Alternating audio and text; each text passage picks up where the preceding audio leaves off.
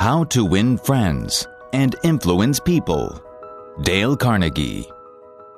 This book is dedicated to a man who doesn't need to read it. My cherished friend, Homer Croy. 12 things this book will help you achieve. 1. Get out of a mental rut. Think new thoughts. Acquire new visions, new ambitions. 2. Make friends quickly and easily. 3. Increase your popularity. 4. Win people to your way of thinking. 5. Increase your influence, your prestige, your ability to get things done. 6. Win new clients, new customers. 7. Increase your earning power. 8. Make you a better salesman, a better executive. 9. Handle complaints, avoid arguments, keep your human contact smooth and pleasant. 10. Become a better speaker, a more entertaining conversationalist. 11. Make the principles of psychology easy for you to apply in your daily contacts. 12. Arouse enthusiasm among your associates. This book has done all these things for countless thousands of readers in 28 different languages. A Shortcut to Distinction by Lowell Thomas. On a cold winter night last January, 2,500 men and women thronged into the grand ballroom of the Hotel Pennsylvania in New York. Every available seat was filled by 7:30. At 8 o'clock, the eager crowd was still pouring in. The spacious balcony was soon jammed. Presently, even standing space was at a premium, and hundreds of people, tired after navigating a day in business, stood up for an hour and a half that night to witness. What? A fashion show? A 6-day bicycle race or personal appearance of Clark Gable? No. These people had been lured there by a newspaper ad. 2 evenings previously, they had picked up a copy of the New York Sun and found a full-page announcement staring them in the face. Increase your income. Learn to speak effectively. Prepare for leadership. Old stuff? Yes. But believe it or not, in the most sophisticated town on earth, during a depression with 20% of the population on relief, 2,500 people left their homes and hustled to the Pennsylvania Hotel in response to that ad. And the ad appeared, remember this, not in a tabloid sheet, but in the most conservative evening paper in town, the New York Sun. And the people who responded were of the upper economic strata, executives, employers, and professional men with incomes ranging from $2,000 to $50,000 a year. These men and women had come to hear the opening gun of an ultra-modern, ultra-practical course in effective speaking and influencing men in business. A course given by the Dale Carnegie Institute of Effective Speaking and Human Relations. Why were they there, these 2,500 businessmen and women? Because of a sudden hunger for more education due to the Depression? Apparently not, for this same course had been playing to packed houses in New York City every season for the past 24 years. During that time, more than 15,000 business and professional men have been trained by Dale Carnegie. Even large skeptical conservative organizations, such as the Westinghouse Electric and Manufacturing Company, McGraw-Hill Publishing Company, Brooklyn Union Gas Company, Brooklyn Chamber of Commerce, American Institute of Electrical Engineers, and the New York Telephone Company have had this training conducted in their own offices for the benefit of their members and executives. The fact that these men, 10 or 20 years after leaving grade school, high school, or college, come and take this training is a glaring commentary on the shocking deficiencies of our educational system. What do adults really want to study? That is an important question, and, In order to answer it, the University of Chicago, the American Association for Adult Education, and the United YMCA Schools made a survey that cost $25,000 and covered 2 years. That survey revealed that the prime interest of adults is health. It also revealed that their second interest is in developing skill in human relationships. They want to learn the technique of getting along with and influencing other people. They don't want to become public speakers, and they don't want to listen to a lot of high-sounding talk about psychology. They want suggestions that they can use immediately in business, in social contacts, and in the home. So that was what adults wanted to study, was it? All right, said the people making the survey. Fine, if that is what they want, we'll give it to them. Looking around for a textbook, they discovered that no working manual had ever been written to help people solve their daily problems in human relationships. Here was a fine kettle of fish. For hundreds of years, learned volumes had been written on Greek and Latin and higher mathematics, topics about which the average adult doesn't give two hoots. But on the one subject on which he has a thirst for knowledge, a veritable passion for guidance and help, nothing. This explains the presence of 2,500 eager adults crowding into the grand ballroom of the Hotel Pennsylvania in response to a newspaper advertisement. Here, apparently, at last was the thing for which they had long been seeking. Back in high school and college, they had pored over books, believing that knowledge alone was the open sesame to financial and professional rewards. But a few years in the rough and tumble of business and professional life had brought sharp disillusionment. They had seen some of the most important business successes won by men who possessed, in addition to their knowledge, the ability to talk well, win people to their way of thinking, and sell themselves and their ideas. They soon discovered that if one aspired to wear the captain's cap and navigate the ship of business, personality and the ability to talk are more important than a knowledge of Latin verbs or a sheepskin from Harvard. The advertisement in the New York Sun promised that the meeting in the Hotel Pennsylvania would be highly entertaining. It was. 18 men who had taken the course were marshaled in front of the loudspeaker, and 15 of them were given precisely 75 seconds each to tell his story. Only 75 seconds of talk, then bang went the gavel, and the chairman shouted, "Time! Next speaker!" The affair moved with the speed of a herd of buffalo thundering across the plains. Spectators stood for an hour and a half to watch the performance. The speakers were a cross-section of American business life.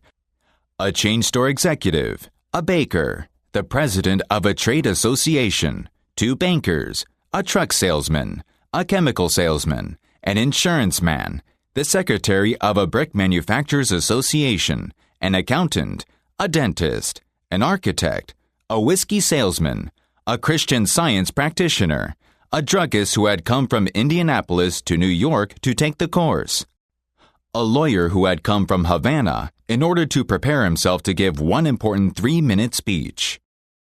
The first speaker bore the Gaelic name of Patrick J. O'Hare. Born in Ireland, he attended school for only 4 years, drifted to America, worked as a mechanic, then as a chauffeur. At 40, his family was growing up. He needed more money. So he tried to sell automobile trucks.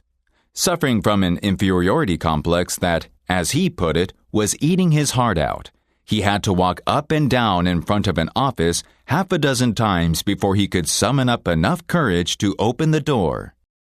He was so discouraged as a salesman that he was thinking of going back to work with his hands in a machine shop, when one day he received a letter inviting him to an organization meeting of the Dale Carnegie course in effective speaking. He didn't want to attend. He feared he would have to associate with a lot of college men, that he would be out of place. His despairing wife insisted that he go, saying, "It may do you some good, Pat. God knows you need it." He went down to the place where the meeting was to be held and stood on the sidewalk for 5 minutes before he could generate enough self-confidence to enter the room. The first few times he tried to speak, he was dizzy with fear.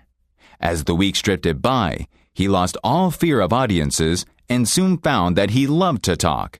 The bigger the crowd, the better. And he also lost his fear of individuals.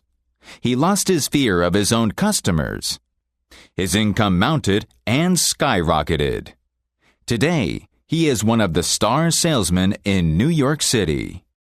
That night at the Pennsylvania Hotel, Patrick O'Hare stood in front of 2,500 people and told a gay, rollicking story of his achievements. Wave after wave of laughter swept over the audience. Few professional speakers could have equaled his performance.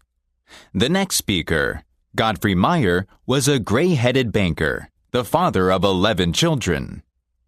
The first time he attempted to speak in class, he was literally struck dumb. His mind refused to function. His story is a vivid illustration of how leadership gravitates to the man who can talk. He works on Wall Street, and for 25 years, he has been living in Clifton, New Jersey. During that time, he had taken no active part in community affairs and knew perhaps 500 people. Shortly after he had enrolled in the Carnegie course, he received his tax bill and was infuriated at what he considered unjust charges. Ordinarily, he would have sat at home and fumed or taken it out in grousing to his neighbors. But instead, he put on his hat that night, walked into town meeting, and blew off his steam in public. As a result of that talk of indignation, the citizens of Clifton, New Jersey, urged him to run for the town council. So for weeks he went from one meeting to another, denouncing waste and municipal extravagance. There were 96 candidates in the field. When the ballots were counted, lo, Godfrey Meyer's name led all the rest. Almost overnight, he became a public figure among the 40,000 people in his community. As a result of his talks, he made 80 times more friends in 6 weeks than he had been able to do previously in 25 years. And his salary as councilman meant that he got a return of 1,000% a year on his investment. The third speaker, the head of a large national association of food manufacturers, told how he had been unable to stand up and express his ideas at meetings of a board of directors.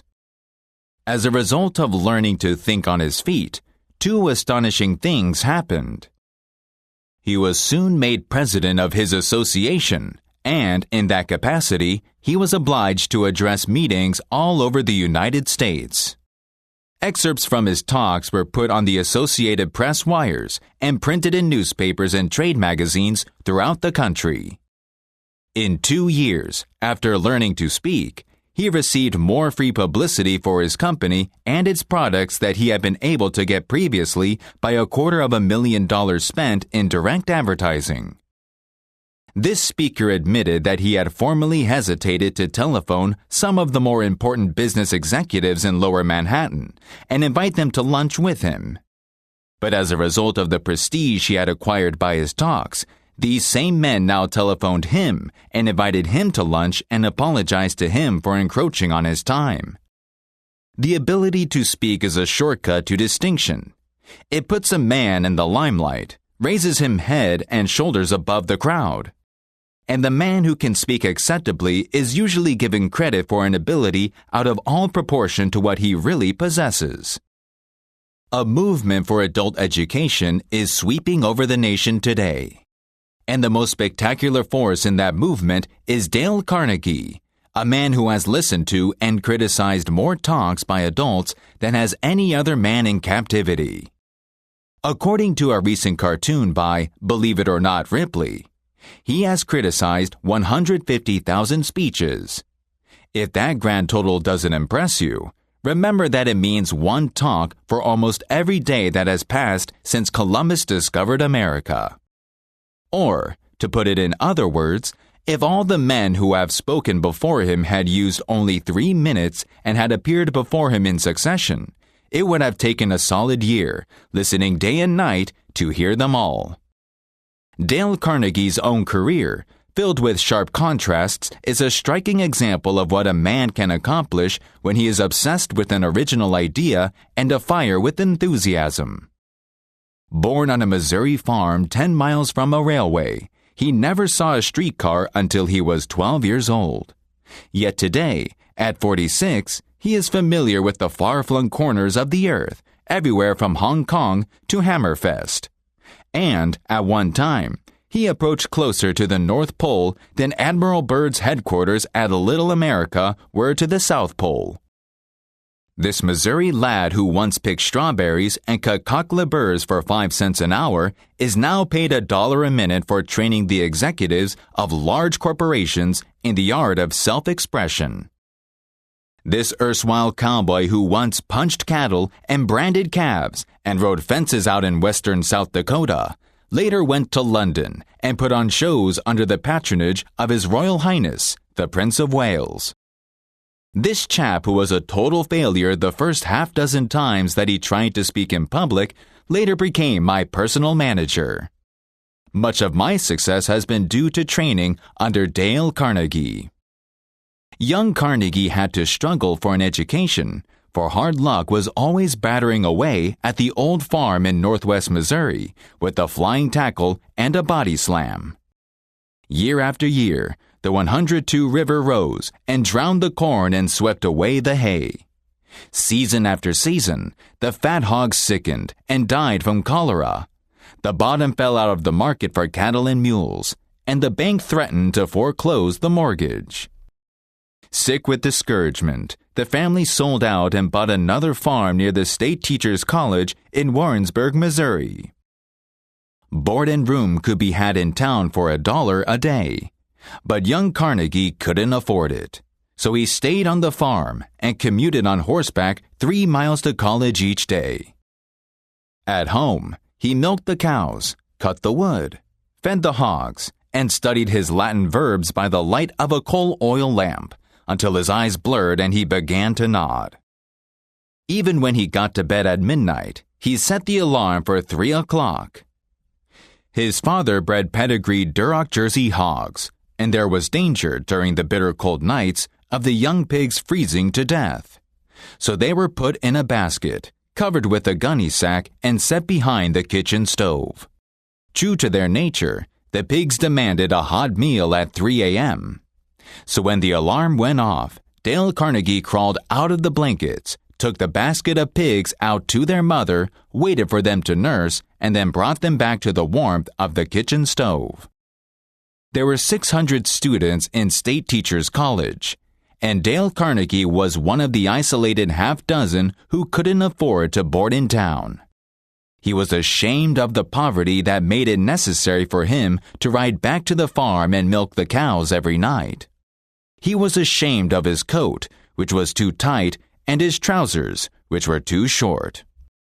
Rapidly developing an inferiority complex, he looked about for some shortcut to distinction. He soon saw that there were certain groups in college that enjoyed influence and prestige, the football and baseball players, and the chaps who won the debating and public speaking contests. Realizing that he had no flair for athletics, he decided to win one of the speaking contests. He spent months preparing his talks. He practiced as he sat in the saddle galloping to college and back. He practiced his speeches as he milked the cows. And then he mounted a bale of hay in the barn and with great gusto and gestures harangued the frightened pigeons about the necessity of halting Japanese immigration. But in spite of all his earnestness and preparation, he met with defeat after defeat. He was 18 at the time, sensitive and proud. He became so discouraged, so depressed, that he even thought of suicide. And then suddenly he began to win, not one contest, but every speaking contest in college. Other students pleaded with him to train them, and they won also. Graduating from college, he started selling correspondence courses to the ranchers among the sandhills of western Nebraska and eastern Wyoming. In spite of all his boundless energy and enthusiasm, he couldn't make the grade. He became so discouraged that he went to his hotel room in Alliance, Nebraska, in the middle of the day, threw himself across the bed, and wept with despair. He longed to go back to college. He longed to retreat from the harsh battle of life. But he couldn't. So he resolved to go to Omaha and get another job. He didn't have the money for a railroad ticket, so he traveled on a freight train, feeding and watering 2 carloads of wild horses in return for his passage. Landing in South Omaha, he got a job selling bacon and soap and lard for Armour & Company. His territory was up among the Badlands and the cow and Indian country of western South Dakota. He covered his territory by freight train and on stagecoach and on horseback, and slept in pioneer hotels where the only partition between the rooms was a sheet of muslin. He studied books on salesmanship, rode bucking broncos, played poker with squaw men, and learned how to collect money. When an inland storekeeper couldn't pay cash for the bacon and hams he had ordered, Dale Carnegie would take a dozen pair of shoes off his shelf, sell the shoes to the railroad men, and forward the receipts to Armour & Company. He would often ride a freight train 100 miles a day. When the train stopped to unload freight, he would dash uptown, see 3 or 4 merchants, get his orders. And when the whistle blew, he would dash down the street again, lickety-split, and swing onto the train while it was moving.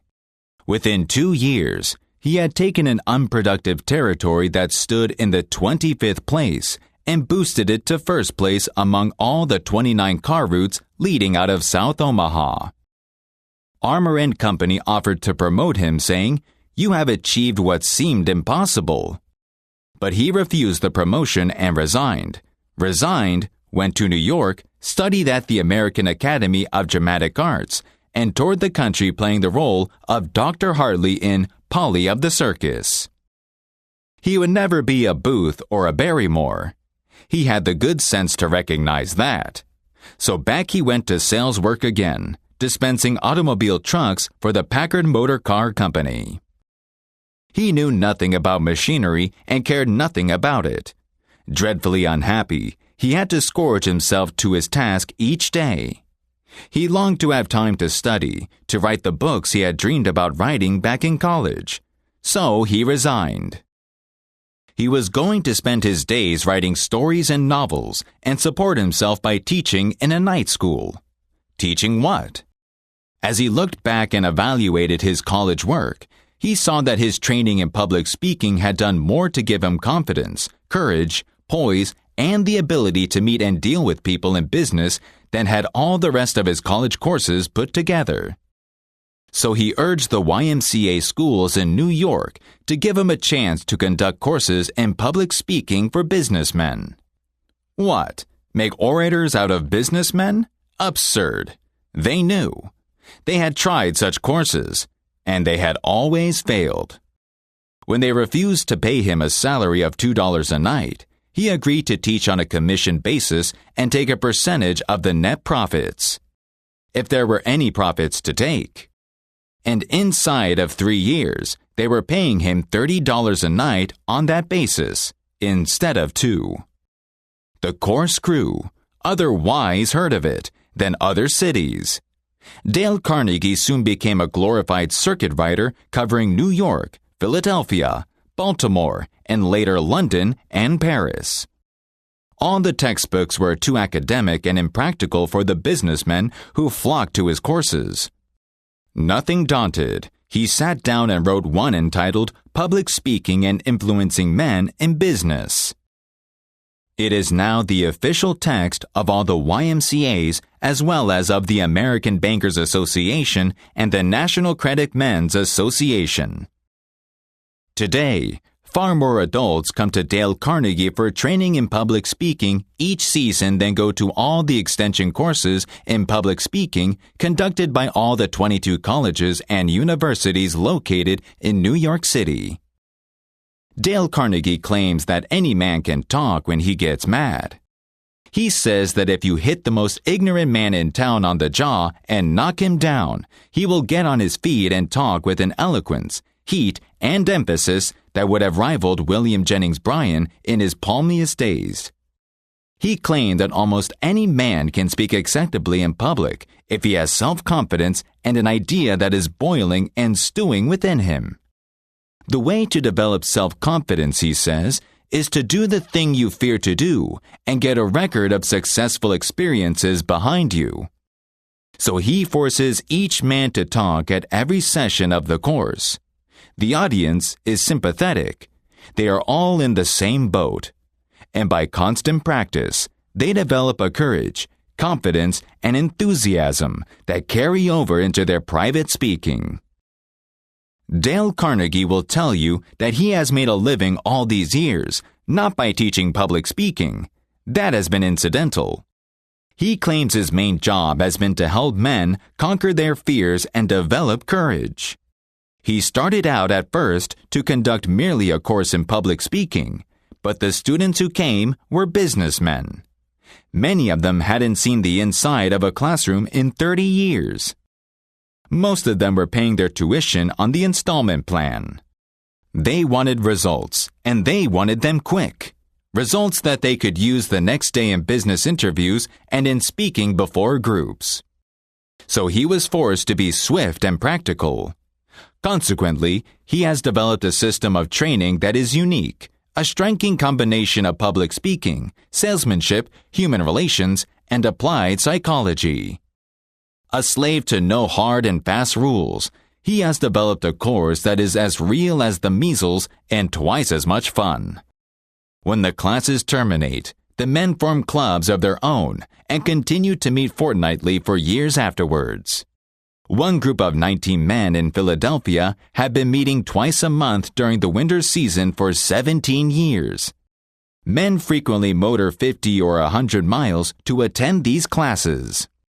One student used to commute each week from Chicago to New York. Professor William James of Harvard used to say that the average man develops only 10% of his latent mental ability. Dale Carnegie, by helping businessmen and women to develop their latent possibilities, has created one of the most significant movements in adult education.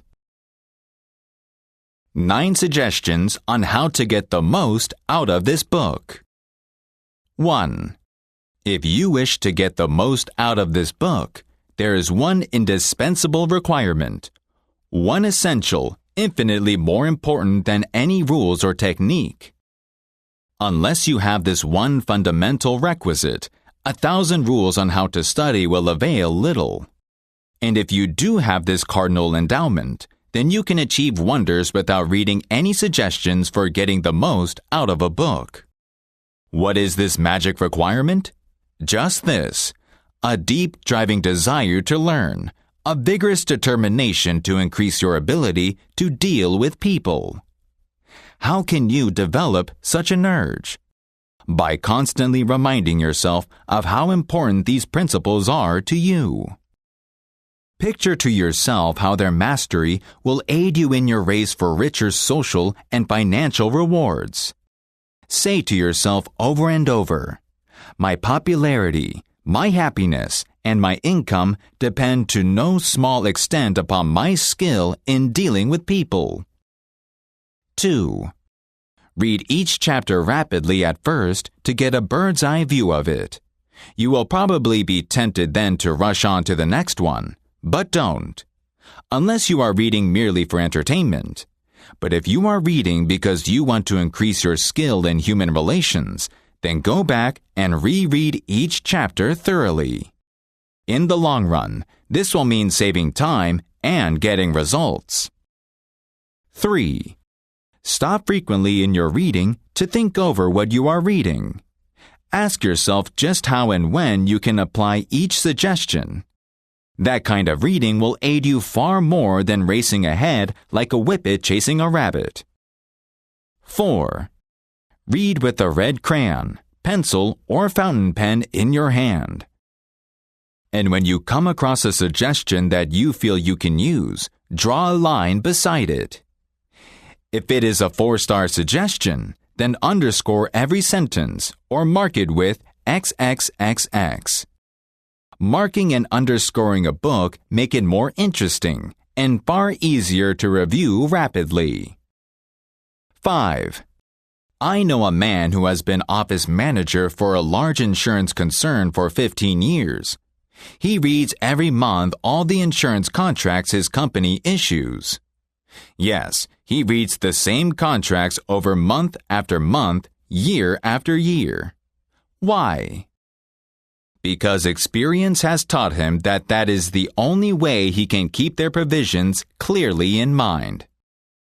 I once spent almost 2 years writing a book on public speaking, and yet I find I have to keep going back over it from time to time in order to remember what I wrote in my own book. The rapidity with which we forget is astonishing. So, if you want to get a real lasting benefit out of this book, don't imagine that skimming through it once will suffice. After reading it thoroughly, you ought to spend a few hours reviewing it every month.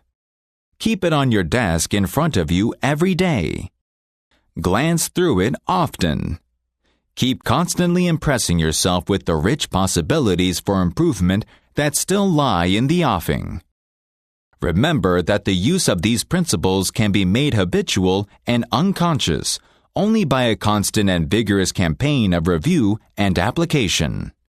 There is no other way. 6. Bernard Shaw once remarked, "If you teach a man anything, he will never learn." Shaw was right. Learning is an active process. We learn by doing. So, if you desire to master the principles you are studying in this book, do something about them.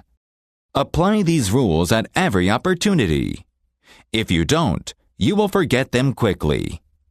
Only knowledge that is used sticks in your mind. You will probably find it difficult to apply these suggestions all the time. I know because I wrote the book, and yet frequently I find it difficult to apply everything I have advocated.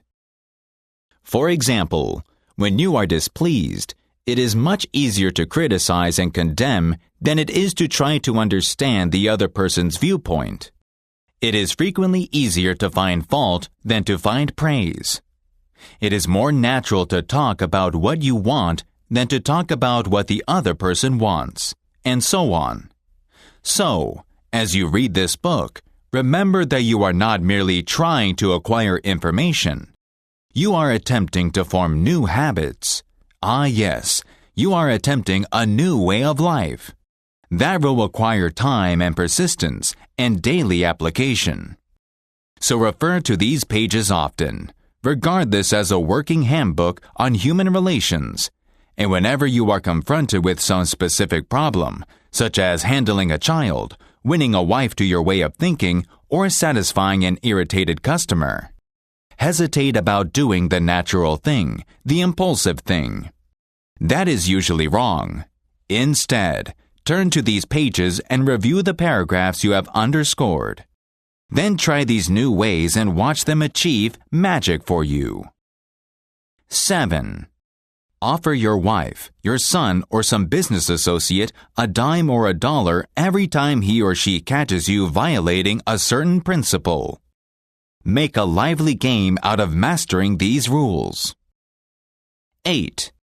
The president of an important Wall Street bank once described in a talk before one of my classes a highly efficient system that he used for self-improvement. This man had little formal schooling, yet he is now one of the most important financiers in America, and he confessed that he owed most of his success to the constant application of his homemade system. This is what he does. I'll put it in his own words as accurately as I can remember. For years, I have kept an engagement book showing all the appointments I have during the day. My family never makes any plans for me on Saturday night, for the family knows that I devote a part of each Saturday evening to the illuminating process of self-examination and review and appraisal. After dinner, I go off by myself, open my engagement book, and think over all the interviews, discussions, and meetings that have taken place during the week. I ask myself, what mistakes did I make that time? What did I do that was right? And in what way could I have improved my performance? What lessons can I learn from that experience? I often find that this weekly review makes me very unhappy. I am frequently astonished at my own blunders. Of course, as the years have gone by, these blunders have become less frequent. Sometimes now I am inclined to pat myself on the back a little after one of these sessions. This system of self-analysis, self-education, continued year after year, has done more for me than any other thing I have ever attempted. It has helped me improve my ability to make decisions, and it has aided me enormously in all my contracts with people. I cannot recommend it too highly. Why not use a similar system to check up on your application of the principles discussed in this book? If you do, two things will result. First, you will find yourself engaged in an educational process that is both intriguing and priceless. Second, you will find that your ability to meet and deal with people will grow and spread like a green bay tree. 9. You will find a diary at the end of this book, a diary in which you ought to record your triumphs in the application of these principles. Be specific. Give names, dates, results. Keeping such a record will inspire you to greater efforts. And how fascinating these entries will be when you chance upon them some evening years from now. In order to get the most out of this book. 1.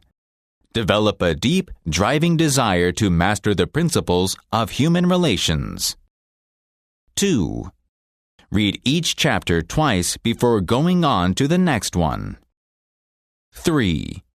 As you read, stop frequently to ask yourself how you can apply each suggestion. 4. Underscore each important idea. 5.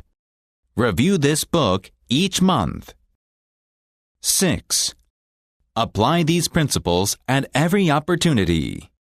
Use this volume as a working handbook to help you solve your daily problems. 7. Make a lively game out of your learning by offering some friend a dime or a dollar every time he catches you violating one of these principles. 8. Check up each week on the progress you are making. Ask yourself what mistakes you have made, what improvement, what lessons you have learned for the future. 9. Keep a diary in the back of this book showing how and when you have applied these principles. Would you like to have a free copy of this book autographed by Dale Carnegie? Here is how you may get it. Study and master the principles discussed in this book and then apply them in your everyday business and social contacts. Then please write Dale Carnegie a detailed story of precisely how you applied these principles and what results you achieved. Be specific. Tell what you said, what the other person said, and precisely what happened. Don't worry about how you tell your story. It is merely the facts we want. If your story is printed, it will probably have to be rewritten anyway to meet our requirements of space. If you give us permission to do so, your story may be used in a syndicated newspaper column by Dale Carnegie, which appears in daily newspapers from coast to coast. If your story is used in Dale Carnegie's column, you will be mailed an autographed copy of this book without any cost. So if you have a story to tell of precisely how you have used the principles of how to win friends and influence people, please send it to Dale Carnegie's column, 150 Pinehurst Avenue, New York City. How This Book Was Written and Why by Dale Carnegie. During the last 35 years, The publishing houses of America have printed more than 1/5 different books. Most of them were deadly dull, and many were financial failures. Many, did I say? The president of one of the largest publishing houses in the world recently confessed to me that his company, after 75 years of publishing experience, still loses money on 7 out of every 8 books it publishes. Why, then, have I had the temerity to write another book? And, after I have written it, why should you bother to read it? Fair questions, both, and I'll try to answer them. In order to explain precisely how and why this book was written, I may unfortunately have to repeat briefly some of the facts that you have already read in Lowell Thomas's introduction entitled A Shortcut to Distinction. I have, since 1912, been conducting educational courses for business and professional men and women in New York. At first, I conducted courses in public speaking only. Courses designed to train adults, by actual experience, to think on their feet and express their ideas with more clarity, more effectiveness, and more poise, both in business interviews and before groups. But gradually, as the seasons passed, I realized that sorely as these adults needed training in effective speaking, they needed still more training in the fine art of getting along with people in everyday business and social contacts. I also gradually realized that I was sorely in need of such training myself. As I look back now across the years, I am appalled at my own frequent lack of finesse and understanding. How I wish a book such as this had been placed in my hands 20 years ago. What a priceless boon it would have been. Dealing with people is probably the biggest problem you face, especially if you are a businessman. Yes, and that is also true if you are a housewife, architect, or engineer. Research made a few years ago under the auspices of the Carnegie Foundation for the Advancement of Teachers uncovered a most important and significant fact. A fact later confirmed by additional studies made at the Carnegie Institute of Technology. These investigations revealed that even in such technical lines as engineering, about 15% of one's financial success is due to one's technical knowledge and about 85% is due to skill in human engineering, to personality and the ability to lead people. For many years, I conducted courses each season in the Engineers Club of Philadelphia, and also courses for the New York chapter of the American Institute of Electrical Engineers. A total of probably more than 1,500 engineers have passed through my classes. They came to me because they finally realized, after years of observation and experience, that the highest paid men in the engineering field are frequently not the men who know most about engineering. One can, for example, hire mere technical ability in engineering, accountancy, architecture, or any other profession at $25 to $50 a week. The market is always glutted with it. But the man who has technical knowledge plus the ability to express his ideas, to assume leadership, and to arouse enthusiasm among men, that man is headed for higher earning power. In the heyday of his activity, John D. Rockefeller told Matthew C. Brush that the ability to deal with people is as purchasable a commodity as sugar or coffee. "And I will pay more for that ability," said John D., "than for any other under the sun." Wouldn't you suppose that every college in the land would conduct courses to develop the highest priced ability under the sun? But if there is just one practical, common-sense course of that kind given for adults in even one college in the land, it has escaped my attention up to the present writing. The University of Chicago and the United YMCA schools conducted a survey to determine what adults want to study. That survey cost $25,000 and took 2 years. The last part of the survey was made in Meriden, Connecticut. It was taken as a typical American town. Every adult in Meriden was interviewed and requested to answer 156 questions. Questions such as, "What is your business or profession? Your education. How do you spend your spare time? What is your income? Your hobbies? Your ambitions? Your problems? What subjects are you most interested in studying? And so on. That survey revealed that health is the prime interest of adults, and that their second interest is people. How to understand and get along with people. How to make people like you. And how to win others to your way of thinking. So the committee conducting this survey resolved to conduct such a course for adults in Marital. They searched diligently for a practical textbook on the subject, but found not one.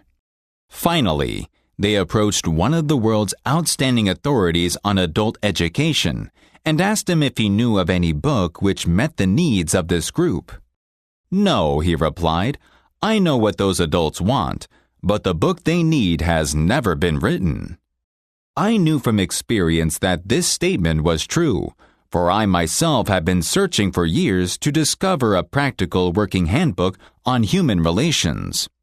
Since no such book existed, I have tried to write one for use in my own courses, and here it is. I hope you like it.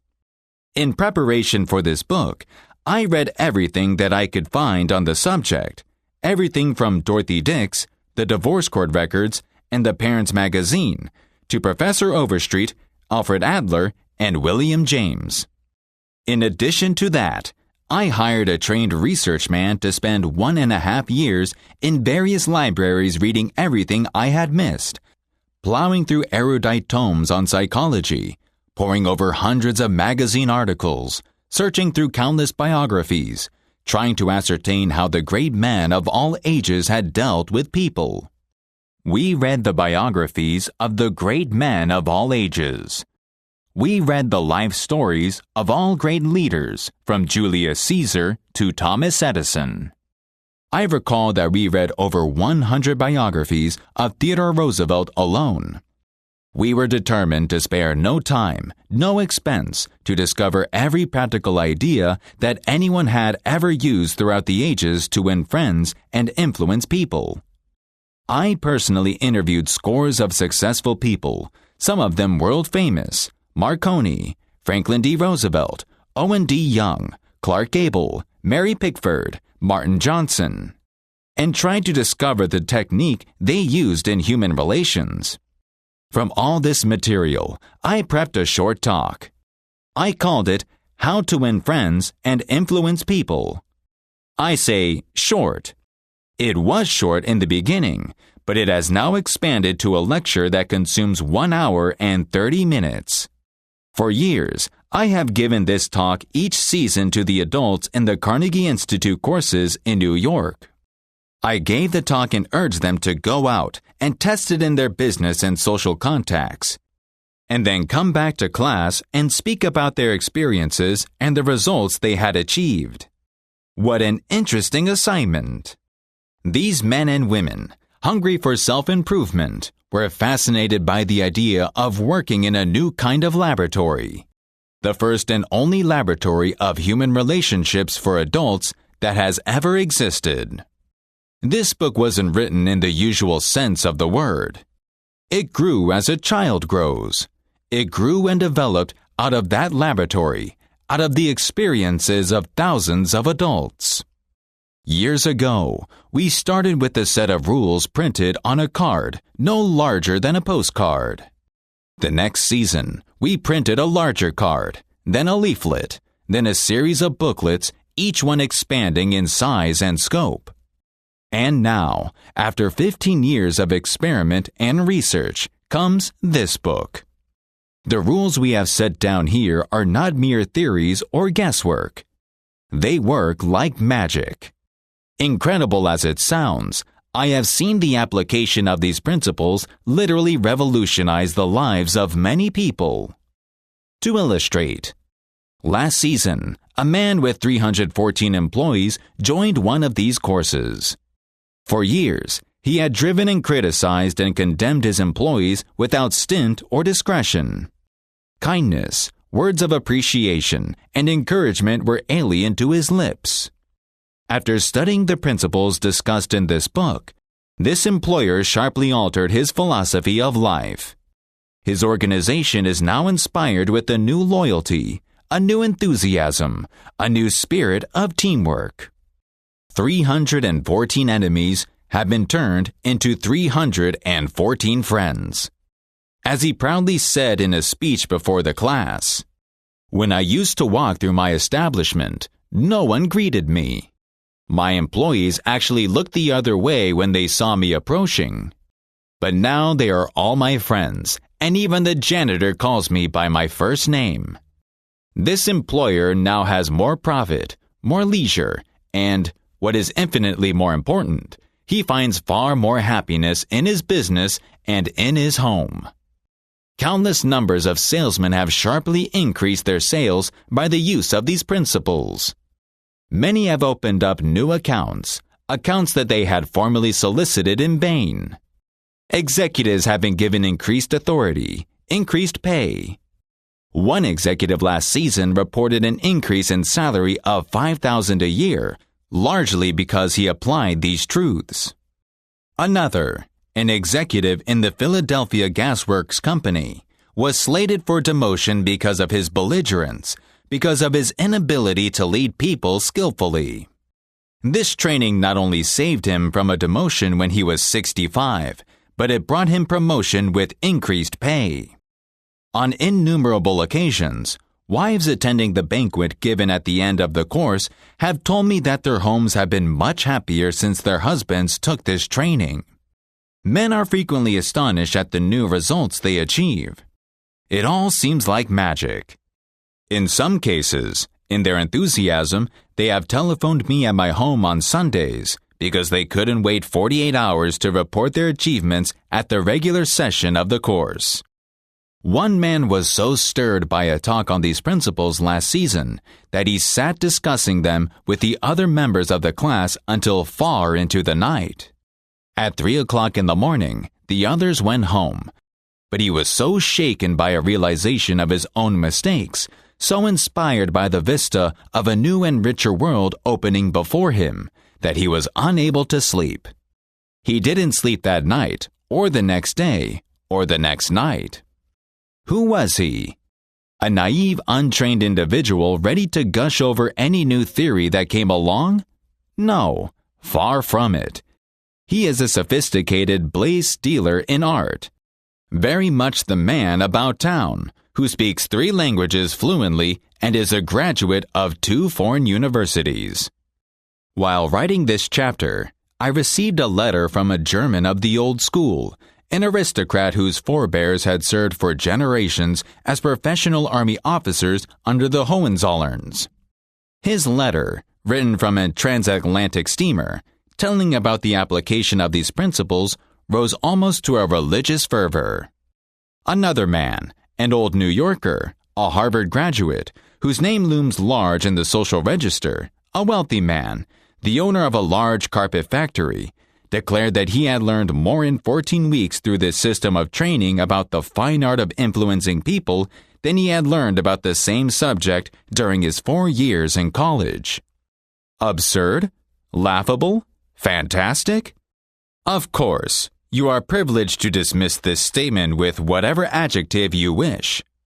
I am merely reporting, without comment, a declaration made by a conservative and eminently successful Harvard graduate in a public address to approximately 600 men at the Yale Club in New York on the evening of Thursday, February 23, 1933. "Compared to what we ought to be," said the famous Professor William James of Harvard, "compared to what we ought to be, we are only half awake. We are making use of only a small part of our physical and mental resources." Stating the thing broadly, the human individual thus lives far within his limits. He possesses powers of various sorts which he habitually fails to use. Those powers which you habitually fail to use, the sole purpose of this book is to help you discover, develop, and profit by those dormant and unused assets. "Education," said Dr. John G. Hibben, former president of Princeton University, is the ability to meet life situations. If by the time you have finished reading the first 3 chapters of this book, if you aren't then a little better equipped to meet life situations, then I shall consider this book to be a total failure, so far as you are concerned. For the great aim of education, said Herbert Spencer, is not knowledge, but action. And this is an action book. This introduction, like most introductions, is already too long. So let's go. Let's get down to brass tacks at once. Please turn immediately to Chapter 1. Part 1. Fundamental Techniques in Handling People. Chapter 1. If you want to gather honey, don't kick over the beehive. On May 7, 1931, New York City witnessed the most sensational manhunt the old town had ever known. After weeks of search, Two-Gun Crowley, the killer, the gunman who didn't smoke or drink, was at bay, trapped in his sweetheart's apartment on West End Avenue. 150 policemen and detectives laid siege to his top-floor hideaway. Chopping holes in the roof, they tried to smoke out Crowley, the cop killer, with tear gas. Then they mounted their machine guns on surrounding buildings, and for more than an hour, one of New York's fine residential sections reverberated with the crack of pistol fire and the rat-a-tat-tat of machine guns. Crowley, crouching behind an overstuffed chair, fired incessantly at the police. 10,000 excited people watched the battle. Nothing like it had ever been seen before on the sidewalks of New York. When Crowley was captured, Police Commissioner Mulroney declared that the two-gun desperado was one of the most dangerous criminals ever encountered in the history of New York. "He will kill," said the commissioner, "at the drop of a feather." But how did Two-Gun Crowley regard himself?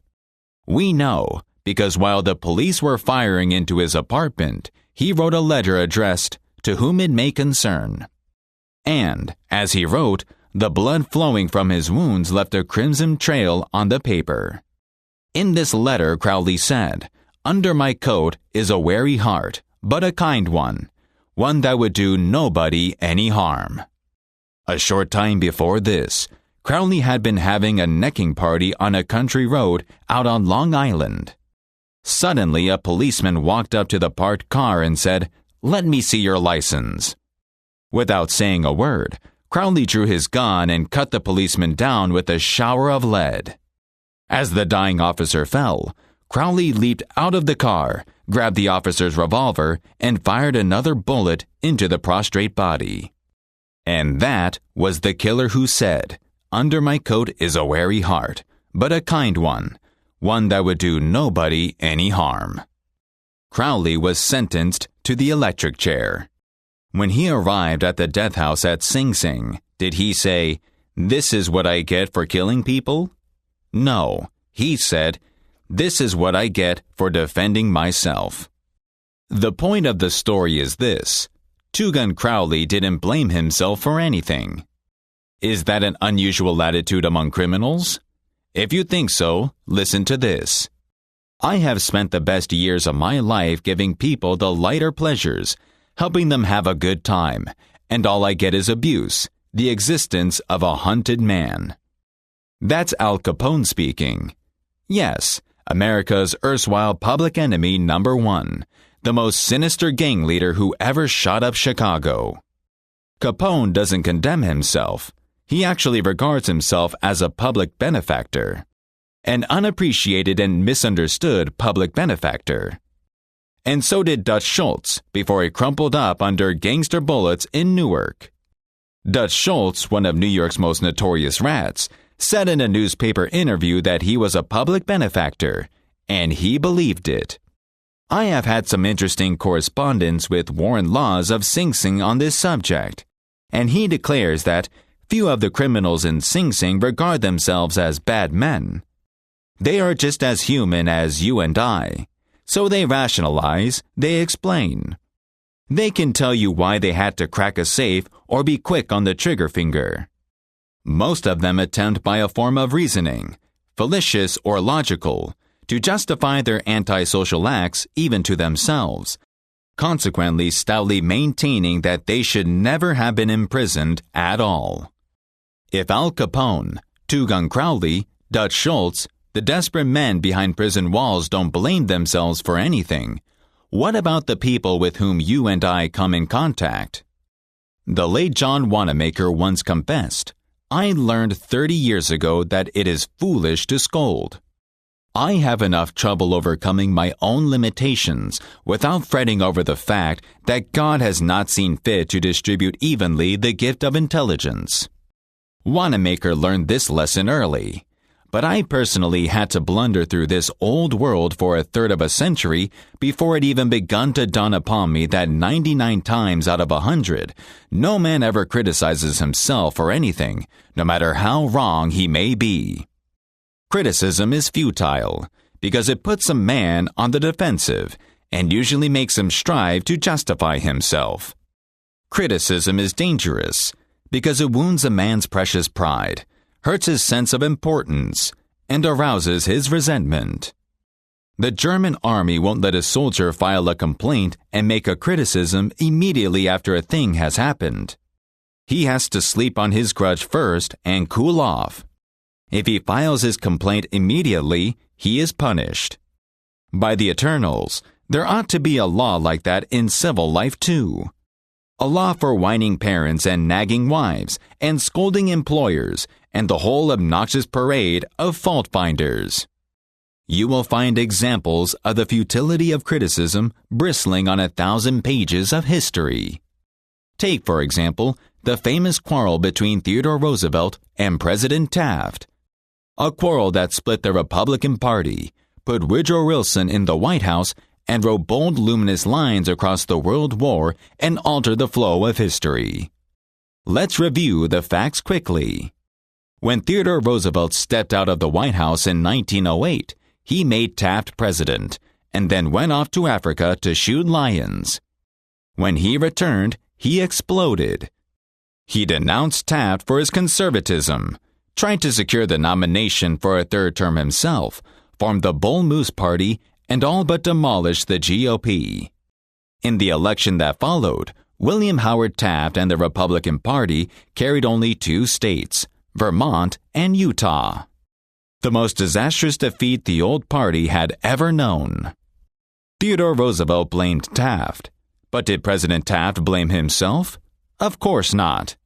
With tears in his eyes, Taft said, "I don't see how I could have done any differently from what I have." Who was to blame, Roosevelt or Taft? Frankly, I don't know, and I don't care. The point I am trying to make is that all of Theodore Roosevelt's criticism didn't persuade Taft that he was wrong. It merely made Taft strive to justify himself and to reiterate with tears in his eyes, "I don't see how I could have done any differently from what I have." Or take the Teapot Dome oil scandal. Remember it? It kept the newspapers ringing with indignation for years. It rocked the nation. Nothing like it had ever happened before in American public life within the memory of living men. Here are the bare facts of the scandal.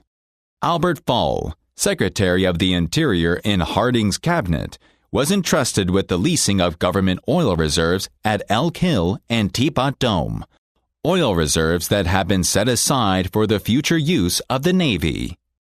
Did Secretary Fall permit competitive bidding? No, sir. He handed the fat, juicy contract outright to his friend, Edward L. Doheny.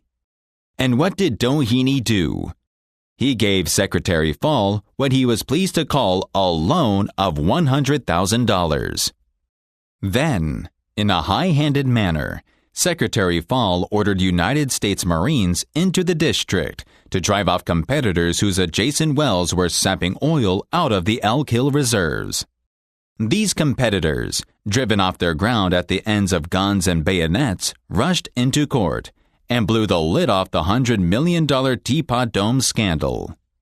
A stench arose so vile that it ruined the Harding administration, nauseated an entire nation, threatened to wreck the Republican Party and put Albert B. Fall behind prison bars. Fall was condemned viciously, condemned as few men in public life have ever been. Did he repent? Never. Years later, Herbert Hoover intimated in a public speech that President Harding's death had been due to mental anxiety and worry because a friend had betrayed him. When Mrs. Fall heard that, she sprang from her chair, she wept, she shook her fists at fate and screamed, "What? Harding betrayed by Fall? No! My husband never betrayed anyone. This whole house full of gold would not tempt my husband to do wrong. He is the one who has been betrayed and led to the slaughter and crucified." There you are, human nature in action, the wrongdoer blaming everybody but himself. We are all like that. So when you and I are tempted to criticize someone tomorrow, let's remember Al Capone, Two Gun Crowley, and Albert Fall. Let's realize that criticisms are like homing pigeons.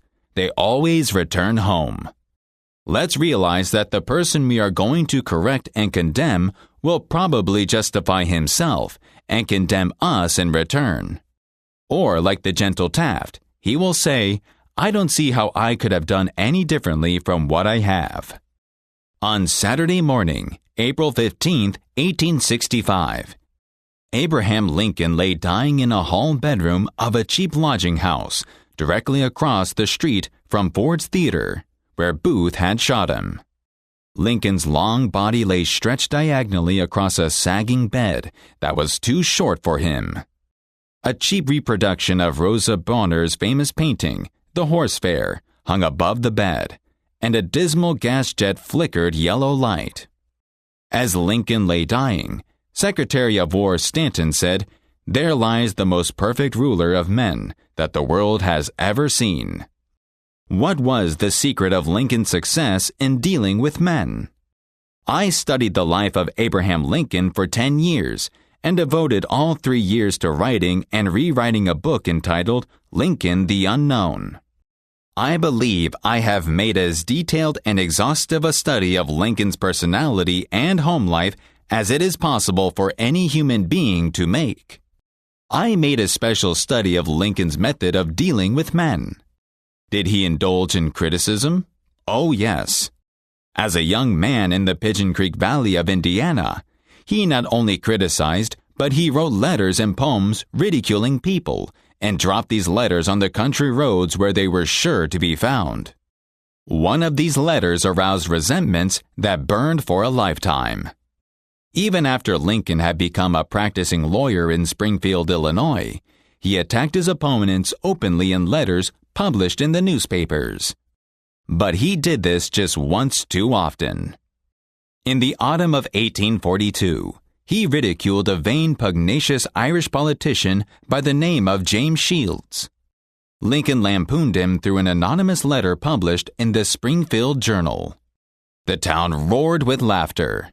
Shields, sensitive and proud, boiled with indignation. He found out who wrote the letter, leapt on his horse, started after Lincoln, and challenged him to fight a duel. Lincoln didn't want to fight. He was opposed to dueling, but he couldn't get out of it and save his honor. He was given the choice of weapons. Since he had very long arms, he chose cavalry broadswords, took lessons in sword fighting from a West Point graduate, and on the appointed day, he and Shields met on a sandbar in the Mississippi River, prepared to fight to the death. But, at the last minute, their seconds interrupted and stopped the duel. That was the most lurid personal incident in Lincoln's life. It taught him an invaluable lesson in the art of dealing with people. Never again did he write an insulting letter. Never again did he ridicule anyone. And from that time on, he almost never criticized anybody for anything. Time after time, during the Civil War, Lincoln put a new general at the head of the Army of the Potomac, and each one in turn, McClellan, Pope, Burnside, Hooker, Meade, blundered tragically and drove Lincoln to pacing the floor in despair. half the nation savagely condemned these incompetent generals, but Lincoln, with malice towards none, with charity for all, held his peace. One of his favorite quotations was, "Judge not, that ye be not judged."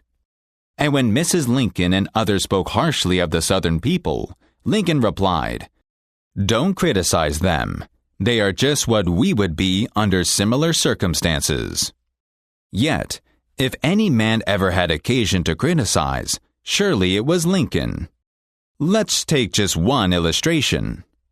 The Battle of Gettysburg was fought during the first 3 days of July 1863. During the night of July 4th, Lee began to retreat southward while storm clouds deluged the country with rain.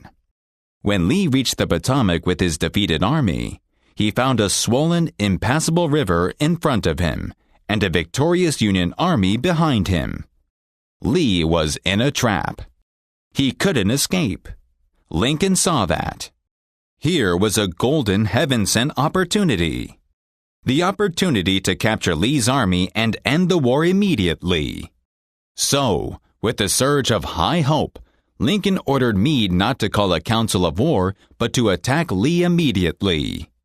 Lincoln telegraphed his orders and then sent a special messenger to Meade demanding immediate action. And what did General Meade do? He did the very opposite of what he was told to do. He called a council of war in direct violation of Lincoln's orders. He hesitated. He procrastinated. He telegraphed all manner of excuses. He refused point blank to attack Lee. Finally, the waters receded and Lee escaped over the Potomac with his forces. Lincoln was furious. "What does this mean?" Lincoln cried to his son Robert. "Great God, what does this mean? We had them within our grasp and had only to stretch forth our hands and they were ours. Yet nothing that I could say or do could make the army move. Under the circumstances, almost any general could have defeated Lee. If I had gone up there, I could have whipped him myself." In bitter disappointment, Lincoln sat down and wrote Meade this letter. And remember, at this period of his life, he was extremely conservative and restrained in his phraseology. So this letter, coming from Lincoln in 1863, was tantamount to the severest rebuke. "My dear General, I do not believe you appreciate the magnitude of this misfortune involved in Lee's escape. He was within our easy grasp, and to have closed upon him would, in connection with our other late successes, have ended the war. As it is, the war will be prolonged indefinitely. If you could not safely attack Lee last Monday, how can you possibly do so south of the river, when you can take with you very few, no more than 2/3 of the force you then had in hand? It would be unreasonable to expect, and I do not expect that you can now effect much. Your golden opportunity is gone, and I am distressed immeasurably because of it." What do you suppose Meade did when he read that letter? Meade never saw that letter. Lincoln never mailed it. It was found among Lincoln's papers after his death. My guess is, and this is only a guess, that after writing that letter, Lincoln looked out of the window and said to himself, "Just a minute, maybe I ought not to be so hasty. It is easy enough for me to sit here in the quiet of the White House and order Meade to attack. But if I had been up at Gettysburg, and if I had seen as much blood as Meade has seen during the last week, and if my ears had been pierced with the screams and shrieks of the wounded and dying, maybe I wouldn't be so anxious to attack either. If I had Meade's timid temperament, perhaps I would have done just what he has done.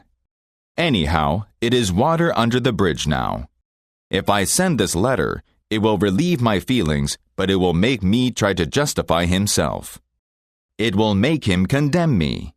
It will arouse hard feelings, impair all his further usefulness as a commander, and perhaps force him to resign from the army." So, as I have already said, Lincoln put the letter aside, for he had learned by bitter experience that sharp criticism and rebukes almost invariably end in futility. Theodore Roosevelt said that when he, as president, was confronted with some perplexing problem, he used to lean back and look up at a large painting of Lincoln that hung above his desk in the White House and ask himself, what would Lincoln do if he were in my shoes? How would he solve this problem? The next time we are tempted to give somebody, Hail Columbia, let's pull a $5 bill out of our pocket, look at Lincoln's picture on the bill and ask, how would Lincoln handle this problem if he had it? Do you know someone you would like to change and regulate and improve? Good. That is fine. I am all in favor of it. But why not begin on yourself? From a purely selfish standpoint, that is a lot more profitable than trying to improve others. Yes, and a lot less dangerous. When a man's fight begins within himself, said Browning, he is worth something. It will probably take from now until Christmas to perfect yourself. You can then have a nice long rest over the holidays and devote the new year to regulating and criticizing other people. But perfect yourself first. Don't complain about the snow on your neighbor's roof, said Confucius, when your own doorstep is unclean. When I was still young and trying hard to impress people, I wrote a foolish letter to Richard Harding Davis, an author who once loomed large on the literary horizon of America. I was preparing a magazine article about authors, and I asked Davis to tell me about his method of work. A few weeks earlier, I had received a letter from someone with this notation at the bottom, dictated but not read. I was quite impressed. I felt the writer must be very big and busy and important. I wasn't the slightest bit busy, but I was eager to make an impression on Richard Harding Davis, so I ended my short note with the words, dictated but not read. He never troubled to answer the letter. He simply returned it to me with this scribbled across the bottom. Your bad manners are exceeded only by your bad manners. True, I had blundered, and perhaps I deserved his rebuke. But, being human, I resented it. I resented it so sharply that when I read of the death of Richard Harding Davis 10 years later, the one thought that still persisted in my mind, I am ashamed to admit, was the hurt he had given me. If you and I want to stir up a resentment tomorrow that may rankle across the decades and endure until death, just let us indulge in a little stinging criticism, no matter how certain we are that it is justified. When dealing with people, let us remember we are not dealing with creatures of logic. We are dealing with creatures of emotion, creatures bristling with prejudices and motivated by pride and vanity. And criticism is a dangerous spark, a spark that is liable to cause an explosion in the powder magazine of pride, an explosion that sometimes hastens death. For example, General Leonard Wood was criticized and not allowed to go with the army to France. That blow to his pride probably shortened his life.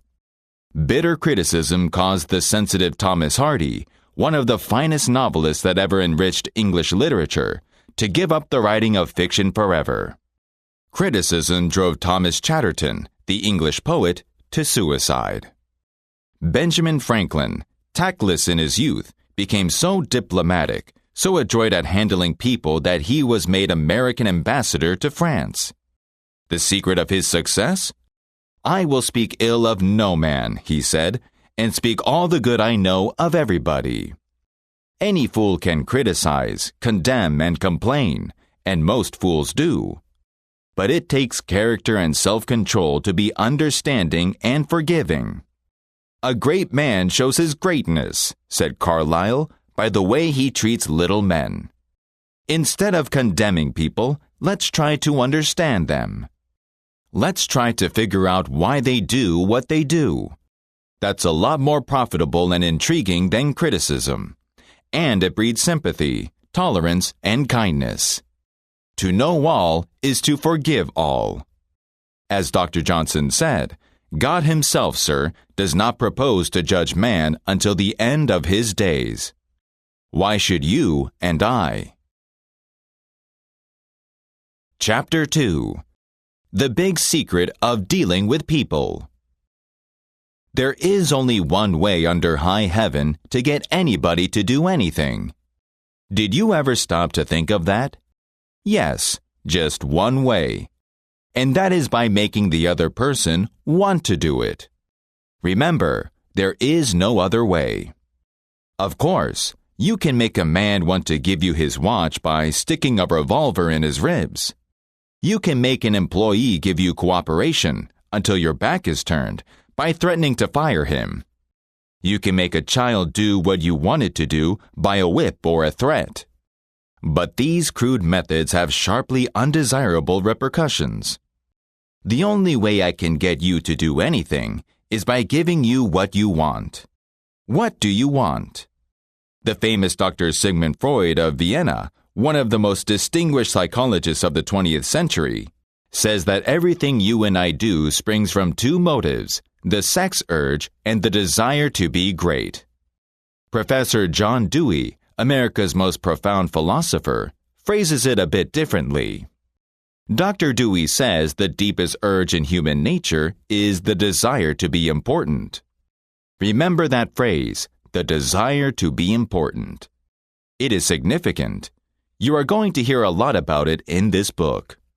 What do you want? Not many things, but the few things that you do wish, you crave with an insistence that will not be denied. Almost every normal adult wants 1. Health and the preservation of life. 2. Food. 3. Sleep. 4. Money and the things money will buy. 5. Life in the hereafter. 6. Sexual gratification. 7. The well-being of our children. 8. A feeling of importance. Almost all these wants are gratified, all except one. But there is one longing almost as deep, almost as imperious, as the desire for food or sleep, which is seldom gratified. It is what Freud calls the desire to be great. It is what Dewey calls the desire to be important.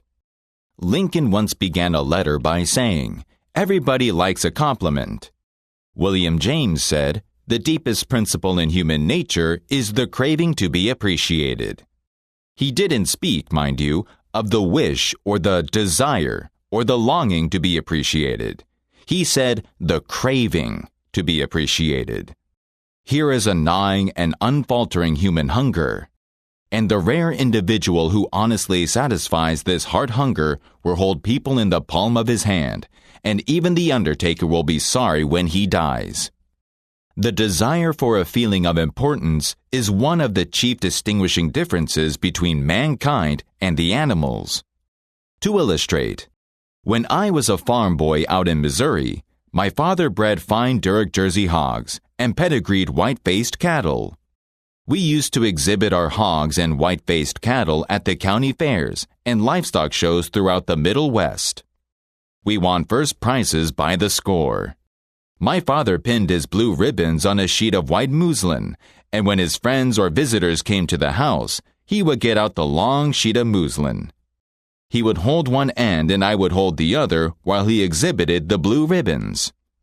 The hogs didn't care about the ribbons they had won, but Father did. These prizes gave him a feeling of importance. If our ancestors hadn't had this flaming urge for a feeling of importance, civilization would have been impossible. Without it, we should have just been about like the animals. It was this desire for a feeling of importance that led an uneducated, poverty-stricken grocery clerk to study some law books that he found in the bottom of a barrel of household plunder that he had bought for 50 cents. You have probably heard of this grocery clerk. His name was Lincoln. It was this desire for a feeling of importance that inspired Dickens to write his immortal novels. This desire inspired Sir Christopher Wren to design his symphonies in stone. This desire made Rockefeller amass millions that he never spent. And this same desire made the richest man in your town build a house far too large for his requirements. This desire makes you want to wear the latest styles, drive the latest car, and talk about your brilliant children. It is this desire which lures many boys into becoming gangsters and gunmen. The average young criminal of today, says E.P. Mulroney, former police commissioner of New York, is filled with ego, and his first request after arrest is for those lurid newspapers that make him out a hero. The disagreeable prospect of taking a hot squat in the electric chair seems remote, so long as he can gloat over his likeness sharing space with pictures of Babe Ruth, LaGuardia, Einstein, Lindbergh, Toscanini, or Roosevelt. If you tell me how you get your feeling of importance, I'll tell you what you are. That determines your character. That is the most significant thing about you. For example, John D. Rockefeller gets his feeling of importance by giving money to erect a modern hospital in Peking, China, to care for millions of poor people whom he has never seen and never will see. Dillinger, on the other hand, got his feeling of importance by being a bandit, a bank robber, and killer. When the G-men were hunting him, he dashed into a farmhouse up in Minnesota and said, "I'm Dillinger." He was proud of the fact that he was public enemy number one. "I'm not going to hurt you, but I'm Dillinger," he said. Yes, the one significant difference between Dillinger and Rockefeller is how they got their feeling of importance. History sparkles with amusing examples of famous people struggling for a feeling of importance. Even George Washington wanted to be called His Mightiness, the President of the United States. And Columbus pleaded for the title Admiral of the Ocean and Viceroy of India. Catherine the Great refused to open letters that were not addressed to Her Imperial Majesty. And Mrs. Lincoln, in the White House, turned upon Mrs. Grant like a tigress and shouted, "How dare you be seated in my presence until I invite you?" Our millionaires helped finance Admiral Byrd's expedition to the Antarctic with the understanding that ranges of icy mountains would be named after them. And Victor Hugo aspired to have nothing less than the city of Paris renamed in his honor. Even Shakespeare, mightiest of the mighty, tried to add luster to his name by procuring a coat of arms for his family. People sometimes become invalids in order to win sympathy and attention and get a feeling of importance. For example, take Mrs. McKinley. She got a feeling of importance by forcing her husband, the President of the United States, to neglect important affairs of state while he reclined on the bed beside her for hours at a time, his arm about her, soothing her to sleep. She fed her gnawing desire for attention by insisting that he remain with her while she was having her teeth fixed, and once created a stormy scene when he had to leave her alone with the dentist while he kept an appointment with John Hay. Mary Roberts Reinhardt once told me of a bright, vigorous young woman who became an invalid in order to get a feeling of importance.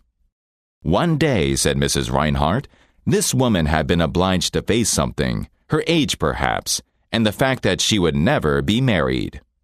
The lonely years were stretching ahead, and there was little left for her to anticipate. She took to her bed, and for 10 years her old mother traveled to the 3rd floor and back, carrying trays, nursing her. That one day the old mother, weary with service, lay down and died. For some weeks the invalid languished. Then she got up, put on her clothing, and resumed living again." Some authorities declare that people may actually go insane in order to find in the dreamland of insanity the feeling of importance that has been denied them in the harsh world of reality. There are more patients suffering from mental diseases in the hospitals in the United States than from all other diseases combined. If you are over 15 years of age and residing in New York State, the chances are 1 out of 20 that you will be confined to an insane asylum for 7 years of your life. What is the cause of insanity? Nobody can answer such a sweeping question as that, but we know that certain diseases, such as syphilis, break down and destroy the brain cells and result in insanity. In fact, about 1/2 of all mental diseases can be attributed to such physical causes as brain lesions, alcohol, toxins, and injuries. But the other half, And this is the appalling part of the story. The other half of the people who go insane apparently have nothing organically wrong with their brain cells. In post-mortem examinations, when their brain tissues are studied under the highest powered microscopes, they are found to be apparently just as healthy as yours and mine. Why do these people go insane? I recently put that question to the head physician of one of our most important hospitals for the insane. This doctor, who has received the highest honors and the most coveted awards for his knowledge of insanity, told me frankly that he didn't know why people went insane. Nobody knows for sure, but he did say that many people who go insane find in insanity a feeling of importance that they were unable to achieve in the world of reality. Then he told me this story. I have a patient right now whose marriage proved to be a tragedy. She wanted love, sexual gratification, children, and social prestige. But life blasted all her hopes. Her husband didn't love her. He refused even to eat with her and forced her to serve his meals in his room upstairs. She had no children, no social standing. She went insane, and in her imagination, she divorced her husband and resumed her maiden name. She now believes she has married into the English aristocracy, and she insists on being called Lady Smith. And as for children, she imagines now that she has a new child every night. Each time I call on her, she says, "Doctor, I had a baby last night." Life once wrecked all her dream ships on the sharp rocks of reality. But in the sunny, fantastic isles of insanity, all her barkentines race into port with canvas billowing and with winds singing through the masts. Tragic? Oh, I don't know. Her physician said to me, if I could stretch out my hand and restore her sanity, I wouldn't do it. She's much happier as she is. As a group, insane people are happier than you and I.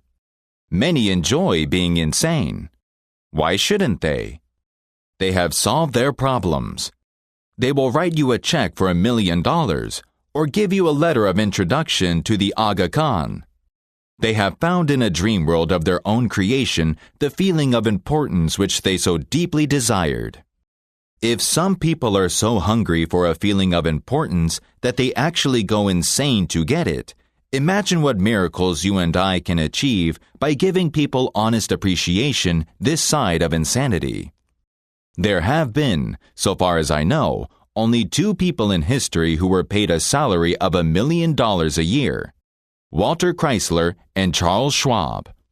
Why did Andrew Carnegie pay Schwab $1 million a year, or more than $3,000 a day? Why? Andrew Carnegie paid Charles Schwab $1 million a year. Because Schwab is a genius? No. Because he knew more about the manufacture of steel than other people? Nonsense. Charles Schwab told me himself that he had many men working for him who knew more about the manufacture of steel than he did. Schwab says that he was paid this salary largely because of his ability to deal with people. I asked him how he did it. Here is his secret set down in his own words, words that ought to be cast in eternal bronze and hung in every home and school, every shop and office in the land. Words that children ought to memorize instead of wasting their time memorizing the conjugation of Latin verbs or the amount of the annual rainfall in Brazil. Words that will all but transform your life and mine if we will only live them. I consider my ability to arouse enthusiasm among the men, said Schwab, the greatest asset I possess, and the way to develop the best that is in a man is by appreciation and encouragement. There is nothing else that so kills the ambitions of a man as criticisms from his superiors. I never criticize anyone. I believe in giving a man incentive to work. So I am anxious to praise, but loath to find fault. If I like anything, I am hearty in my approbation and lavish in my praise. That is what Schwab does. But what does the average man do? The exact opposite.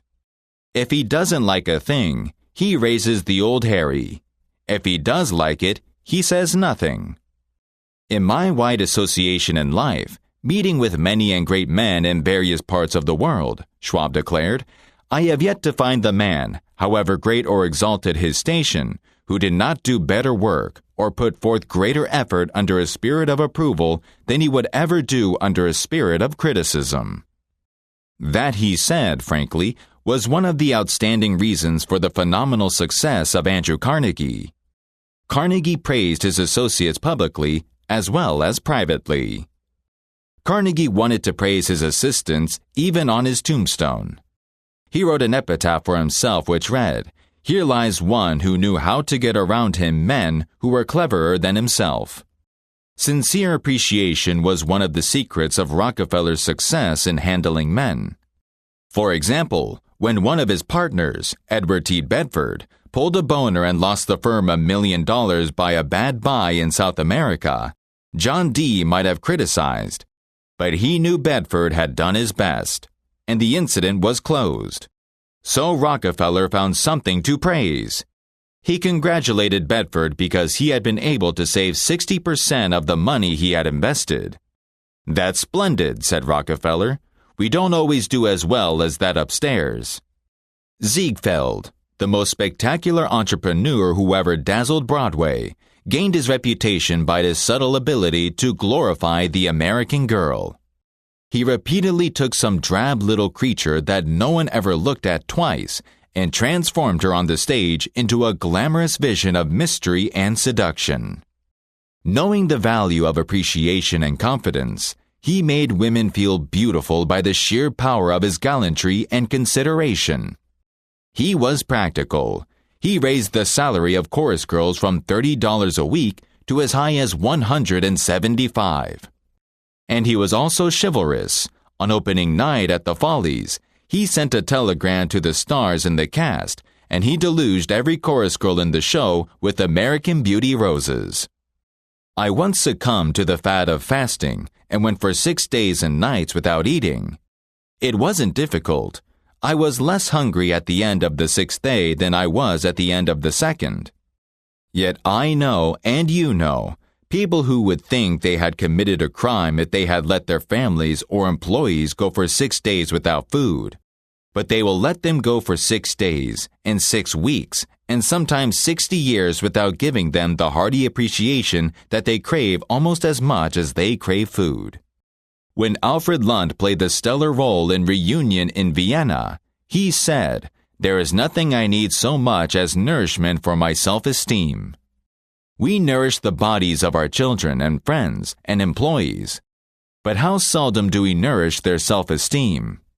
We provide them with roast beef and potatoes to build energy, but we neglect to give them kind words of appreciation that would sing in their memories for years, like the music of the morning stars. Some readers are saying right now as they read these lines, "Old stuff, soft soap, bear oil, flattery. I've tried that stuff. It doesn't work. Not with intelligent people." Of course, flattery seldom works with discerning people. It is shallow, selfish, and insincere. It ought to fail, and it usually does. True, some people are so hungry, so thirsty for appreciation that they will swallow anything, just as a starving man will eat grass and fishworms. Why, for example, were the much-married Midivani brothers such flaming successes in the matrimonial market? Why were these so-called princes able to marry 2 beautiful and famous screen stars and the world-famous prima donna and Barbara Hutton with their 5 and 10 cent store millions? Why? How did they do it? "The Midivani charm for women," said Adela Rogers St. John's in an article in the magazine Liberty, "has been among the mysteries of the ages to many. Pola Negri, a woman of the world, a connoisseur of men, and a great artist, once explained it to me. She said, 'They understand the art of flattery as do no other men I have ever met. And the art of flattery is almost a lost one in this realistic and humorous age. That, I assure you, is the secret of the Midivani charm for women. I know.'" Even Queen Victoria was susceptible to flattery. Disraeli confessed that he put it on thick in dealing with the Queen. To use his exact words, he said he spread it on with a trowel. But Disraeli was one of the most polished, deft, and adroit men who ever ruled the far-flung British Empire. He was a genius in his line. What would work for him wouldn't necessarily work for you and me. In the long run, flattery will do you more harm than good. Flattery is counterfeit, and like counterfeit money, it will eventually get you into trouble if you try to pass it. The difference between appreciation and flattery? That is simple. One is sincere and the other insincere. One comes from the heart out, the other from the teeth out. One is unselfish, the other selfish. One is universally admired, the other is universally condemned. I recently saw a bust of General Obregon in the Chapultepec Palace in Mexico City. Below the bust are carved these wise words from General Obregon's philosophy. Don't be afraid of enemies who attack you. Be afraid of the friends who flatter you. No, no, no. I am not suggesting flattery. Far from it. I'm talking about a new way of life. Let me repeat. I am talking about a new way of life. King George V had a set of 6 maxims displayed on the walls of his study at Buckingham Palace. One of these maxims said, "Teach me neither to proffer nor receive cheap praise." That's all flattery is, cheap praise. I once read a definition of flattery that may be worth repeating. Flattery is telling the other man precisely what he thinks about himself. Use what language you will, said Ralph Waldo Emerson. You can never say anything but what you are. If all we had to do was to use flattery, everybody would catch on to it and we should all be experts in human relations. When we are not engaged in thinking about some definite problem, we usually spend about 95% of our time thinking about ourselves. Now, if we stop thinking about ourselves for a while and begin to think of the other man's good points, we won't have to resort to flattery so cheap and false that it can be spotted almost before it is out of the mouth. Emerson said, "Every man I meet is my superior in some way. In that, I learn of him." If that was true of Emerson, isn't it likely to be 1,000 times more true of you and me? Let's cease thinking of our accomplishments, our wants. Let's try to figure out the other man's good points. Then forget flattery. Give honest, sincere appreciation. Be hearty in your approbation and lavish in your praise, and people will cherish your words and treasure them and repeat them over a lifetime. Repeat them years after you have forgotten them. Chapter 3. He who can do this has the whole world with him. He who cannot walks a lonely way.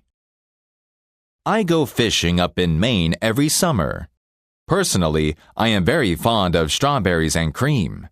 But I find that for some strange reason, fish prefer worms. So when I go fishing, I don't think about what I want. I think about what they want. I don't bait the hook with strawberries and cream. Rather, I dangle a worm or a grasshopper in front of the fish and say, "Wouldn't you like to have that?" Why not use the same common sense when fishing for men? That is what Lloyd George did. When someone asked him how he managed to stay in power after all the other wartime leaders, Wilson, Orlando, and Clemenceau, had been ousted and forgotten, he replied that if his staying on top might be attributed to any one thing, it was probably to the fact that he had learned it was necessary to bait the hook to suit the fish. Why talk about what we want? That is childish, absurd. Of course you are interested in what you want. You are eternally interested in it. But no one else is. The rest of us are just like you. We are interested in what we want. So the only way on earth to influence the other fellow is to talk about what he wants and show him how to get it. Remember that tomorrow when you are trying to get somebody to do something. If, for example, you don't want your son to smoke, don't preach at him, and don't talk about what you want. But show him that cigarettes may keep him from making the baseball team or winning the 100-yard dash. This is a good thing to remember regardless of whether you are dealing with children or calves or chimpanzees. For example, Ralph Waldo Emerson and his son one day tried to get a calf into the barn. But they made the common mistake of thinking only of what they wanted. Emerson pushed and his son pulled. But the calf did just what they did. He thought of only what he wanted. So he stiffened his legs and stubbornly refused to leave the pasture.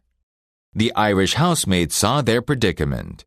She couldn't write essays and books, but on this occasion at least, she had more horse sense, or calf sense, than Emerson had. She thought of what the calf wanted, so she put her maternal finger in the calf's mouth and let the calf suck her finger as she gently led him into the barn. Every act you ever performed since the day you were born is because you wanted something. How about the time you gave $100 to the Red Cross? Yes, that is no exception to the rule. You gave the Red Cross $100 because you wanted to lend a helping hand. You wanted to do a beautiful, unselfish, divine act. Inasmuch as ye have done it unto one of the least of these my brethren, ye have done it unto me. If you hadn't wanted that feeling more than you wanted your $100, you would have not made the contribution. Of course, you may have made the contribution because you were ashamed to refuse or because a customer asked you to do it. But one thing is certain. You made the contribution because you wanted something. Professor Harry A. Overstreet in his illuminating book, Influencing Human Behavior, says, action springs out of what we fundamentally desire. And the best piece of advice which can be given to would-be persuaders, whether in business, in the home, in the school, in politics is, first, arouse in the other person an eager want. He who can do this has the whole world with him. He who cannot walks a lonely way. Andrew Carnegie, the poverty-stricken Scotch lad who started to work at 2 cents an hour and finally gave away $365 million. He learned early in life that the only way to influence people is to talk in terms of what the other person wants. He attended school only 4 years, yet he learned how to handle people. To illustrate, his sister-in-law was worried sick over her 2 boys. They were at Yale, and they were so busy with their own affairs that they neglected to write home and paid no attention whatever to their mother's frantic letters. Then Carnegie offered to wager $100 that he could get an answer by return mail without even asking for it. Someone called his bet. So he wrote his nephews a chatty letter, mentioning casually in a postscript that he was sending each one a $5 bill. He neglected, however, to enclose the money. Back came replies by return mail thanking Dear Uncle Andrew for his kind note and you can finish the sentence yourself. Tomorrow you will want to persuade somebody to do something. Before you speak, pause and ask, how can I make him want to do it? That question will stop us from rushing in heedlessly to see people with futile chatter about our desires. I rent the grand ballroom of a certain New York hotel for 20 nights in each season in order to hold a series of lectures. At the beginning of one season, I was suddenly informed that I should have to pay almost 3 times as much rent as formerly. This news reached me after the tickets had been printed and distributed and all announcements had been made. Naturally, I didn't want to pay the increase, but what was the use of talking to the hotel about what I wanted? They were interested only in what they wanted. So a couple of days later, I went in to see the manager. I was a bit shocked when I got your letter, I said, but I don't blame you at all. If I had been in your position, I should probably have written a similar letter myself. Your duty as the manager of this hotel is to make all the profit possible. If you don't do that, You will be fired and you ought to be fired. Now, let's take a piece of paper and write down the advantages and the disadvantages that will accrue to you if you insist on this increase in rent. Then I took a letterhead and ran a line through the center and headed one column Advantages and the other column Disadvantages. I wrote down under the head of Advantages these words, ballroom free. Then I went on to say, you will have the advantage of having the ballroom free to rent for dances and conventions. That is a big advantage, for affairs like that will pay you much more than you can get for a series of lectures. If I tie your ballroom up for 20 nights during the course of the season, it is sure to mean a loss of some very profitable business to you. Now let's consider the disadvantages. First, instead of increasing your income from me, you are going to decrease it. In fact, you are going to wipe it out because I cannot pay the rent you are asking. I shall be forced to hold these lectures at some other place. There's another disadvantage to you also. These lectures attract crowds of educated and cultured people to your hotel. That is good advertising for you, isn't it? In fact, if you spend $5,000 advertising in the newspapers, you couldn't bring as many people to look at your hotel as I can bring by my lectures. That is worth a lot to a hotel, isn't it? As I talked, I wrote these two disadvantages under the proper heading and handed the sheet of paper to the manager, saying, I wish you would carefully consider both the advantages and disadvantages that are going to accrue to you and then give me your final decision. I received a letter the next day informing me that my rent would be increased only 50% instead of 300%. Mind you, I got this reduction without saying a word about what I wanted. I talked all the time about what the other person wanted and how he could get it. Suppose I had done the human natural thing. Suppose I had stormed into his office and said, What do you mean by raising my rent 300% when you know the tickets have been printed and the announcements made? 300%? Ridiculous! Absurd! I won't pay it! What would have happened then?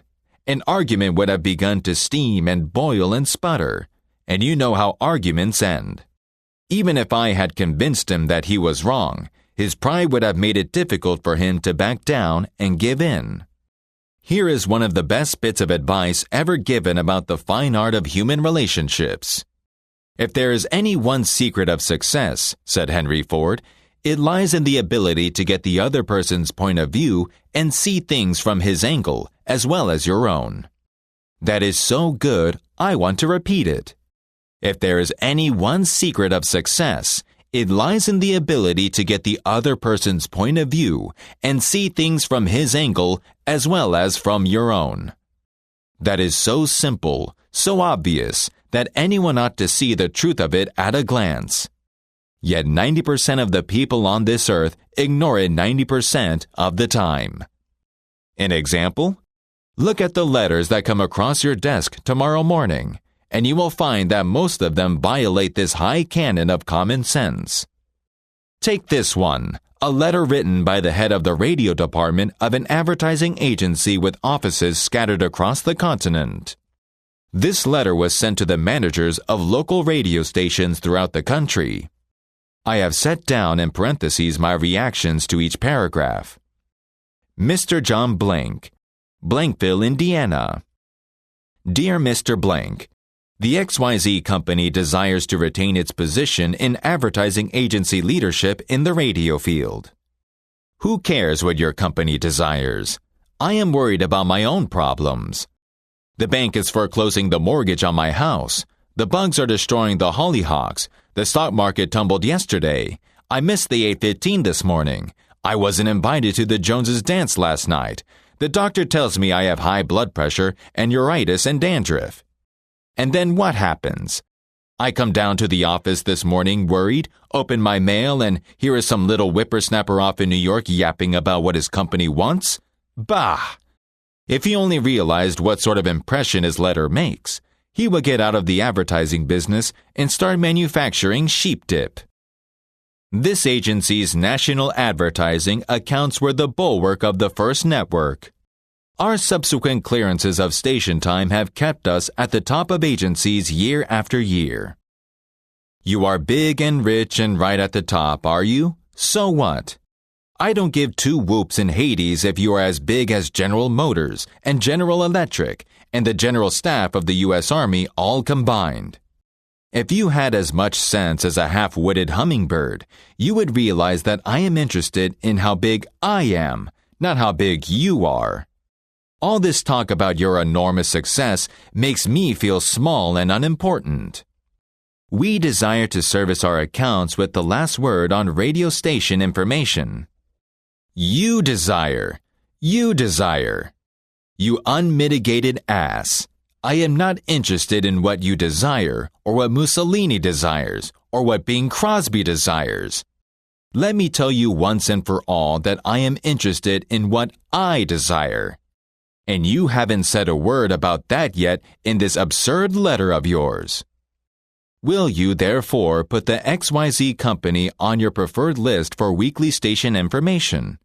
Every single detail that will be useful to an agency in intelligently booking time. Preferred list. You have your nerve. You make me feel insignificant by your big talk about your company. And then you ask me to put you on a preferred list, and you don't even say please when you ask it. A prompt acknowledgement of this letter, giving us your latest doings, will be mutually helpful. You fool!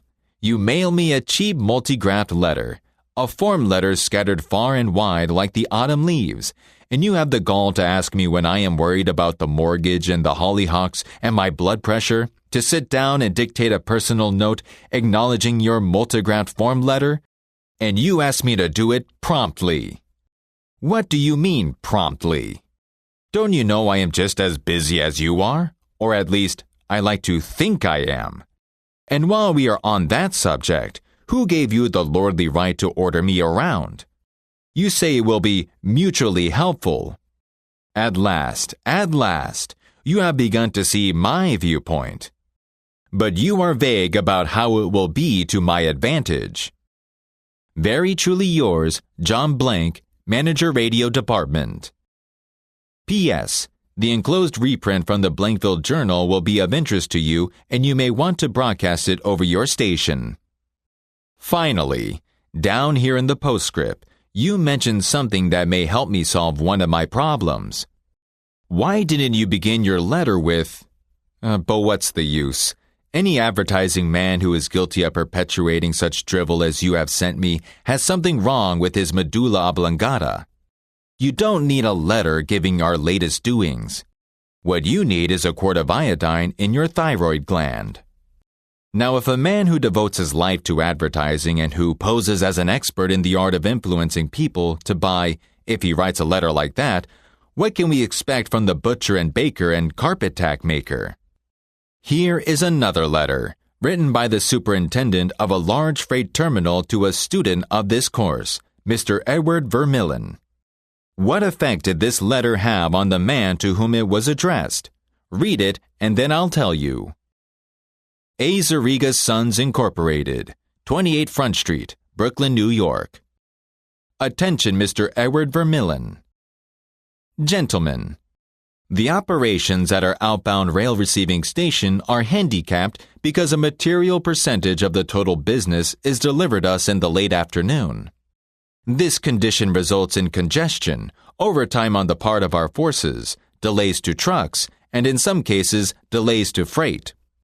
On November 10th, we received from your company a lot of 510 pieces which reached here at 4:20 p.m. We solicit your cooperation toward overcoming the undesirable effects arising from late receipt of freight. May we ask that, on days which you ship the volume which was received on the above date, effort be made either to get the truck here earlier or to deliver us part of the freight during the forenoon. The advantage that would accrue to you under such an arrangement would be that of more expeditious discharge of your trucks, and the assurance that your business would go forward on the date of its receipt. Very truly yours, J.B. Superintendent. After reading this letter, Mr. Vermillen, sales manager for A. Zariga Sons Incorporated, sent it to me with the following comment. This letter had the reverse effect from that which was intended.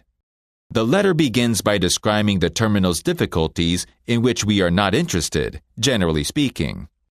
Our cooperation is then requested without any thought as to whether it would inconvenience us, and then finally, in the last paragraph, the fact is mentioned that if we do cooperate, it will mean more expeditious discharge of our trucks with the assurance that our freight will go forward on the date of its receipt.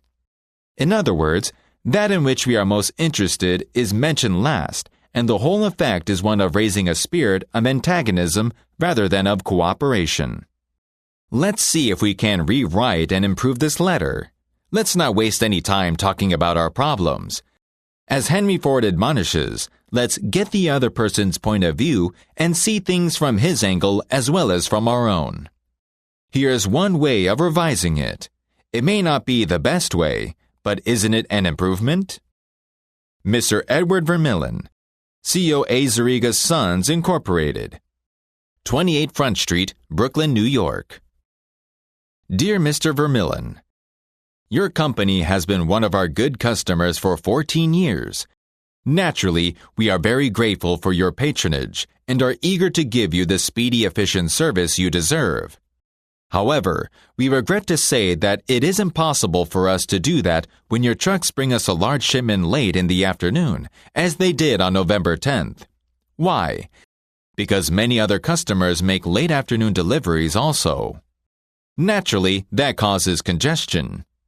That means your trucks are held up unavoidably at the pier, and sometimes even your freight is delayed. That's bad. Very bad. How can it be avoided? By making your deliveries at the pier in the forenoon when possible. That will enable your trucks to keep moving, your freight will get immediate attention, and our workmen will get home early at night to enjoy a dinner of the delicious macaroni and noodles that you manufacture. Please don't take this as a complaint, and please don't feel I am assuming to tell you how to run your business. This letter is prompted solely by a desire to serve you more effectively. Regardless of when your shipments arrive, we shall always cheerfully do all in our power to serve you promptly. You are busy. Please don't trouble to answer this note. Yours truly, J.B. Superintendent. Thousands of salesmen are pounding the pavements today, tired, discouraged, and underpaid. Why? Because they are always thinking only of what they want. They don't realize that neither you nor I want to buy anything. If we did, we would go out and buy it. But both of us are eternally interested in solving our problems. And if a salesman can show us how his services or his merchandise will help us solve our problems, he won't need to sell us. We'll buy. And a customer likes to feel that he is buying, not being sold. Yet many men spend a lifetime in selling without seeing things from the customer's angle. For example, I live in Forest Hills, a little community of private homes in the center of Greater New York. One day as I was rushing to the station, I chanced to meet a real estate operator who had bought and sold property on Long Island for many years. He knew Forest Hills well, so I hurriedly asked him whether or not my stucco house was built with metal lath or hollow tile. He said he didn't know and told me what I already knew, that I could find out by calling the Forest Hills Gardens Association. The following morning, I received a letter from him. Did he give me the information I wanted? He could have gotten it in 60 seconds by a telephone call. But he didn't. He told me again that I could get it by telephoning myself, and then asked me to let him handle my insurance. He was not interested in helping me. He was interested only in helping himself. I ought to have given him copies of Vash Young's excellent little books, The Go-Giver and A Fortune to Share. If he read those books and practiced their philosophy, they would make him 1,000 times as much profit as handling my insurance. Professional men make the same mistake. Several years ago, I walked into the office of a well-known nose and throat specialist in Philadelphia. Before he even looked at my tonsils, he asked me what my business was. He wasn't interested in the size of my tonsils. He was interested in the size of my exchequer. His chief concern was not in how much he could help me. His chief concern was in how much he could get out of me. The result was he got nothing. I walked out of his office with contempt for his lack of character. The world is full of people like that, grabbing, self-seeking. So the rare individual who unselfishly tries to serve others has an enormous advantage. He has little competition. O.N.D. Young said, "The man who can put himself in the place of other men, who can understand the workings of their minds, need never worry about what the future has in store for him." If out of reading this book you get just one thing, an increased tendency to think always in terms of the other person's point of view and see things from his angle. If you get that one thing out of this book, it may easily prove to be one of the milestones of your career.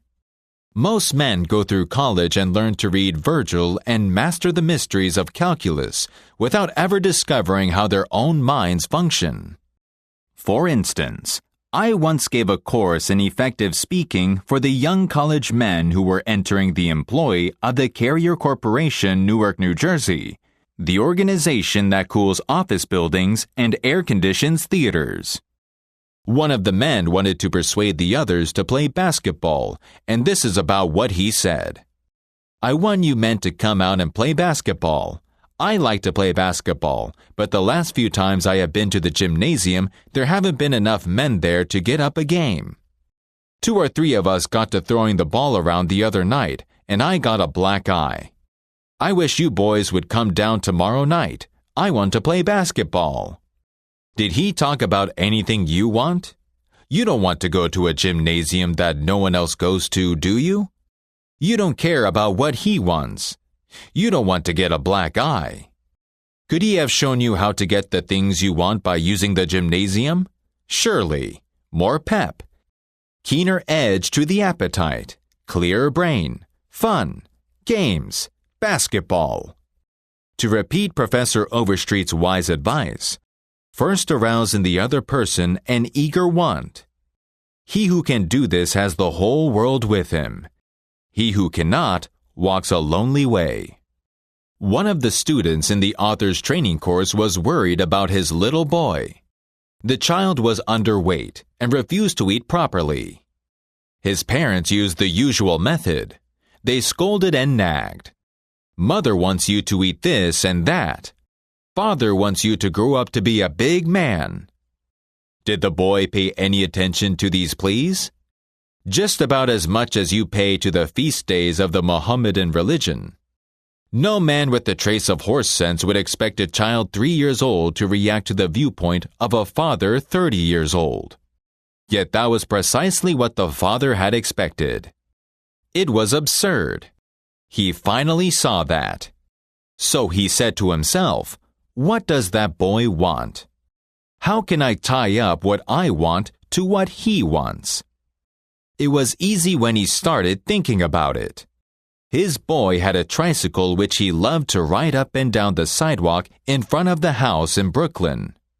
A few doors down the street lived a menace, as they say out in Hollywood. A bigger boy who would pull the little boy off his tricycle and ride it himself. Naturally, the little boy would run screaming to his mother, and she would have to come out and take the menace off the tricycle and put her little boy on again. This happened almost every day. What did the little boy want? It didn't take a Sherlock Holmes to answer that one. His pride, his anger, his desire for a feeling of importance, all the strongest emotions in his makeup, goaded him on to get revenge, to smash the menace in the nose. And when his father told him he could wallet the daylights out of the bigger kid someday if he would only eat the things his mother wanted him to eat, when his father promised him that, there was no longer any problem of dietetics. That boy would have eaten spinach, sauerkraut, salt mackerel, anything, in order to be big enough to whip the bully who had humiliated him so often. After solving that problem, the father tackled another. The little boy had the unholy habit of wetting his bed. He slept with his grandmother. In the morning, his grandmother would wake up and feel the sheet and say, "Look, Johnny, what you did again last night." He would say, "No, I didn't do it. You did it." Scolding, spanking, shaming him, reiterating that mother didn't want him to do it. None of these things kept the bed dry. So the parents asked, how can we make this boy want to stop wetting his bed? What were his wants? First, he wanted to wear pajamas like Daddy instead of wearing a nightgown like Grandmother. Grandmother was getting fed up with his nocturnal iniquities, so she gladly offered to buy him a pair of pajamas if he would reform. Second, he wanted a bed of his own. Grandma didn't object. His mother took him down to Lozer's department store in Brooklyn, winked at the salesgirl and said, "Here is a little gentleman who would like to do some shopping." The salesgirl made him feel important by saying, "Young man, what can I show you?" He stood a couple of inches taller and said, "I want to buy a bed for myself." When he was shown the one his mother wanted him to buy, she winked at the salesgirl and the boy was persuaded to buy it. The bed was delivered the next day, and that night, when father came home, the little boy ran to the door shouting, "Daddy, Daddy, come upstairs and see my bed that I bought." The father, looking at the bed, obeyed Charles Schwab's injunction. He was hearty in his approbation and lavish in his praise. "You are not going to wet this bed, are you?" the father asked. "Oh, no, no, I am not going to wet this bed." The boy kept his promise, for his pride was involved. That was his bed. He and he alone had bought it. And he was wearing pajamas now like a little man. He wanted to act like a man, and he did. Another father, K.T. Dutchman, a telephone engineer, a student of this course, couldn't get his 3-year-old daughter to eat breakfast food. The usual scolding, pleading, coaxing methods had all ended in futility. So the parents asked themselves, how can we make her want to do it? The little girl loved to imitate her mother, to feel big and grown up. So one morning they put her on a chair and let her make the breakfast food. At just the psychological moment, Father drifted into the kitchen while she was stirring the breakfast food, and she said, "Oh, look, Daddy, I am making the Maltex this morning." She ate 2 helpings of the cereal that morning without any coaxing because she was interested in it. She had achieved a feeling of importance. She had found in making the breakfast food an avenue of self-expression. William Winter once remarked that self-expression is the dominant necessity of human nature. Why can't we use that same psychology in business? When we have a brilliant idea, instead of making the other person think it is ours, why not let him cook and stir the idea himself? He will then regard it as his own. He will like it and maybe eat a couple of helpings of it. Remember, first arouse in the other person an eager want. He who can do this has the whole world with him. He who cannot walks a lonely way. Part 2. 6 Ways to Make People Like You. Chapter 1. Do this and you'll be welcome anywhere. Why read this book to find out how to win friends? Why not study the technique of the greatest winner of friends the world has ever known?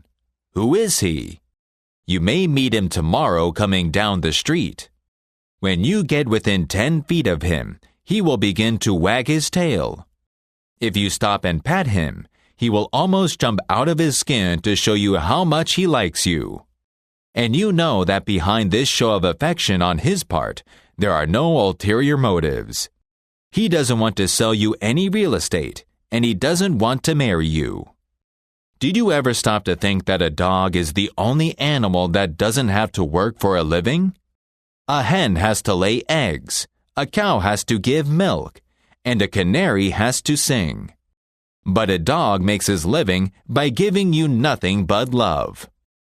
When I was 5 years old, my father bought a little yellow-haired pup for 50 cents. He was the light and joy of my childhood. Every afternoon about 4:30, he would sit in the front yard with his beautiful eyes, staring steadfastly at the path, and as soon as he heard my voice or saw me swinging my dinner pail through the buckbrush, he was off like a shot, racing breathlessly up the hill to greet me with leaps of joy and barks of sheer ecstasy. Tippy was my constant companion for 5 years. Then one tragic night, I shall never forget it, he was killed within 10 feet of my head, killed by lightning. Tippy's death was the tragedy of my boyhood. You never read a book on psychology, Tippy. You didn't need to. You knew by some divine instinct that one can make more friends in 2 months by becoming genuinely interested in other people than one can in 2 years by trying to get other people interested in him. Let me repeat that. You can make more friends in 2 months by becoming interested in other people than you can in 2 years by trying to get other people interested in you. Yet I know, and you know people who blunder through life trying to wigwag other people into becoming interested in them. Of course, it doesn't work. People are not interested in you. They are not interested in me. They are interested in themselves, morning, noon, and after dinner. The New York Telephone Company made a detailed study of telephone conversations to find out which word is the most frequently used. You have guessed it. It is the personal pronoun I. I. It was used 3,990 times in 500 telephone conversations. I. When you see a group photograph that you are in, whose picture do you look for first? If you think people are interested in you, answer this question. If you died tonight, how many people would come to your funeral? Why should people be interested in you unless you are first interested in them? Reach for your pencil now and write your reply here. If we merely try to impress people and get people interested in us, we will never have many true, sincere friends. Friends, real friends, are not made that way. Napoleon tried it, and in his last meeting with Josephine, he said, "Josephine, I have been as fortunate as any man ever was on this earth. And yet, at this hour, you are the only person in the world on whom I can rely." And historians doubt whether he could rely even on her. The late Alfred Adler, the famous Viennese psychologist, wrote a book entitled What Life Should Mean to You. In that book, he says, it is the individual who is not interested in his fellow men who has the greatest difficulties in life and provides the greatest injury to others. It is from among such individuals that all human failures spring. You may read scores of erudite tomes on psychology without coming across a statement more significant for you and for me. I dislike repetition, but Adler's statement is so rich with meaning that I am going to repeat it in italics. It is the individual who is not interested in his fellow men who has the greatest difficulties in life and provides the greatest injury to others. It is from among such individuals that all human failures spring. I once took a course in short story writing at New York University, and during that course the editor of Collier's talked to our class. He said he could pick up any one of the dozens of stories that drifted across his desk every day, and after reading a few paragraphs, he could feel whether or not the author liked people. If the author doesn't like people, he said, people won't like his stories. This hard-boiled editor stopped twice in the course of his talk on fiction writing and apologized for preaching a sermon. I am telling you, he said, the same things your preacher would tell you. But remember, you have to be interested in people if you want to be a successful writer of stories. If that is true of writing fiction, you can be sure it is trebly true of dealing with people face to face. I spent an evening in the dressing room of Howard Thurston the last time he appeared on Broadway. Thurston, the acknowledged dean of magicians. Thurston, the king of legerdemain. For 40 years he traveled all over the world, time and again, creating illusions, mystifying audiences, and making people gasp with astonishment. More than 60 million people paid admission to his show, and he made almost $2 million in profit. I asked Mr. Thurston to tell me the secret of his success. His schooling certainly had nothing to do with it, for he ran away from home as a small boy, became a hobo, rode in boxcars, slept in haystacks, begged his food from door to door, and learned to read by looking out of boxcars at signs along the railway. Did he have a superior knowledge of magic? No. He told me hundreds of books had been written about legerdemain, and scores of people knew as much about it as he did. But he had two things that the others didn't have. First, he had the ability to put his personality across the footlights. He was a master showman. He knew human nature. Everything he did, every gesture, every intonation of his voice, every lifting of an eyebrow had been carefully rehearsed in advance, and his actions were timed to split seconds. But, in addition to that, Thurston had a genuine interest in people. He told me that many magicians would look at the audience and say to themselves, "Well, there is a bunch of suckers out there, a bunch of hicks. I'll fool them all right." But Thurston's method was totally different. He told me every time he entered the stage, he said to himself, "I am grateful because these people come to see me. They make it possible for me to make my living in a very agreeable way. I'm going to give them the very best I possibly can." He declared he never stepped in front of the footlights without first saying to himself over and over, "I love my audience. I love my audience." Ridiculous? Absurd? You are privileged to think about it anything you like. I am merely passing it on to you without comment as a recipe used by one of the most famous magicians of all time. Madame Schumann Henk told me much the same thing. In spite of hunger and heartbreak, in spite of a life filled with so much tragedy that she once attempted to kill herself and her babies, in spite of all that, she sang her way up to the top until she became perhaps the most distinguished Wagnerian singer who ever thrilled an audience.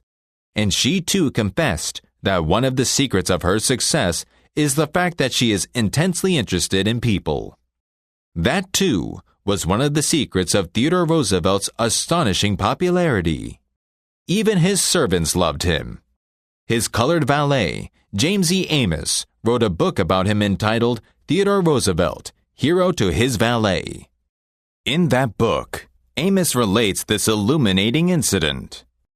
My wife one time asked the president about a bob white. She had never seen one, and he described it to her fully. Some time later, the telephone at our cottage rang. Amos and his wife lived in a little cottage on the Roosevelt estate at Oyster Bay. My wife answered it, and it was Mr. Roosevelt himself. He had called her, he said, to tell her that there was a bob white outside her window, and that if she would look out, she might see it. Little things like that were so characteristic of him. Whenever he went by our cottage, even though we were out of sight, we would hear him call out, "Oh, Annie," or "Oh, James." It was just a friendly greeting as he went by. How could employees keep from liking a man like that? How could anyone keep from liking him? Roosevelt called at the White House one day when the president and Mrs. Taft were away. His honest liking for humble people was shown by the fact that he greeted all the old White House servants by name, even the scullery maids. When he saw Alice, the kitchen maid, writes Archie Butt, he asked her if she still made cornbread. Alice told him that she sometimes made it for the servants, but no one ate it upstairs. "They show bad taste," Roosevelt boomed, "and I'll tell the president so when I see him." Alice brought a piece to him on a plate, and he went over to the office eating it as he went and greeting gardeners and laborers as he passed. He addressed each person, just as he was wont to address him in the past. They still whisper about it to each other, and Ike Hoover said with tears in his eyes, "It is the only happy day we have had in nearly 2 years, and not one of us would exchange it for a $100 bill." It was this same intense interest in the problems of other people that made Dr. Charles W. Eliot one of the most successful presidents who ever directed a university. And you will recall that he presided over destinies of Harvard from 4 years after the close of the Civil War until 5 years before the outbreak of the World War. Here is an example of the way Dr. Eliot worked. One day a freshman, L.R.G. Crandon, went to the president's office to borrow $50 from the Students' Loan Fund. The loan was granted. Then I made my heartfelt thanks and started to leave. I am quoting Crandon's own words now. When President Eliot said, "Pray be seated."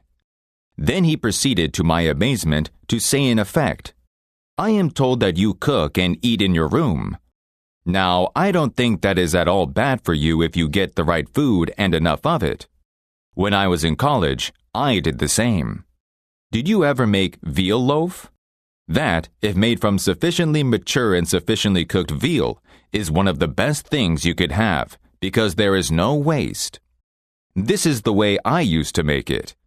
He then told me how to pick the veal, how to cook it slowly, with such evaporation that the soup would turn into jelly later, then how to cup it up and press it with one pan inside another and eat it cold. I have discovered from personal experience that one can win the attention and time and cooperation of even the most sought-after people in America by becoming genuinely interested in them. Let me illustrate. Years ago, I conducted a course in fiction writing at the Brooklyn Institute of Arts and Sciences, and we wanted Kathleen Norris, Fannie Hurst, Ida Tarbell, Albert Payson Terhune, Rupert Hughes, and other distinguished and busy authors to come over to Brooklyn and give us the benefit of their experiences. So we wrote them, saying we admired their work and were deeply interested in getting their advice and learning the secrets of their success. Each of these letters was signed by about 150 students. We said we realized that they were busy, too busy to prepare a lecture. So we enclosed a list of questions for them to answer about themselves and their methods of work. They liked that. Who wouldn't like it? So they left their homes and traveled over to Brooklyn to give us a helping hand. By using the same method, I persuaded Leslie M. Shaw, Secretary of the Treasury in Theodore Roosevelt's cabinet, George W. Wickersham, Attorney General in Taft's cabinet, William Jennings Bryan, Franklin D. Roosevelt, and many other prominent men to come and talk to the students of my courses in public speaking. All of us, be we butcher or baker or the king upon his throne, all of us like people who admire us. Take the German Kaiser, for example. At the close of the World War, he was probably the most savagely and universally despised man on this earth. Even his own nation turned against him when he fled over into Holland to save his neck. The hatred against him was so intense that millions of people would have loved to have torn him limb from limb or burned him at the stake. In the midst of all this forest fire of fury, one little boy wrote the Kaiser a simple, sincere letter glowing with kindliness and admiration. This little boy said that no matter what the others thought, he would always love Wilhelm and his emperor. The Kaiser was deeply touched by his letter and invited the little boy to come and see him. The boy came, and so did his mother, and the Kaiser married her. That little boy didn't need to read a book on how to win friends and influence people. He knew how instinctively. If we want to make friends, let's put ourselves out to do things for other people. Things that require time, energy, unselfishness, and thoughtfulness. When the Duke of Windsor was Prince of Wales, he was scheduled to tour South America. And before he started out on that tour, he spent months studying Spanish so that he can make public talks in the language of the country. And the South Americans loved him for it. 4 years I have made it a point to find out the birthdays of my friends. How? Although I haven't the foggiest bit of faith in astrology, I begin by asking the other party whether he believes the date of one's birth has anything to do with character and disposition. I then ask him to tell me the month and day of his birth. If he says November 24th, for example, I keep repeating to myself, November 24, November 24. The minute his back is turned, I write down his name and birthday and later transfer it to a birthday book. At the beginning of each year, I have these birthday dates scheduled in my calendar pad, so they come to my attention automatically. When the natal day arrives, there is my letter or telegram. What a hit it makes! I am frequently the only person on earth who remembers. If we want to make friends, let's greet people with animation and enthusiasm. When somebody calls you on the telephone, use the same psychology. Say hello in tones that bespeak how pleased you are to have the person call. The New York Telephone Company conducts a school to train its operators to say, "Number, please," in a tone that means, "Good morning. I am happy to be of service to you." Let's remember that when we answer the telephone tomorrow. Does this philosophy work in business? Does it? I could cite scores of illustrations, but we have time for only 2. Charles R. Walters, of one of the large banks in New York City, was assigned to prepare a confidential report on a certain corporation. He knew of only one man who possessed the facts he needed so urgently. Mr. Walters went to see that man, the president of a large industrial company. As Mr. Walters was ushered into the president's office, a young woman stuck her head through a door and told the president that she didn't have any stamps for him that day. "I am collecting stamps for my 12-year-old son," the president explained to Mr. Walters. Mr. Walters stated his mission and began asking questions. The president was vague, general, nebulous. He didn't want to talk, and apparently nothing could persuade him to talk. The interview was brief and barren. "Frankly, I didn't know what to do," Mr. Walters said as he related the story to the class. Then I remembered what his secretary had said to him. Stamps, 12-year-old son. And I also recalled that the foreign department of our bank collected stamps. Stamps taken from letters pouring in from every continent, washed by the 7 seas. The next afternoon, I called on this man and sent in word that I had some stamps for his boy. Was I ushered in with enthusiasm? Yes, sir. He couldn't have shaken my hand with more enthusiasm if he had been running for Congress. He radiated smiles and goodwill. "My George will love this one," he kept saying as he fondled the stamps.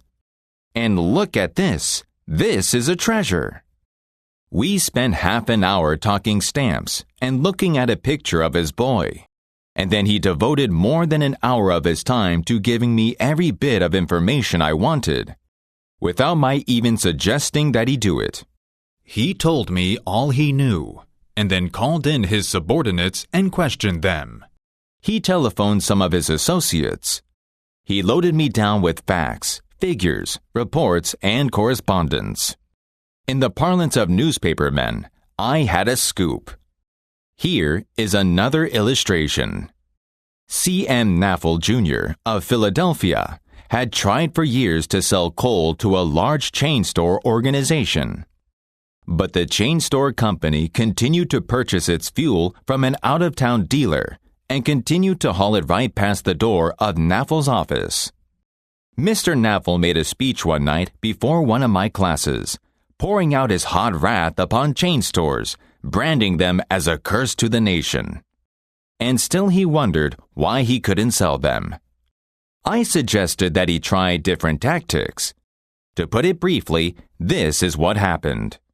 We staged a debate between members of the course on resolve that the spread of the chain store is doing the country more harm than good.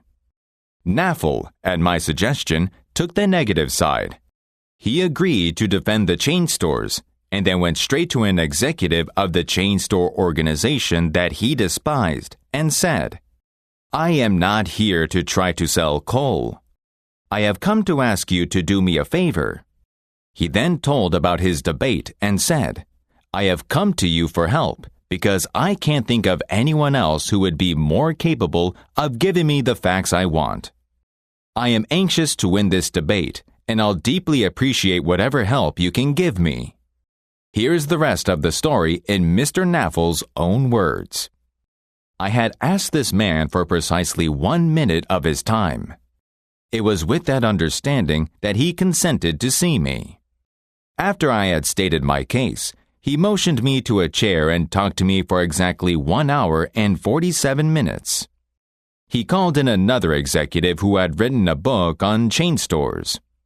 He wrote to the National Chain Store Association and secured for me a copy of a debate on the subject. He feels that the chain store is rendering a real service to humanity. He is proud of what he is doing for hundreds of communities.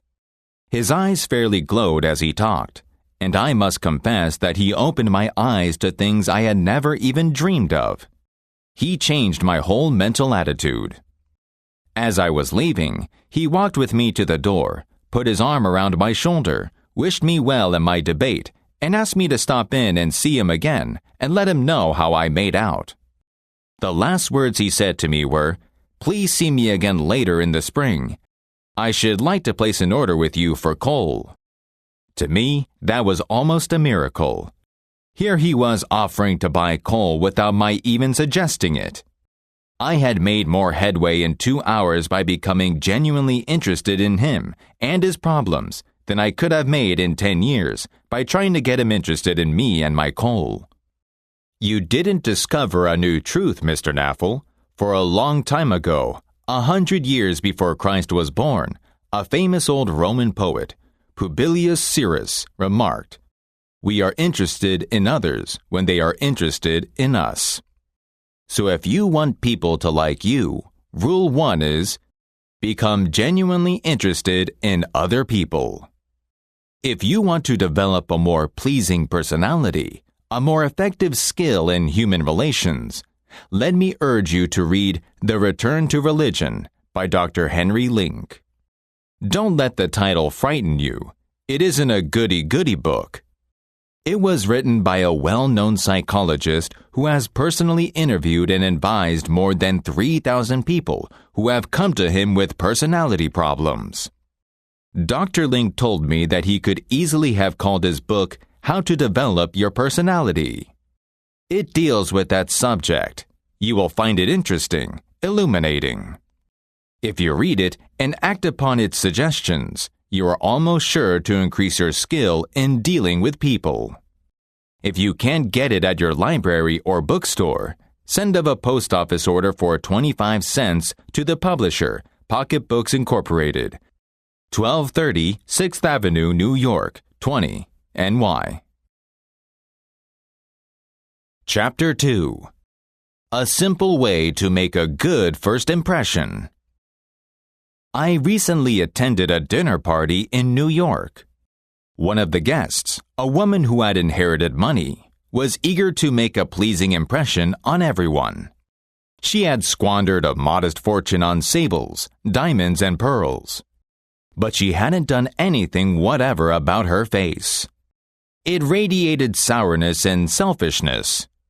She didn't realize what every man knows, namely that the expression a woman wears on her face is far more important than the clothes she wears on her back.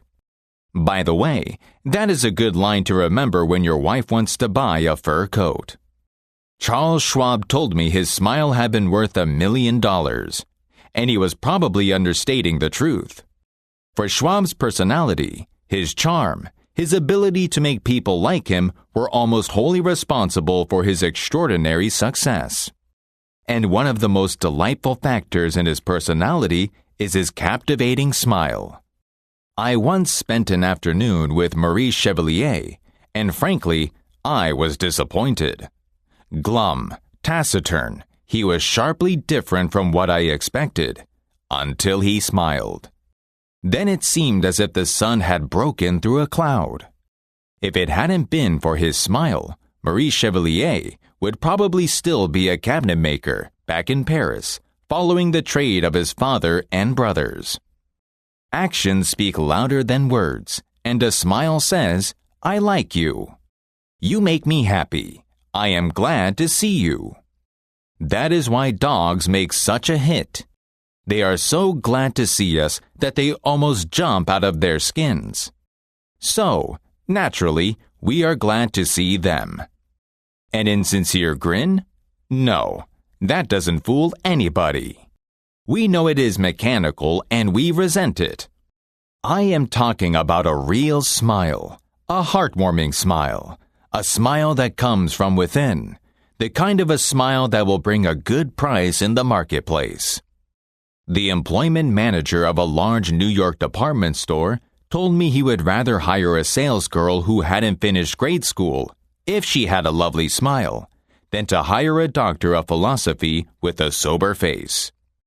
The chairman of the board of directors of one of the largest rubber companies in the United States told me that, according to his observations, a man rarely succeeds at anything unless he has fun doing it.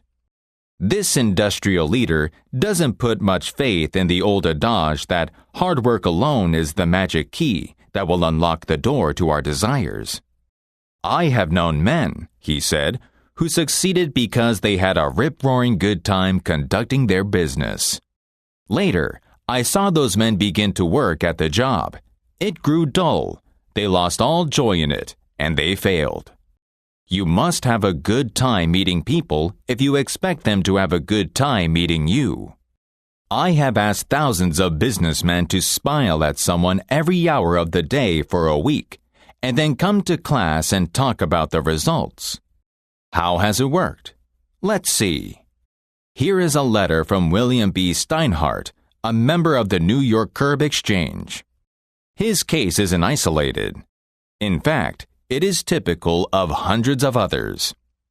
"I have been married for over 18 years, writes Mr. Steinhardt, and in all that time I seldom smiled at my wife or spoke 24 words to her from the time I got up until I was ready to leave for business. I was one of the worst grouches who ever walked down Broadway. Since you asked me to make a talk about my experience with smiles, I thought I would try it for a week. So the next morning, while combing my hair, I looked at my glum mug in the mirror and said to myself, 'Bill, you are going to wipe the scowl off that sourpuss of yours today. You are going to smile, and you are going to begin right now.' As I sat down to breakfast, I greeted my wife with a 'Good morning, my dear,' and smiled as I said it. You warned me that she might be surprised. Well, you underestimated her reaction. She was bewildered. She was shocked. I told her that in the future, she could expect this as a regular occurrence, and I have kept it up every morning now for 2 months. This change of attitude of mine has brought more happiness in our home during these 2 months than there was during the last year. As I leave from my office now, I greet the elevator boy in the apartment house with a good morning and a smile. I greet the doorman with a smile. I smile at the cashier in the subway booth when I ask for change. As I stand on the floor of the Curb Exchange, I smile at men who never saw me smile until recently. I soon found that everybody was smiling back at me. I treat those who come to me with complaints or grievances in a cheerful manner. I smile as I listen to them, and I find that adjustments are accomplished much easier. I find that smiles are bringing me dollars, many dollars every day. I make my office with another broker. One of his clerks is a likable young chap, and I was so elated about the results I was getting that I told him recently about my new philosophy of human relations. He then confessed that when I first came to make my office with his firm, he thought me a terrible grouch, and only recently changed his mind. He said I was really human when I smiled. I have also eliminated criticism from my system. I give appreciation and praise now instead of condemnation. I have stopped talking about what I want. I am now trying to see the other person's viewpoint. And these things have literally revolutionized my life. I am a totally different man, a happier man, a richer man, richer in friendships and happiness, the only things that matter much after all. Remember, this letter was written by a sophisticated, worldly-wise stockbroker who makes his living buying and selling stocks for his own account on the New York Curb Exchange. A business so difficult that 99 out of every 100 who attempt it fail. You don't feel like smiling? Then what? 2 things. First, force yourself to smile. If you are alone, force yourself to whistle or hum a tune or sing. Act as if you were already happy, and that will tend to make you happy. Here is the way the late Professor William James of Harvard put it. Action seems to follow feeling, but really action and feelings go together. And by regulating the action, which is under the more direct control of the will, we can indirectly regulate the feeling, which is not.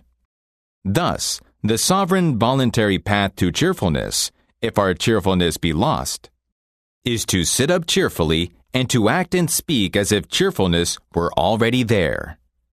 Everybody in the world is seeking happiness, and there is one sure way to find it.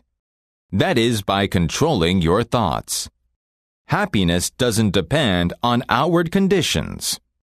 It depends on inner conditions. It isn't what you have, or who you are, or where you are, or what you are doing that makes you happy or unhappy. It is what you think about it. For example, 2 people may be in the same place, doing the same thing. Both may have about an equal amount of money and prestige, and yet one may be miserable and the other happy. Why? Because of a different mental attitude. I saw just as many happy faces among the Chinese coolies sweating and toiling in the devastating heat of China for 7 cents a day as I see on Park Avenue. Nothing is good or bad, said Shakespeare, but thinking makes it so. Abe Lincoln once remarked that most folks are about as happy as they make up their minds to be. He was right. I recently saw a vivid illustration of that truth. I was walking up the stairs of the Long Island station in New York. Directly in front of me, 30 or 40 crippled boys on canes and crutches were struggling up the stairs. One boy had to be carried up. I was astonished at their laughter and gaiety. I spoke about it to one of the men in charge of the boys. "Oh yes," he said, "when a boy realizes that he is going to be a cripple for life, he is shocked at first. But after he gets over the shock, he usually resigns himself to his fate and then becomes happier than normal boys." I felt like taking my hat off to those boys. They taught me a lesson I hope I shall never forget. I spent an afternoon with Mary Pickford during the time when she was preparing to get a divorce from Douglas Fairbanks. The world probably imagined at the time that she was distraught and unhappy. But I found her to be one of the most serene and triumphant persons I have ever met. She radiated happiness. Her secret? She has revealed it in a little book of 35 pages, a book you might enjoy. Go to your public library and ask for a copy of Why Not Try God by Mary Pickford. Franklin Betker, former third baseman for the St. Louis Cardinals and now one of the most successful insurance men in America, told me that he figured out years ago that a man with a smile is always welcome. So, before entering a man's office, he always pauses for an instant and thinks of the many things he has to be thankful for, works up a great big honest-to-goodness smile, and then enters the room with the smile just vanishing from his face. This simple technique, he believes, has had much to do with his extraordinary success in selling insurance. Peruse this bit of sage advice from Albert Hubbard. But remember, perusing it won't do you any good unless you apply it. Whenever you go out of doors, draw the chin in, carry the crown of the head high, and fill the lungs to the utmost. Drink in the sunshine, greet your friends with a smile, and put soul into every hand clasp. Do not fear being misunderstood, and do not waste a minute thinking about your enemies. Try to fix firmly in your mind what you would like to do, and then, without veering of direction, you will move straight to the goal. Keep your mind on the great and splendid things you would like to do, and then as the days go gliding by, you will find yourself unconsciously seizing upon the opportunities that are required for the fulfillment of your desire, just as the coral insect takes from the running tide the element it needs. Picture in your mind the able, earnest, useful person you desire to be, and the thought you hold is hourly transforming you into that particular individual. Thought is supreme. Preserve a right mental attitude, the attitude of courage, frankness, and good cheer. To think rightly is to create. All things come through desire, and every sincere prayer is answered. We become like that on which our hearts are fixed. Carry your chin in, and the crown of your head high. We are gods in the chrysalis. The ancient Chinese are a wise lot, wise in the ways of the world. And they have a proverb that you and I ought to cut out and paste inside our hats. It goes like this: a man without a smiling face must not open a shop. And speaking of shops, Frank Irving Fletcher, in one of his advertisements for Oppenheim, Collins & Co., gave us this bit of homely philosophy. The value of a smile at Christmas. It costs nothing, but creates much. It enriches those who receive, without impoverishing those who give. It happens in a flash, and the memory of it sometimes lasts forever. None are so rich that they can get along without it, and none so poor but are richer for its benefits. It creates happiness in the home, fosters goodwill in a business, and is the countersign of friends. It is rest to the weary, daylight to the discouraged, sunshine to the sad, and nature's best antidote for trouble. Yet it cannot be bought, begged, borrowed, or stolen, for it is something that is no earthly good to anybody till it is given away. And if in the last-minute rush of Christmas buying, some of our salespeople should be too tired to give you a smile, may we ask you to leave one of yours. For nobody needs a smile so much as those who have none left to give. So if you want people to like you, Rule 2 is, smile. Chapter 3. If you don't do this, you are headed for trouble. Back in 1898, a tragic thing happened in Rockland County, New York. A child had died, and on this particular day, the neighbors were preparing to go to the funeral. Jim Fairley went out to the barn to hitch up his horse. The ground was covered with snow. The air was cold and snappy. The horse hadn't been exercised for days, and as he was led out to the watering trough, he wheeled playfully, kicked both his heels high into the air, and killed Jim Fairley. So the little village of Stony Point had 2 funerals that week instead of 1. Jim Fairley left behind him a widow and 3 boys, and a few $100s in insurance. His oldest boy, Jim, was 10, and he went to work in a brickyard, wheeling sand and pouring it into the molds, and turning the brick on edge to be dried in the sun. This boy Jim never had a chance to get much education. But with his Irish geniality, he had a flair for making people like him, so he went into politics and, as the years went by, he developed an uncanny ability for remembering people's names. He never saw the inside of a high school, but before he was 46 years of age, 4 colleges had honored him with degrees. He had become chairman of the Democratic National Committee and Postmaster General of the United States. I once interviewed Jim Fairley and asked him the secret of his success. He said, "Hard work," and I said, "Don't be funny." He then asked me what I thought was the reason for his success. I replied, "I understand you can call 10,000 people by their first names." "No, you are wrong," he said. "I can call 50,000 people by their first names." Make no mistake about it. That ability helped Mr. Fairley put Franklin D. Roosevelt in the White House. During the years that Jim Fairley traveled as a salesman for a gypsum concern, and during the years that he held office as town clerk in Stony Point, he built up a system for remembering names. In the beginning, it was a very simple one. Whenever he met a new acquaintance, he found out his complete name, the size of his family, the nature of his business, and the color of his political opinions. He got all these facts well in mind as part of the picture, and the next time he met that man, even if it was a year later, he was able to slap him on the back, inquire after the wife and kids, and ask him about the hollyhocks in the backyard. No wonder he developed a following. For months before Roosevelt's campaign for president began, Jim Fairley wrote hundreds of letters a day to people all over the western and northwestern states.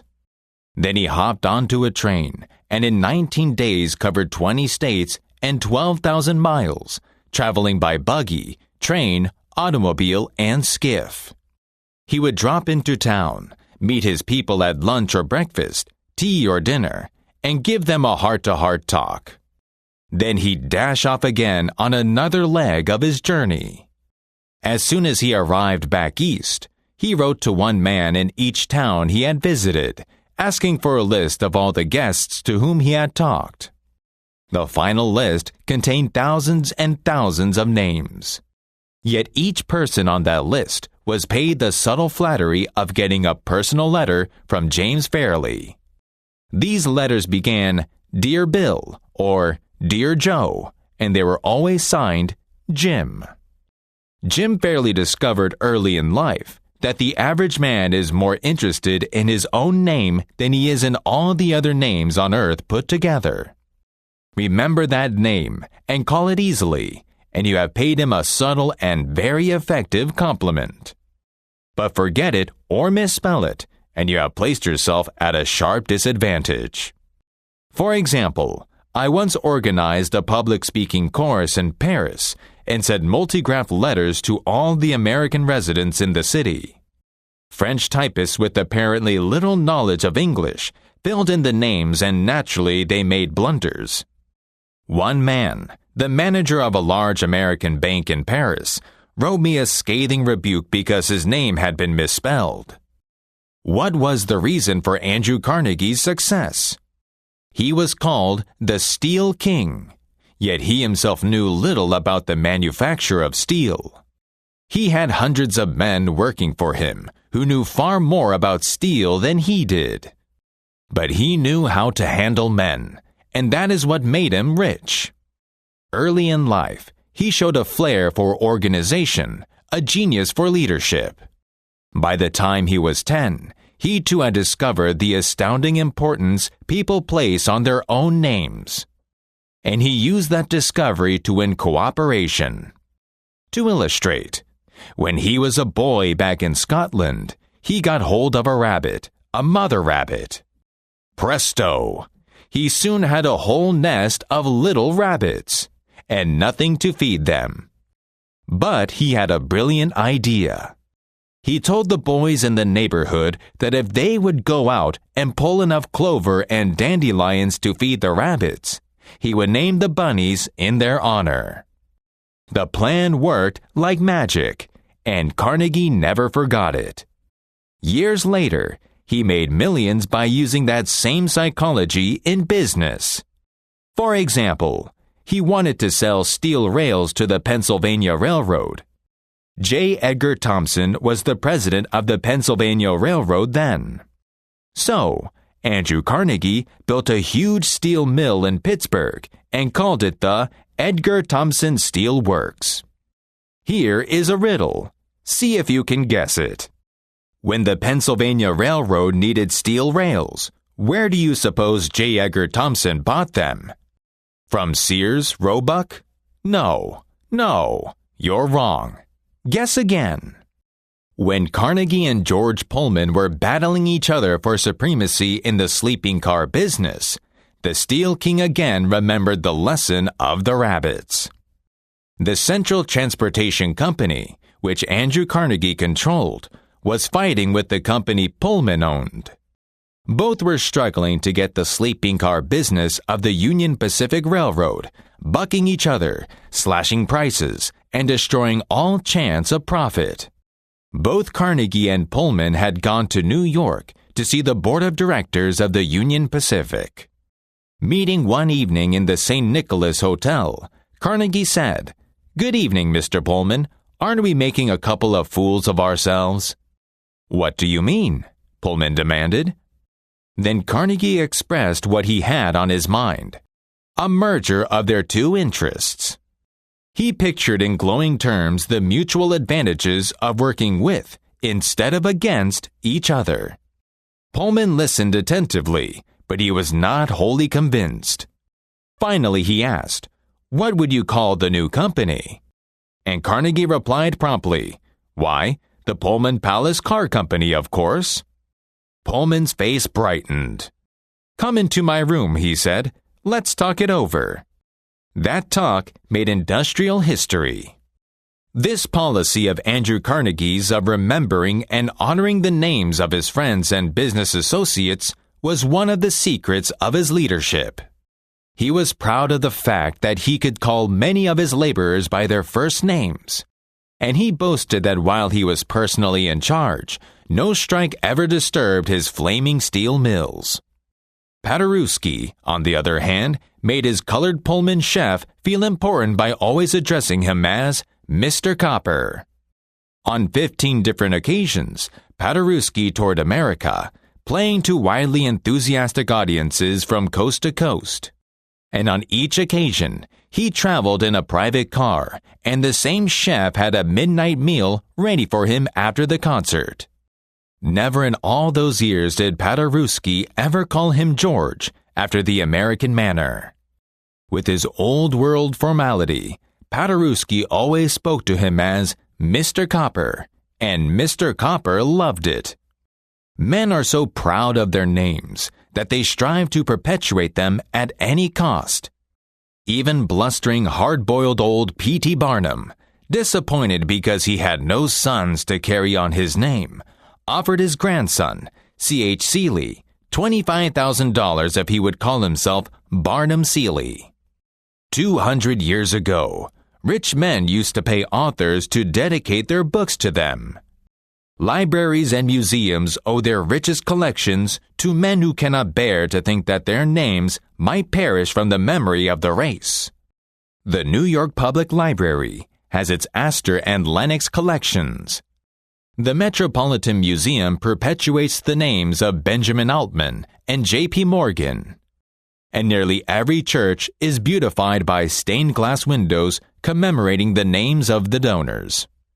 Most people don't remember names for the simple reason that they don't take the time and energy necessary to concentrate and repeat and fix names indelibly in their minds.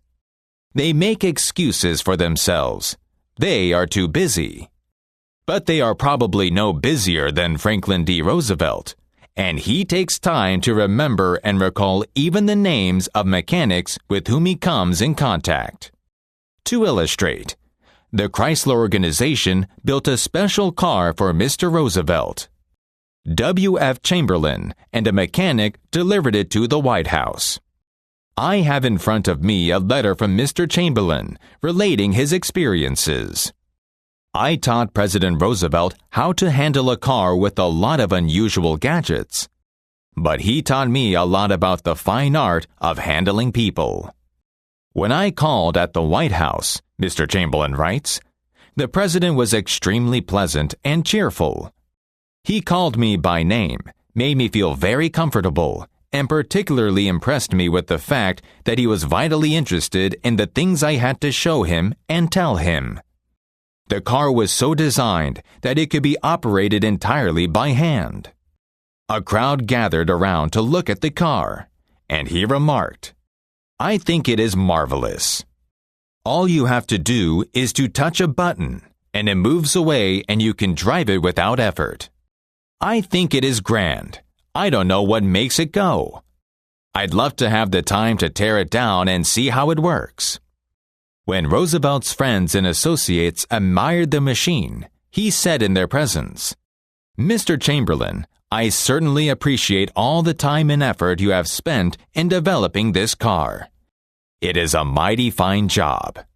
He admired the radiator, the special rear vision mirror and clock, the special spotlight, the kind of upholstery, the sitting position of the driver's seat, the special suitcases in the trunk with his monogram on each suitcase. In other words, he took notice of every detail to which he knew I had given considerable thought. He made a point of bringing these various pieces of equipment to the attention of Mrs. Roosevelt, Miss Perkins, the Secretary of Labor, and his secretary. He even brought the old colored porter into the picture by saying, "George, you want to take particularly good care of the suitcases." When the driving lesson was finished, the president turned to me and said, "Well, Mr. Chamberlain, I have been keeping the Federal Reserve Board waiting 30 minutes. I guess I had better get back to work." I took a mechanic with me down to the White House. He was introduced to Roosevelt when he arrived. He didn't talk to the president, and Roosevelt heard his name only once. He was a shy chap, and he kept in the background. But before leaving us, the president looked for the mechanic, shook his hand, called him by name, and thanked him for coming down to Washington. And there was nothing perfunctory about his thanks. He meant what he said. I could feel that. A few days after returning to New York, I got an autographed photograph of President Roosevelt and a little note of thanks, again expressing his appreciation for my assistance. How he finds time to do it is a mystery to me. Franklin D. Roosevelt knows that one of the simplest, most obvious, and most important ways of gaining goodwill is by remembering names and making people feel important. Yet how many of us do it? Half the time we are introduced to a stranger, chat a few minutes, and can't even remember his name when we say goodbye. One of the first lessons a politician learns is this: to recall a voter's name is statesmanship. To forget it is oblivion. And the ability to remember names is almost as important in business and social contexts as it is in politics. Napoleon III, Emperor of France and nephew of the great Napoleon, boasted that in spite of all his royal duties, he could remember the name of every person he met. His technique? Simple. If he didn't hear the name distinctly, he said, "So sorry, I didn't get the name clearly." Then, if it was an unusual name, he would say, "How is it spelt?" During the conversation, he took the trouble to repeat the name several times and tried to associate it in his mind with the man's features, expression, and general appearance. If the man were someone of importance, Napoleon went to even further pains. As soon as His Royal Highness was alone, he wrote the man's name down on a piece of paper, looked at it, concentrated on it, fixed it securely in his mind, and then tore up the paper. In this way, he gained an eye impression of the name as well as an ear impression. All this takes time, but good manners, said Emerson, are made up of petty sacrifices. So, if you want people to like you, Rule 3 is, remember that a man's name is to him the sweetest and most important sound in the English language. Chapter 4. An easy way to become a good conversationalist. I was recently invited to a bridge party. Personally, I don't play bridge, and there was a blonde there who didn't play bridge either. She had discovered that I had once been Lowell Thomas's manager before he went on the radio, that I had traveled in Europe a great deal while helping him prepare the illustrated travel talks he was then delivering. So she said, "Oh, Mr. Carnegie, I do want you to tell me about all the wonderful places you have visited and the sights you have seen." As we sat down on the sofa, she remarked that she and her husband had recently returned from a trip to Africa. "Africa!" I exclaimed. "How interesting! I always wanted to see Africa, but I never got there except for a 24-hour stay once in Algiers. Tell me, did you visit the big game country?" "Yes." "How fortunate! I envy you. Do tell me about Africa." That was good for 45 minutes. She never again asked me where I had been or what I had seen. She didn't want to hear me talk about my travels. All she wanted was an interested listener so she could expand her ego and tell about where she had been. Was she unusual? No. Many people are like that.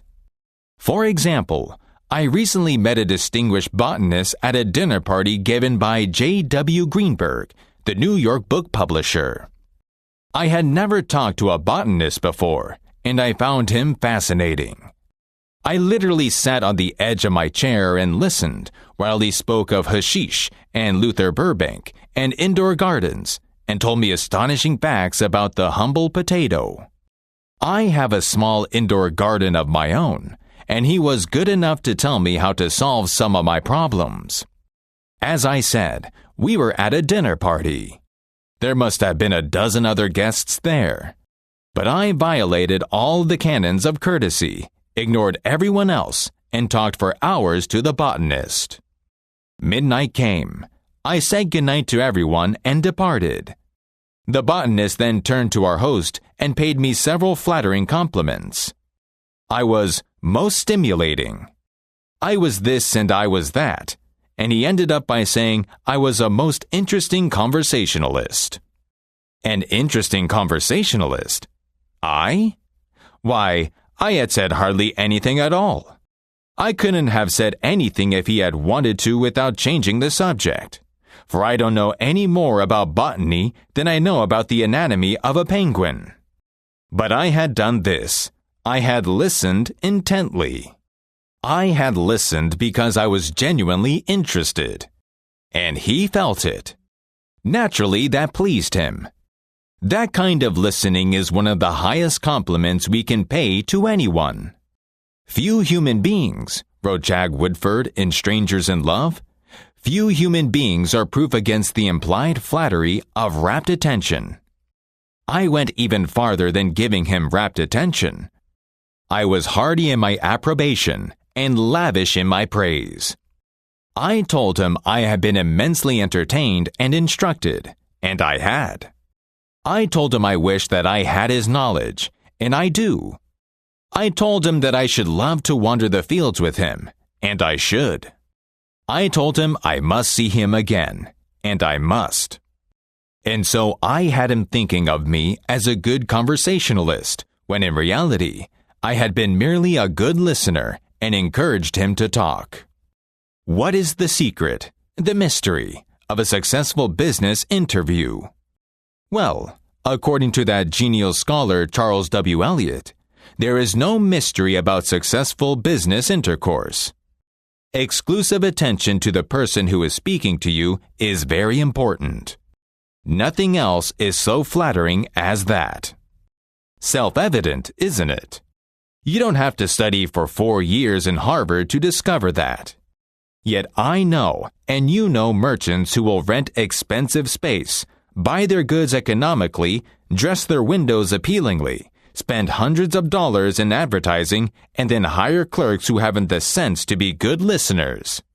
Clerks who interrupt customers, contradict them, irritate them, and all but drive them from the store. Take, for example, the experience of J.C. Wooten. He related this story in one of my classes. He bought a suit in a department store in the enterprising city of Newark, New Jersey, near the sea. The suit proved to be disappointing. The dye of the coat rubbed off and darkened the collar of his shirt. Taking the suit back to the store, he found the salesman he had dealt with and told his story. Did I say he told his story? Sorry, that is an exaggeration. He attempted to tell his story, but he couldn't. He was interrupted. We've sold thousands of those suits, the salesman retorted, and this is the first complaint we have ever had. That was what his words said. And his tones were even worse. His belligerent tone said, "You are lying. Think you are going to put something over on us, don't you? Well, I'll show you a thing or two." In the heat of this argument, a second salesman pitched in. "All dark suits rub a little at first," he said. "That can't be helped. Not in suits at that price. It's in the dye." By this time, I was fairly sizzling, Mr. Wooten remarked as he told his story. The first salesman questioned my honesty. The second one intimated that I had purchased a second-rate article. I boiled. I was on the point of telling them to take their suit and go to hell, when suddenly the head of the department strolled by. He knew his business. He changed my attitude completely. He turned an angry man into a satisfied customer. How did he do it? By 3 things. First, he listened to my story from beginning to end without saying a word. Second, when I had finished and the salesman again started to air their views, he argued with them from my point of view. Not only did he point out that my collar obviously was stained from the suit, but he also insisted that nothing should be sold from that store that did not give complete satisfaction.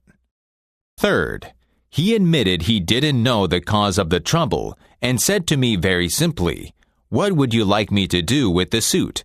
I'll do anything you say." Only a few minutes before, I had been ready to tell them to keep their confounded suit. But now I answered, "I want only your advice. I want to know whether the condition is temporary and if anything can be done about it." He suggested that I try the suit for another week. If it isn't satisfactory then, he promised, bring it in and we'll give you one that is. We are so sorry to have caused you this inconvenience. I walked out of the store satisfied. The suit was all right at the end of the week, and my confidence in that department store was completely restored. Small wonder that manager was head of his department. And, as for his subordinates, they will remain... I was about to say they would remain clerks all their lives. No, they will probably be demoted to the wrapping department, where they will never come in contact with customers. The chronic kicker, even the most violent critic, will frequently soften and be subdued in the presence of a patient, sympathetic listener. A listener who will be silent while the irate fault-finder dilates like a king cobra and spews the poison out of his system. To illustrate, the New York Telephone Company discovered a few years ago that it had to deal with one of the most vicious customers who ever cursed a hello girl. And he did curse. He raved. He threatened to tear the phone out by its roots. He refused to pay certain charges which he declared were false. He wrote letters to the newspapers. He filed innumerable complaints with the Public Service Commission, and he started several suits against the telephone company. At last, one of the company's most skillful troubleshooters was sent to interview this stormy petrel. This troubleshooter listened and let the cantankerous old boy enjoy himself by pouring out his tirade. The telephone man listened and said, "Yes," and sympathized with his grievance. He raved on and I listened for nearly 3 hours, the troubleshooter said, as he related his experiences before one of the author's classes. Then I went back and listened some more. I interviewed him 4 times, and before the 4th visit was over, I had become a charter member of an organization he was starting. He called it the Telephone Subscribers Protective Association. I am still a member of this organization, and, so far as I know, I'm the only member in the world today besides Mr. Blank. I listened and sympathized with him on every point that he made during these interviews. He had never had a telephone man talk to him that way before, and he became almost friendly. The point on which I went to see him was not even mentioned on the first visit, nor was it mentioned on the second or third, but upon the fourth interview, I closed the case completely, had all bills paid in full, and for the first time in the history of his difficulties with the telephone company, he withdrew his complaints to the commission. Doubtless, Mr. Blank considered himself to be a holy crusader, defending the public rights against callous exploitation. But in reality, what he wanted was a feeling of importance. He got this feeling of importance at first by kicking and complaining. But as soon as he got his feeling of importance from a representative of the company, his imagined grievances vanished into thin air. One morning, years ago, an angry customer stormed into the office of Julian F. Detmer, founder of the Detmer Woolen Company, which later became the world's largest distributors of woolens to the tailoring trade. This man owed us $15, Mr. Detmer explained to me. The customer denied it, but we knew he was wrong. So our credit department had insisted that he pay. After getting a number of letters from our credit men, he packed his grip, made a trip to Chicago, and hurried into my office to inform me not only that he was not going to pay that bill, but that he was never going to buy another dollar's worth of goods from the Detmer Woolen Company. I listened patiently to all he had to say. I was tempted to interrupt, but I realized that would be bad policy. So I let him talk himself out. When he finally simmered down and got in a receptive mood, I said quietly, "I want to thank you for coming to Chicago to tell me about this. You have done me a great favor, for if our credit department has annoyed you, it may annoy other good customers, and that would be just too bad. Believe me, I am far more eager to hear this than you are to tell it." That was the last thing in the world he expected me to say. I think he was a trifle disappointed, because he had come to Chicago to tell me a thing or two, but here I was thanking him instead of scrapping with him. I assured him we would wipe the $15 charge off the books and forget it, because he was a very careful man with only one account to look after, while our clerks had to look after thousands. Therefore, he was less likely to be wrong than we were. I told him that I understood exactly how he felt, and that if I were in his shoes, I should undoubtedly feel precisely as he did. Since he wasn't going to buy from us anymore, I recommended some other woolen houses. In the past, we had usually lunched together when he came to Chicago, so I invited him to have lunch with me this day. He accepted reluctantly, but when we came back to the office, he placed a larger order than ever before. He returned home in a softened mood, and wanting to be just as fair with us as we had been with him, looked over his bills, found one that had been mislaid, and sent us a check for $15 with his apologies. Later, when his wife presented him with a baby boy, he gave his son the middle name of Detmer, and he remained a friend and customer of the house until his death 22 years afterwards. Years ago, a poor Dutch immigrant boy was washing the windows of a bakery shop after school for 50 cents a week, and his people were so poor that he used to go out in the street with a basket every day and collect stray bits of coal that had fallen in the gutter where the coal wagons had delivered fuel. That boy, Edward Bach, never got more than 6 years schooling in his life. Yet eventually he made himself one of the most successful magazine editors in the history of American journalism. How did he do it? That is a long story, but how he got his start can be told briefly.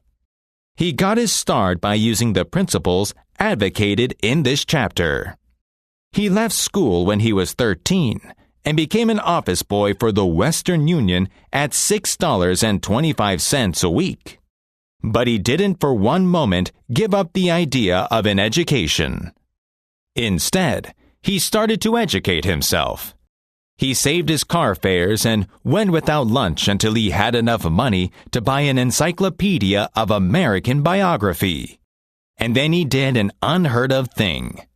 He read the lives of famous men and wrote them asking for additional information about their childhoods. He was a good listener. He encouraged famous people to talk about themselves. He wrote General James A. Garfield, who was then running for president, and asked if it was true that he was once a towboy on a canal. And Garfield replied. He wrote General Grant asking about a certain battle. And Grant drew a map for him and invited this 14-year-old boy to dinner and spent the evening talking to him. He wrote Emerson and encouraged Emerson to talk about himself. This Western Union messenger boy was soon corresponding with many of the most famous people in the nation. Emerson, Phillips Brooks, Oliver Wendell Holmes, Longfellow, Mrs. Abraham Lincoln, Louisa May Alcott, General Sherman, and Jefferson Davis. He not only corresponded with these distinguished people, but as soon as he got a vacation, he visited many of them as a welcome guest in their homes. This experience imbued him with a confidence that was invaluable. These men and women fired him with a vision and ambition that revolutionized his life. And all this, let me repeat, was made possible solely by the application of the principles we are discussing here. Isaac F. Marcusson, who is probably the world's champion interviewer of celebrities, declared that many people fail to make a favorable impression because they don't listen attentively. They have been so much concerned with what they are going to say next that they do not keep their ears open. Big men have told me that they prefer good listeners to good talkers, but the ability to listen seems rarer than almost any other good trait. And not only big men crave a good listener, but ordinary folk do too. As the Reader's Digest once said, many persons call a doctor when all they want is an audience. During the darkest hours of the Civil War, Lincoln wrote to an old friend out in Springfield, Illinois, asking him to come to Washington. Lincoln said he had some problems he wanted to discuss with him. The old neighbor called at the White House, and Lincoln talked to him for hours about the advisability of issuing a proclamation freeing the slaves. Lincoln went all over the arguments for and against such a move, and then read letters and newspaper articles, some denouncing him for not freeing the slaves, and others denouncing him for fear he was going to free them. After talking for hours, Lincoln shook hands with his old neighbor, said good night, and sent him back to Illinois without even asking for his opinion. Lincoln had done all the talking himself. That seemed to clarify his mind. He seemed to feel easier after the talk, the old friend said. Lincoln hadn't wanted advice. He had wanted merely a friendly, sympathetic listener to whom he can unburden himself. That's what we all want when we are in trouble. That is frequently all the irritated customer wants, and the dissatisfied employee, or the hurt friend. If you want to know how to make people shun you and laugh at you behind your back and even despise you, here is the recipe. Never listen to anyone for long. Talk incessantly about yourself. If you have an idea while the other fellow is talking, don't wait for him to finish. He isn't as smart as you. Why waste your time listening to his idle chatter? Bust right in and interrupt him in the middle of a sentence. Do you know people like that? I do, unfortunately. And the astonishing part of it is that some of them have their names in the social register. Bores. That is all they are. Bores intoxicated with their own egos, drunk with the sense of their own importance. The man who talks only of himself thinks only of himself. And the man who thinks only of himself, says Dr. Nicholas Murray Butler, president of Columbia University, is hopelessly uneducated. He is not educated, says Dr. Butler, no matter how instructed he may be.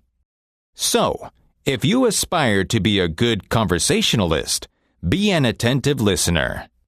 As Mrs. Charles Northam Lee puts it, to be interesting, be interested. Ask questions that the other man will enjoy answering. Encourage him to talk about himself and his accomplishments.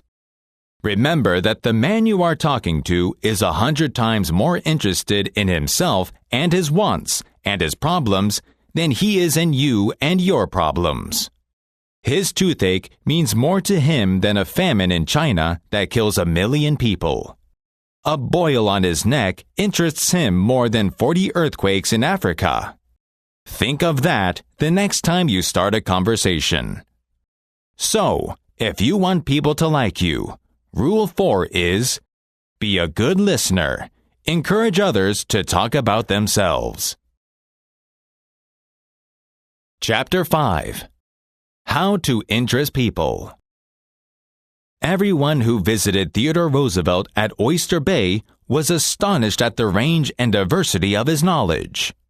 Whether it was a cowboy or a rough rider, a New York politician or a diplomat, wrote Gamaliel Bradford, Roosevelt knew what to say to him. And how was it done? The answer was simple. Whenever Roosevelt expected a visitor, he sat up late the night before reading up on the subject in which he knew his guest was particularly interested. For Roosevelt knew, as all leaders know, that the royal road to a man's heart is to talk to him about the things he treasures most. The genial William Lyon Phelps, erstwhile professor of literature at Yale, learned this lesson early in life. When I was 8 years old and was spending a weekend visiting my Aunt Libby Lindsay at her home in Stratford on the Housatonic, writes William Lyon Phelps in his essay on human nature. A middle-aged man called me one evening, and after a polite skirmish with my aunt, he devoted his attention to me. At that time, I happened to be excited about boats, and the visitor discussed the subject in a way that seemed to me particularly interesting. After he left, I spoke of him with enthusiasm. What a man, and how tremendously interested in boats! My aunt informed me he was a New York lawyer, that he cared nothing whatever about boats, took not the slightest interest in the subject. But why then did he talk all the time about boats? Because he is a gentleman. He saw you were interested in boats, and he talked about the things he knew would interest and please you. He made himself agreeable. And William Lyon Phelps adds, I never forgot my aunt's remark. As I write this chapter, I have before me a letter from Edward L. Challiff, a man active in Boy Scout work. One day, I found I needed a favor, writes Mr. Challiff. A big Scout jamboree was coming off in Europe, and I wanted the president of one of the largest corporations in America to pay the expenses of one of my boys for the trip. Fortunately, just before I went to see this man, I heard that he had drawn a check for $1 million, and that after it was canceled, he had had it framed. So the first thing I did when I entered his office was to ask to see that check. A check for $1 million. I told him I never knew that anybody had ever written such a check, and that I wanted to tell my boys that I had actually seen a check for $1 million. He gladly showed it to me. I admired it and asked him to tell me all about how it happened to be drawn. You notice, don't you, that Mr. Challiff didn't begin by talking about the Boy Scouts or the Jamboree in Europe, or what it was he wanted. He talked in terms of what interested the other man. Here's the result. Presently, the man I was interviewing said, "Oh, by the way, what was it you wanted to see me about?" So I told him, To my vast surprise, Mr. Chalif continues, he not only granted immediately what I asked for, but much more. I had asked him to send only one boy to Europe, but he sent 5 boys and myself, gave me a letter of credit for $1,000, and told us to stay in Europe for 7 weeks. He also gave me letters of introduction to his branch presidents, putting them at our service. And he himself met us in Paris and showed us the town. Since then, he has given jobs to some of the boys whose parents were in want, and he is still active in our group. Yet I know if I hadn't found out what he was interested in and got him warmed up first, I wouldn't have found him 1/10 as easy to approach. Is this a valuable technique to use in business? Is it? Let's see. Take Henry G. Duvernoy of Duvernoy & Sons, one of the highest class baking firms in New York. Mr. Duvernoy had been trying to sell bread to a certain New York hotel. He had called on the manager every week for 4 years. He went to the same social affairs the manager attended. He even took rooms in the hotel and lived there in order to get the business, but he failed. Then, said Mr. Duvernoy, after studying human relations, I resolved to change my tactics. I decided to find out what interested this man, what caught his enthusiasm. I discovered he belonged to a society of hotel men called the Hotel Greeters of America. He not only belonged, but his bubbling enthusiasm had made him president of the organization and president of the International Greeters. No matter where its conventions were held, he would be there even if he had to fly over mountains or cross deserts or seas. So when I saw him the next day, I began talking about the greeters. What a response I got! What a response! He talked to me for half an hour about the greeters, his tones vibrant with enthusiasm. I could plainly see that this society was his hobby, the passion of his life. Before I left his office, he sold me a membership in his organization. In the meantime, I had said nothing about bread, but a few days later, the steward of his hotel phoned me to come over with samples and prices. I don't know what you did to the old boy, the steward greeted me, but he sure is sold on you. Think of it. I had been drumming at that man for 4 years, trying to get his business, and I'd still be drumming at him if I hadn't finally taken the trouble to find out what he was interested in and what he enjoyed talking about. So, if you want to make people like you, Rule 5 is, talk in terms of the other man's interests. Chapter 6. How to make people like you instantly. I was waiting in line to register a letter in the post office at 33rd Street and 8th Avenue in New York. I noticed that the registry clerk was bored with his job. Weighing envelopes, handing out the stamps, making change, issuing receipts. The same monotonous grind year after year. So I said to myself, I am going to try to make that chap like me. Obviously, to make him like me, I must say something nice, not about myself, but about him. So I asked myself, what is there about him that I can honestly admire? That is sometimes a hard question to answer, especially with strangers. But in this case, it happened to be easy. I instantly saw something I admired no end. So while he was weighing my envelope, I remarked with enthusiasm, I certainly wish I had your head of hair. He looked up, half startled, his face beaming with smiles. Well, it isn't as good as it used to be, he said modestly. I assured him that although it might have lost some of its pristine glory, nevertheless, it was still magnificent. He was immensely pleased. We carried on a pleasant little conversation, and the last thing he said to me was, "Many people have admired my hair." I'll bet that chap went out to lunch that day walking on air.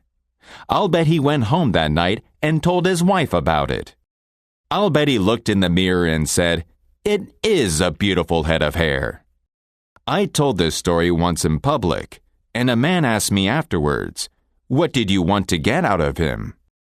What was I trying to get out of him? What was I trying to get out of him?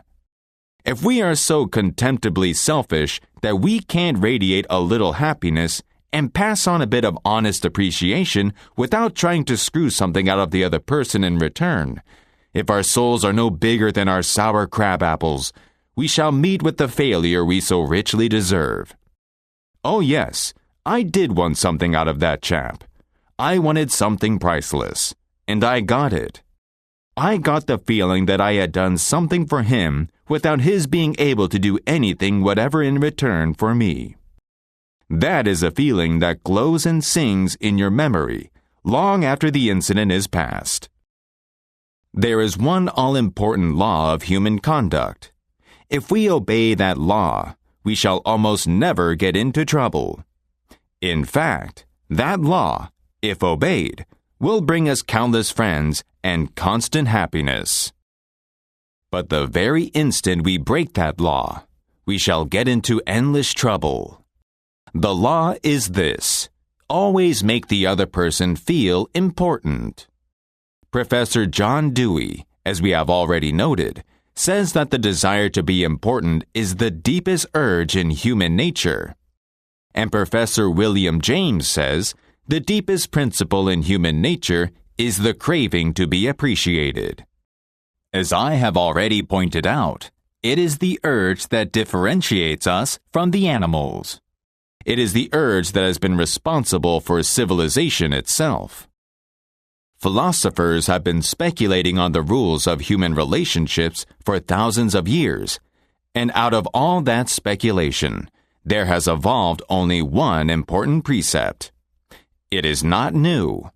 It is as old as history. Zoroaster taught it to his fire worshippers in Persia 3,000 years ago. Confucius preached it in China 24 centuries ago. Lao Tzu, the founder of Taoism, taught it to his disciples in the valley of the Han. Buddha preached it on the banks of the holy Ganges 500 years before Christ. The sacred books of Hinduism taught it 1,000 years before that. Jesus taught it among the stony hills of Judea 19 centuries ago. Jesus summed it up in one thought, probably the most important rule in the world. Do unto others as you would have others do unto you. You want the approval of those with whom you come in contact. You want recognition of your true worth. You want a feeling that you are important in your little world.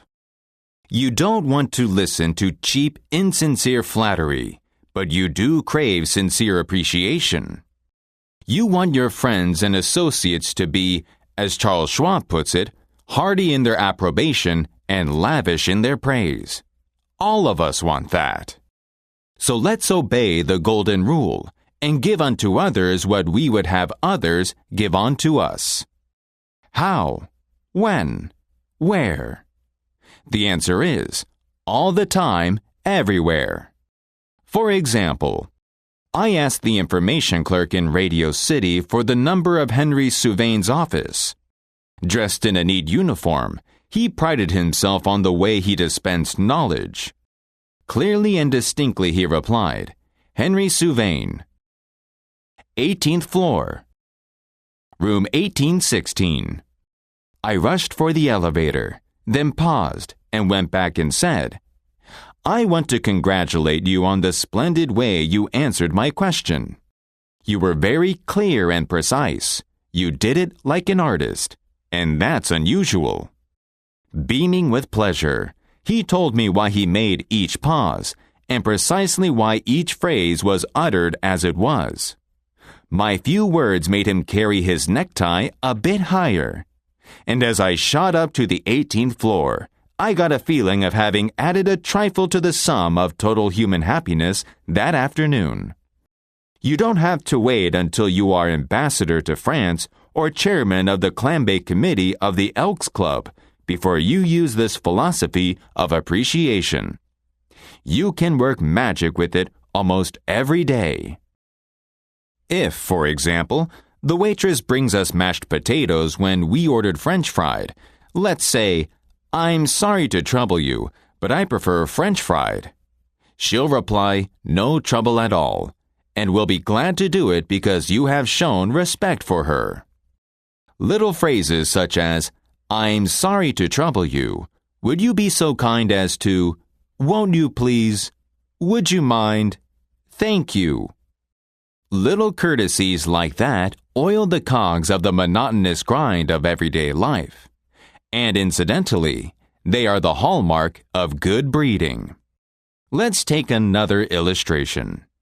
Did you ever read any of Hall Caine's novels? The Christian, The Deemster, The Manxman? Millions of people read his novels, countless millions.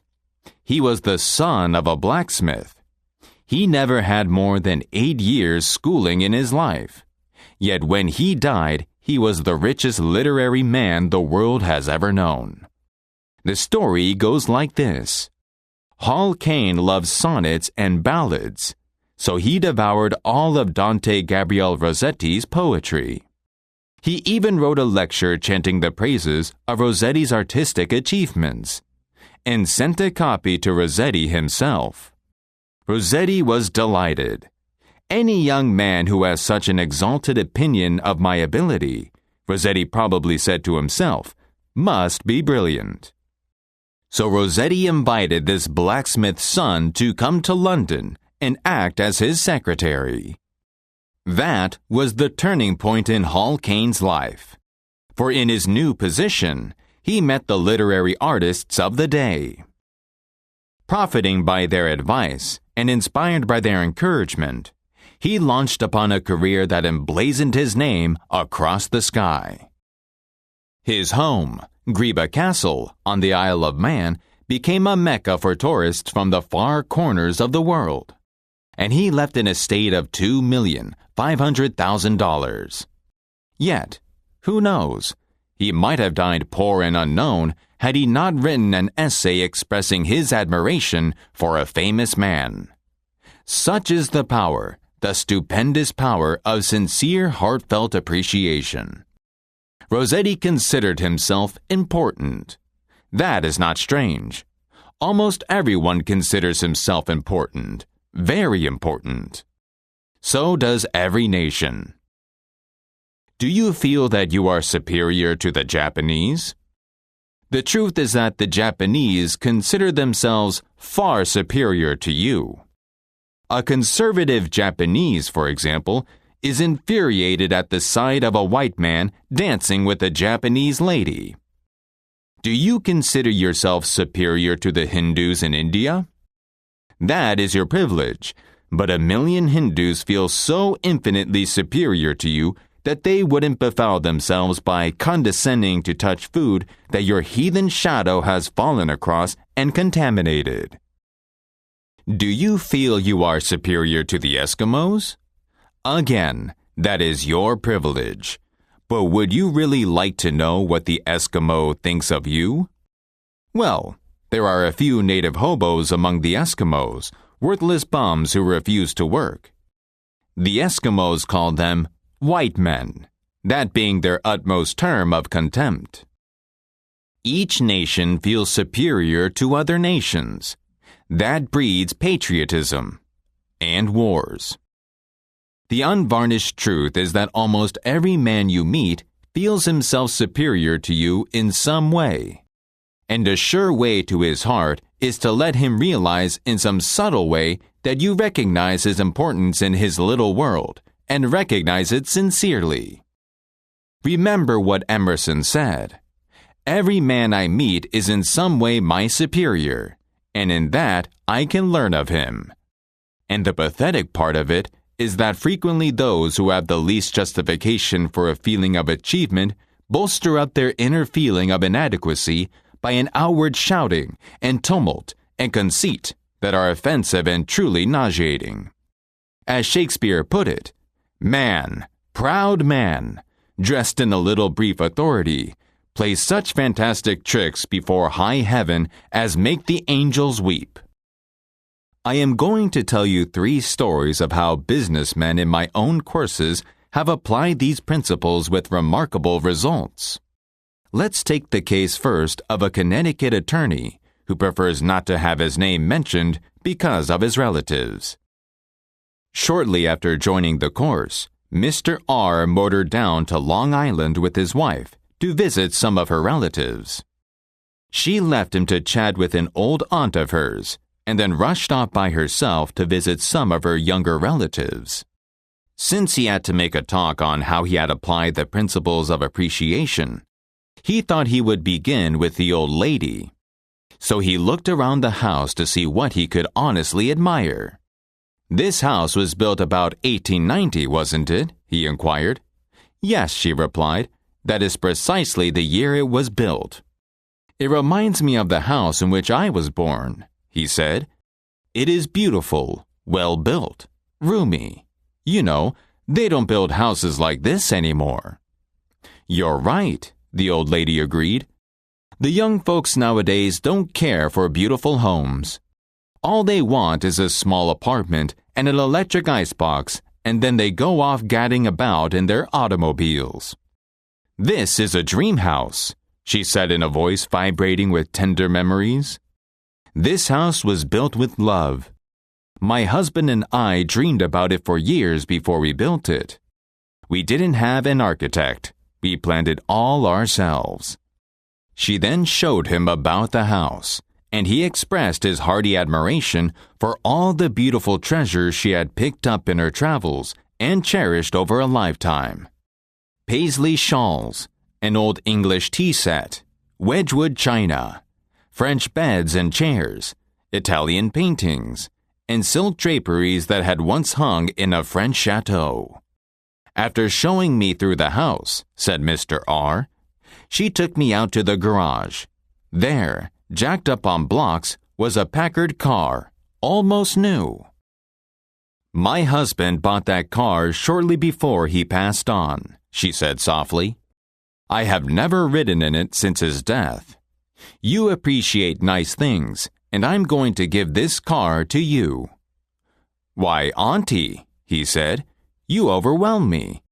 I appreciate your generosity, of course, but I couldn't possibly accept it. I'm not even a relative of yours.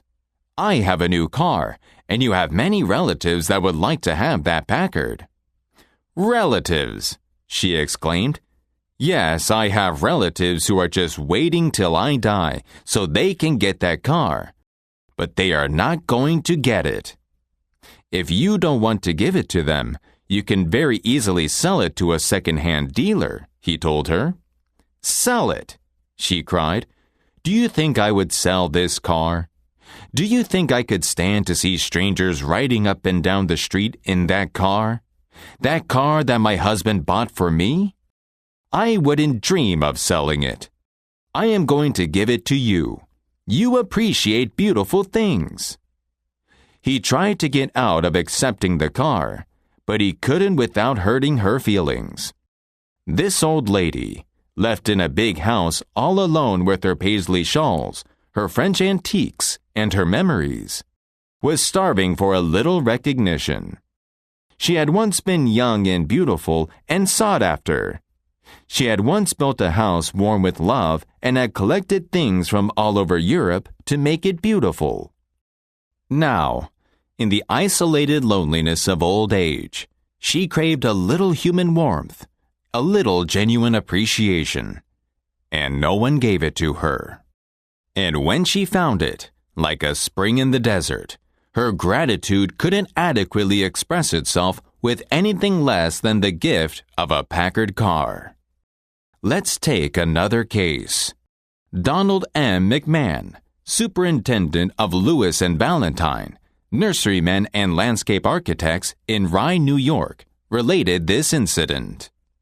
"Shortly after I heard the talk on how to win friends and influence people," I was landscaping the estate of a famous attorney. The owner came out to give me a few suggestions about where he wished to plant a mass of rhododendrons and azaleas. I said, "Judge, you have a lovely hobby.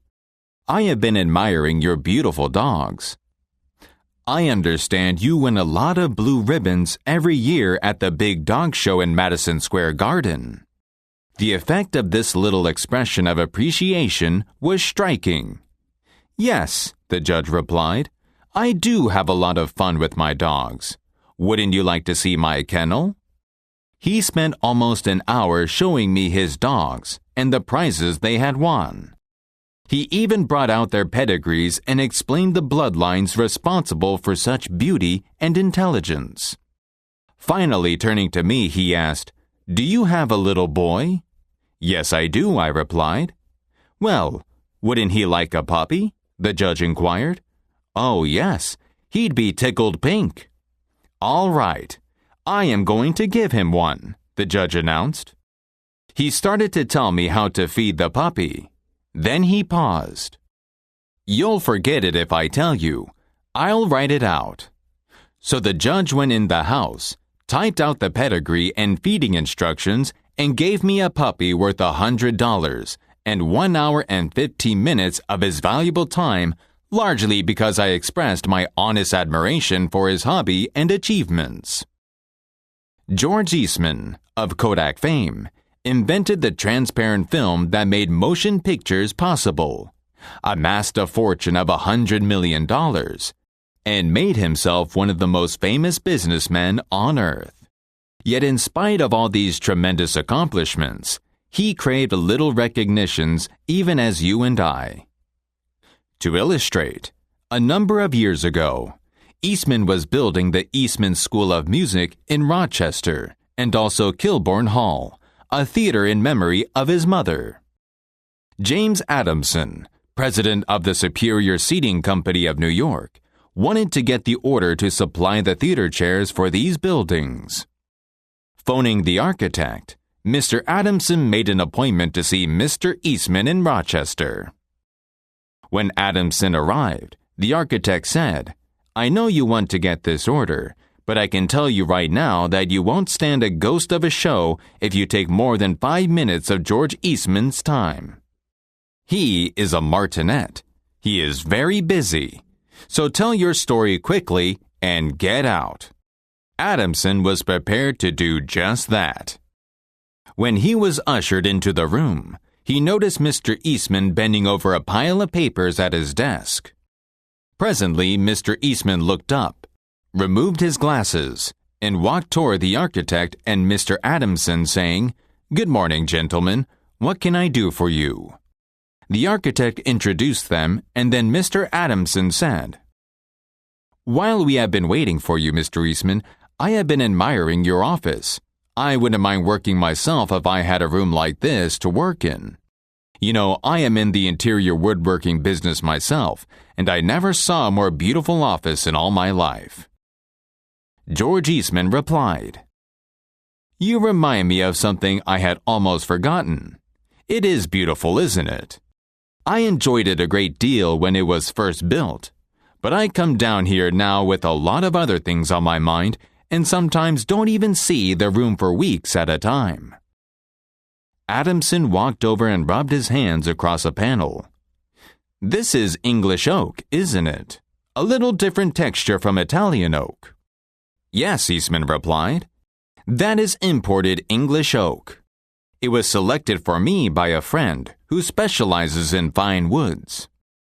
Then Eastman showed him about the room, pointing out the proportions, the coloring, the hand carving, and other effects that he had helped to plan and execute.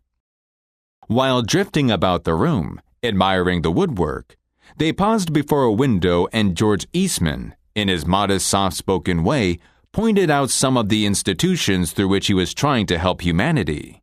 The University of Rochester, the General Hospital, the Homeopathic Hospital, the Friendly Home, the Children's Hospital. Mr. Adamson congratulated him warmly on the idealistic way he was using his wealth to alleviate the sufferings of humanity. Presently, George Eastman unlocked a glass case and pulled out the first camera he had ever owned, an invention he had bought from an Englishman. Adamson questioned him at length about his early struggles to get started in business, and Mr. Eastman spoke with real feeling about the poverty of his childhood, told how his widowed mother had kept a boarding house while he clerked in an insurance office for 50 cents a day. The terror of poverty haunted him day and night, and he resolved to make enough money so his mother wouldn't have to work herself to death in a boarding house. Mr. Adamson drew him out with further questions and listened, absorbed, while he related the story of his experiments with dry photographic plates. He told how he had worked in an office all day and sometimes experimented all night, taking only brief naps while the chemicals were working, sometimes working and sleeping in his clothes for 72 hours at a stretch. James Adamson had been ushered into Eastman's office at 10:15 and warned that he must not take more than 5 minutes. But an hour passed, 2 hours passed. They were still talking.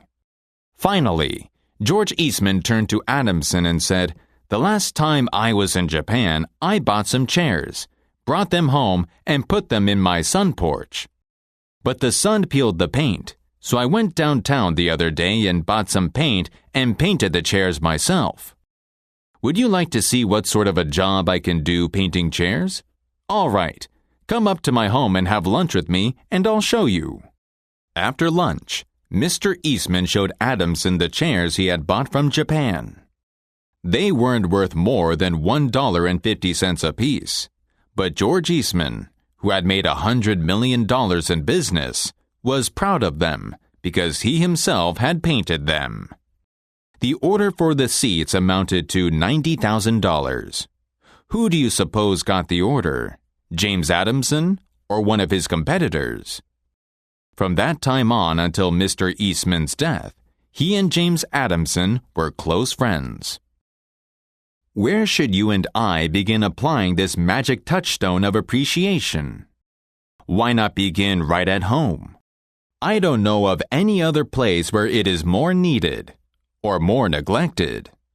Your wife must have some good points.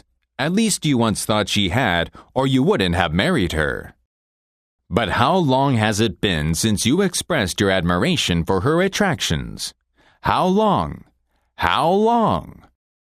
I was fishing up on the headwaters of the Miramichi in New Brunswick a few years ago. I was isolated in a lonely camp deep in the Canadian woods. The only thing I could find to read was a country newspaper. I read everything in it, including the ads and an article by Dorothy Dix. Her article was so fine that I cut it out and kept it. She claimed she was tired of always hearing lectures to brides.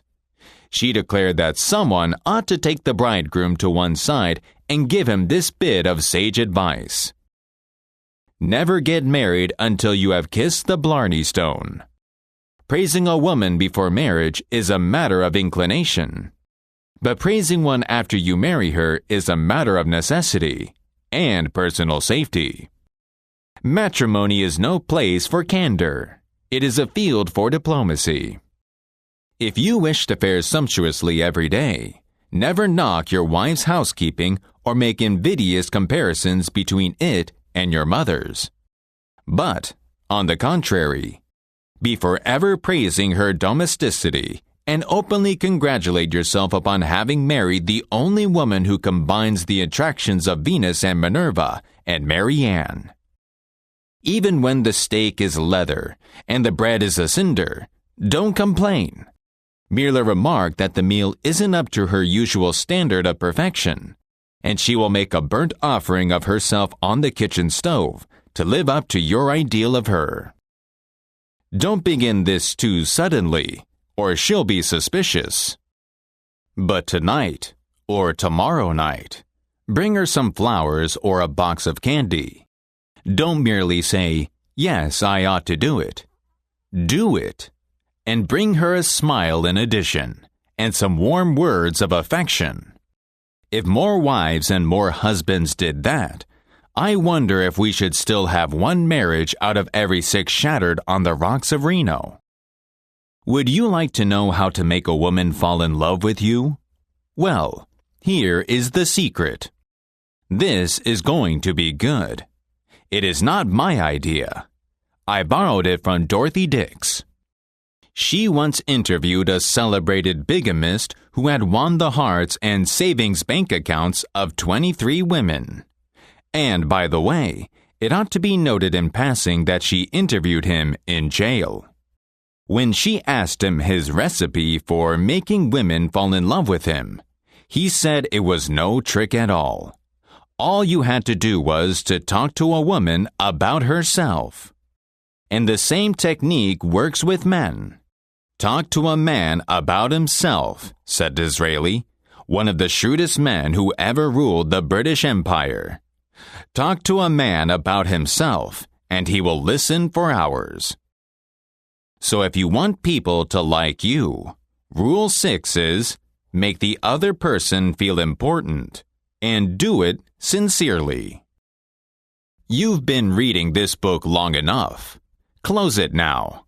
Knock the dead ashes out of your pipe, and begin to apply this philosophy of appreciation at once on the person nearest you. And watch the magic work. In a nutshell. 6 ways to make people like you. Rule 1. Become genuinely interested in other people. Rule 2. Smile. Rule 3. Remember that a man's name is to him the sweetest and most important sound in the English language. Rule 4. Be a good listener. Encourage others to talk about themselves. Rule 5. Talk in terms of the other man's interest. Rule 6. Make the other person feel important, and do it sincerely. Part 3. 12 ways to win people to your way of thinking. Chapter 1. You can't win an argument. Shortly after the close of the war, I learned an invaluable lesson one night in London. I was manager at the time for Sir Ross Smith. During the war, Sir Ross had been the Australian ace out in Palestine. And shortly after peace was declared, he astonished the world by flying halfway around it in 30 days. No such feat had ever been attempted before. It created a tremendous sensation. The Australian government gave him $50,000. The King of England knighted him, and for a while, he was the most talked of man under the Union Jack, the Limburg of the British Empire. I was attending a banquet one night given in Sir Ross's honor. And during the dinner, the man sitting next to me told a humorous story which hinged on the quotation, "There's a divinity that shapes our ends. Rough hew them how we will." The raconteur mentioned that the quotation was from the Bible. He was wrong. I knew that.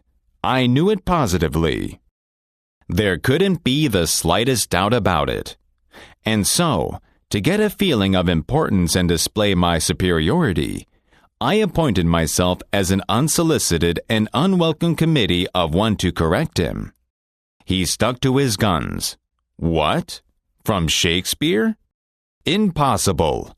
Absurd. That quotation was from the Bible, and he knew it. The storyteller was sitting on my right, and Mr. Frank Gammond, an old friend of mine, was seated at my left. Mr. Gammond had devoted years to the study of Shakespeare. So the storyteller and I agreed to submit the question to Mr. Gammond. Mr. Gammond listened, kicked me under the table, and then said, "Dale, you are wrong. The gentleman is right. It is from the Bible."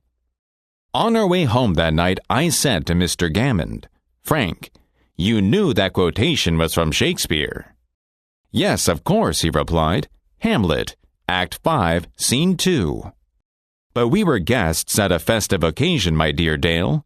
Why prove to a man he is wrong? Is that going to make him like you?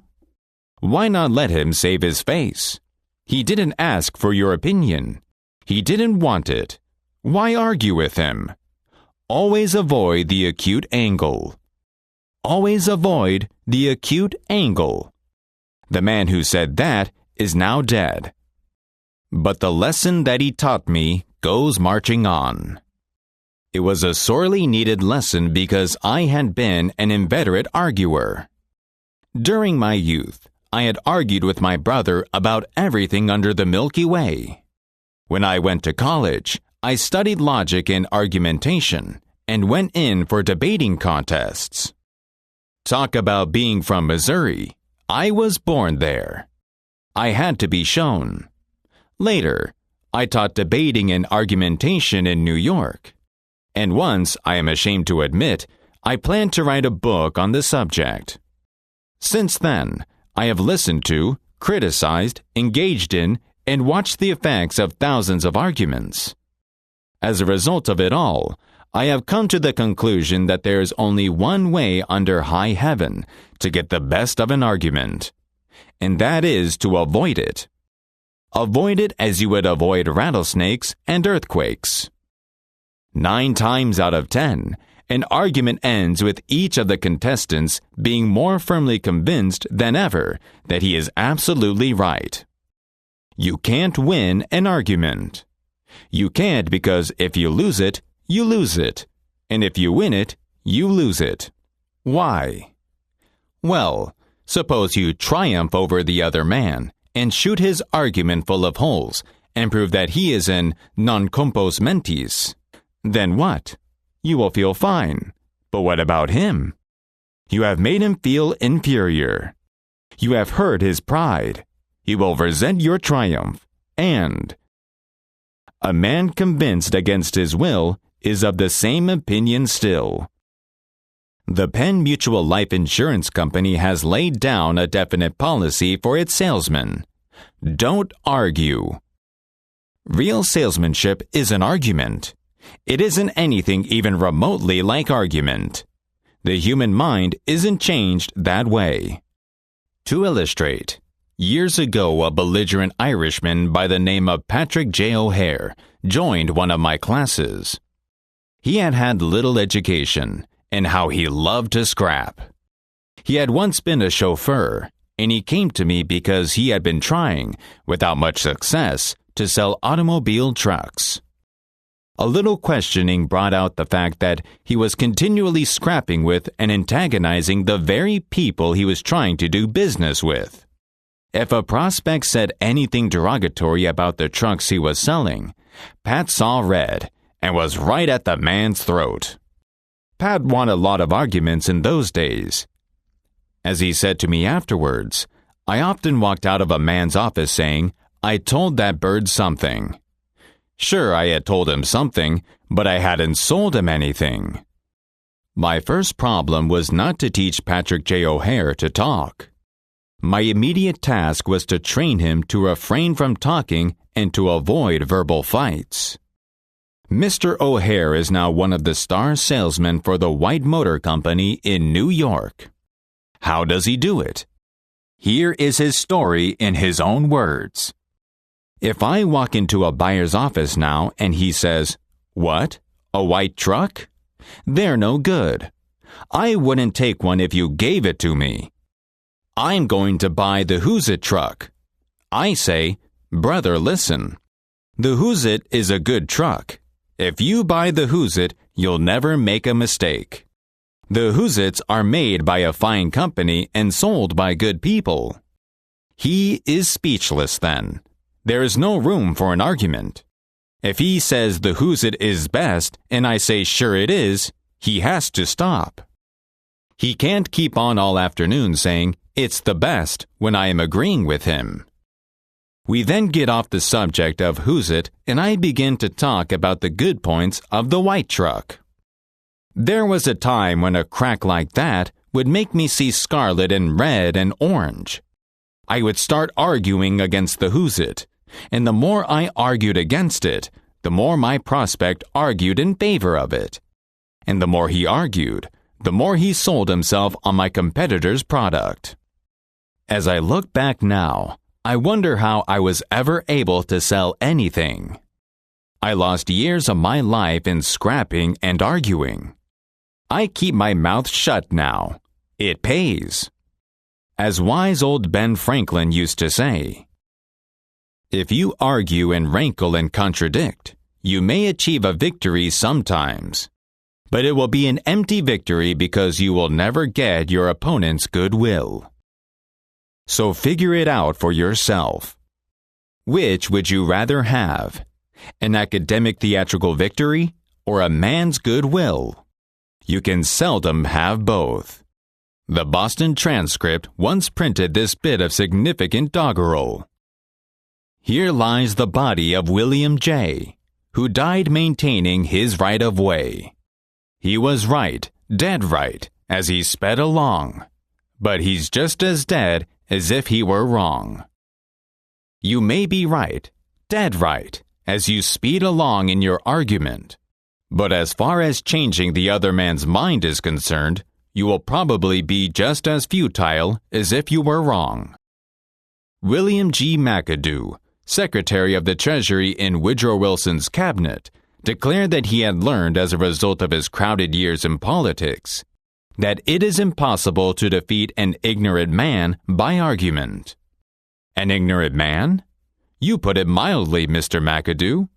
My experience has been that it is all but impossible to make any man, regardless of his IQ rating, change his mind by a verbal joust.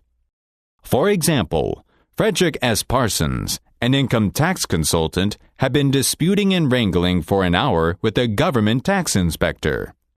An item of $9,000 was at stake. Mr. Parsons claimed that this $9,000 was in reality a bad debt, that it would never be collected, that it ought not to be taxed. Bad debt, my eye, retorted the inspector. It must be taxed. This inspector was cold, arrogant, and stubborn, Mr. Parsons said as he told the story to the class. Reason was wasted on him, and so were facts. The longer we argued, the more stubborn he became. So I decided to avoid argument, change the subject, and give him appreciation. I said, I suppose that this is a very petty matter in comparison with the really important and difficult decisions you are required to make. I've made a study of taxation myself, but I've had to get my knowledge from books. You are getting yours from the firing line of experience. I sometimes wish I had a job like yours. It would teach me a lot. I meant every word I said. Well, the inspector straightened up in his chair, leaned back, and talked for a long time about his work, telling me of the clever frauds he had uncovered. His tone gradually became friendly, and presently he was telling me about his children. As he left, he advised me that he would consider my problem further and give me his decision in a few days. He called at my office 3 days later and informed me that he had decided to leave the tax return exactly as it was filed. This tax inspector was demonstrating one of the most common of human frailties. He wanted a feeling of importance, and as long as Mr. Parsons argued with him, he got his feeling of importance by loudly asserting his authority. But as soon as his importance was admitted, and the argument stopped, and he was permitted to expand his ego, he became a sympathetic and kindly human being. Constant, the head valet in Napoleon's household, often played billiards with Josephine. Constant says on page 73, Volume 1 of his Recollections of the Private Life of Napoleon, although I had some skill, I always managed to let her beat me, which pleased her exceedingly. Let's learn a Constant lesson from Constant. Let's let our customers and sweethearts and husbands and wives beat us in the little discussions that may arise. Buddha said, hatred is never ended by hatred, but by love. And a misunderstanding is never ended by an argument, but by tact, diplomacy, conciliation, and a sympathetic desire to see the other person's viewpoint. Lincoln once reprimanded a young Army officer for indulging in a violent controversy with an associate. "No man who is resolved to make the most of himself," said Lincoln, "can spare time for personal contention. Still less can he afford to take the consequences, including the vitiation of his temper and the loss of self-control. Yield larger things to which you show no more than equal rights, and yield lesser ones though clearly your own. Better give your path to a dog than be bitten by him in contesting for the right. Even killing the dog would not cure the bite." Therefore, Rule 1 is: the only way to get the best of an argument is to avoid it. Chapter 2: A Sure Way of Making Enemies, and How to Avoid It. When Theodore Roosevelt was in the White House, he confessed that if he could be right 75% of the time, he would reach the highest measure of his expectations. If that was the highest rating that one of the most distinguished men of the 20th century could hope to obtain, what about you and me? If you can be sure of being right only 55% of the time, you can go down to Wall Street, make $1 million a day, buy a yacht, and marry a chorus girl. And if you can't be sure of being right even 55% of the time, why should you tell other people they are wrong? You can tell a man he is wrong by a look or an intonation or a gesture just as eloquently as you can in words. And if you tell him he is wrong, do you make him want to agree with you? Never. For you have struck a direct blow at his intelligence, his judgment, his pride, his self-respect. That will make him want to strike back, but it will never make him want to change his mind. You may then hurl at him all the logic of a Plato or an Immanuel Kant, but you will not alter his opinion, for you have hurt his feelings.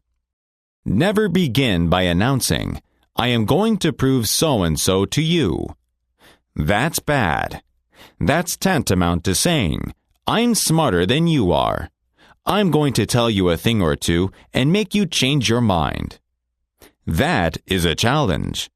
That arouses opposition and makes the listener want to battle with you before you even start. It is difficult, under even the most benign conditions, to change people's minds.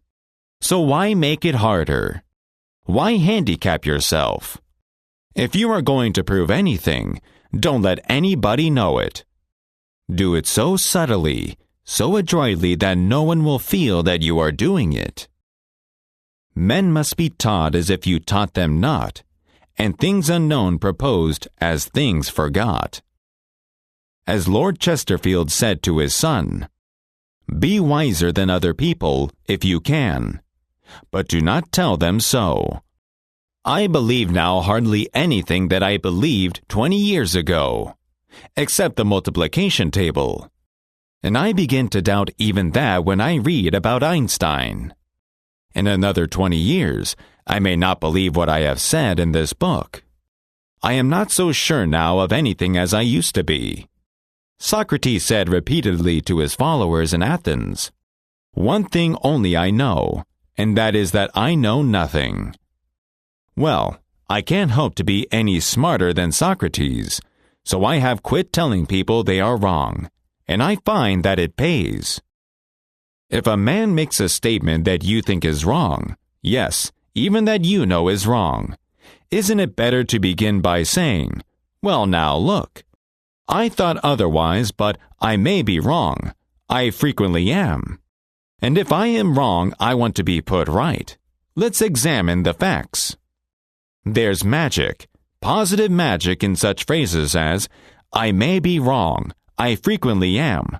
Let's examine the facts."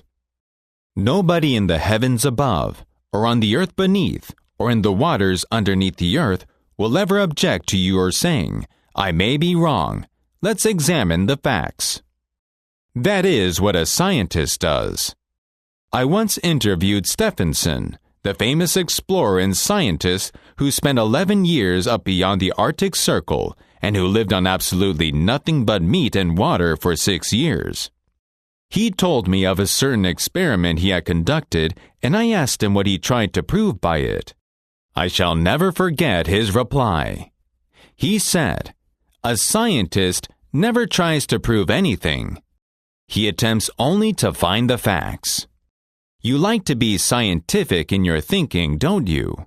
Well, no one is stopping you but yourself. You will never get into trouble by admitting that you may be wrong. That will stop all argument and inspire the other fellow to be just as fair and open and broad-minded as you are. It will make him want to admit that he too may be wrong. If you know positively that a man is wrong, and you tell him so bluntly, what happens? Let me illustrate by a specific case. Mr. S., a young New York attorney, was arguing a rather important case recently before the United States Supreme Court.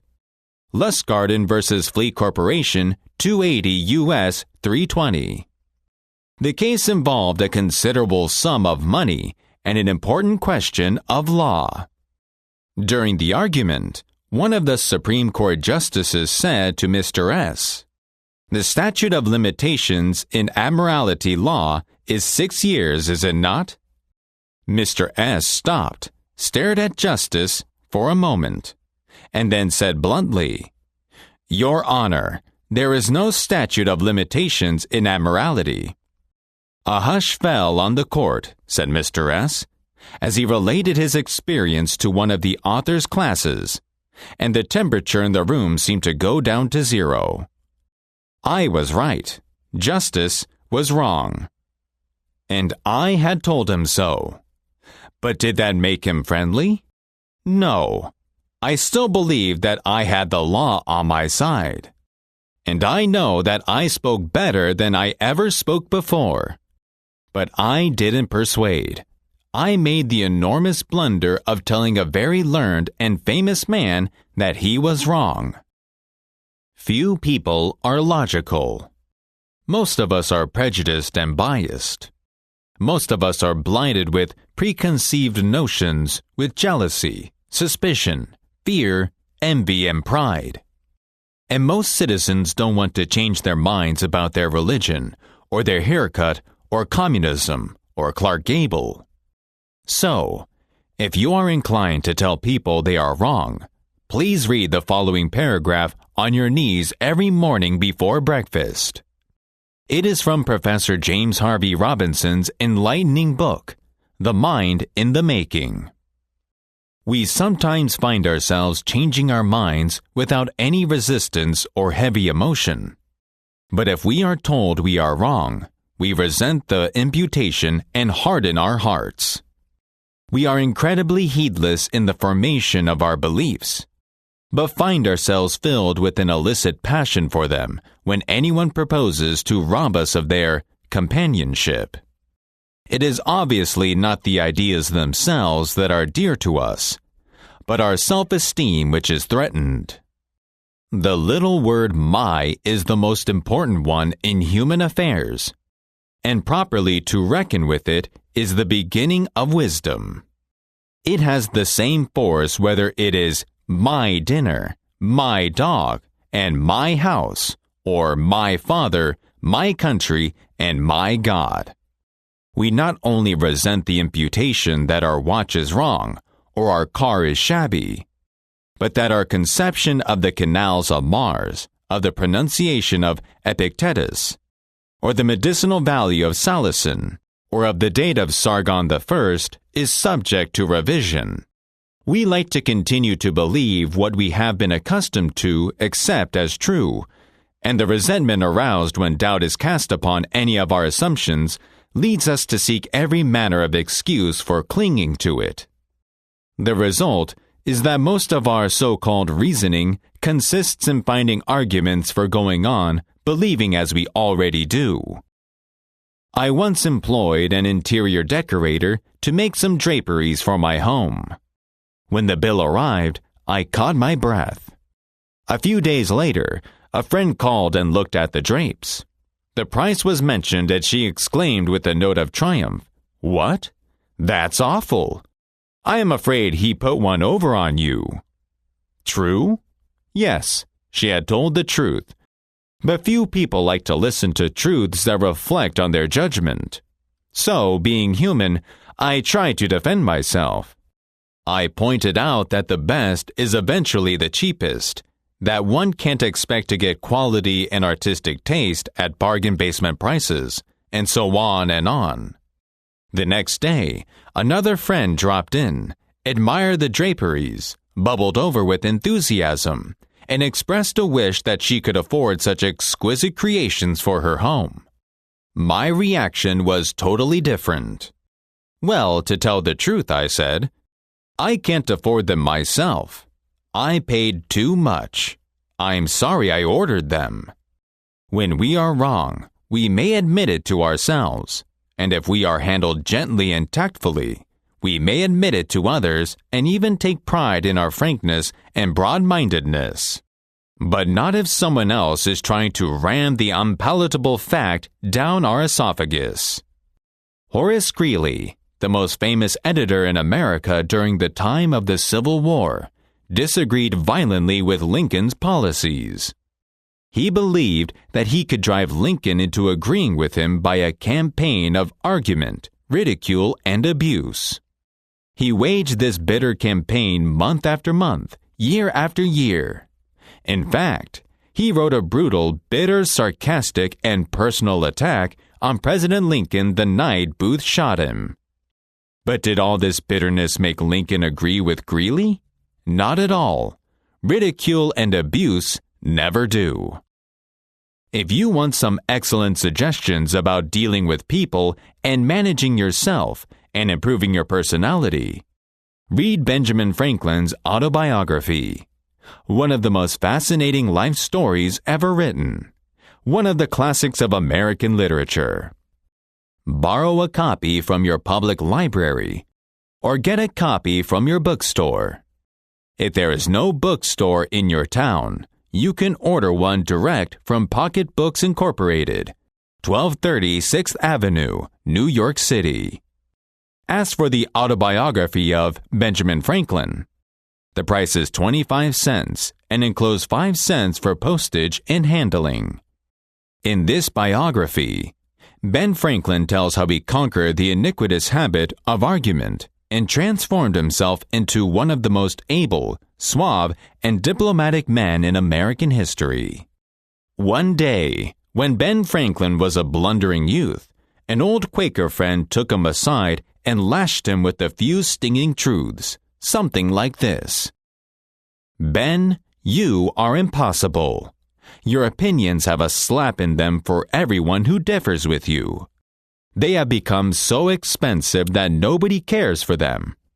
Your friends find they enjoy themselves better when you are not around. You know so much that no man can tell you anything. Indeed, no man is going to try, for the effort would lead only to discomfort and hard work.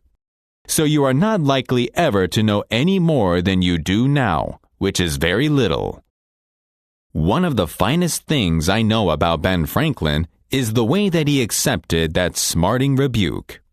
He was big enough and wise enough to realize it was true, to sense that he was headed for failure and social disaster. So he made a right-about face. He began immediately to change his insolent, bigoted ways. "I made it a rule," said Franklin, "to forbear all direct contradiction to the sentiments of others, and all positive assertion of my own. I even forbade myself the use of every word or expression in the language that imported a fixed opinion, such as certainly, undoubtedly, etc. And I adopted instead of them, I conceive, I apprehend, or I imagine, a thing to be so, or it so appears to me at present.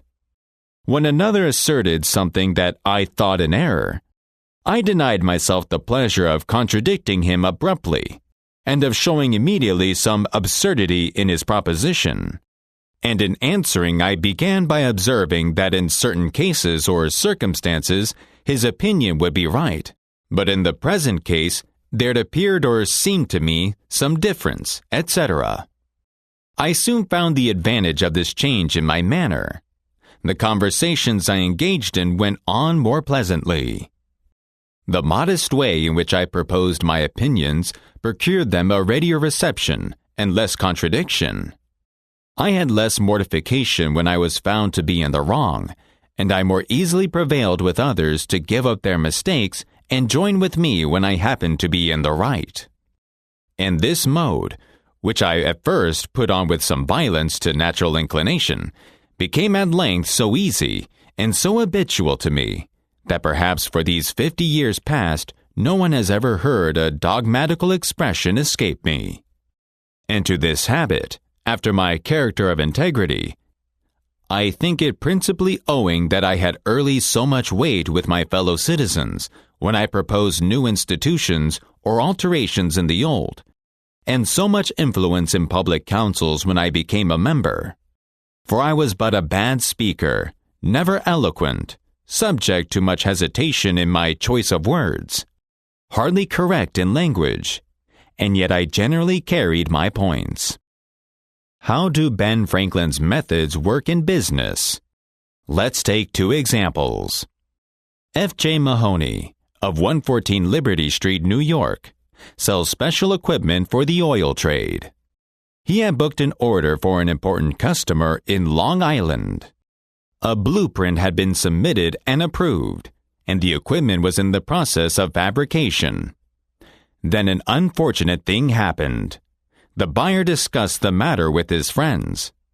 They warned him he was making a grave mistake. He had had something pawned off on him that was all wrong. It was too wide, too short, too this and too that. His friends worried him into a temper. Calling Mr. Mahoney on the phone, he swore he wouldn't accept the equipment that was already being manufactured. I checked things over very carefully and knew positively that we were right, said Mr. Mahoney as he told the story. And I also knew that he and his friends didn't know what they were talking about. But I sensed that it would be dangerous to tell him so. I went out to Long Island to see him, and as I walked into his office, he leapt to his feet and came toward me, talking rapidly. He was so excited that he shook his fist as he talked. He condemned me and my equipment and ended up by saying, "Now, what are you going to do about it?" I told him very calmly that I would do anything he said. "You are the man who is going to pay for this," I said, "so you should certainly get what you want. However, somebody has to accept the responsibility. If you think you are right, give us the blueprint, and although we have spent $2,000 making this job for you, we'll scrap that. We are willing to lose $2,000 in order to please you. However, I must warn you that if we build it as you insist, you must take the responsibility. But if you let us proceed as we planned, which we still believe is the right way, we will assume the responsibility." He had calmed down by this time and finally said, "All right, go ahead, but if it is not right, God help you." It was right, and he had already promised us another order for 2 similar jobs this season.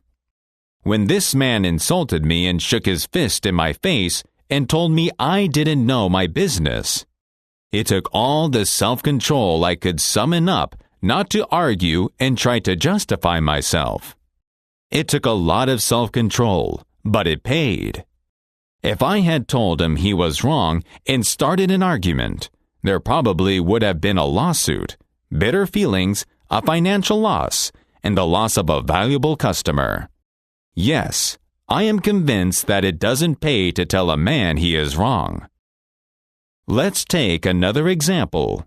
And remember, these cases I am citing are typical of the experiences of thousands of other men. R.V. Crowley is a salesman for the Gardner W. Taylor Lumber Company of New York. Crowley admitted that he had been telling hard-boiled lumber inspectors for years that they were wrong. and he had won the arguments too. But it hadn't done any good. For these lumber inspectors, said Mr. Crowley, are like baseball umpires. Once they make a decision, they never change it. Mr. Crowley saw that his firm was losing thousands of dollars through the arguments he won. So while taking my course, he resolved to change tactics and abandon arguments.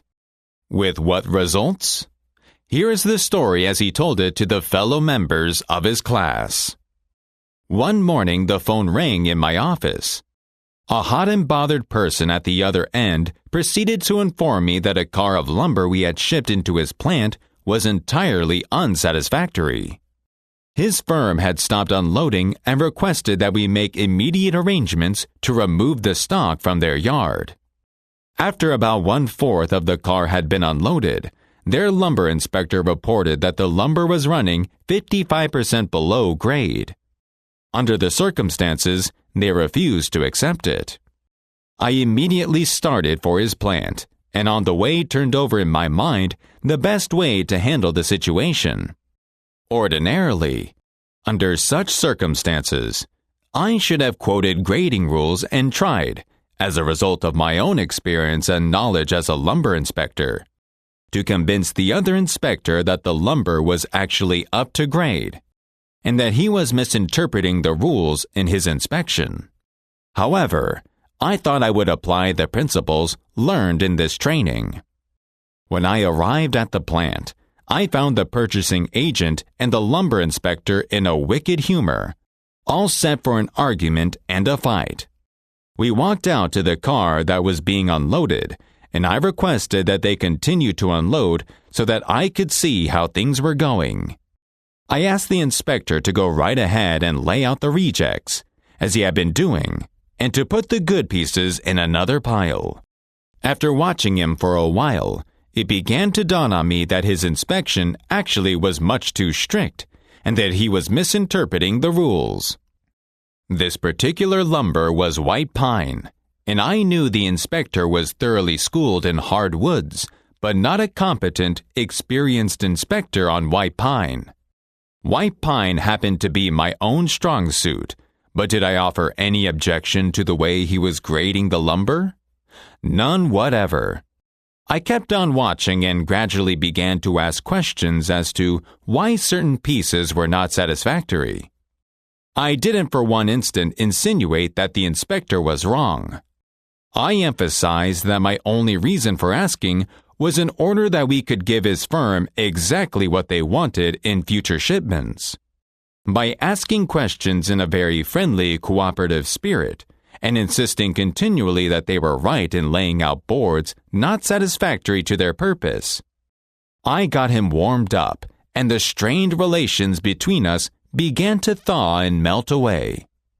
An occasional carefully put remark on my part gave birth to the idea in his mind that possibly some of these rejected pieces were actually within the grade that they had bought, and that their requirements demanded a more expensive grade. I was very careful, however, not to let him think I was making an issue of this point. Gradually, his whole attitude changed. He finally admitted to me that he was not experienced on white pine and began to ask me questions about each piece as it came out of the car. I would explain why such a piece came within the grade specified, but kept on insisting that we did not want him to take it if it was unsuitable for their purpose. He finally got to the point where he felt guilty every time he put a piece in the rejected pile. And at last, he saw that the mistake was on their part for not having specified as good a grade as they needed. The ultimate outcome was that he went through the entire carload again after I left, accepted the whole lot, and received a check in full. In that one instance alone, a little tact and the determination to refrain from telling the other man he was wrong saved my company $150 in actual cash. And it would be hard to place a money value on the goodwill that was saved. By the way, I am not revealing anything new in this chapter. 19 centuries ago, Jesus said, "Agree with thine adversary quickly." In other words, don't argue with your customer or your husband or your adversary. Don't tell him he is wrong. Don't get him stirred up, but use a little diplomacy. And 2,200 years before Christ was born, old King Aktoi of Egypt gave his son some shrewd advice. Advice that is sorely needed today. Old King Aktoi said one afternoon, between drinks 4,000 years ago, "Be diplomatic. It will help you gain your point." So, if you want to win people to your way of thinking, Rule 2 is, show respect for the other man's opinions. Never tell a man he is wrong. Chapter 3. If you're wrong, admit it. I live almost in the geographical center of Greater New York. Yet within a minute's walk of my house, there is a wild stretch of virgin timber, where the blackberry thickets foam white in the springtime, where the squirrels nest and rear their young and the horseweeds grow as tall as a horse's head. This unspoiled woodland is called Forest Park, and it is a forest, probably not much different in appearance from what it was the afternoon Columbus discovered America. I frequently go walking in this park with Rex, my little Boston Bulldog. He is a friendly, harmless little hound, and since we rarely meet anyone in the park, I take Rex along without a leash or a muzzle. One day, we encountered a mounted policeman in the park, a policeman itching to show his authority.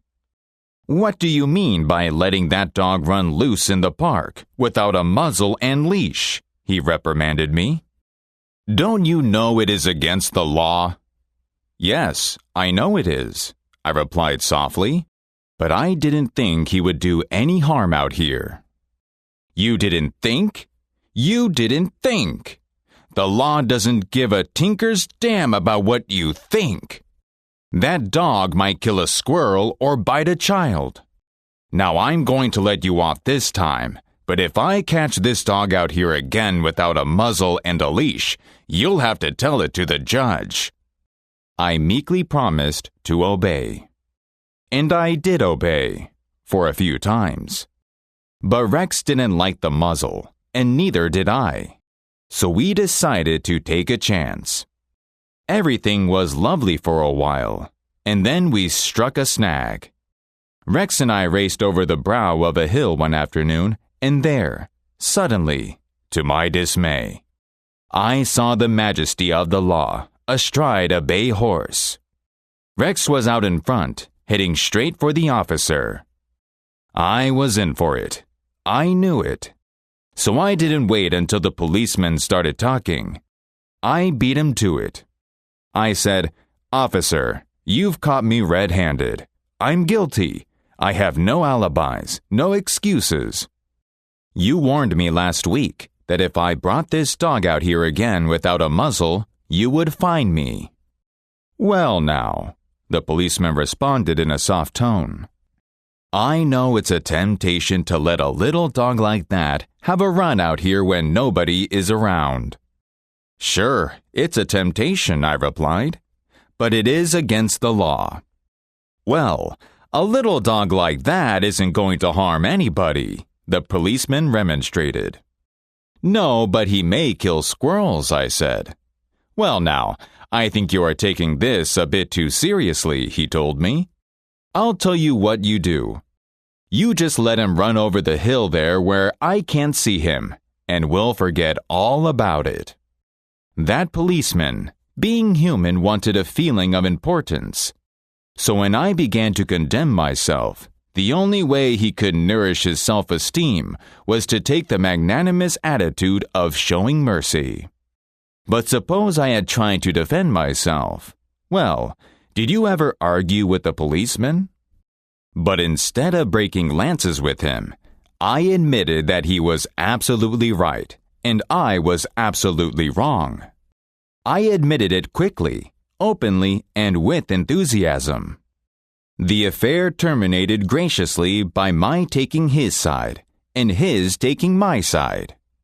Lord Chesterfield himself could hardly have been more gracious than this mounted policeman who, only a week previously, had threatened to have the law on me.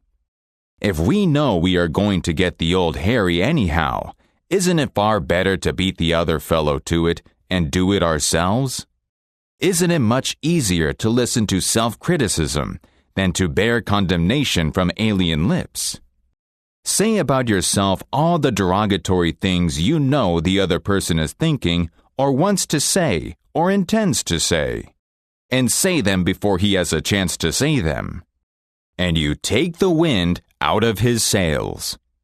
The chances are 100 to 1 that he will then take a generous, forgiving attitude and minimize your mistakes, just as the mounted policeman did with me and Rex.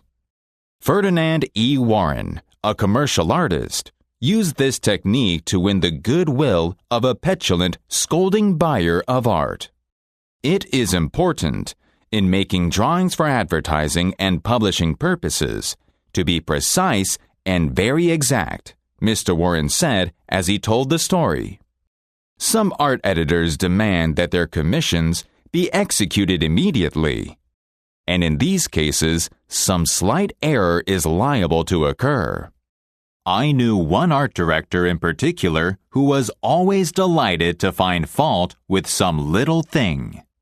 I have often left his office in disgust, not because of the criticism, but because of his method of attack. Recently, I delivered a rush job to this editor, and he phoned me to call at his office immediately. He said something was wrong. When I arrived, I found just what I had anticipated and dreaded. He was hostile, gloating over his chance to criticize. He demanded with heat why I had done so and so. My opportunity had come to apply the self-criticism I had been studying about. So I said, "Mr. So-and-so, if what you say is true, I am at fault, and there is absolutely no excuse for my blunder. I have been doing drawings for you long enough to know better. I'm ashamed of myself." Immediately, he started to defend me. "Yes, you're right, but after all, this isn't a serious mistake." "It is only—" I interrupted him. "Any mistake," I said, "may be costly, and they are all irritating." He started to break in, but I wouldn't let him. I was having a grand time. For the first time in my life, I was criticizing myself, and I loved it. "I should have been more careful," I continued. "You give me a lot of work, and you deserve the best, so I'm going to do this drawing all over." "No, no," he protested. "I wouldn't think of putting you to all that trouble." He praised my work, assured me that he wanted only a minor change, and that my slight error hadn't cost his firm any money. And after all, it was a mere detail, not worth worrying about. My eagerness to criticize myself took all the fight out of him. He ended up by taking me to lunch, and before we parted, he gave me a check and another commission. Any fool can try to defend his mistakes, and most fools do. But it raises one above the herd and gives one a feeling of nobility and exultation to admit one's mistakes.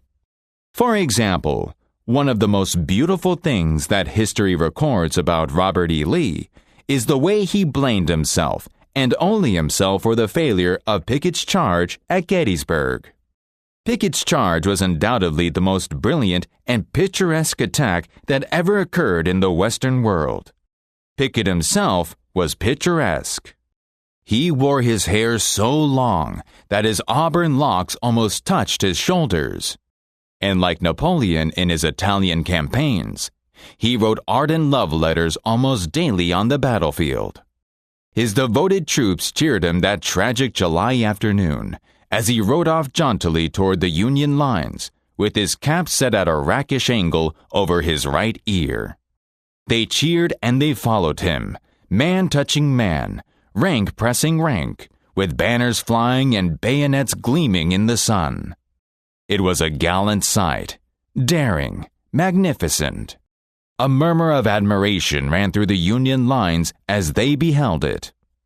Pickett's troops swept forward at an easy trot, through orchard and cornfield, across a meadow, and over a ravine. All the time, the enemy's cannon was tearing ghastly holes in their ranks. But on they pressed, grim, irresistible. Suddenly, the Union infantry rose from behind the stone wall on Cemetery Ridge, where they had been hiding, and fired volley after volley into Pickett's defenseless troops. The crest of the hill was a sheet of flame, a slaughterhouse, a blazing volcano. In a few minutes, all of Pickett's brigade commanders, except one, were down, and 4/5 of his 5,000 men had fallen. Armistead, leading the troops in the final plunge, ran forward, vaulted over the stone wall, and waving his cap on the top of his sword, shouted, "Give 'em the steel, boys!" They did. They leaped over the wall, bayoneted their enemies, smashed skulls with clubbed muskets, and planted the battle flags of the South on Cemetery Ridge. The banners waved there only for a moment. But that moment, brief as it was, recorded the high water mark of the Confederacy.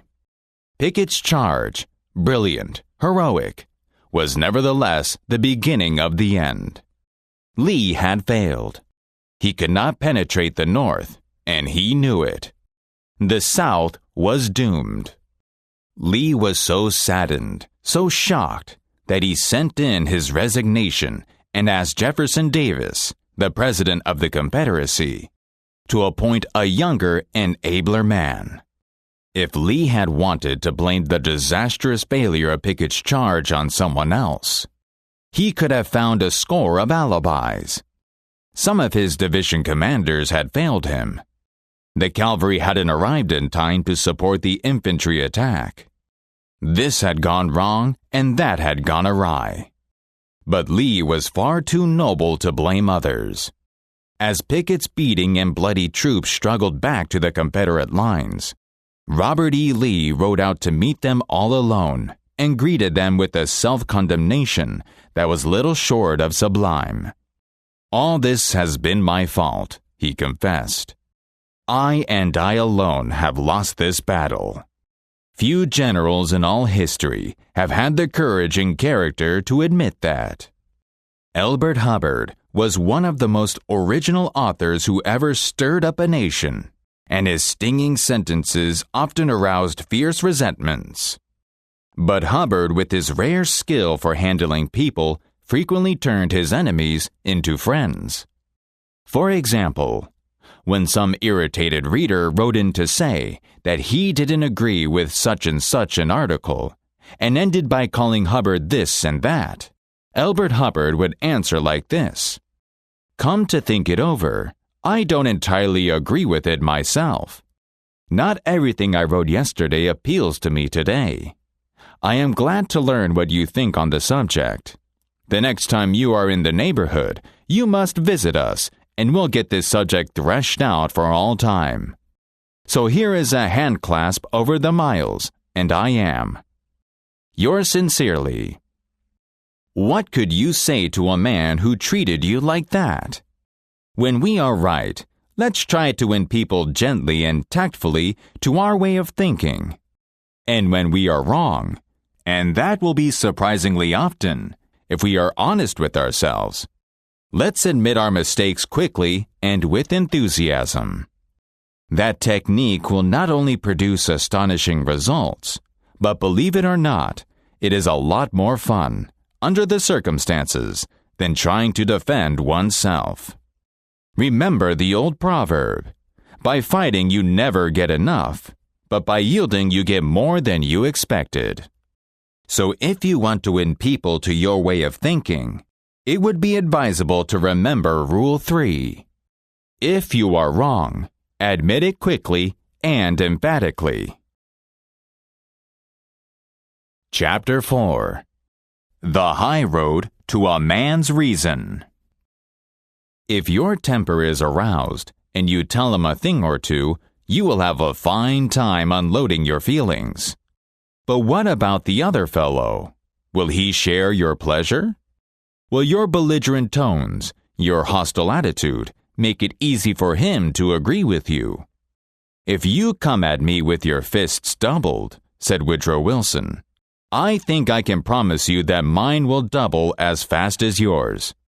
But if you come to me and say, let us sit down and take counsel together, and if we differ from one another, understand why it is that we differ from one another, just what the points at issues are, we will presently find that we are not so far apart after all, that the points on which we differ are few, and the points on which we agree are many, and that if we only have the patience and the candor and the desire to get together, we will get together.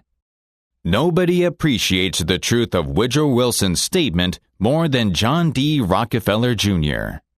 Back in 1915, Rockefeller was the most fiercely despised man in Colorado.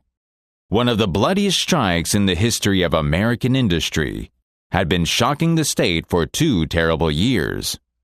Irate, belligerent miners were demanding higher wages from the Colorado Fuel and Iron Company, and Rockefeller controlled that company.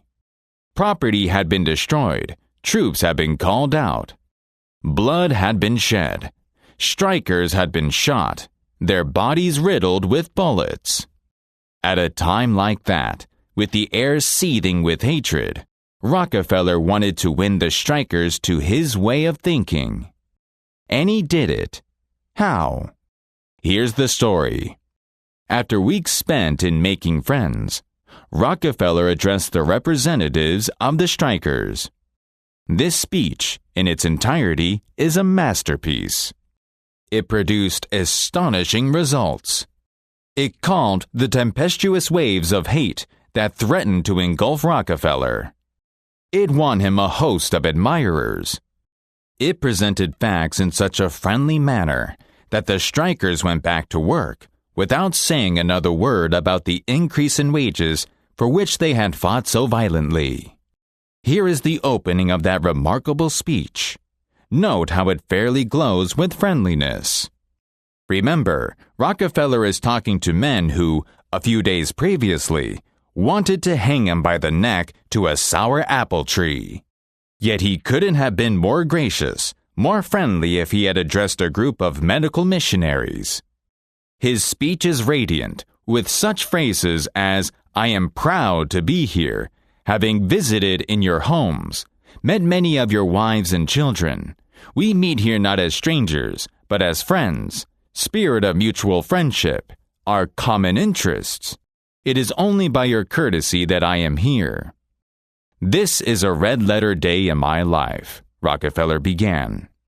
It is the first time I have ever had the good fortune to meet the representatives of the employees of this great company, its officers and superintendents, together, and I can assure you that I am proud to be here, and that I shall remember this gathering as long as I live. Had this meeting been held 2 weeks ago, I should have stood here a stranger to most of you, recognizing a few faces. Having had the opportunity last week of visiting all the camps in the southern coal fields, and of talking individually with practically all of the representatives, except those who were away. Having visited in your homes, met many of your wives and children, we meet here not as strangers, but as friends. And it is in that spirit of mutual friendship that I am glad to have this opportunity to discuss with you our common interests. Since this is a meeting of the officers of the company and the representatives of the employees, it is only by your courtesy that I am here, for I am not so fortunate as to be either one or the other. And yet I feel that I am intimately associated with you men, for in a sense, I represent both the stockholders and the directors. Isn't that a superb example of the fine art of making friends out of enemies? Suppose Rockefeller had taken a different tact. Suppose he had argued with those miners and hurled devastating facts in their faces. Suppose he had told them by his tones and insinuations that they were wrong. Suppose that, by all the rules of logic, he had proved that they were wrong. What would have happened? More anger would have been stirred up, more hatred, more revolt.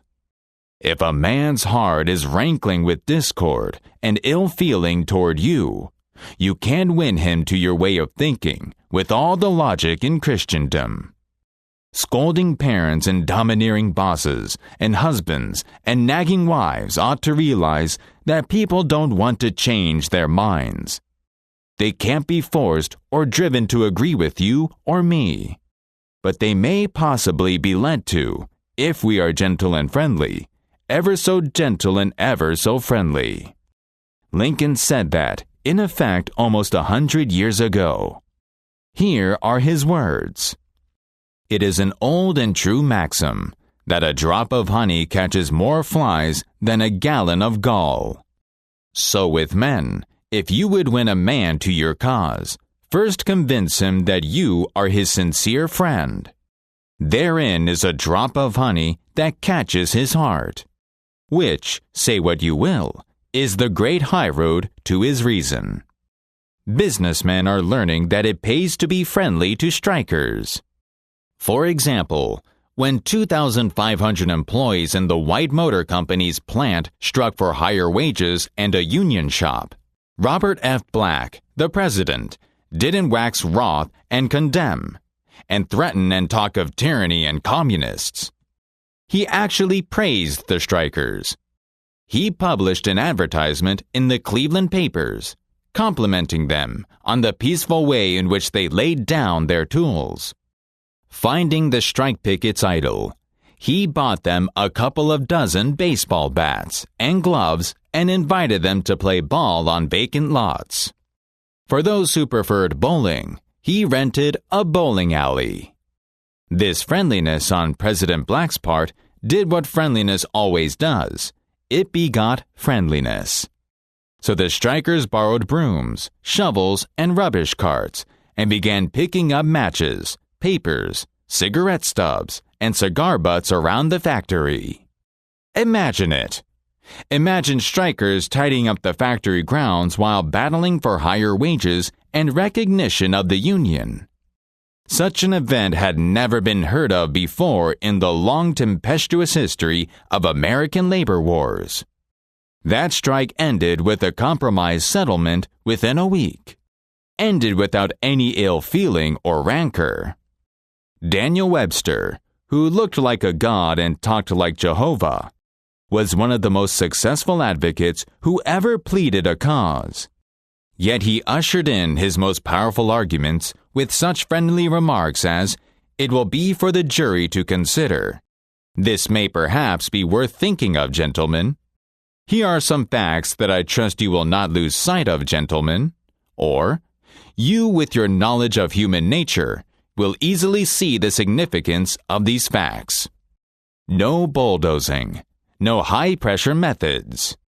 No attempt to force his opinions on other men.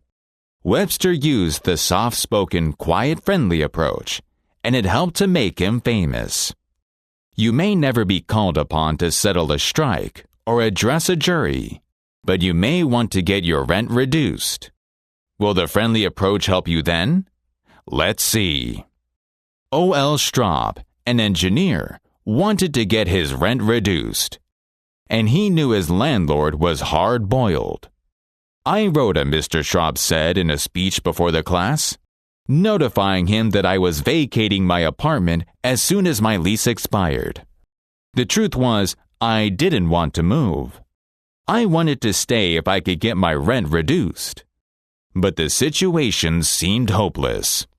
Other tenants had tried and failed. Everyone told me that the landlord was extremely difficult to deal with. But I said to myself, I am studying a course in how to deal with people, so I'll try it on him and see how it works. He and his secretary came to see me as soon as he got my letter. I met him at the door with the regular Charles Schwab greeting. I fairly bubbled with goodwill and enthusiasm. I didn't begin talking about how high the rent was. I began talking about how much I liked his apartment house. Believe me, I was hearty in my approbation and lavish in my praise. I complimented him on the way he ran the building, and told him I should like so much to stay for another year, but I couldn't afford it. He had evidently never had such a reception from a tenant. He hardly knew what to make of it. Then he started to tell me his troubles. Complaining tenants. One had written him 14 letters, some of them positively insulting. Another threatened to break his lease until the landlord kept the man on the floor above from snoring. "What a relief it is," he said, "to have a satisfied tenant like you." And then, without my even asking him to do it, he offered to reduce my rent a little. I wanted more, so I named the figure I could afford to pay, and he accepted without a word. As he was leaving, he turned to me and asked, "What decorating can I have done for you?" If I had tried to get the rent reduced by the methods the other tenants were using, I am positive I should have met with the same failure they encountered. It was the friendly, sympathetic, appreciative approach that won. Let's take another illustration. We'll take a woman this time, a woman from the social register. Mrs. Dorothy Day of Garden City on the sandy stretches of Long Island. "I recently gave a luncheon to a small group of friends," said Mrs. Day. "It was an important occasion for me. Naturally, I was most eager to have everything go off smoothly. Emile, the maître d'hôtel, is usually my able assistant in these matters. But on this occasion, he let me down. The luncheon was a failure. Emile was nowhere to be seen. He sent only one waiter to take care of us. This waiter hadn't the faintest conception of first-class service. He persisted in serving my guest of honor last. Once, he served her one miserable little piece of celery on a large dish. The meat was tough, the potatoes greasy. It was horrible. I was furious. With considerable effort, I smiled through the ordeal, but I kept saying to myself, "Just wait until I see Emile. I'll give him a piece of my mind, all right." This happened on a Wednesday. The next night, I heard a lecture on human relationships. As I listened, I realized how futile it would be to give Emile a dressing down. It would make him sullen and resentful. It would kill all desire to help me in the future. I tried to look at it from his standpoint. He hadn't bought the food. He hadn't cooked it. He couldn't help it because some of his waiters were dumb. Perhaps I had been too severe, too hasty in my wrath. So instead of criticizing him, I decided to begin in a friendly way. I decided to open up on him with appreciation. This approach worked beautifully. I saw Emile the following day. He was defensively angry and spoiling for battle. I said, "See here, Emile, I want you to know that it means a great deal to me to have you at my back when I entertain. You are the best maître d'hôtel in New York. Of course, I fully appreciate that you don't buy the food and cook it. You couldn't help what happened on Wednesday." The clouds disappeared. Emile smiled and said, "Exactly, madam. The trouble was in the kitchen. It was not my fault." So I continued, "I have planned other parties, Emile, and I need your advice. Do you think we had better give the kitchen another chance?" "Oh, certainly, madam, of course. It might never happen again." The following week, I gave another luncheon. Emile and I planned the menu. I cut his tip in half and never mentioned past mistakes. When we arrived, the table was colorful with 24 American Beauty roses. Emile was in constant attendance. He could hardly have showered my party with more attention if I had been entertaining Queen Mary. The food was excellent and hot. The service was perfection. The entree was served by 4 waiters instead of 1. Emile personally served delicious mince to finish it off. As we were leaving, my guest of honor asked, "Have you charmed that maître d'hôtel? I never saw such service, such attention." She was right. I had charmed with the friendly approach and sincere appreciation. Years ago, when I was a barefooted boy walking through the woods to a country school out in northwest Missouri, I read a fable one day about the sun and the wind. They quarreled about which was the stronger, and the wind said, "I'll prove I am. See that old man down there with the coat? I bet I can make him take his coat off quicker than you can." So the sun went behind a cloud, and the wind blew until it was almost a tornado. But the harder it blew, the tighter the old man wrapped his coat about him. Finally, the wind calmed down and gave up. And then the sun came out from behind the cloud and smiled kindly on the old man. Presently, he mopped his brow and pulled off his coat. The sun then told the wind that gentleness and friendliness were always stronger than fury and force. Even while I was a boy reading this fable, the truth of it was actually being demonstrated in the far-off town of Boston, an historic center of education and culture that I never dreamed of ever living to see. It was being demonstrated in Boston by Dr. A.H.B., a physician, who 30 years later became one of my students. Here is the story as Dr. B related it in one of his talks before the class. The Boston newspapers in those days screamed with fake medical advertising. The ads of professional abortionists and quack physicians who pretended to treat the diseases of men, but who really preyed upon many innocent victims by frightening them with talk about loss of manhood and other terrible conditions. Their treatment consisted in keeping the victim filled with terror and in giving him no useful treatment at all. The abortionists had caused many deaths, but there were few convictions. Most of them paid small fines or got off through political influence. The condition became so terrible that the good people of Boston rose up in holy indignation. Preachers pounded their pulpits, condemned the papers, and implored the help of Almighty God to stop this advertising. Civic organizations, businessmen, women's clubs, churches, young people's societies, damned and denounced, all in vain.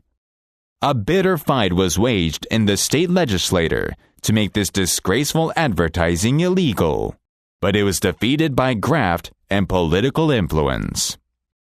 Dr. B was then chairman of the Good Citizenship Committee of the Greater Boston Christian Endeavor Union. His committee had tried everything. It had failed. The fight against these medical criminals seemed hopeless. Then one night, after midnight, Dr. B tried something that apparently no one in Boston had ever thought of trying before. He tried kindness, sympathy, appreciation. He tried to make the publishers actually want to stop the advertising. He wrote the publisher of the Boston Herald, telling him how much he admired his paper. He had always read it. The news items were clean, not sensational, and the editorials were excellent. It was a splendid family paper. Dr. B declared that it was, in his opinion, the best paper in New England and one of the finest in America. But, continued Dr. B, a friend of mine has a young daughter. He told me that his daughter read one of your advertisements aloud to him the other night, the advertisement of a professional abortionist, and then asked him what was meant by some of the phrases. Frankly, he was embarrassed. He didn't know what to say. Your paper goes into the best homes in Boston. If that happened in the home of my friend, isn't it probable that it is happening in many other homes also? If you had a young daughter, would you want her to read those advertisements? And if she did read them and ask you about them, how could you explain? I am sorry that such a splendid paper as yours, almost perfect in every other way, had this one feature which makes some fathers dread to see their daughters pick it up. Isn't it probable that thousands of your other subscribers feel about it just as I do? 2 days later, the publisher of the Boston Herald wrote Dr. B. The doctor kept the letter in his files for 1/3 of a century and gave it to me when he was a member of my course. I have it in front of me now as I write. It is dated October 13th, 1904. A.H.B., Medical Doctor, Boston, Massachusetts. Dear Sir, I really feel under obligations to you for your letter of the 11th institution, addressed to the editor of this paper, inasmuch as it has finally decided me on an action which I have had under contemplation ever since I had been in charge here.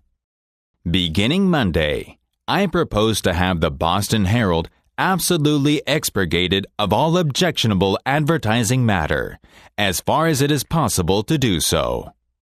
The medical cards, the whirling spray syringe, and like advertising will be absolutely killed, and all other medical advertising, which it is impossible to keep out at this time, will be so thoroughly edited that it will be absolutely inoffensive.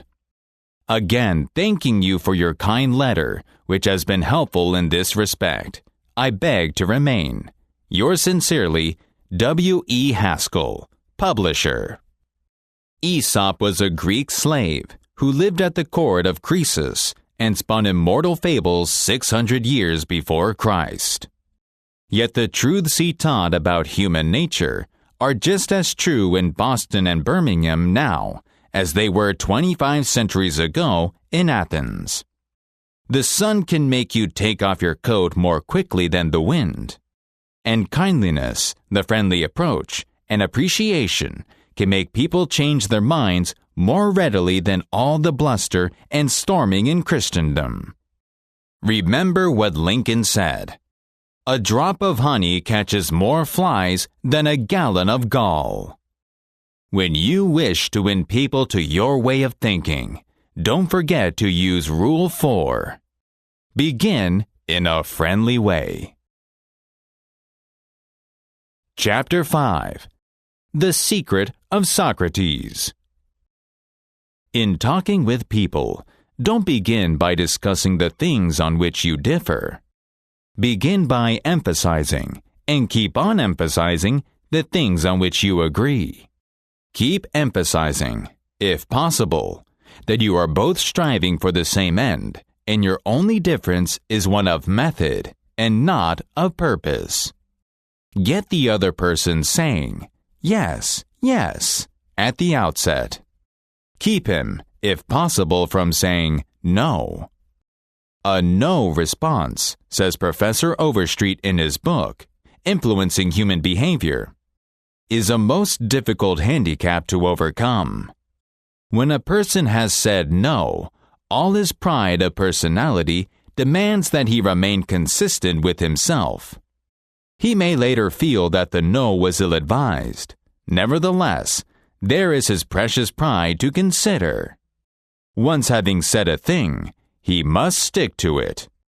Hence, it is of the very greatest importance that we start a person in the affirmative direction. The skillful speaker gets, at the outset, a number of yes responses. He has thereby set the psychological processes of his listeners moving in the affirmative direction. It is like the movement of a billiard ball. Propel it in one direction, and it takes some force to deflect it. Far more force to send it back in the opposite direction. The psychological patterns here are quite clear. When a person says no and really means it, he is doing far more than saying a word of 2 letters. His entire organism, glandular, nervous, muscular, gathers itself together into a condition of rejection. There is, usually in minute but sometimes in observable degree, a physical withdrawal or readiness for withdrawal. The whole neuromuscular system, in short, sets itself on guard against acceptance. Where, on the contrary, a person says yes, none of the withdrawing activities take place. The organism is in a forward-moving, accepting, open attitude. Hence, the more yeses we can, at the very outset, induce, the more likely we are to succeed in capturing the attention for our ultimate proposal. It is a very simple technique, this yes response, and yet how much neglected. It often seems as if people get a sense of their own importance by antagonizing at the outset. The radical comes into a conference with his conservative brethren, and immediately he must make them furious. What, as a matter of fact, is the good of it? If he simply does it in order to get some pleasure out of it for himself, he may be pardoned. But if he expects to achieve something, he is only psychologically stupid. Get a student to say no at the beginning, or a customer, child, husband, or wife, and it takes the wisdom and the patience of angels to transform that bristling negative into an affirmative. The use of this yes technique enabled James Everson, teller for the Greenwich Savings Bank, New York City, to save a prospective customer who might otherwise have been lost. "This man came in to open an account," said Mr. Everson, "and I gave him our usual form to fill out. Some of the questions he answered willingly, but there were others he flatly refused to answer. Before I began the study of human relations, I should have told this prospective depositor that if he refused to give the bank this information, we should have to refuse to accept his account. I am ashamed that I have been guilty of doing that very thing in the past. Naturally, an ultimatum like that made me feel good. I had shown who was boss, that the bank's rules and regulations couldn't be flouted. But that sort of an attitude certainly didn't give a feeling of welcome and importance to the man who had walked in to give us his patronage. I resolved this morning to use a little horse sense. I resolved not to talk about what the bank wanted, but about what the customer wanted. And above all else, I was determined to get him saying yes from the very start. So I agreed with him. I told him the information he refused to give was not absolutely necessary. However, I said, suppose you have money in this bank at your death. Wouldn't you like to have the bank transfer it to your next of kin, who is entitled to it according to law? Yes, of course, he replied. Don't you think, I continued, that it would be a good idea to give us the name of your next of kin, so that, in the event of your death, we could carry out your wishes without error or delay? Again he said, yes. The young man's attitude softened and changed when he realized that we weren't asking for this information for our sake, but for his sake. Before leaving the bank, this young man not only gave me complete information about himself, but he opened, at my suggestion, a trust account, naming his mother as the beneficiary for his account, and he gladly answered all the questions concerning his mother also. I found that by getting him saying yes from the outset, he forgot the issue at stake and was happy to do all the things I suggested. There was a man on my territory that our company was most eager to sell, said Joseph Allison, salesman for Westinghouse. My predecessor had called on him for 10 years without selling anything. When I took over the territory, I called steadily for 3 years without getting an order. Finally, after 13 years of calls and sales talk, we sold him a few motors. If these proved to be all right, I felt sure of an order for several hundred more. Such was my expectation. Right? I knew they would be all right. So when I called 3 weeks later, I was stepping high. But I didn't step high very long, for the chief engineer greeted me with this shocking announcement. "Allison, I can't buy the remainder of the motors from you." "Why?" I asked in amazement. "Why?" "Because your motors are too hot. I can't put my hand on them." I knew it wouldn't do any good to argue. I had tried that sort of thing too long. So I thought of getting the yes response. "Well, now look, Mr. Smith," I said. "I agree with you 100%. If those motors are running too hot, you ought not to buy any more of them. You must have motors that won't run any hotter than the standard set by the regulations of the National Electrical Manufacturers Association. Isn't that so?" He agreed it was. I had gotten my first yes. The Electrical Manufacturers Association regulations say that a properly designed motor may have a temperature of 72 degrees Fahrenheit above room temperature. Is that correct? Yes, he agreed. That's quite correct, but your motors are much hotter. I didn't argue with him. I merely asked, "How hot is the mill room?" "Oh," he said, "about 75 degrees Fahrenheit." "Well," I replied, "if the mill room is 75 degrees, and you add 72 to that, that makes a total of 147 degrees Fahrenheit. Wouldn't you scald your hand if you held it under a spigot of hot water at a temperature of 147 degrees Fahrenheit?" Again, he had to say yes. "Well," I suggested, "wouldn't it be a good idea to keep your hands off those motors?" "Well, I guess you're right," he admitted. We continued to chat for a while. Then he called his secretary and lined up approximately $35,000 worth of business for the ensuing month. It took me years and cost me countless thousands of dollars in lost business before I finally learned that it doesn't pay to argue, that it is much more profitable and much more interesting to look at things from the other man's viewpoint and try to get him saying yes. Socrates, the gadfly of Athens, was a brilliant old boy in spite of the fact that he went barefooted and married a girl of 19 when he was bald-headed and 40. He did something that only a handful of men in all history have been able to do. He sharply changed the whole course of human thought. And now, 23 centuries after his death, he is honored as one of the wisest persuaders who ever influenced this wrangling world. His method? Did he tell people they were wrong? Oh no, not Socrates. He was far too adroit for that. His whole technique, now called the Socratic method, was based upon getting a yes response. He asked questions with which his opponents would have to agree. He kept on winning one admission after another until he had an armful of yeses.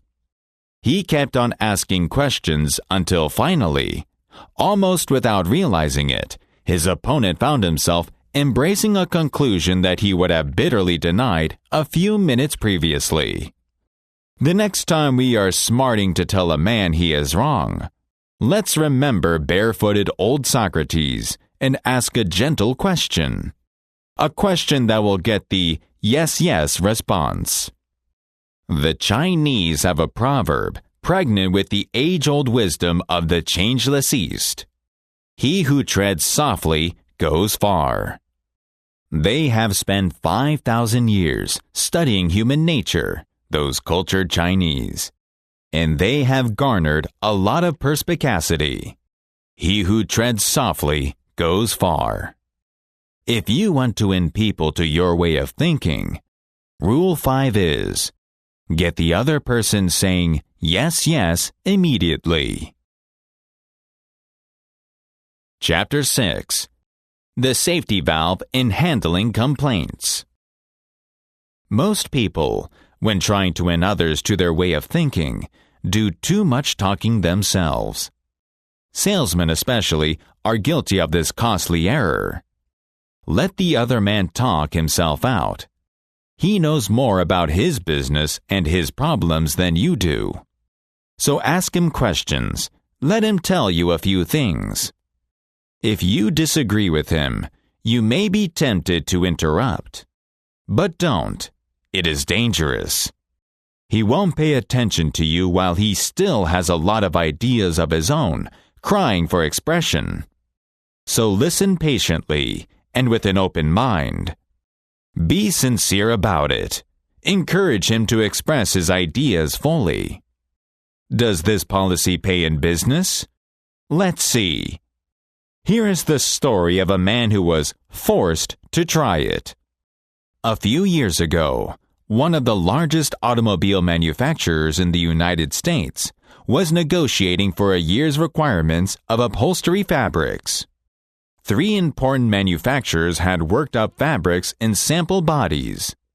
These had all been inspected by the executives of the motor company, and notice had been sent to each manufacturer saying that, on a certain day, his representative would be given an opportunity of making his final plea for the contract. GBR, a representative of one manufacturer, arrived in town with a severe attack of laryngitis. When it came my turn to meet the executives in conference, Mr. R said, as he related the story before one of my classes, I had lost my voice. I could hardly whisper. I was ushered into a room and found myself face to face with the textile engineer, the purchasing agent, the director of sales, and the president of the company.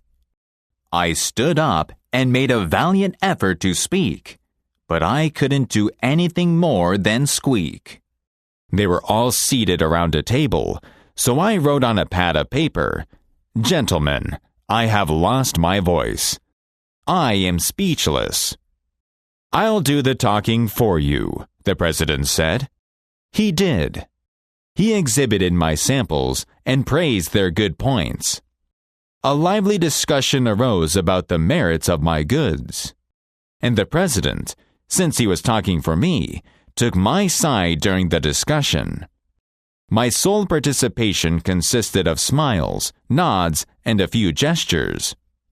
As a result of this unique conference, I was awarded the contract, which called for over 500,000 yards of upholstery fabrics at an aggregate value of $1,600,000, the biggest order I ever received. I know I should have lost that contract if I hadn't lost my voice, because I had the wrong idea about the whole proposition. I discovered, quite by accident, how richly it sometimes pays to let the other fellow do the talking. Joseph S. Webb, of the Philadelphia Electric Company, made the same discovery.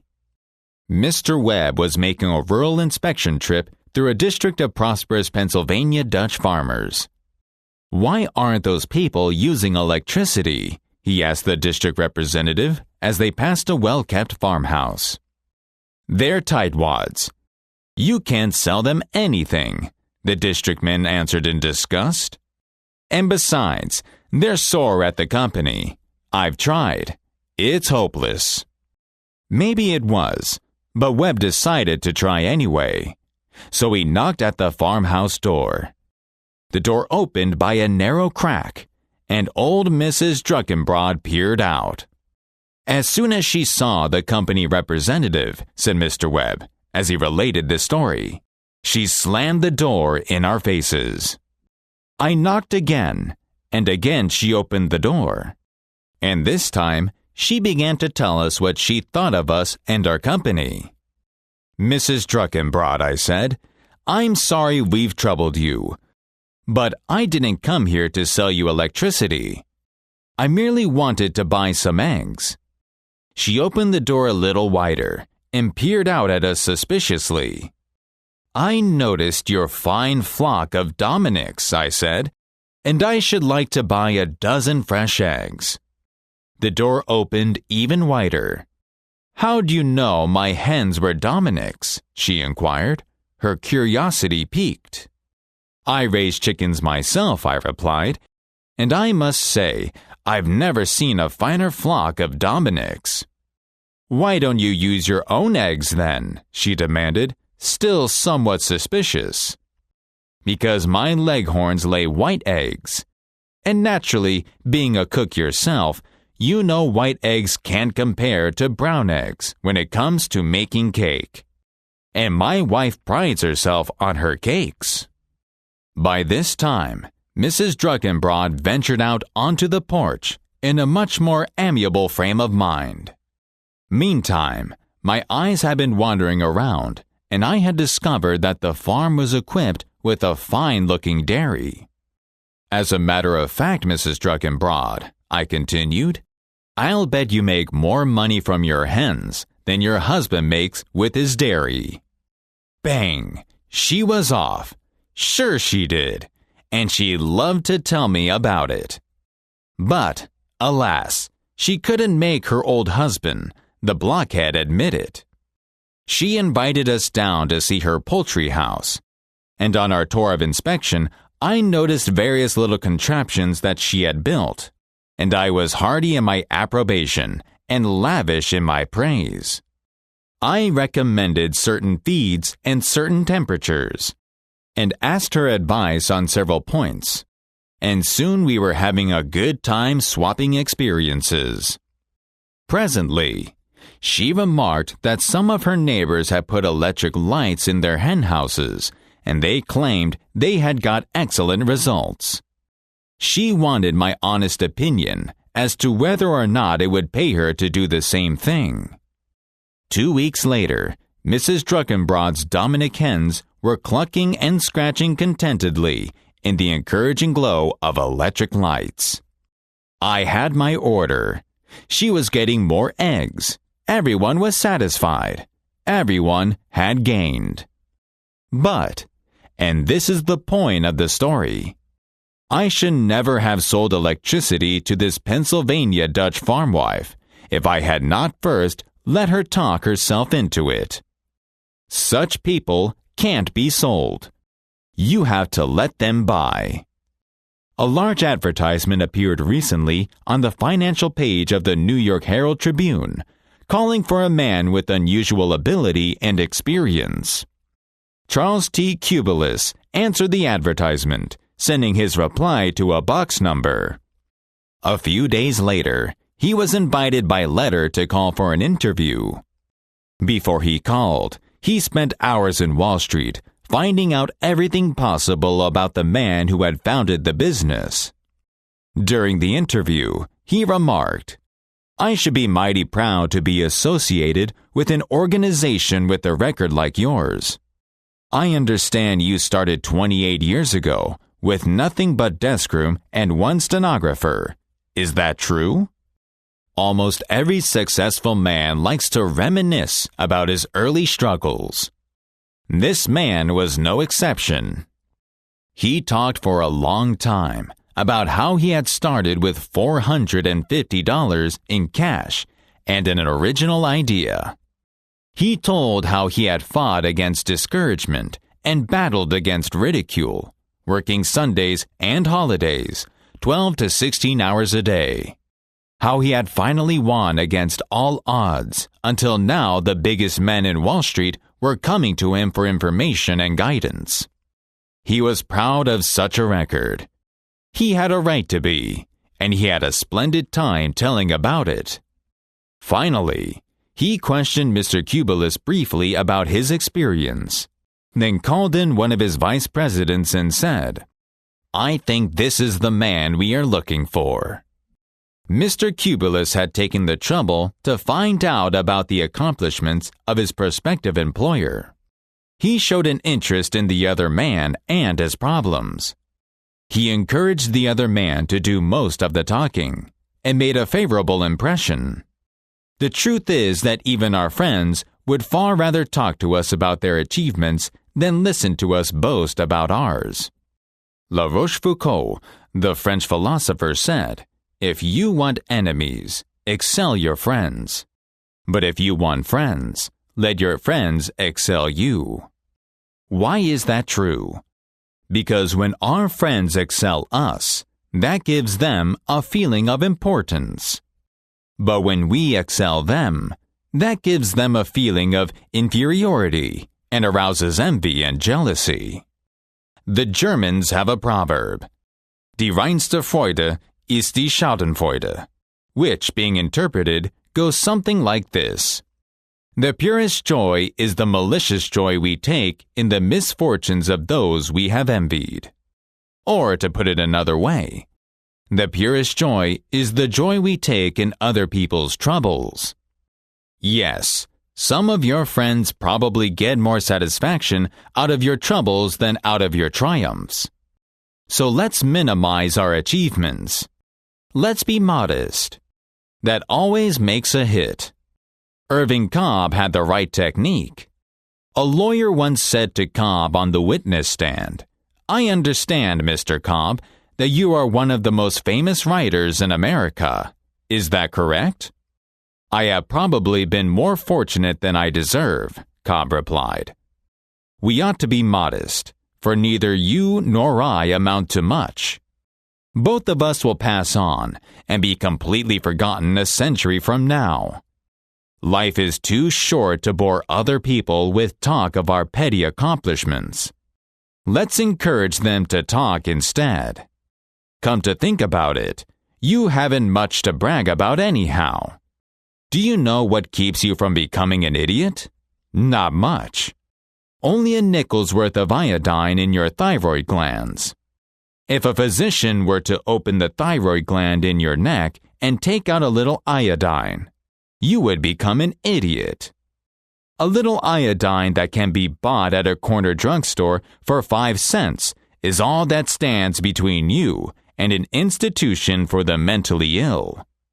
A nickel's worth of iodine. That isn't much to be boasting about, is it? So, if we want to win people to our way of thinking, Rule 6 is, let the other man do a great deal of the talking. Chapter 7. How to Get Cooperation. Don't you have much more faith in ideas that you discover for yourself than in ideas that are handed to you on a silver platter? If so, isn't it bad judgment to try to ram your opinions down the throats of other people?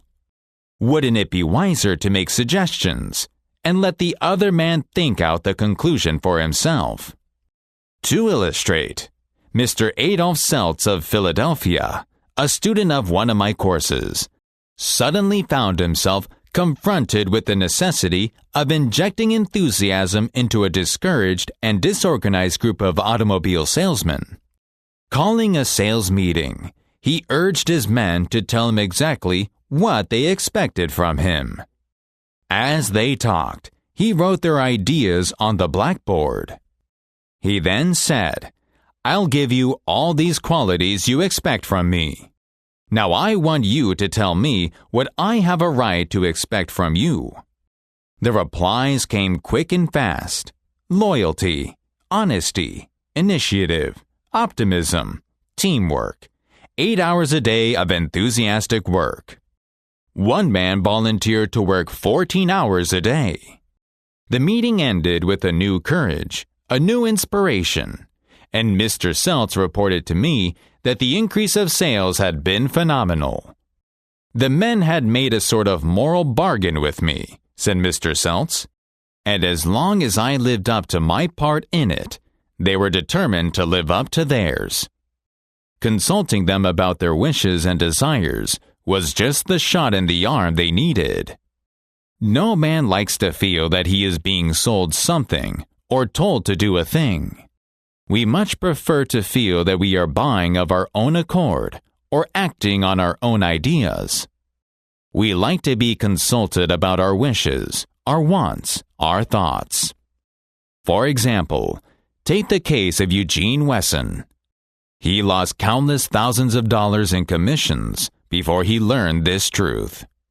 Mr. Wesson sells sketches for a studio that creates designs for stylists and textile manufacturers. Mr. Wesson had called once a week, every week for 3 years, on one of the leading stylists in New York. He never refused to see me, said Mr. Wesson, but he never bought. He always looked over my sketches very carefully and then said, "No, Wesson, I guess we don't get together today." After 150 failures, Wesson realized he must be in a mental rut. So he resolved to devote one evening a week to the study of influencing human behavior and to develop new ideas and generate new enthusiasms. Presently, he was stimulated to try a new approach. Picking up half a dozen unfinished sketches the artists were working on, he rushed over to his buyer's office. "I want you to do me a little favor, if you will," he said. "Here are some uncompleted sketches. Won't you please tell me how we could finish them up in such a way that they would be of service to you?" The buyer looked at the sketches for a while, without uttering a word, and then said, "Leave these with me for a few days, Wesson, and then come back and see me." Wesson returned 3 days later, got his suggestions, took the sketches back to the studio, and had them finished according to the buyer's ideas. The result? All accepted. That was 9 months ago. Since that time, this buyer has ordered scores of other sketches, all drawn according to his ideas. And the net result has been more than $1,600 in commissions for Wesson. "I now realize why I failed for years to sell this buyer," said Mr. Wesson. "I had urged him to buy what I thought he ought to have. I do the very opposite now. I urge him to give me his ideas. He feels now that he is creating the designs, and he is. I don't have to sell him now. He buys." When Theodore Roosevelt was governor of New York, he accomplished an extraordinary feat. He kept on good terms with the political bosses, and yet he forced through reforms which they bitterly disliked. And here is how he did it. When an important office was to be filled, he invited the political bosses to make recommendations. "At first," said Roosevelt, "they might propose a broken-down party hack, the sort of man who has to be taken care of. I would tell them that to appoint such a man would not be good politics, as the public would not approve it. Then they would bring me the name of another party hack, a persistent office holder, who, if he had nothing against him, had little in his favor. I would tell them that this man would not measure up to the expectations of the public, and I would ask them to see if they could not find someone more obviously fitted for the post. Their third suggestion would be a man who was almost good enough, but not quite. Then I would thank them, asking them to try once more, and their fourth suggestion would be acceptable. They would then name just the sort of man I should have picked out myself. Expressing my gratitude for their assistance, I would appoint this man, and I would let them take the credit for the appointment. I would tell them that I had done these things to please them, and now it was their turn to please me. And they did. They did it by supporting such sweeping reforms as the Civil Service Bill and the Franchise Tax Bill. Remember, Roosevelt went to great lengths to consult the other man and show respect for his advice. When Roosevelt made an important appointment, he let the bosses really feel that they had selected the candidate, that the idea was theirs. An automobile dealer on Long Island used this same technique to sell a used car to a Scotsman and his wife. This dealer had shown the Scotsman car after car, but there was always something wrong. This didn't suit. That was out of kilter. The price was too high. Always the price was too high. At this juncture, the dealer, a member of one of my courses, appealed to the class for help. We advised him to quit trying to sell Sandy and let Sandy buy. We said, instead of telling Sandy what to do, why not let him tell you what to do? Let him feel that the idea is his. That sounded good. So the dealer tried it a few days later when a customer wanted to trade an old car in on a new one. The dealer knew this used car might appeal to Sandy. So, he picked up the phone and asked Sandy if he wouldn't, as a special favor, come over and give him a bit of advice. When Sandy arrived, the dealer said, "You are a shrewd buyer. You know car values. Won't you please look over this car and try it out and tell me how much I ought to allow for it in a trade?" Sandy was one vast substantial smile. At last his advice was being sought. His ability was being recognized. He drove the car up Queens Boulevard from Jamaica to Forest Hills and back again. "If you can get that car for $300, he advised, "you'll be getting a bargain." "If I can get it at that figure, would you be willing to buy it?" the dealer inquired. $300? Of course. That was his idea, his appraisal. The deal was closed immediately. This same psychology was used by an X-ray manufacturer to sell his equipment to one of the largest hospitals in Brooklyn. This hospital was building an addition and preparing to equip it with the finest X-ray department in America. Dr. L, who was in charge of the X-ray department, was overwhelmed with salesmen, each caroling the praises of his own equipment. One manufacturer, however, was more skillful. He knew far more about handling human nature than the others did. He wrote a letter something like this: "Our factory has recently completed a new line of X-ray equipment. The first shipment of these machines has just arrived at our office. They are not perfect. We know that, and we want to improve them. So we should be deeply obligated to you if you can find time to look them over and give us your ideas about how they can be made more serviceable to your profession. Knowing how occupied you are, I shall be glad to send my car for you at any hour you specify." "I was surprised to get that letter," Dr. L said, as he related the incident before the class. "I was both surprised and complimented. I had never had an X-ray manufacturer seeking my advice before. It made me feel important. I was busy every night that week, but I canceled a dinner appointment in order to look over that equipment. The more I studied it, the more I discovered for myself how much I liked it. Nobody had tried to sell it to me. I felt the idea of buying that equipment for the hospital was my own. I sold myself on its superior qualities and ordered it installed. Colonel Edward M. House wielded an enormous influence in national and international affairs, while Woodrow Wilson occupied the White House.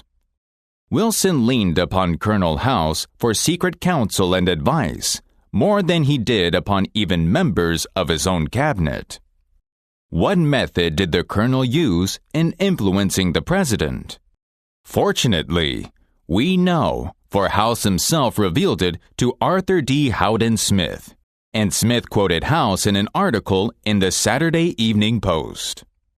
"After I got to know the president," House said, "I learned the best way to convert him to an idea was to plant it in his mind casually, but so as to interest him in it, so as to get him thinking about it on his own account. The first time this worked, it was an accident. I had been visiting him at the White House and urged a policy on him, which he appeared to disprove. But several days later, at the dinner table, I was amazed to hear him trot out my suggestion as his own. Did House interrupt him and say, 'That's not your idea. That's mine'? Oh no, not house. He was too adroit for that. He didn't care about credit. He wanted results. So he let Wilson continue to feel that the idea was his. House did even more than that. He gave Wilson public credit for these ideas. Let's remember that the people with whom we come in contact tomorrow will be just as human as Woodrow Wilson. So let's use the technique of Colonel House. A man up in New Brunswick used this technique on me a few years ago and got my patronage. I was planning at the time to do some fishing and canoeing in New Brunswick. So I wrote the Tourist Bureau for information. My name and address were evidently put on a public list, for I was immediately overwhelmed with scores of letters and booklets and printed testimonials from camps and guides. I was bewildered. I didn't know which to choose. Then one camp owner did a very clever thing. He sent me the names and telephone numbers of several New York people he had served and invited me to telephone them and discover for myself what he had to offer. I found to my surprise that I knew one of the men on his list. I telephoned him, found out what his experiences had been, and then wired the camp the date of my arrival. The others had been trying to sell me on their service, but one chap let me sell myself. He won. So if you want to influence people to your way of thinking, Rule 7 is, let the other fellow feel that the idea is his. 25 centuries ago, Lao Tzu, a Chinese sage, said some things that readers of this book might use today. The reason why rivers and seas receive the homage of 100 mountain streams is that they keep below them. Thus they are able to reign over all the mountain streams. So the sage, wishing to be above men, putteth himself below them. Wishing to be before them, he putteth himself behind them. Thus, though his place be above men, they do not feel his weight. Though his place be before them, they do not count it an injury. Chapter 8. A formula that will work wonders for you. Remember that the other man may be totally wrong, but he doesn't think so. Don't condemn him. Any fool can do that. Try to understand him. Only wise, tolerant, exceptional men even try to do that. There is a reason why the other man thinks and acts as he does. Ferret out that hidden reason, and you have the key to his actions, perhaps to his personality. Try honestly to put yourself in his place. If you say to yourself, "How would I feel? How would I react if I were in his shoes?" you will save a lot of time and irritation, for by becoming interested in the cause, we are less likely to dislike the effect. And in addition, you will sharply increase your skill in human relationships. Stop a minute, says Kenneth M. Good in his book, How to Turn People into Gold. Stop a minute to contrast your keen interest in your own affairs with your mild concern about anything else. Realize then that everybody else in the world feels exactly the same way. Then, along with Lincoln and Roosevelt, you will have grasped the only solid foundation for any job other than warden in a penitentiary. Namely, that success in dealing with people depends on a sympathetic grasp of the other man's viewpoint. For years, I have taken a great deal of my recreation by walking and riding in a park near my home. Like the Druids of ancient Gaul, I all but worship an oak tree, so I was distressed season after season to see the young trees and shrubs killed off by needless fires. These fires weren't caused by careless smokers. They were almost all caused by boys who went out to the park to go native and cook a frankfurter or an egg under the trees. Sometimes, these fires raged so fiercely that the fire department had to be called out to fight the conflagration. There was a sign on the edge of the park saying that anyone who started a fire was liable to fine and imprisonment. But the sign stood in an unfrequented part of the park, and few boys ever saw it. A mounted policeman was supposed to look after the park, but he didn't take his duties too seriously, and the fires continued to spread season after season. On one occasion, I rushed up to a policeman and told him about a fire spreading rapidly through the park and wanted him to notify the fire department. And he nonchalantly replied that it was none of his business because it wasn't in his precinct. I was desperate, so after that, when I went writing, I acted as a self-appointed committee of one to protect the public domain. In the beginning, I am afraid I didn't even attempt to see the boys' point of view. When I saw a fire blazing under the trees, I was so unhappy about it, so eager to do the right thing, that I did the wrong thing. I would write up to the boys, warn them that they could be jailed for starting a fire, order it put out with a tone of authority, and, if they refused, I would threaten to have them arrested. I was merely unloading my feelings without thinking of their point of view. The result? The boys obeyed sullenly and with resentment. After I rode on over the hill, they probably rebuilt the fire and longed to burn up the whole park. With the passing of the years, I hope I acquired a trifle more knowledge of human relations, a little more tact, a little greater tendency to see things from the other person's point of view. Then, instead of giving orders, I would ride up to a blazing fire and begin something like this. Having a good time, boys? What are you going to cook for supper? I loved to build fires myself when I was a boy, and I still love to.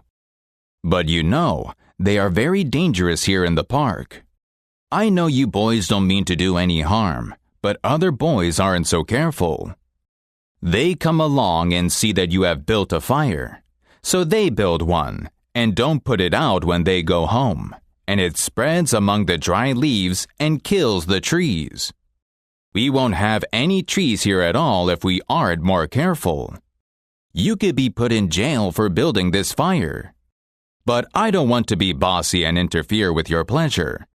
I like to see you enjoy yourselves. But won't you please rake all the leaves away from the fire right now? And you'll be careful to cover it with dirt, a lot of dirt, before you leave, won't you? And the next time you want to have some fun, won't you please build your fire over the hill there in the sand pit?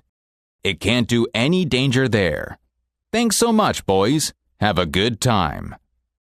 What a difference that kind of talk made. That made the boys want to cooperate. No sullenness, no resentment.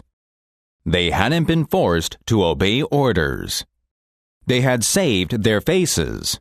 They felt better and I felt better because I handled the situation with consideration for their point of view. Tomorrow, before asking anyone to put out a fire or buy a can of AFTA cleaning fluid or give $50 to the Red Cross, why not pause and close your eyes and try to think the whole thing through from the other person's point of view? Ask yourself, why should he want to do it? True, that will take time, but it will make friends and get better results and get them with less friction and less shoe leather. I should rather walk the sidewalk in front of a man's office for 2 hours before an interview, said Dean Donham of the Harvard Business School, then step into his office without a perfectly clear idea of what I am going to say and what he, from my knowledge of his interests and motives, is likely to answer. That is so important that I am going to repeat it in italics for the sake of emphasis.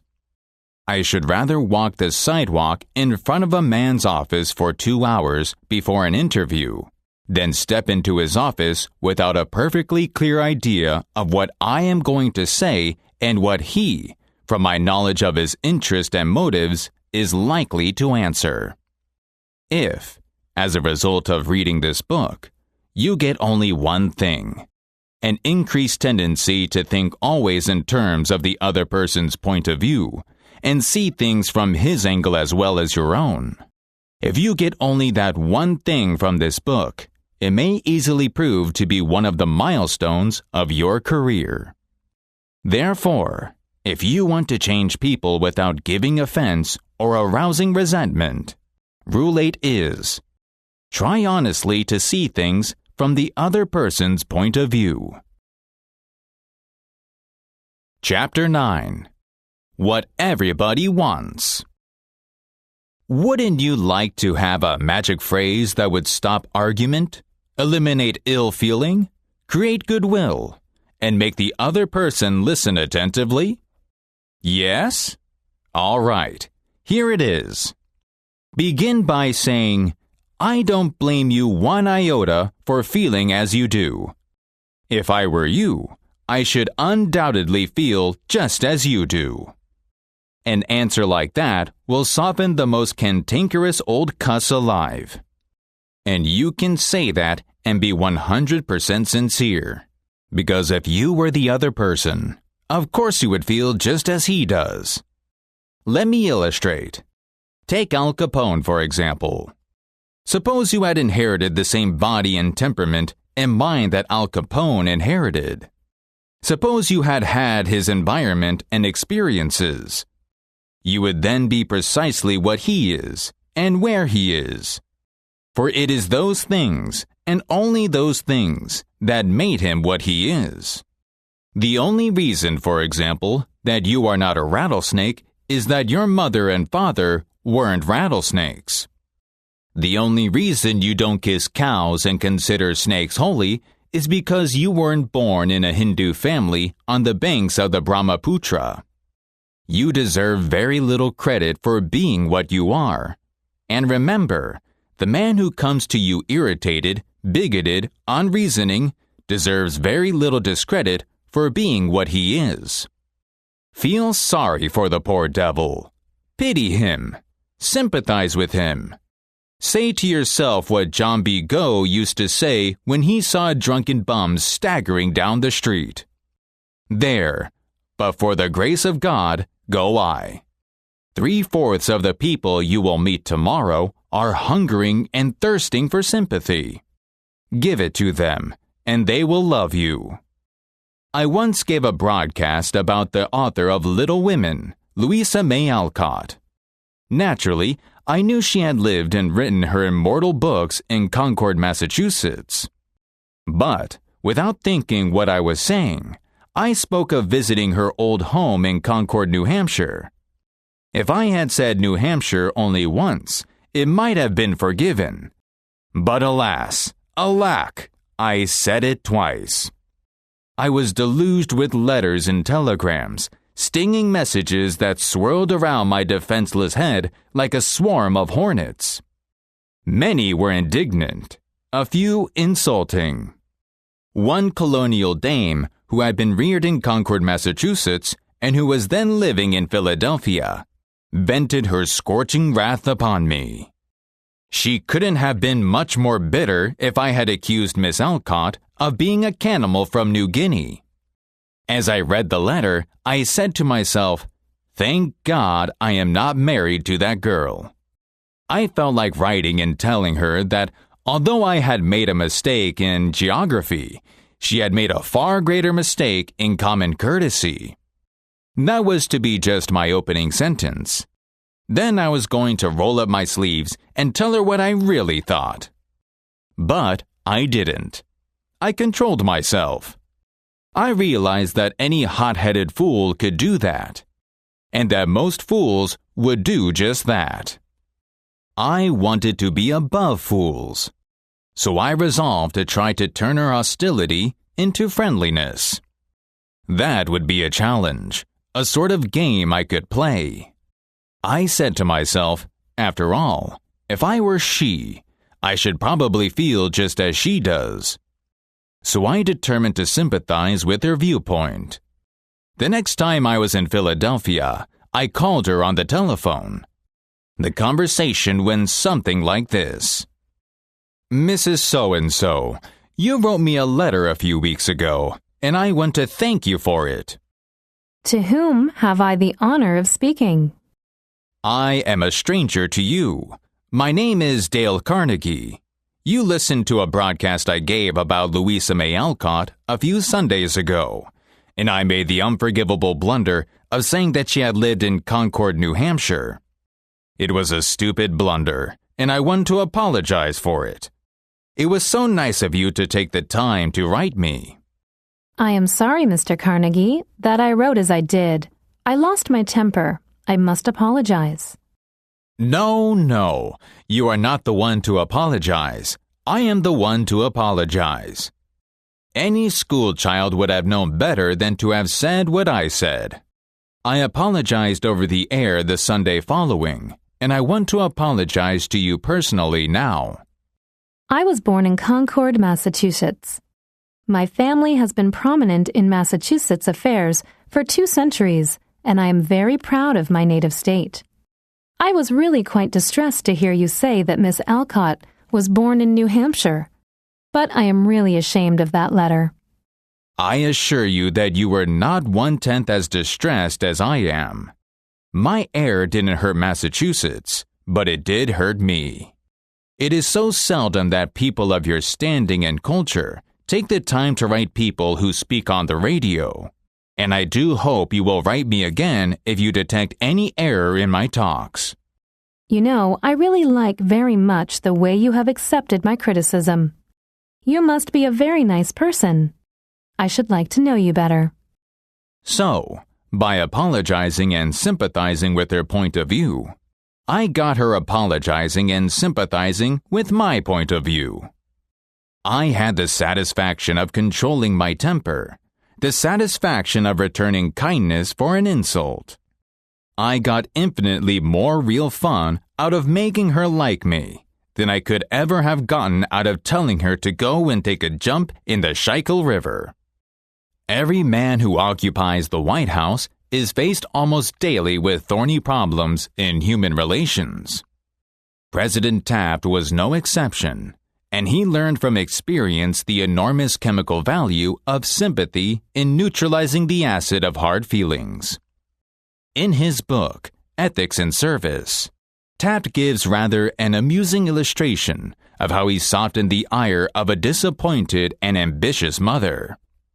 A lady in Washington, writes Taft, whose husband had some political influence, came and labored with me for 6 weeks or more to appoint her son to a position.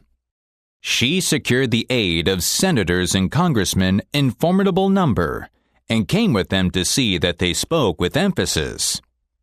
The place was one requiring technical qualification, and following the recommendation of the head of the bureau, I appointed somebody else. I then received a letter from the mother saying that I was most ungrateful, since I declined to make her a happy woman as I could have done by a turn of my hand.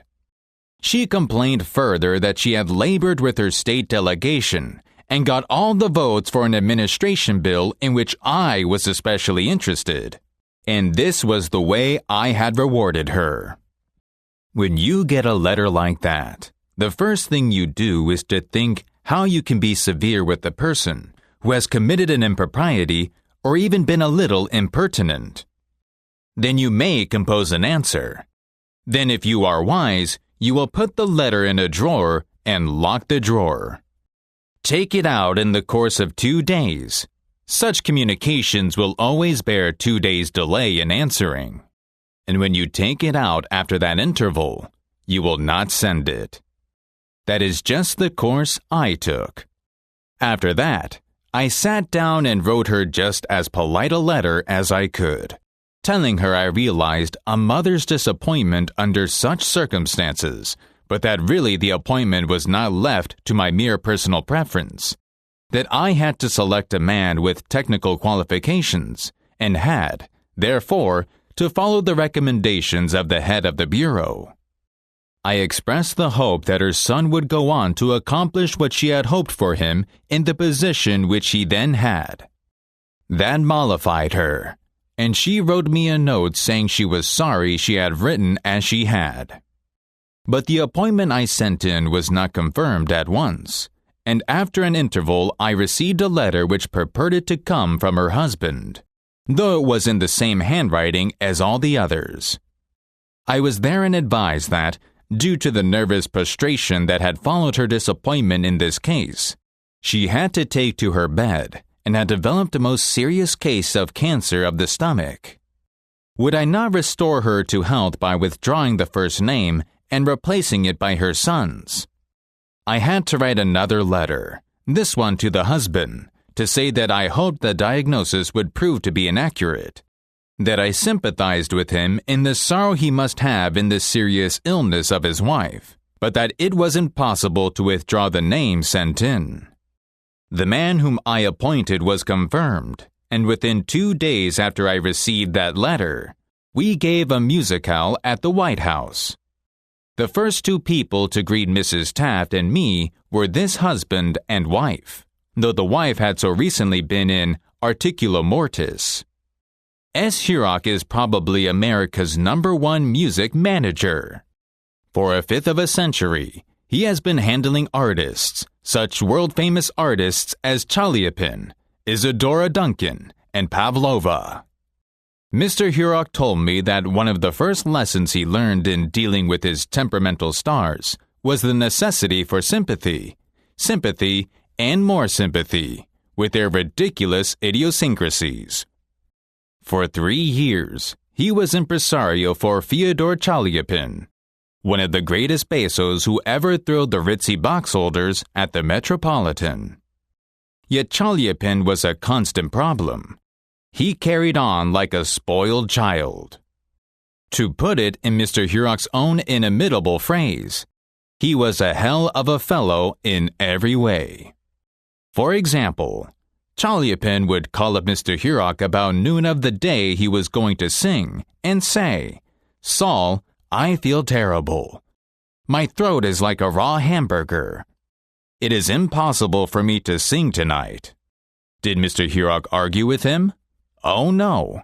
He knew that an entrepreneur couldn't handle artists that way.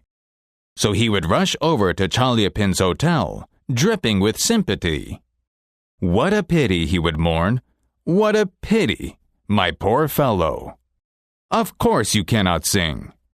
I will cancel the engagement at once. It will only cost you a couple of $1,000s, but that is nothing in comparison to your reputation." Then Chaliapin would sigh and say, "Perhaps you had better come over later in the day. Come at 5 and see how I feel then." At 5 o'clock, Mr. Hurok would again rush to his hotel, dripping with sympathy.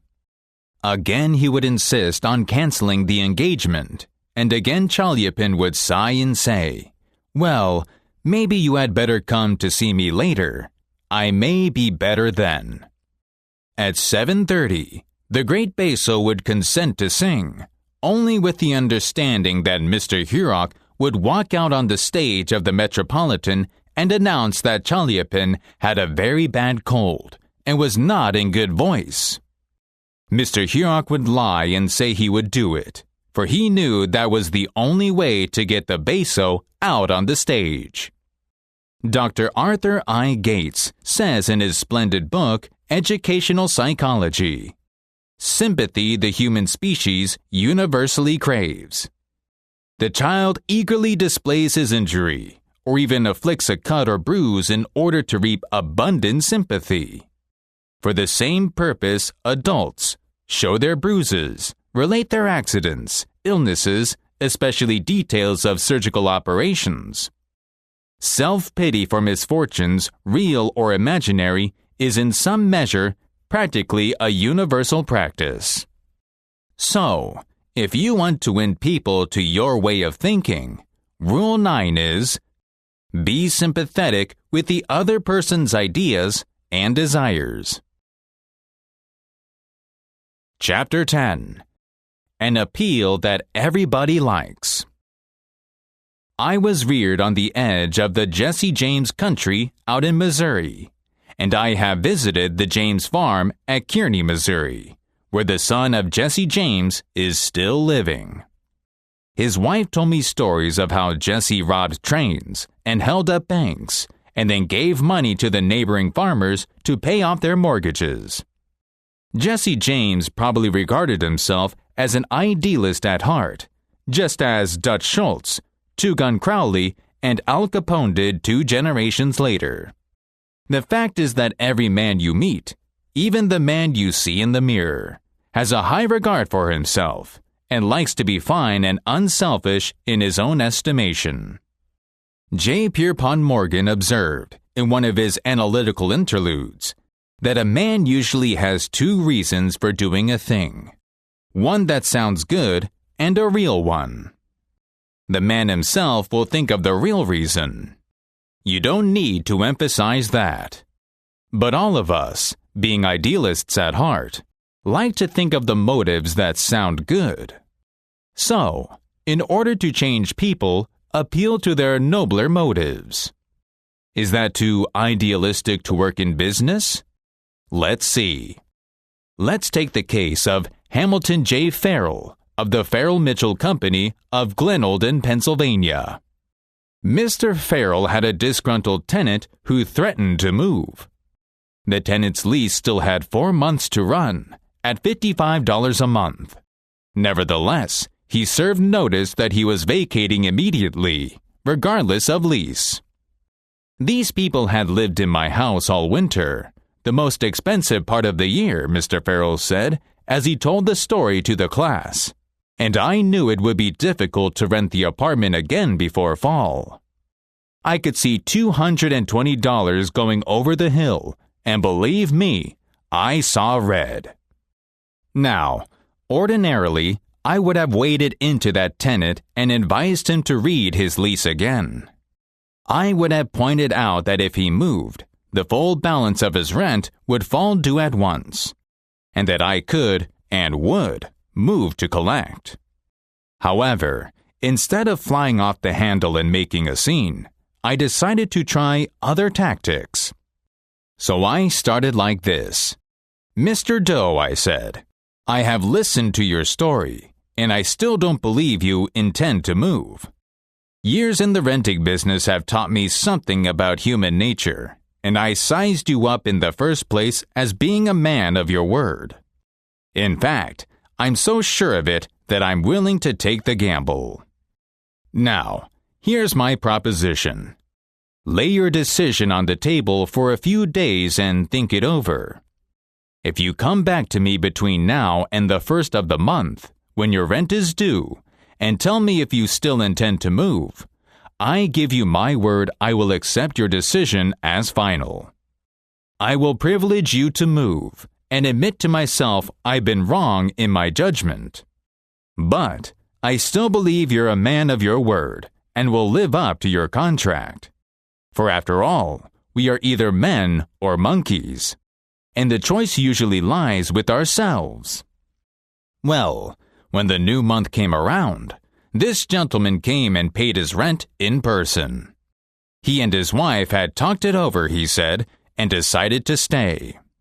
They had concluded that the only honorable thing to do was to live up to their lease.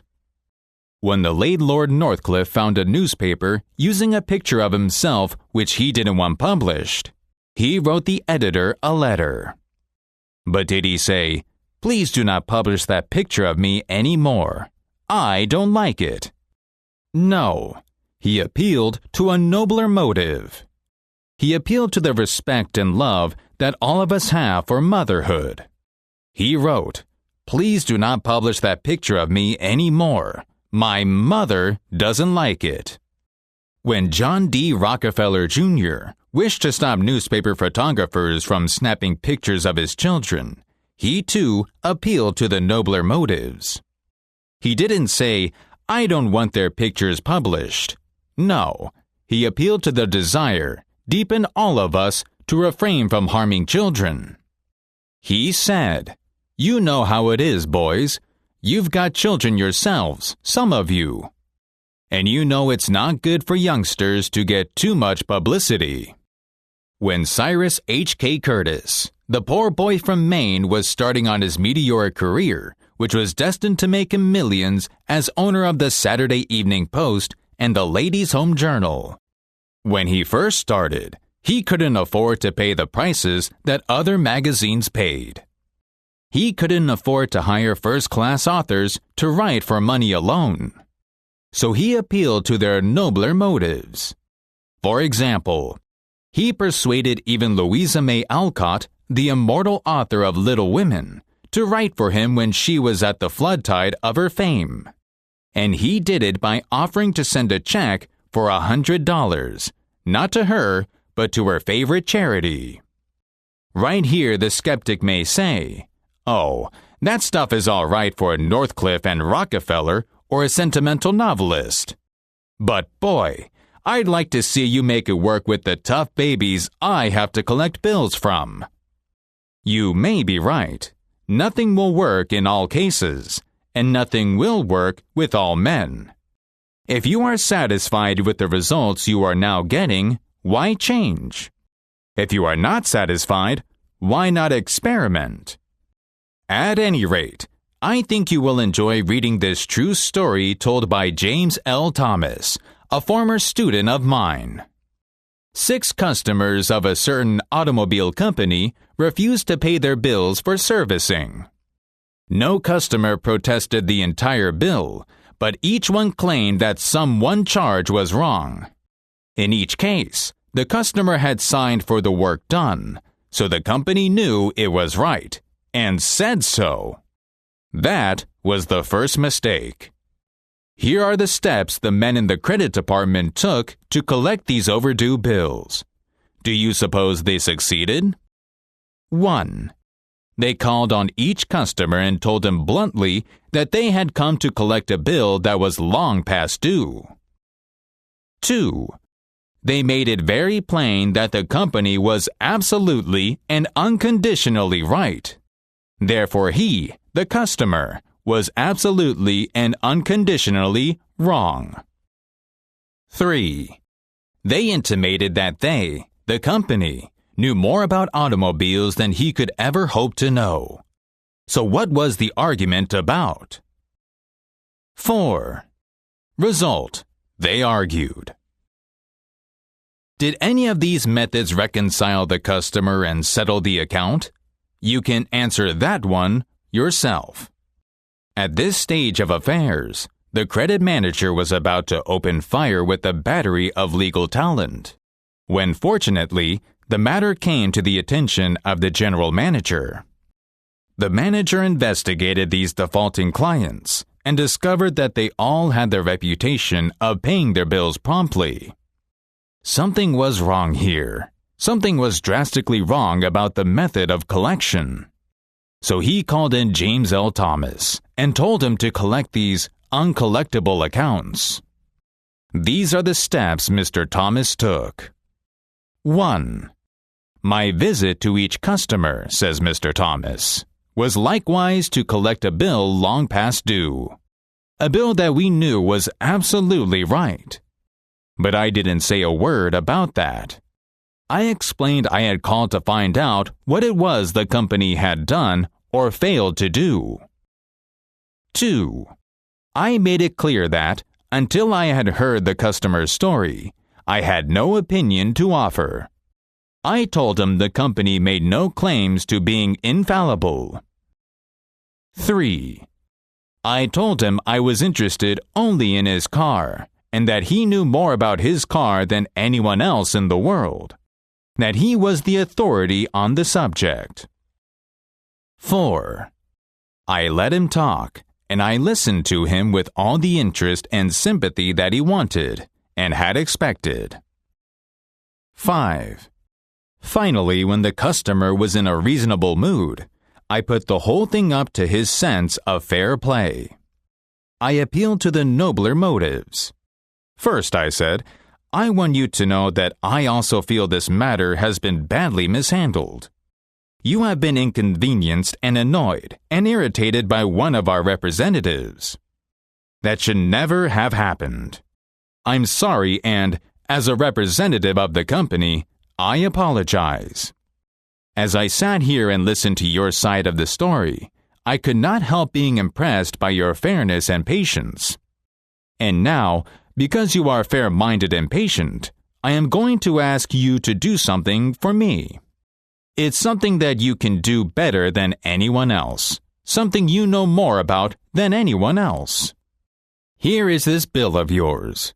I know that it is safe for me to ask you to adjust it, just as you would do if you were the president of my company.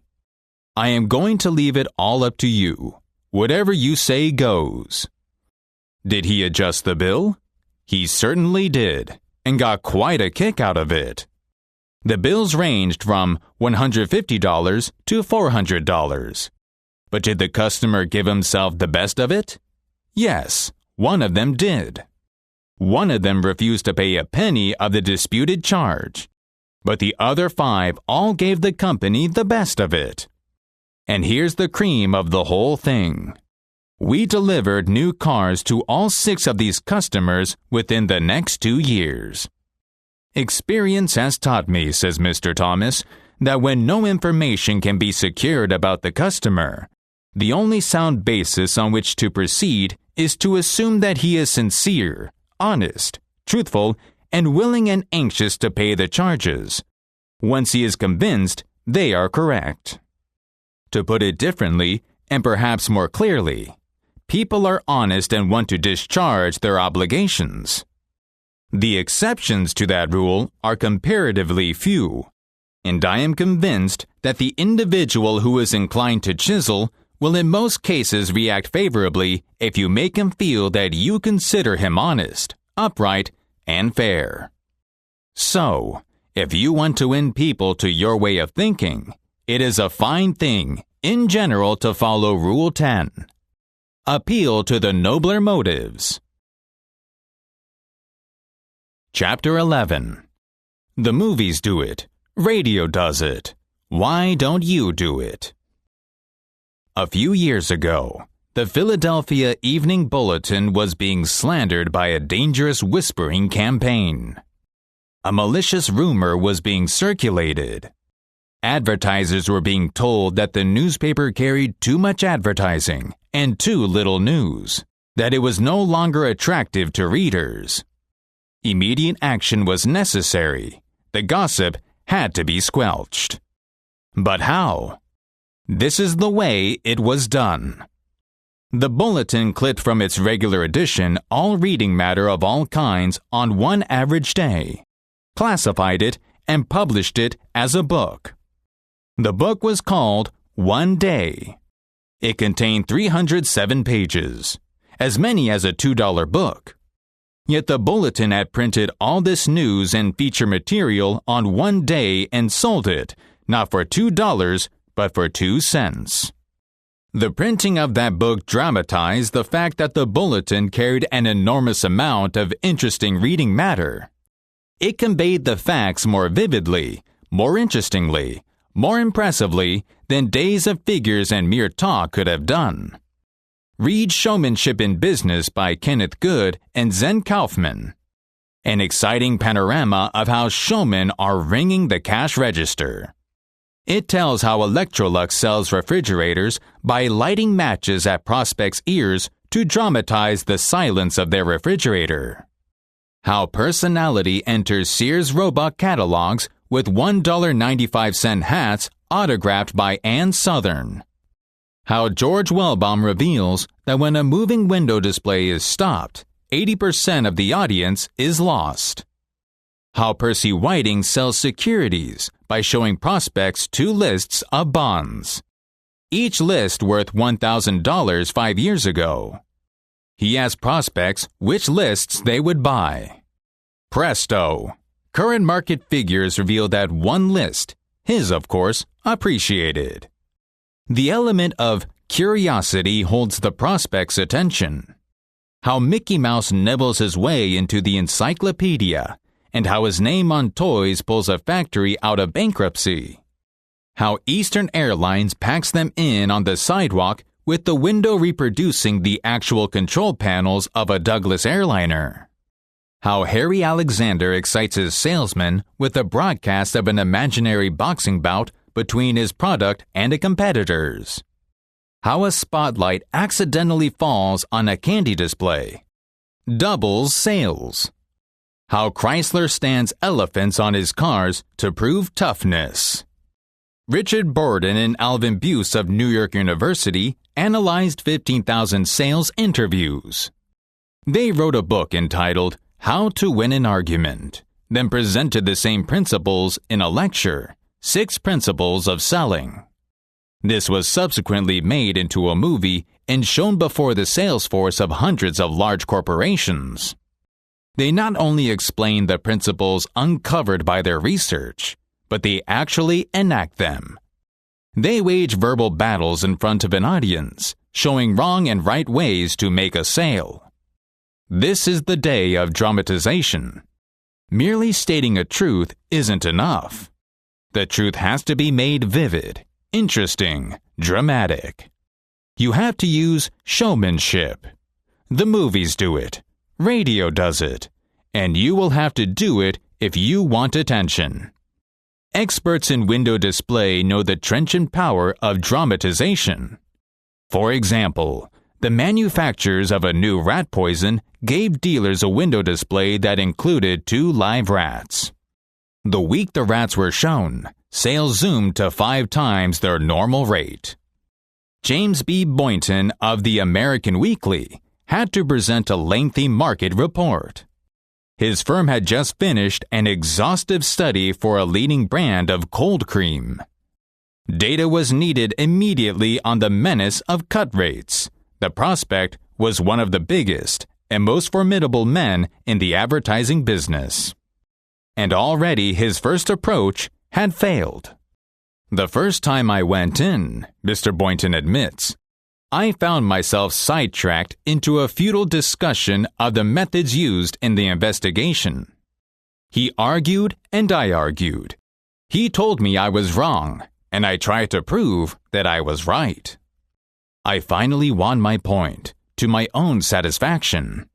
But my time was up, the interview was over, and I still hadn't produced results.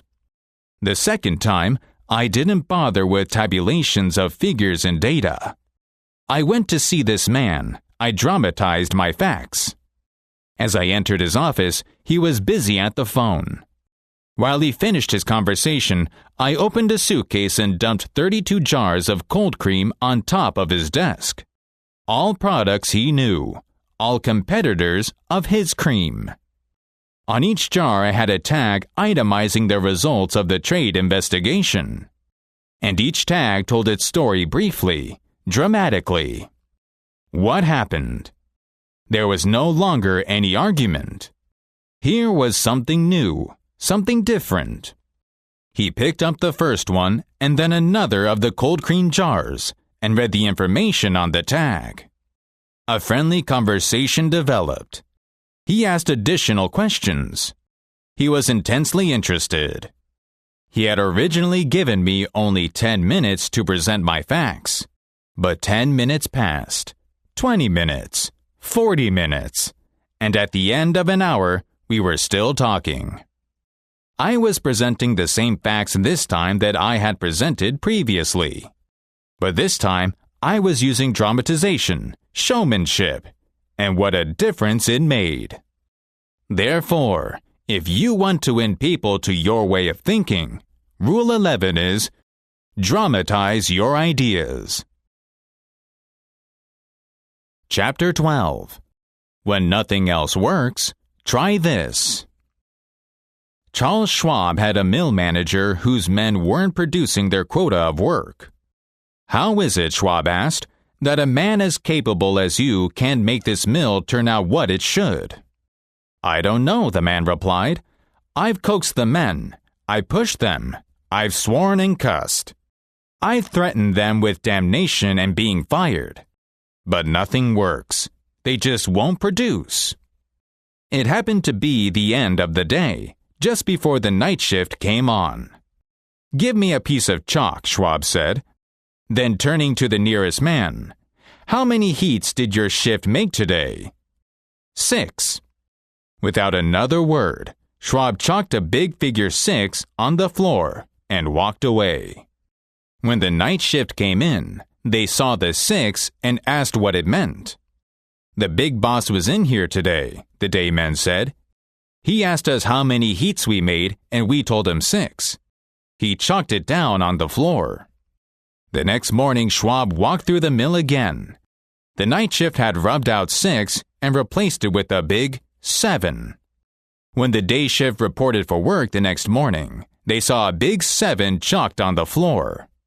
So, the night shift thought they were better than the day shift, did they? Well, they would show the night shift a thing or two.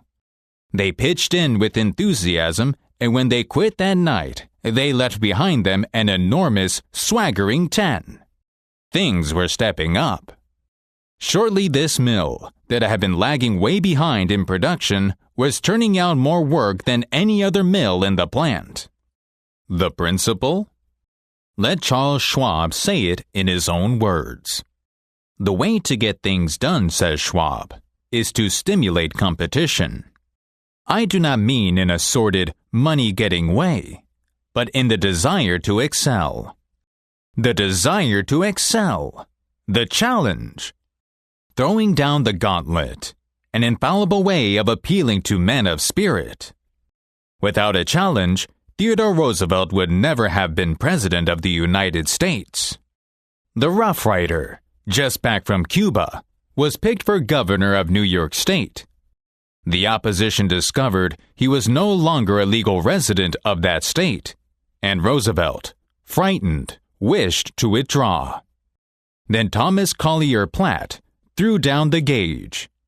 Turning suddenly on Theodore Roosevelt, he cried in a ringing voice, "Is the hero of San Juan Hill a coward?"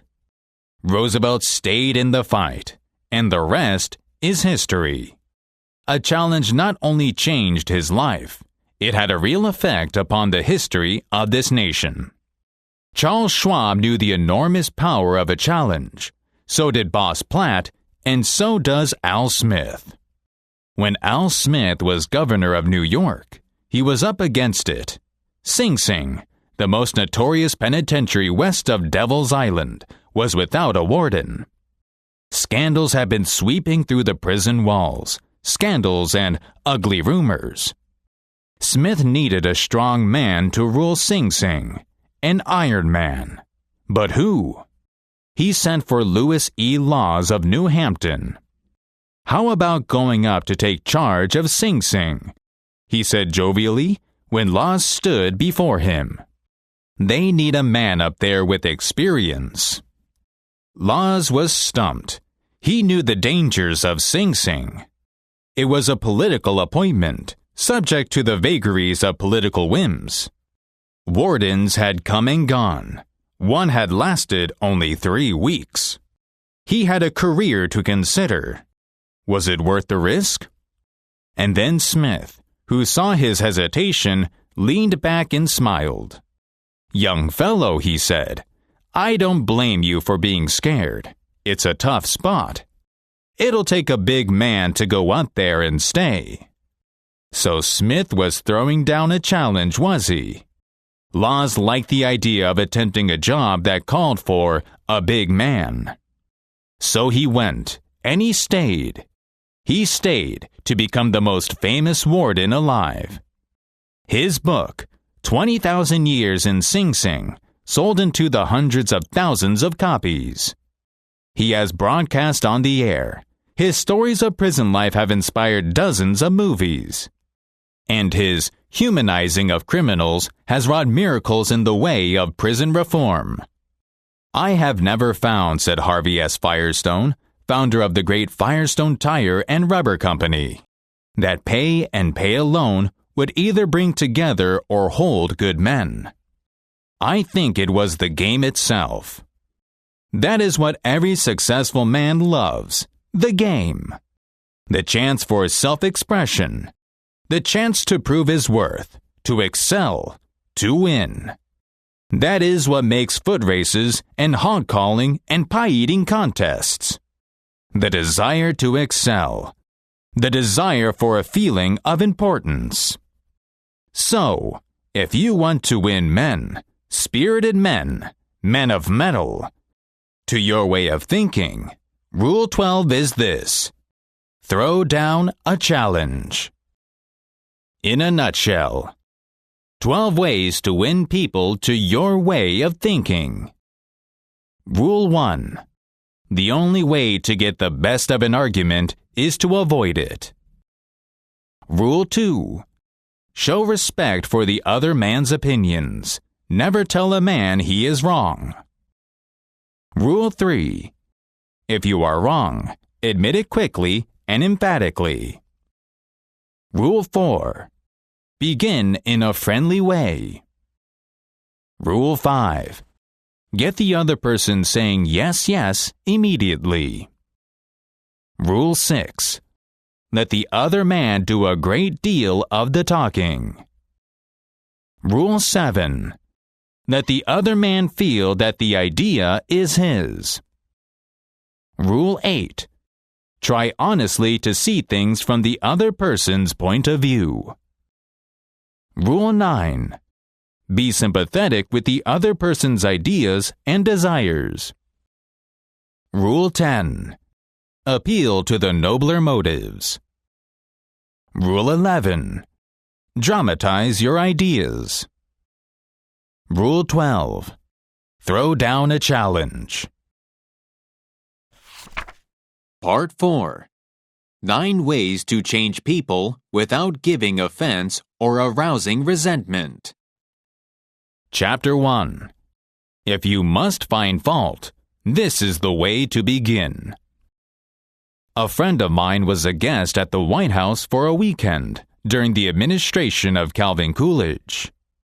Drifting into the president's private office, he heard Coolidge say to one of his secretaries, "That's a pretty dress you are wearing this morning, and you are a very attractive young woman." That was probably the most effulgent praise Silent Cal had ever bestowed upon a secretary in his life. It was so unusual, so unexpected, that the girl blushed in confusion. Then Coolidge said, "Now, don't get stuck up. I just said that to make you feel good. From now on, I wish you would be a little bit more careful with your punctuation." His method was probably a bit obvious, but the psychology was superb. It is always easier to listen to unpleasant things after we have heard some praise of our good points. A barber lathers a man before he shaves him.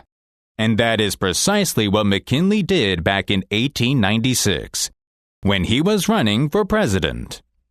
One of the prominent Republicans of that day had written a campaign speech that he felt was just a trifle better than Cicero and Patrick Henry and Daniel Webster all rolled into one.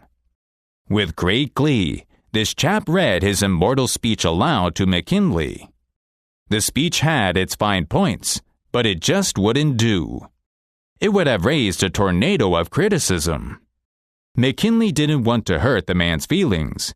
He must not kill the man's splendid enthusiasm, and yet he had to say no. Note how adroitly he did it. "My friend, that is a splendid speech, a magnificent speech," McKinley said. "No one could have prepared a better one. There are many occasions on which it would be precisely the right thing to say. But is it quite suitable to this peculiar occasion? Sound and sober as it is from your standpoint, I must consider its effect from the party's standpoint. Now you go home and write a speech along the lines I indicate, and send me a copy of it." He did just that. McKinley blue-penciled and helped him rewrite his second speech, and he became one of the effective speakers of the campaign. Here's the second most famous letter that Abraham Lincoln ever wrote. His most famous one was written to Mrs. Bixby, expressing his sorrow for the death of the 5 sons she had lost in battle. Lincoln probably dashed this letter off in 5 minutes, yet it sold at public auction in 1926 for $12,000. And that, by the way, is more money than Lincoln was able to save by half a century of hard work. This letter was written on April 26, 1863, during the darkest period of the Civil War. For 18 months, Lincoln's generals had been leading the Union Army from one tragic defeat to another. Nothing but futile, stupid human butchery. The nation was appalled. Thousands of soldiers deserted from the army. And even the Republican members of the Senate revolted and wanted to force Lincoln out of the White House. "We are now on the brink of destruction," Lincoln said. "It appears to me that even the Almighty is against us. I can hardly see a ray of hope." Such was the period of black sorrow and chaos out of which this letter came. I am printing the letter here because it shows how Lincoln tried to change an obstreperous general when the very fate of the nation might depend upon the general's actions. This is perhaps the sharpest letter Abe Lincoln wrote after he became president. Yet you will note that he praised General Hooker before he spoke of his grave faults. Yes, they were grave faults, but Lincoln didn't call them that. Lincoln was more conservative, more diplomatic. Lincoln wrote, "There are some things in regard to which I am not quite satisfied with you." Talk about tact and diplomacy. Here is the letter addressed to Major General Hooker. "I have placed you at the head of the Army of the Potomac. Of course, I have done this upon what appear to me to be sufficient reasons, and yet I think it best for you to know that there are some things in regard to which I am not quite satisfied with you. I believe you to be a brave and skillful soldier, which of course I like. I also believe you do not mix politics with your profession, in which you are right. You have confidence in yourself, which is a valuable if not an indispensable quality. You are ambitious, which within reasonable bounds does good rather than harm.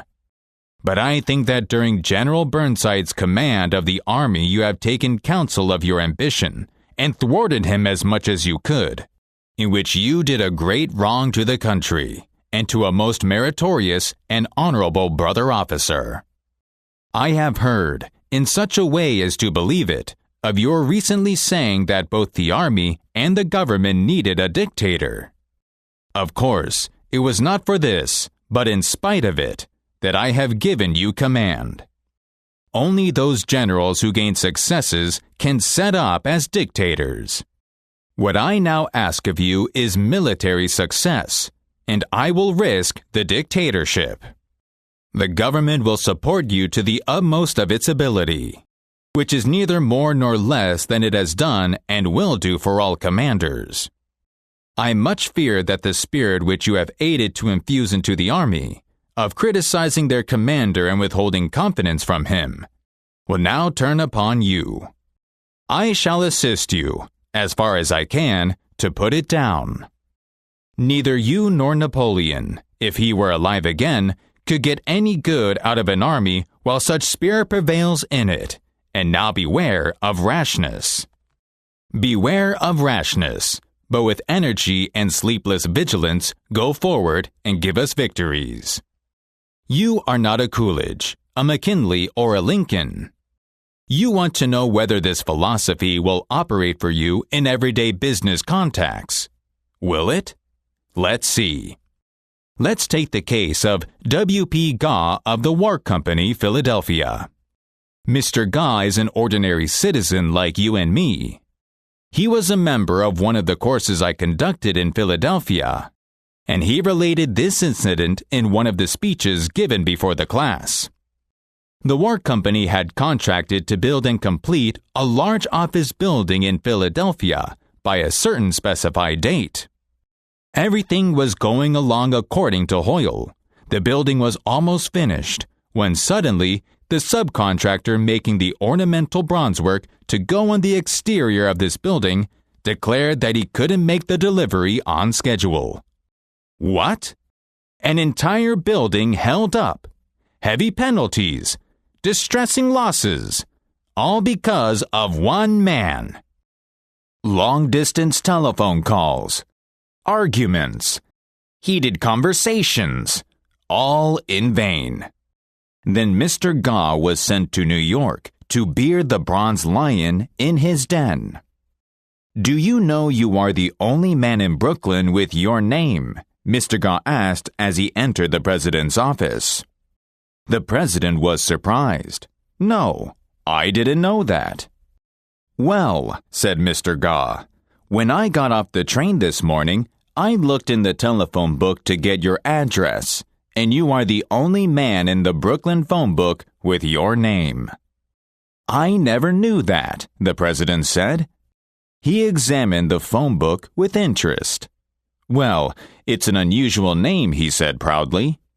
"My family came from Holland and settled in New York almost 200 years ago." He continued to talk about his family and his ancestors for several minutes.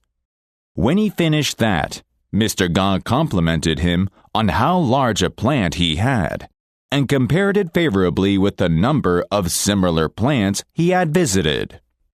"It is one of the cleanest and neatest bronze factories I ever saw," said Ga. "I have spent a lifetime building up this business," the president said, "and I am rather proud of it.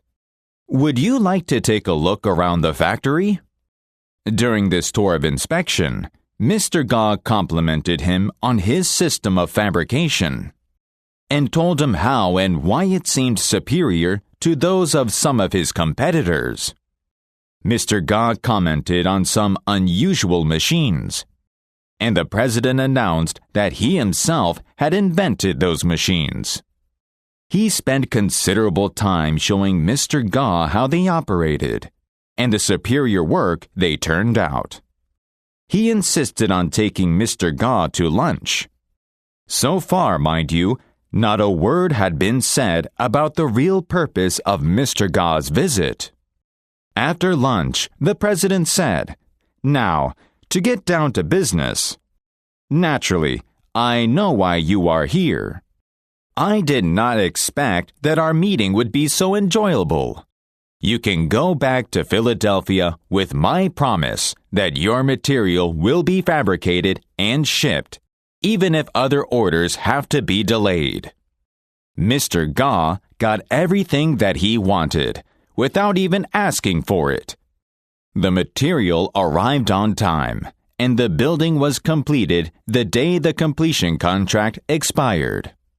Would this have happened had Mr. Ga used the hammer and dynamite method generally employed on such occasions?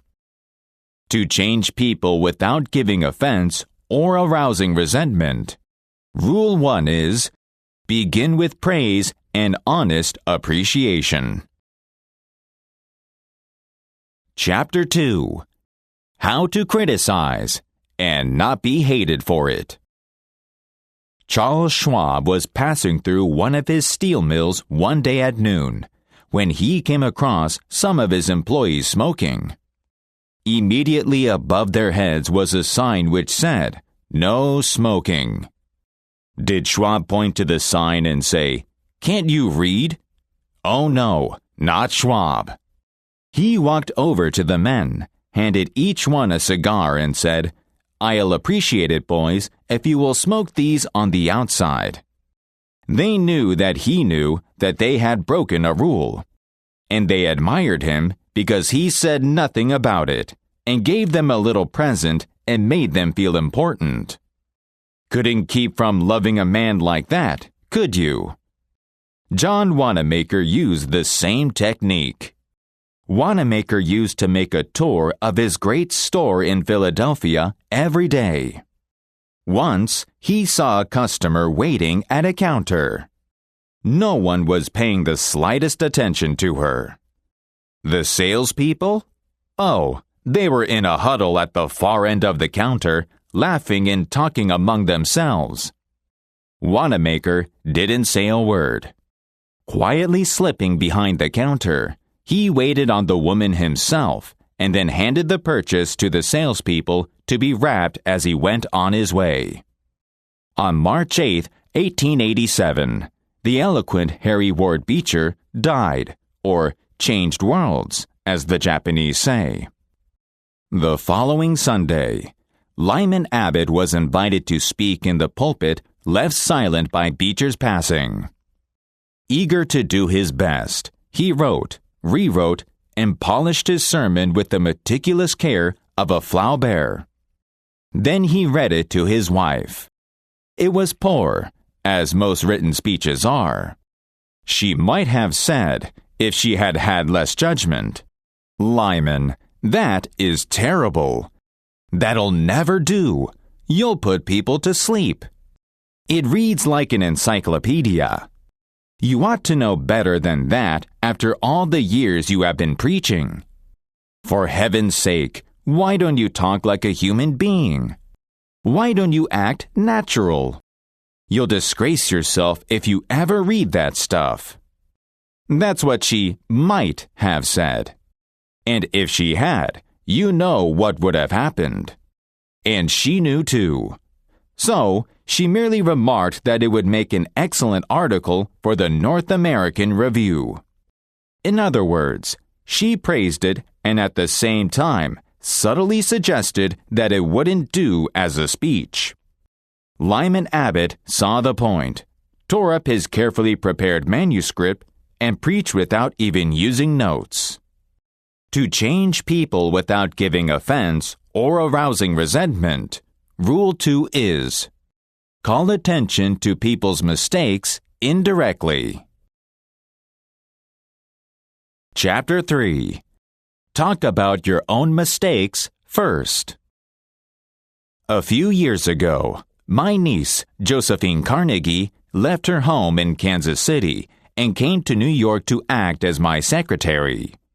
She was 19, had graduated from high school 3 years previously, and her business experience was a trifle more than zero. Today, she is one of the most perfect secretaries west of Suez. But, in the beginning, she was, susceptible to improvement. One day when I started to criticize her, I said to myself, "Just a minute, Dale Carnegie. Just a minute. You are twice as old as Josephine. You have had 10,000 times as much business experience. How can you possibly expect her to have your viewpoint, your judgment, your initiative? Mediocre though they may be. And just a minute, Dale. What were you doing at 19? Remember the asinine mistakes and blunders you made? Remember the time you did this and that?" After thinking the matter over, honestly and impartially, I concluded that Josephine's batting average at 19 was better than mine had been. And that, I'm sorry to confess, isn't paying Josephine much of a compliment. So after that, when I wanted to call Josephine's attention to a mistake, I used to begin by saying, "You have made a mistake, Josephine, but the Lord knows it's no worse than many I have made. You were not born with judgment. That comes only with experience. And you are better than I was at your age. I have been guilty of so many stupid, silly things myself. I have very little inclination to criticize you or anyone. But don't you think it would have been wiser if you had done so and so?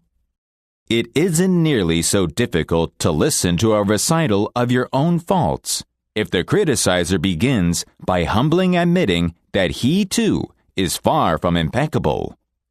The polished Prince von Bülow learned the sharp necessity of doing this back in 1909. Von Bülow was then the Imperial Chancellor of Germany, and on the throne sat Wilhelm II. Wilhelm, the haughty. Wilhelm, the arrogant.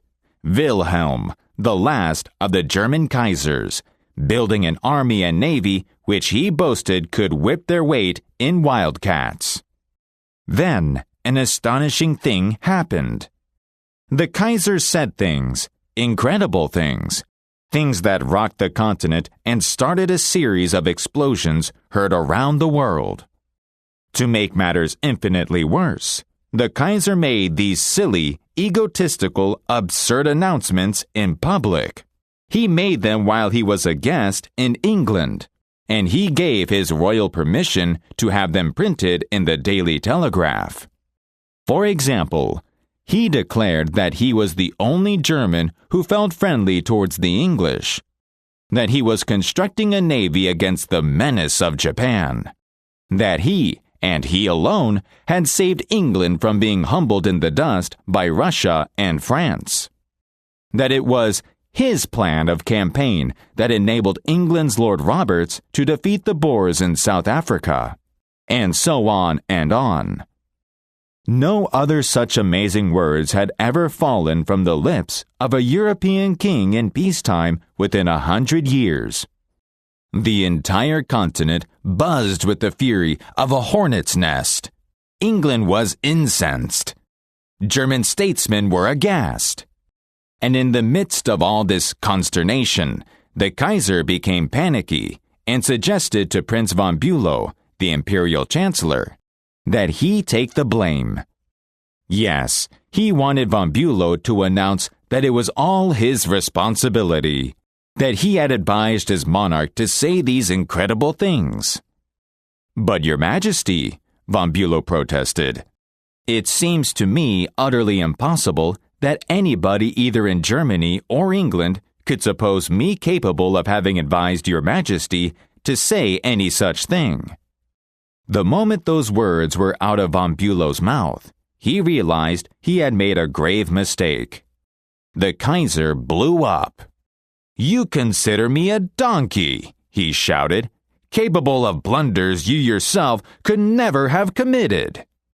Von Bülow knew that he ought to have praised before he condemned. But since that was too late, he did the next best thing.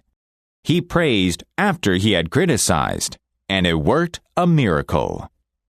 "I'm far from suggesting that," he answered respectfully. "Your Majesty surpasses me in many respects, not only, of course, in naval and military knowledge, but above all, in natural science. I have often listened in admiration when Your Majesty explained the barometer, or wireless telegraphy, or the Röntgen rays. I am shamefully ignorant of all branches of natural science, have no notion of chemistry or physics, and am quite incapable of explaining the simplest of natural phenomena. But," von Bülow continued, "in compensation, I possess some historical knowledge and perhaps certain qualities useful in politics, especially in diplomacy." The Kaiser beamed. Von Bülow had praised him. Von Bülow had exalted him and humbled himself. The Kaiser could forgive anything after that. "Haven't I always told you," he exclaimed with enthusiasm, "that we complete one another famously? We should stick together, and we will." He shook hands with von Bülow not once, but several times. And later in the day, he waxed so enthusiastic that he exclaimed with doubled fists, "If anyone says anything to me against Prince von Bülow, I shall punch him in the nose." Von Bülow saved himself in time, but, canny diplomat that he was, he nevertheless had made one error. He should have begun by talking about his own shortcomings and Wilhelm's superiority, not by intimating that the Kaiser was a half-wit in need of a guardian.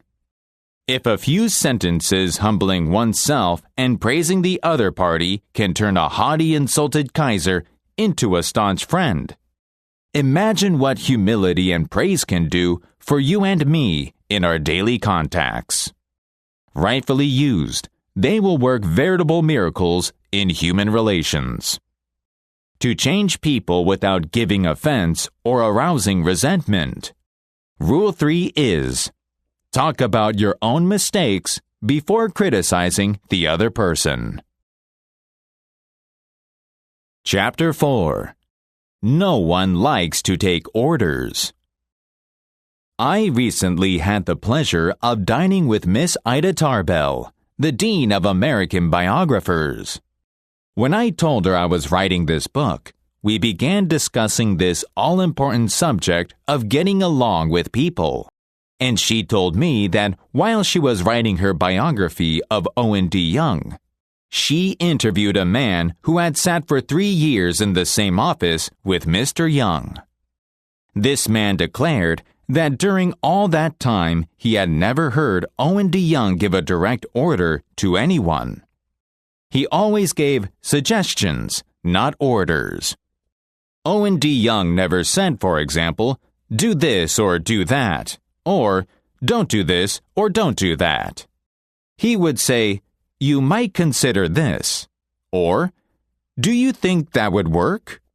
Frequently he would say after he had dictated a letter, "What do you think of this?" In looking over a letter of one of his assistants, he would say, "Maybe if we were to phrase it this way, it would be better." He always gave a person an opportunity to do things himself. He never told his assistants to do things. He let them do them. Let them learn from their mistakes. A technique like that makes it easy for a person to correct his error. A technique like that saves a man's pride and gives him a feeling of importance. It makes him want to cooperate instead of rebel. To change people without giving offense or arousing resentment. Rule 4 is: ask questions instead of giving direct orders. Chapter 5. Let the other man save his face. Years ago, the General Electric Company was faced with the delicate task of removing Charles Steinmetz from the head of a department. Steinmetz, a genius of the first magnitude when it came to electricity, was a washout as the head of the calculating department. Yet the company didn't dare offend the man. He was indispensable and highly sensitive. So they gave him a new title. They made him consulting engineer of the General Electric Company. A new title for work he was already doing, and let someone else head up the department. Steinmetz was happy. So were the officers of the GE. They had gently maneuvered their most temperamental star, and they had done it without a storm, by letting him save his face. Letting him save his face. How important, how vitally important that is. And how few of us ever stop to think of it. We ride roughshod over the feelings of others, getting our own way, finding fault, issuing threats, criticizing a child or an employee in front of others, without even considering the hurt to the other person's pride. Whereas a few minutes' thought, a considerate word or two, a genuine understanding of the other person's attitude would go so far towards alleviating the sting. Let's remember that the next time we are faced with the distasteful necessity of discharging a servant or an employee. Firing employees is not much fun. Getting fired is even less fun. I'm quoting now from a letter written me by Marshall A. Granger, certified public accountant. Our business is mostly seasonal. Therefore, we have to let a lot of men go in March. It's a byword in our profession that no one enjoys wielding the axe. Consequently, the custom has developed of getting it over as soon as possible, and usually in the following way. Sit down, Mr. Smith. The season's over, and we don't seem to see any more assignments for you. Of course, you understood that you were only employed for the busy season anyhow, etc., etc. The effect on the men was one of disappointment and a feeling of being let down. Most of them were in the accounting field for life, and they retained no particular love for the firm that dropped them so casually. I recently decided to let our extra men go with a little more tact and consideration. So I have called each man in only after carefully thinking over his work during the winter. And I've said something like this: Mr. Smith, you've done a fine job. if he has. That time we sent you over to Newark, you had a tough assignment. You were on the spot, but you came through with flying colors, and we want you to know the firm is proud of you. You've got the stuff. You're going a long way, wherever you're working. This firm believes in you and is rooting for you, and we don't want you to forget it. Effect? The men go away feeling a lot better about being fired. They don't feel let down. They know if we had work for them, we'd keep them on. And when we need them again, they come to us with a keen personal affection. The late Dwight Morrow possessed an uncanny ability to reconcile belligerents who wanted to fly at each other's throats. How?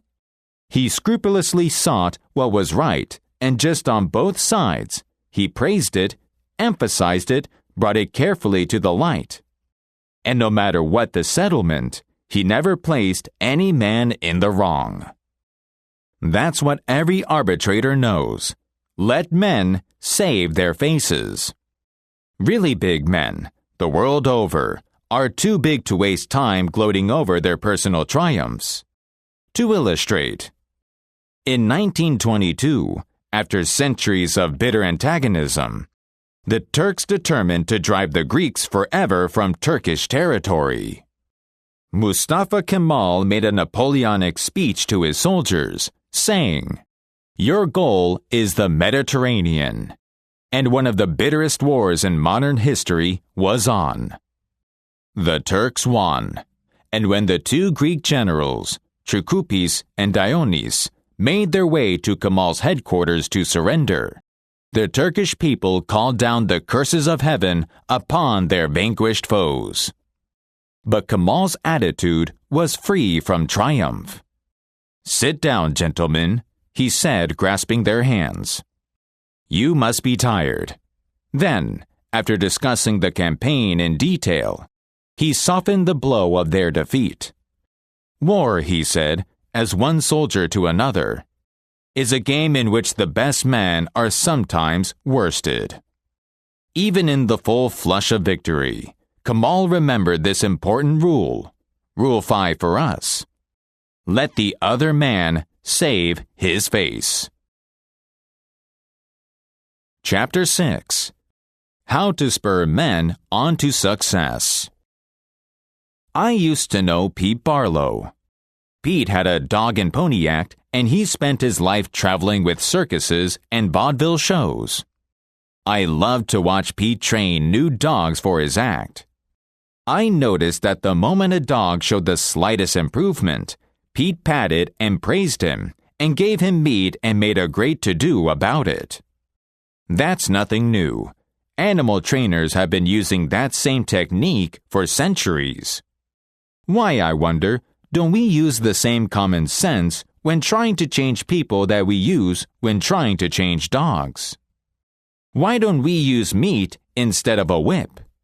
Why don't we use praise instead of condemnation? Let's praise even the slightest improvement. That inspires the other fellow to keep on improving. Warden Louis E. Laws has found that praising the slightest improvement pays, even with crime-hardened men in Sing Sing. I have found, Warden Laws said in a letter which I received while writing this chapter, that the voicing of proper appreciation for the efforts of the inmates secures greater results in obtaining their cooperation and furthering their ultimate rehabilitation than harsh criticism and condemnation for their delinquencies. I have never been incarcerated in Sing Sing, at least not yet. But I can look back in my own life and see where a few words of praise have sharply changed my entire future. Can't you say the same thing about your life? History is replete with striking illustrations of the sheer witchery of praise. For example, half a century ago, a boy of 10 was working in a factory in Naples. He longed to be a singer, but his first teacher discouraged him. "You can't sing," he said. "You haven't any voice at all." It sounds like the wind in the shutters." But his mother, a poor peasant woman, put her arms about him and praised him and told him she knew he could sing. She could already see an improvement, and she went barefoot in order to save money to pay for his music lessons. That peasant mother's praise and encouragement changed that boy's life. You may have heard of him. His name was Caruso. Years ago, a young man in London aspired to be a writer, but everything seemed to be against him. He had never been able to attend school more than 4 years. His father had been flung in jail because he couldn't pay his debts, and this young man often knew the pangs of hunger. Finally, he got a job pasting labels on bottles of blacking in a rat-infested warehouse, and he slept at night in a dismal attic room with 2 other boys, gutter snipes from the slums of London. He had so little confidence in his ability to write that he sneaked out and mailed his first manuscript in the dead of night so nobody would laugh at him. Story after story was refused. Finally, the great day came when one was accepted. True, he wasn't paid a shilling for it, but one editor had praised him. One editor had given him recognition. He was so thrilled that he wandered aimlessly around the streets with tears rolling down his cheeks. The praise, the recognition that he received by getting one story in print, changed his whole career. For if it hadn't been for that encouragement, he might have spent his entire life working in rat-infested factories. You may have heard of that boy too. His name was Charles Dickens. Half a century ago, another boy in London was working as a clerk in a dry goods store. He had to get up at 5 o'clock, sweep out the store, and slave for 14 hours a day. It was sheer drudgery, and he despised it. After 2 years, he could stand it no longer. So he got up one morning and, without waiting for breakfast, tramped 15 miles to talk to his mother, who was working as a housekeeper. He was frantic. He pleaded with her. He wept. He swore he would kill himself if he had to remain in the shop any longer. Then he wrote a long, pathetic letter to his old schoolmaster, declaring that he was heartbroken, that he no longer wanted to live. His old schoolmaster gave him a little praise and assured him that he really was very intelligent and fitted for finer things and offered him a job as a teacher. That praise changed the future of that boy and made a lasting impression on the history of English literature. For that boy has since written 77 books and made over $1 million with his pen. You've probably heard of him. His name is H.G. Wells. Back in 1922, a young man was living out in California, having a hard time trying to support his wife. He sang in a church choir on Sundays and picked up $5 now and then by singing "Oh, Promise Me" at a wedding. He was so hard up, he couldn't live in town, so he rented a rickety house that stood in the middle of a vineyard. It cost him only $12.50 a month.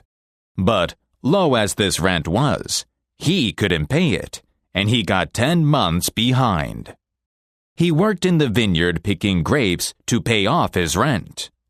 He told me there were times when he had very little else to eat but grapes. He was so discouraged that he was about ready to forego a career as a singer and sell automobile trucks for a living when Rupert Hughes praised him. Rupert Hughes said to him, "You have the makings of a great voice. You ought to study in New York."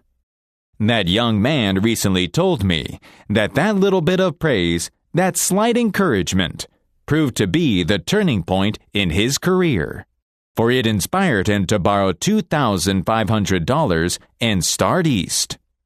You may have heard of him too. His name is Lawrence Tibbett. Talk about changing people. If you and I will inspire the people with whom we come in contact to a realization of the hidden treasures they possess, we can do far more than change people. We can literally transform them. Exaggeration? Then listen to these sage words from the late Professor William James of Harvard, perhaps the most distinguished psychologist and philosopher America ever produced. Compared with what we ought to be, we are only half awake. We are making use of only a small part of our physical and mental resources. Stating the thing broadly, the human individual thus lives far within his limits. He possesses powers of various sorts which he habitually fails to use.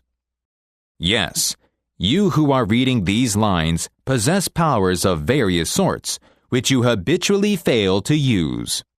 And one of these powers, which you are probably not using to the fullest extent, is your magic ability to praise people and inspire them with a realization of their latent possibilities. So, to change people without giving offense or arousing resentment, Rule 6 is, praise the slightest improvement and praise every improvement. Be hearty in your approbation and lavish in your praise. Chapter 7.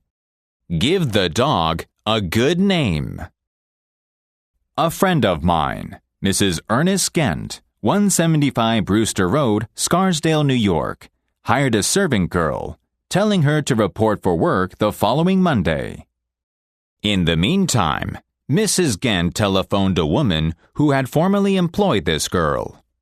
All was not well. When the girl came to start work, Mrs. Gent said, "Nellie, I telephoned the other day to a woman you used to work for. She said you were honest and reliable, a good cook and good at caring for the children. But she also said you were sloppy and never kept the house clean. Now, I think she was lying. You dress neatly. Anybody can see that. And I'll bet you keep the house just as neat and clean as your person. You and I are going to get along fine." And they did. Nellie had a reputation to live up to, and believe me, she did live up to it. She kept the house shining. She would gladly have scrubbed and dusted an extra hour a day rather than be untrue to Mrs. Gent's ideal of her. "The average man," said Samuel Vauquelin, president of the Baldwin Locomotive Works, "can be led readily if you have his respect, and if you show him that you respect him for some kind of ability." In short, if you want to improve a person in a certain respect, act as though that particular trait were already one of his outstanding characteristics. Shakespeare said, "Assume a virtue if you have it not." And it might be well to assume and state openly that the other party has the virtue you want him to develop. Give him a fine reputation to live up to, and he will make prodigious efforts rather than see you disillusioned. Georgette Leblanc, in her book, Souvenirs, My Life with Maeterlinck, describes the startling transformation of a humble Belgian Cinderella. "A servant girl from a neighboring hotel brought my meals," she writes. She was called Marie the dishwasher because she had started her career as a scullery assistant. She was a kind of monster, cross-eyed, bandy-legged, poor in flesh and spirit. One day, while she was holding my plate of macaroni in her red hands, I said to her point blank, "Marie, you do not know what treasures are within you." Accustomed to holding back her emotions, Marie waited a few moments, not daring to risk the slightest gesture for fear of a catastrophe. Then she put the dish on the table, sighed, and said ingenuously, "Madam, I would never have believed it." She did not doubt. She did not ask a question. She simply went back to the kitchen and repeated what I had said. And such is the force of faith that no one made fun of her. From that day on, she was even given a certain consideration. But the most curious change of all occurred in the humble Marie herself. Believing she was the tabernacle of unseen marvels, she began taking care of her face and body so carefully that her starved youth seemed to bloom and modestly hide her plainness. 2 months later, as I was leaving, she announced her coming marriage with the nephew of the chef. "I'm going to be a lady," she said, and thanked me. A small phrase had changed her entire life. Georgette Leblanc had given Marie the dishwasher a reputation to live up to, and that reputation transformed her. Henry Clay Reisner used the same technique when he wanted to influence the conduct of American doughboys in France. General James G. Harbord, one of the most popular American generals, had told Reisner that in his opinion, the 2 million doughboys in France were the cleanest and most idealistic men of whom he had ever read or with whom he had ever come in contact. Extravagant praise? Perhaps. But see how Reisner used it. "I never failed to tell the soldiers what the general had said," Reisner writes. "Not for a moment did I question whether it was true or not, but I knew that, even were they not, the knowledge of General Harbord's opinion would inspire them to strive toward that standard. There's an old saying, 'Give a dog a bad name, and you may as well hang him. But give him a good name, and see what happens.' Almost everyone, rich man, poor man, beggar man, thief, lives up to the reputation of honesty that is bestowed upon him. If you must deal with a crook, says Warden Laws of Sing Sing, and the warden ought to know what he's talking about. If you must deal with a crook, there is only one possible way of getting the better of him. Treat him as if he were an honorable gentleman. Take it for granted he is on the level. He will be so flattered by such treatment that he may answer to it and be proud that someone trusts him. That is so fine, so significant that I am going to repeat it. If you must deal with a crook, there is only one possible way of getting the better of him. Treat him as if he were an honorable gentleman. Take it for granted he is on the level. He will be so flattered by such treatment that he may answer to it and be proud that someone trusts him. So, if you want to influence the conduct of a man without arousing resentment or giving offense, remember Rule 7. Give a man a fine reputation to live up to. Chapter 8. Make the fault seem easy to correct. A short time ago, a bachelor friend of mine, about 40 years old, became engaged, and his fiancée persuaded him to take some belated dancing lessons. The Lord knows I needed dancing lessons, he confessed as he told me the story. For I danced just as I did when I first started 20 years ago. The first teacher I engaged probably told me the truth. She said I was all wrong. I would just have to forget everything and begin all over again. But that took the heart out of me. I had no incentive to go on, so I quit her. The next teacher may have been lying, but I liked it. She said nonchalantly that my dancing was a bit old-fashioned perhaps, but the fundamentals were all right. And she assured me I wouldn't have any trouble learning a few new steps. The first teacher had discouraged me by emphasizing my mistakes. This new teacher did the opposite. She kept praising the things I did right and minimizing my errors. You have a natural sense of rhythm, she assured me. You really are a natural-born dancer. Now my common sense tells me that I always have been and always will be a fourth-rate dancer. Yet deep in my heart, I still like to think that maybe she meant it. To be sure, I was paying her to say it, but why bring that up? At any rate, I know I am a better dancer than I would have been if she hadn't told me I had a natural sense of rhythm. That encouraged me. That gave me hope. That made me want to improve. Tell a child, a husband, or an employee that he is stupid or dumb at a certain thing, that he has no gift for it, and that he is doing it all wrong, and you have destroyed almost every incentive to try to improve. But use the opposite technique. Be liberal with your encouragement. Make the thing seem easy to do. Let the other person know that you have faith in his ability to do it, that he has an undeveloped flair for it, and he will practice until the dawn comes in at the window in order to excel. That is the technique that Lowell Thomas uses, and believe me, he is a superb artist in human relations. He builds you up. He gives you confidence. He inspires you with courage and faith.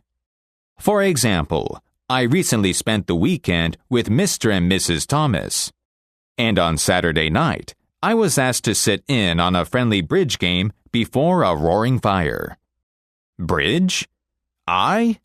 Oh no, not me. I knew nothing about it. The game had always been a black mystery to me. No, impossible. Why, Dale? It is no trick at all, Lowell replied. There is nothing to bridge except memory and judgment. You once wrote a chapter on memory. Bridge will be in a cinch for you. It is right up your alley. And presto, almost before I realized what I was doing, I found myself for the first time at a bridge table. All because I was told I had a natural flair for it and the game was made to seem easy. Speaking of bridge reminds me of Eli Culbertson.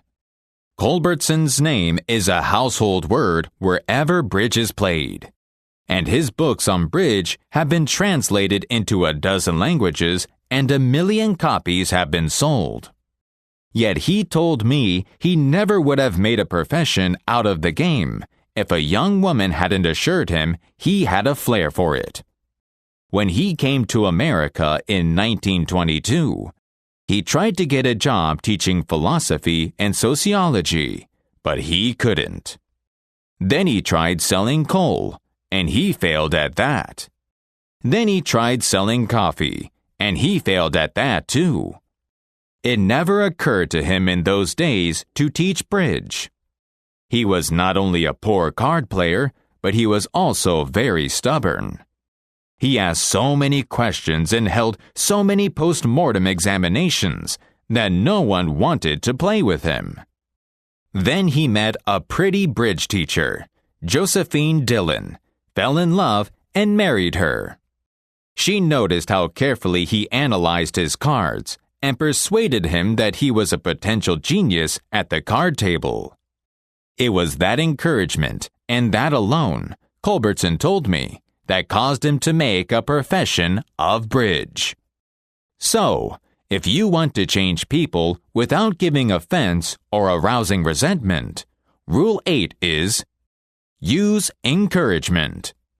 Make the fault you want to correct seem easy to correct. Make the thing you want the other person to do seem easy to do. Chapter 9. Making people glad to do what you want. Back in 1915, America was aghast. For more than a year, the nations of Europe had been slaughtering one another on a scale never before dreamed of in all the bloody annals of mankind. Could peace be brought about? No one knew. But Woodrow Wilson was determined to try. He would send a personal representative, a peace emissary, to counsel with the warlords of Europe. William Jennings Bryan, Secretary of State. Bryan, the peace advocate, longed to go. He saw a chance to perform a great service and make his name immortal.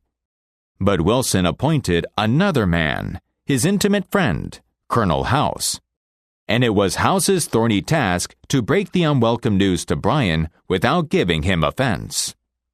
Bryan was distinctly disappointed when he heard I was to go to Europe as the peace emissary. Colonel House records in his diary. He said he had planned to do this himself. I replied that the president thought it would be unwise for anyone to do this officially, and that his going would attract a great deal of attention, and people would wonder why he was there. You see the intimation? House practically tells Bryan that he is too important for the job, and Bryan is satisfied. Colonel House, adroit, experienced in the ways of the world, was following one of the important rules of human relations. Always make the other man happy about doing the thing you suggest. Woodrow Wilson followed that policy even when inviting William Gibbs McAdoo to become a member of his cabinet. That was the highest honor he could confer upon anyone, and yet Wilson did it in such a way as to make the other man feel doubly important.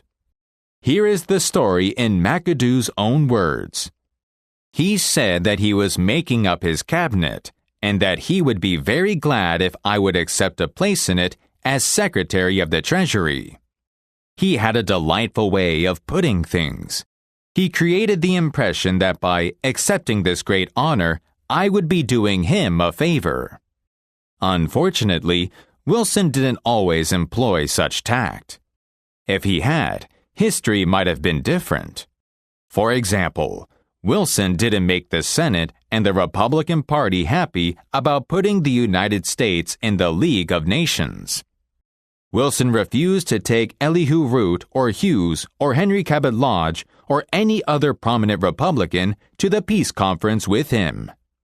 Instead, he took along unknown men from his own party.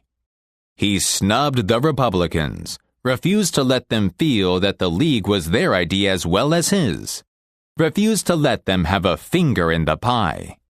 And as a result of this crude handling of human relations, Wilson wrecked his own career, ruined his health, shortened his life, caused America to stay out of the League, and altered the history of the world. The famous publishing house of Doubleday, Page always followed this rule. Make the other person happy about doing the thing you suggest.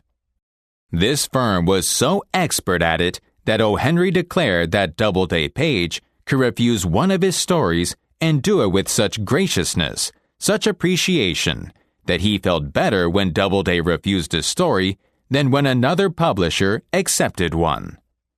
I know a man who has to refuse many invitations to speak, invitations extended by friends, invitations coming from people to whom he is obligated. And yet he does it so adroitly that the other person is at least contented with his refusal. How does he do it? Not by merely talking about the fact that he is too busy and too this and too that. No, after expressing his appreciation of the invitation and regretting his inability to accept it, he suggests a substitute speaker. In other words, he doesn't give the other person any time to feel unhappy about the refusal. He immediately gets the other person thinking of some other speaker he may obtain. Why don't you get my friend, Cleveland Rogers, the editor of the Brooklyn Eagle, to speak for you, he will suggest. Or have you thought about trying Guy Hickok?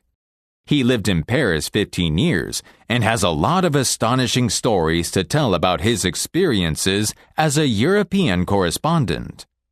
Or why not get Livingston Longfellow? He has some grand motion pictures of hunting big game in India. J.A. Want, head of the J.A. Want Organization, one of the largest Houven letter and photo offset printing houses in New York, was faced with the necessity of changing a mechanic's attitude and demands without arousing resentment. This mechanic's job was to keep scores of typewriters and other hard-driven machines functioning smoothly night and day.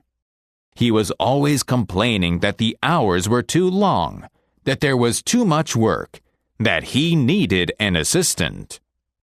J.A. Want didn't give him an assistant, didn't give him shorter hours or less work, and yet he made the mechanic happy. How? This mechanic was given a private office. His name appeared on the door, and with it his title, Manager of the Service Department.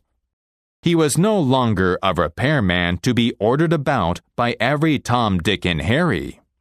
He was now the manager of a department. He had dignity, recognition, a feeling of importance. He worked happily and without complaint. Childish? Perhaps, but that is what they said to Napoleon when he created the Legion of Honor and distributed 1,500 crosses to his soldiers, and made 18 of his generals marshals of France, and called his troops the Grand Army. Napoleon was criticized for giving toys to war-hardened veterans, and Napoleon replied, "Men are ruled by toys." This technique of giving titles and authority worked for Napoleon, and it will work for you.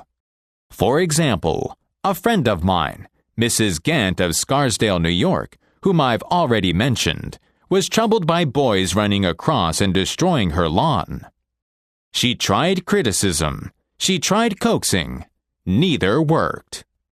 Then she tried giving the worst sinner in the gang a title and a feeling of authority. She made him her detective and put him in charge of keeping all trespassers off her lawn. That solved her problem. Her detective built a bonfire in the backyard, heated an iron red hot, and threatened to burn any boy who stepped on the lawn. Such is human nature. So, if you want to change people without arousing resentment or giving offense, Rule 9 is: make the other person happy about doing the thing you suggest. In a nutshell, 9 ways to change people without giving offense or arousing resentment. Rule 1. Begin with praise and honest appreciation. Rule 2. Call attention to people's mistakes indirectly. Rule 3. Talk about your own mistakes before criticizing the other person. Rule 4. Ask questions instead of giving direct orders. Rule 5. Let the other man save his face. Rule 6. Praise the slightest improvement and praise every improvement. Be hearty in your approbation and lavish in your praise. Rule 7. Give the other person a fine reputation to live up to. Rule 8. Use encouragement. Make the fault seem easy to correct. Rule 9. Make the other person happy about doing the thing you suggest. Part 5. Letters that produced miraculous results. I'll bet I know what you are thinking now. You are probably saying to yourself something like this: letters that produced miraculous results. Absurd. Smacks of patent medicine advertising. If you are thinking that, I don't blame you. I would probably have thought that myself if I had picked up a book like this 15 years ago. Skeptical? Well, I like skeptical people. I spent the first 20 years of my life in Missouri, and I like people who have to be shown. Almost all the progress ever made in human thought has been made by the doubting Thomases, the questioners, the challengers, the show-me crowd. Let's be honest. Is the title letters that produced miraculous results accurate? No, to be frank with you, it isn't. The truth is, it is a deliberate understatement of fact. Some of the letters reproduced in this chapter harvested results that were rated twice as good as miracles. Rated by whom? By Ken R. Dyke, one of the best-known sales promotion men in America, formerly sales promotion manager for Johns Manville, and now advertising manager for Colgate-Palmolive Peet Company and chairman of the board of the Association of National Advertisers. Mr. Dyke says that letters he used to send out, asking for information from dealers, seldom brought more than a return of 5 to 8%. He said he would have regarded a 15% response as most extraordinary, and told me that if his replies had ever soared to 20%, he would have regarded it as nothing short of a miracle. But one of Mr. Dyke's letters, printed in this chapter, brought 42.5%. In other words, that letter was twice as good as a miracle. You can't laugh that off. And this letter wasn't a sport, a fluke, an accident. Similar results were obtained from scores of other letters. How did he do it? Here is the explanation in Ken Dyke's own words. This astonishing increase in the effectiveness of letters occurred immediately after I attended Mr. Carnegie's course in effective speaking and human relations. I saw that the approach I had formerly used was all wrong. I tried to apply the principles taught in this book, and they resulted in an increase of from 500 to 800% in the effectiveness of my letters asking for information. Here is the letter. It pleases the other man by asking him to do the writer a small favor. A favor that makes him feel important. My own comments on the letter appear in parentheses. Mr. John Blank, Blankville, Arizona. Dear Mr. Blank, I wonder if you would mind helping me out of a little difficulty. Let's get the picture clear. Imagine a lumber dealer in Arizona receiving a letter from an executive of the Johns Manville Company. And in the first line of the letter, this high-priced executive in New York asks the other fellow to help him out of a difficulty.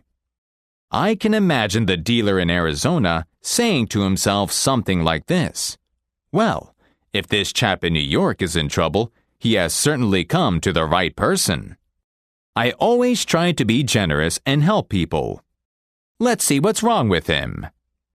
Last year, I succeeded in convincing our company that what our dealers needed most to help increase their re-roofing sales was a year-round direct mail campaign paid for entirely by Johns Manville.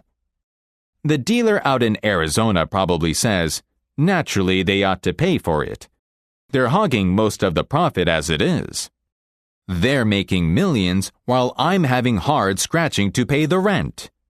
Now, what is this fellow in trouble about? Recently, I mailed a questionnaire to the 1,600 dealers who had used the plan and certainly was very much pleased with the hundreds of replies which showed that they appreciated this form of cooperation and found it most helpful. On the strength of this, we have just released our new direct mail plan, which I know you'll like still better. But this morning, our president discussed with me my report of last year's plan and, as presidents will, asked me how much business I could trace to it. Naturally, I must come to you to help me answer him. That's a good phrase. I must come to you to help me answer him. The big shot in New York is telling the truth, and he is giving the Johns Manville dealer in Arizona honest, sincere recognition. Note that Ken Dyke doesn't waste any time talking about how important his company is. Instead, he immediately shows the other fellow how much he has to lean on him. Ken Dyke admits that he can't even make a report to the president of Johns Manville without the dealer's help. Naturally, the dealer out in Arizona, being human, likes that kind of talk. What I'd like you to do is, 1.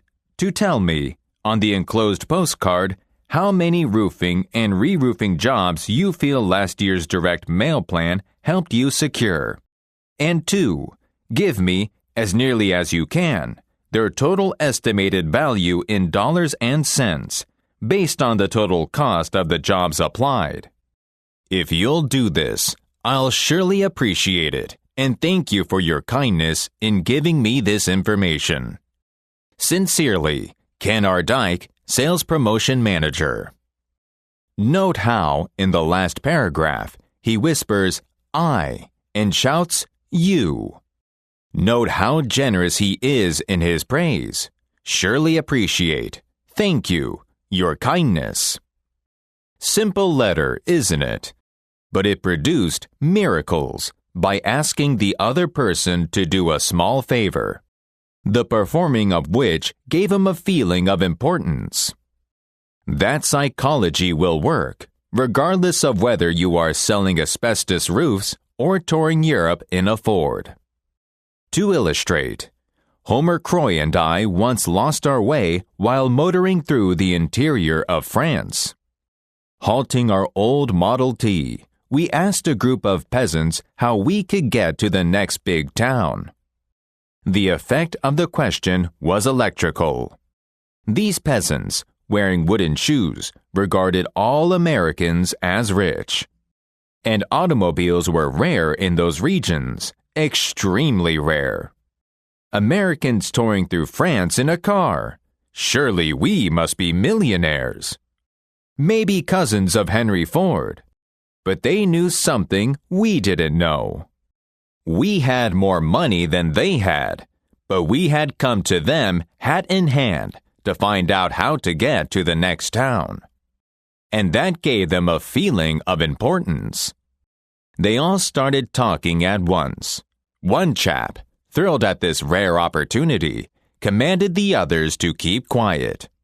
He wanted to enjoy all alone the thrill of directing us. Try this yourself. The next time you are in a strange city, stop someone who is below you in the economic and social scale and say, I wonder if you would mind helping me out of a little difficulty. Won't you please tell me how to get to such and such a place? Benjamin Franklin used this technique to turn a caustic enemy into a lifelong friend. Franklin, a young man at the time, had all his savings invested in a small printing business. He managed to get himself elected clerk of the General Assembly in Philadelphia. That position gave him the job of doing the official printing. There was good profit in this job, and Ben was eager to keep it. But a menace loomed ahead. One of the richest and ablest men in the assembly disliked Franklin bitterly. He not only disliked Franklin, but he denounced him in a public talk. That was dangerous, very dangerous. So Franklin resolved to make the man like him. But how? That was a problem. By doing a favor for his enemy? No, that would have aroused his suspicions, maybe his contempt. Franklin was too wise, too adroit to be caught in such a trap, so he did the very opposite. He asked his enemy to do him a favor. Franklin didn't ask for a loan of $10. No. Franklin asked a favor that pleased the other man. A favor that touched his vanity. A favor that gave him recognition. A favor that subtly expressed Franklin's admiration for his knowledge and achievements. Here is the balance of the story in Franklin's own words. Having heard that he had in his library a certain very scarce and curious book, I wrote a note to him, expressing my desire of perusing that book and requesting that he would do me the favor of lending it to me for a few days. He sent it immediately, and I returned it in about a week with another note expressing strongly my sense of the favor. When next we met in the house, he spoke to me, which he had never done before, and with great civility. And he ever afterward manifested a readiness to serve me on all occasions, so that we became great friends, and our friendship continued to his death. Ben Franklin has been dead now for 150 years, but the psychology that he used, the psychology of asking the other man to do you a favor, goes marching right on. For example, it was used with remarkable success by one of my students, Albert B. Amsel. For years, Mr. Amsel, a salesman of plumbing and heating materials, had been trying to get the trade of a certain plumber in Brooklyn. This plumber's business was exceptionally large, and his credit unusually good. But Amsel was licked from the beginning. The plumber was one of those disconcerting individuals who pride themselves on being rough, tough, and nasty. Sitting behind his desk with a big cigar tilted in the corner of his mouth, he snarled at Amsel every time he opened the door. "Don't need a thing today. Don't waste my time and yours. Keep moving." Then one day, Mr. Amsel tried a new technique, a technique that split the account wide open, made a friend, and brought many fine orders. Amsel's firm was negotiating for the purchase of a new branch store in Queens Village on Long Island. It was a neighborhood the plumber knew well, and one where he did a great deal of business. So this time, when Mr. Amsel called, he said, "Mr. C, I'm not here to sell you anything today. I've got to ask you to do me a favor, if you will. Can you spare me just a minute of your time?" Well, said the plumber, shifting his cigar. "What's on your mind? Shoot." "My firm is thinking of opening up a branch store over in Queens Village," Mr. Amsel said. "Now, you know that locality as well as anyone living. So I've come to you to ask what you think about it. Is it a wise move or not?" Here was a new situation. For years, this plumber had been getting his feeling of importance out of snarling at salesmen and ordering them to keep moving. But here was a salesman begging him for advice. Yes, a salesman from a big concern wanting his opinion as to what they should do.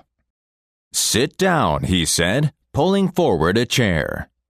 And for the next hour, he expatiated on the peculiar advantages and virtues of the plumbing market in Queens Village.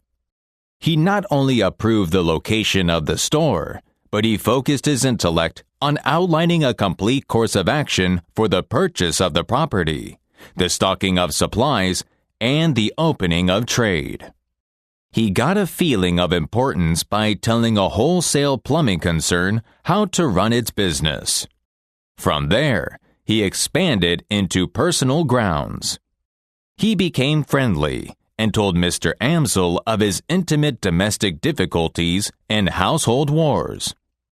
"By the time I left that evening," Mr. Amsel says, "I not only had in my pocket a large initial order for equipment, but I had laid the foundations of a solid business friendship.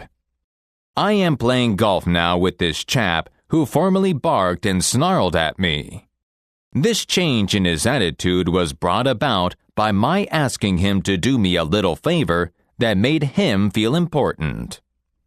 Let's examine another of Ken Dyke's letters and again note how skillfully he applies this "do me a favor" psychology. A few years ago, Mr. Dyke was distressed at his inability to get businessmen, contractors, and architects to answer his letters asking for information. In those days, he seldom got more than 1% return from his letters to architects and engineers.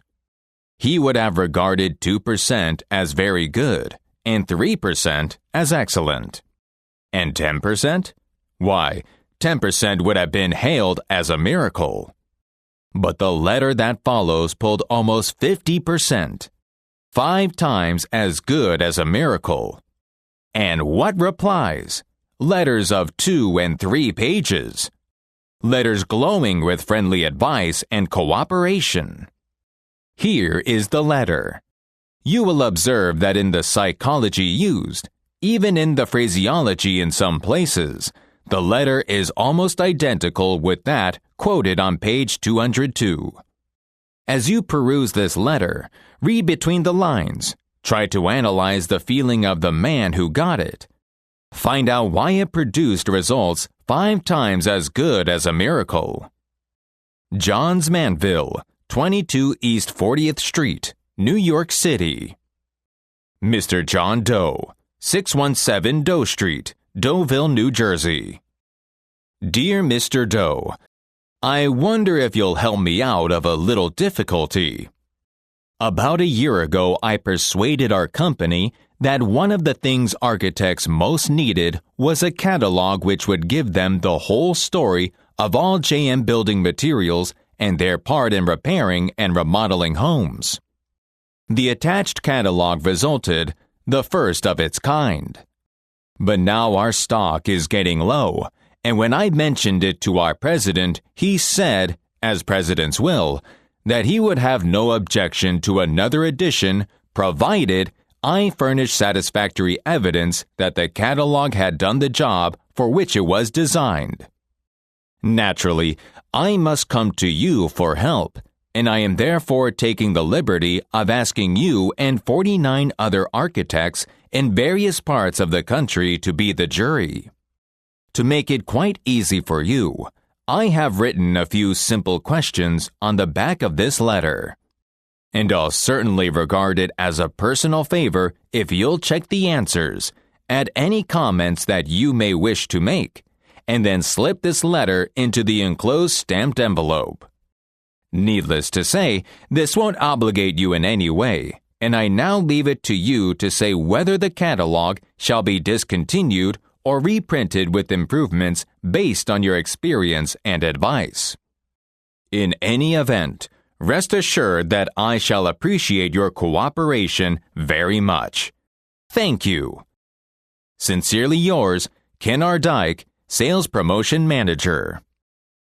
Another word of warning. I know from experience that some men reading this letter will try to use the same psychology mechanically. They will try to boost the other man's ego, not through genuine real appreciation, but through flattery and insincerity. And their technique won't work. Remember, we all crave appreciation and recognition, and will do almost anything to get it. But nobody wants insincerity. Nobody wants flattery. Let me repeat, the principles taught in this book will work only when they come from the heart. I am not advocating a bag of tricks. I am talking about a new way of life. Part 6.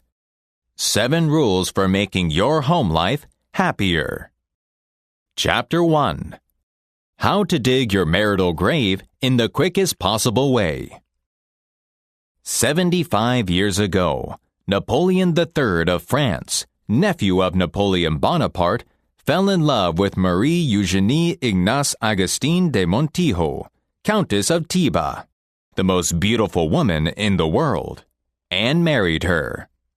His advisors pointed out that she was only the daughter of an insignificant Spanish count. But Napoleon retorted, "What of it? Her grace, her youth, her charm, her beauty filled him with divine felicity." In a speech hurled from the throne, he defied an entire nation. "I have preferred a woman I love and respect," he proclaimed, "to a woman unknown to me." Napoleon and his bride had health, wealth, power, fame, beauty, love, adoration. all the requirements for a perfect romance. Never did the sacred fire of marriage glow with a brighter incandescence. But, alas, the holy flame soon flickered and the incandescence cooled and turned to embers.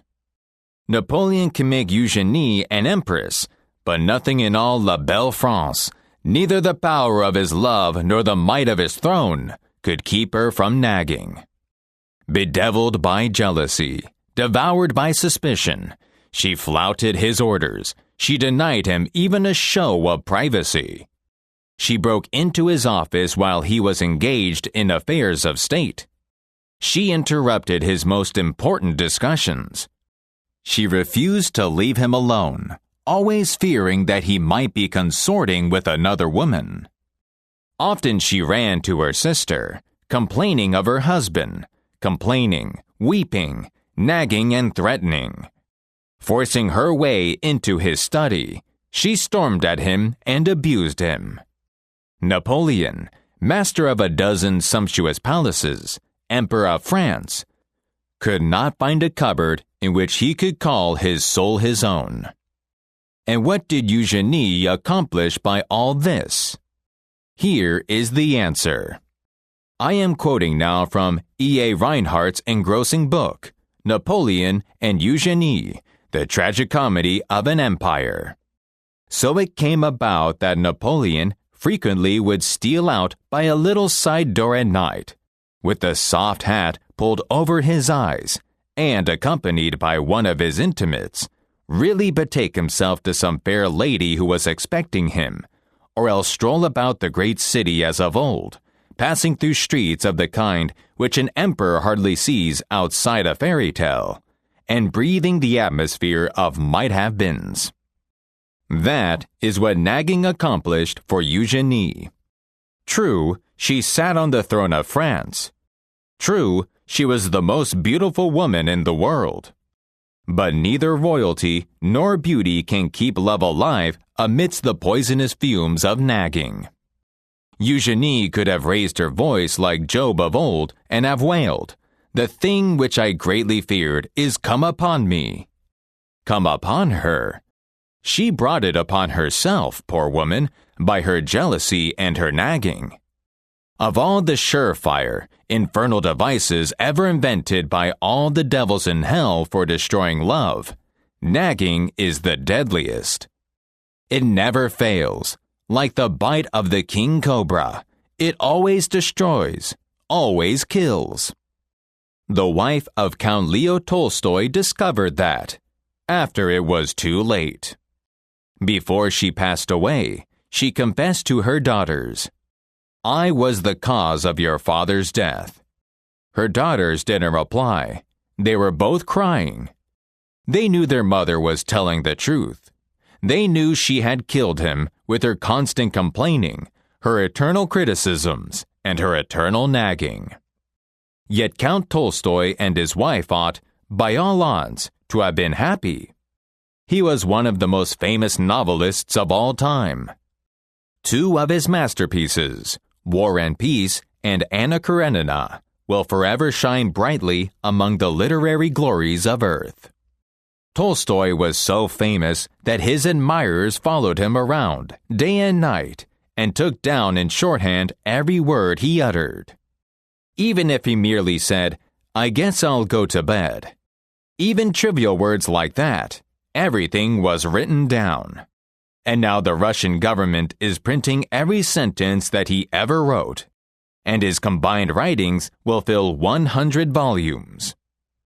In addition to fame, Tolstoy and his wife had wealth, social position, children. No marriage ever blossomed under softer skies. In the beginning, their happiness seemed too perfect, too intense to endure. So kneeling together, they prayed to Almighty God to continue the ecstasy that was theirs. Then an astonishing thing happened. Tolstoy gradually changed. He became a totally different person. He became ashamed of the great books that he had written, and from that time on, he devoted his life to writing pamphlets preaching peace and the abolition of war and poverty. This man who had once confessed that in his youth he had committed every sin imaginable, even murder, tried to follow literally the teachings of Jesus. He gave all his lands away and lived a life of poverty. He worked in the fields, chopping wood and pitching hay. He made his own shoes, swept his own room, ate out of a wooden bowl, and tried to love his enemies. Leo Tolstoy's life was a tragedy, and the cause of his tragedy was his marriage. His wife loved luxury, but he despised it. She craved fame and the plaudits of society, but these frivolous things meant nothing whatever to him. She longed for money and riches, but he believed that wealth and private property were a sin. For years, she nagged and scolded and screamed because he insisted on giving away the right to publish his books freely without paying him any royalties whatever. She wanted the money those books would produce. When he opposed her, she threw herself into fits of hysteria, rolling on the floor with a bottle of opium at her lips, swearing that she was going to kill herself and threatening to jump down the well. There is one event in their lives that to me is one of the most pathetic scenes in history. As I have already said, they were gloriously happy when they were first married. But now, 48 years later, he could hardly bear the sight of her. Sometimes of an evening, this old and heartbroken wife, starving for affection, came and knelt at his knees and begged him to read aloud to her the exquisite love passages that he had written about her in his diary 50 years previously. And as he read of those beautiful happy days that were now gone forever, both of them wept. How different, how sharply different the realities of life were from the romantic dreams they had once dreamed in the long ago. Finally, when he was 82 years old, Tolstoy was unable to endure the tragic unhappiness of his home any longer, so he fled from his wife on a snowy October night in 1910, fled into the cold and darkness, not knowing where he was going. 11 days later, he died of pneumonia in a railway station, and his dying request was that she should not be permitted to come into his presence. Such was the price Countess Tolstoy paid for her nagging and complaining and hysteria. The reader may feel that she had much to nag about. Granted. But that is beside the point. The question is, did nagging help her, or did it make a bad matter infinitely worse? I really think I was insane. That is what Countess Tolstoy herself thought about it, after it was too late. The great tragedy of Abraham Lincoln's life also was his marriage.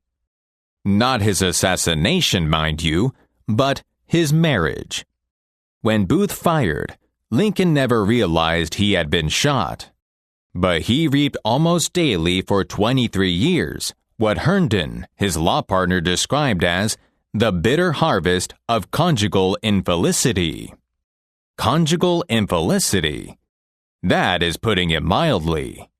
For almost a quarter of a century, Mrs. Lincoln nagged and harassed the life out of him. She was always complaining, always criticizing her husband. Nothing about him was ever right. He was stoop-shouldered. He walked awkwardly and lifted his feet straight up and down like an Indian. She complained that there was no spring to his step, no grace to his movement. And she mimicked his gait and nagged at him to walk with his toes pointed down, as she had been taught at Madame Mental's boarding school in Lexington. She didn't like the way his huge ears stood out at right angles from his head. She even told him that his nose wasn't straight, that his lower lip stuck out, that he looked consumptive, that his feet and hands were too large, his head too small. Abraham Lincoln and Mary Todd Lincoln were opposites in every way. In training, in background, in temperament, in tastes, in mental outlook. They irritated each other constantly. Mrs. Lincoln's loud, shrill voice, wrote the late Senator Albert J. Beveridge, the most distinguished Lincoln authority of this generation. Mrs. Lincoln's loud, shrill voice could be heard across the street, and her incessant outbursts of wrath were audible to all who lived near the house. Frequently her anger was displayed by other means than words, and accounts of her violence are numerous and unimpeachable. To illustrate, Mr. and Mrs. Lincoln, shortly after their marriage, lived with Mrs. Jacob Early, a doctor's widow in Springfield who was forced to take in boarders. One morning, Mr. and Mrs. Lincoln were having breakfast when Lincoln did something that aroused the fiery temper of his wife. What, no one remembers now. But Mrs. Lincoln, in a rage, dashed a cup of hot coffee into her husband's face. And she did it in front of the other boarders. Saying nothing, Lincoln sat there in humiliation and silence while Mrs. Early came with a wet towel and wiped off his face and clothes. Mrs. Lincoln's jealousy was so foolish, so fierce, so incredible, that merely to read about some of the pathetic and disgraceful scenes she created in public, merely reading about them 75 years later makes one gasp with astonishment. She finally went insane. And perhaps the most charitable thing one can say about her is that her disposition was probably always affected by incipient insanity. Did all this nagging and scolding and raging change Lincoln? In one way, yes. It certainly changed his attitude toward her. It made him regret his unfortunate marriage, and it made him avoid her presence as much as possible. Springfield had 11 attorneys, and they couldn't all make a living there. So they used to ride horseback from one county seat to another, following Judge David Davis while he was holding court in various places. In that way, they managed to pick up business from all the county seat towns throughout the 8th Judicial District. The other attorneys always managed to get back to Springfield each Saturday and spend the weekend with their families. But Lincoln didn't. He dreaded to go home, and for 3 months in the spring, and again for 3 months in the autumn, he remained out on the circuit and never went near Springfield. He kept this up year after year. Living conditions in the country hotels were often wretched. But wretched as they were, he preferred them to his own home and Mrs. Lincoln's constant nagging and wild outbursts of temper.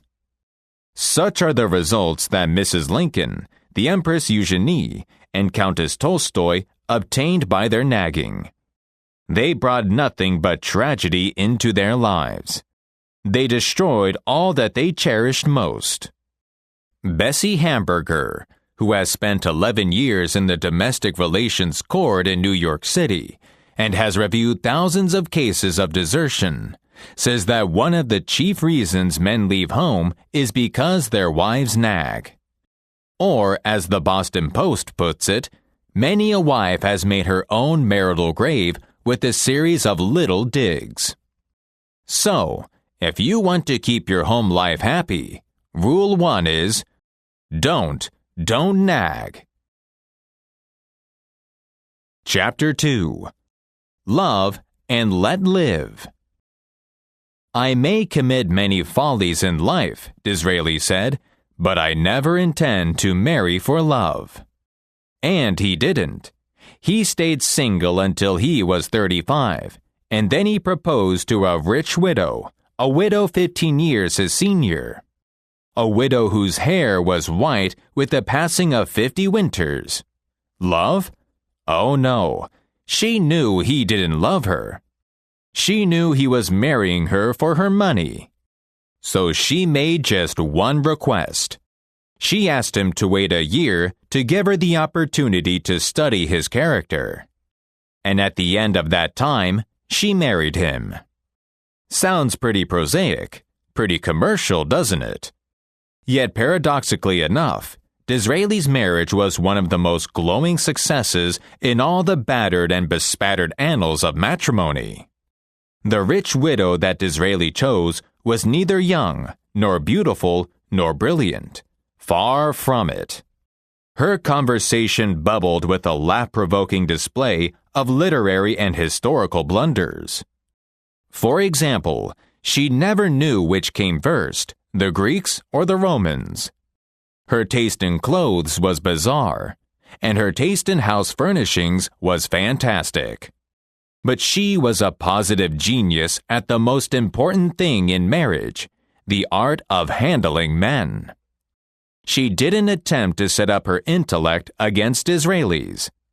When he came home bored and exhausted after an afternoon of matching repartee with witty duchesses, Mary Ann's frivolous patter permitted him to relax.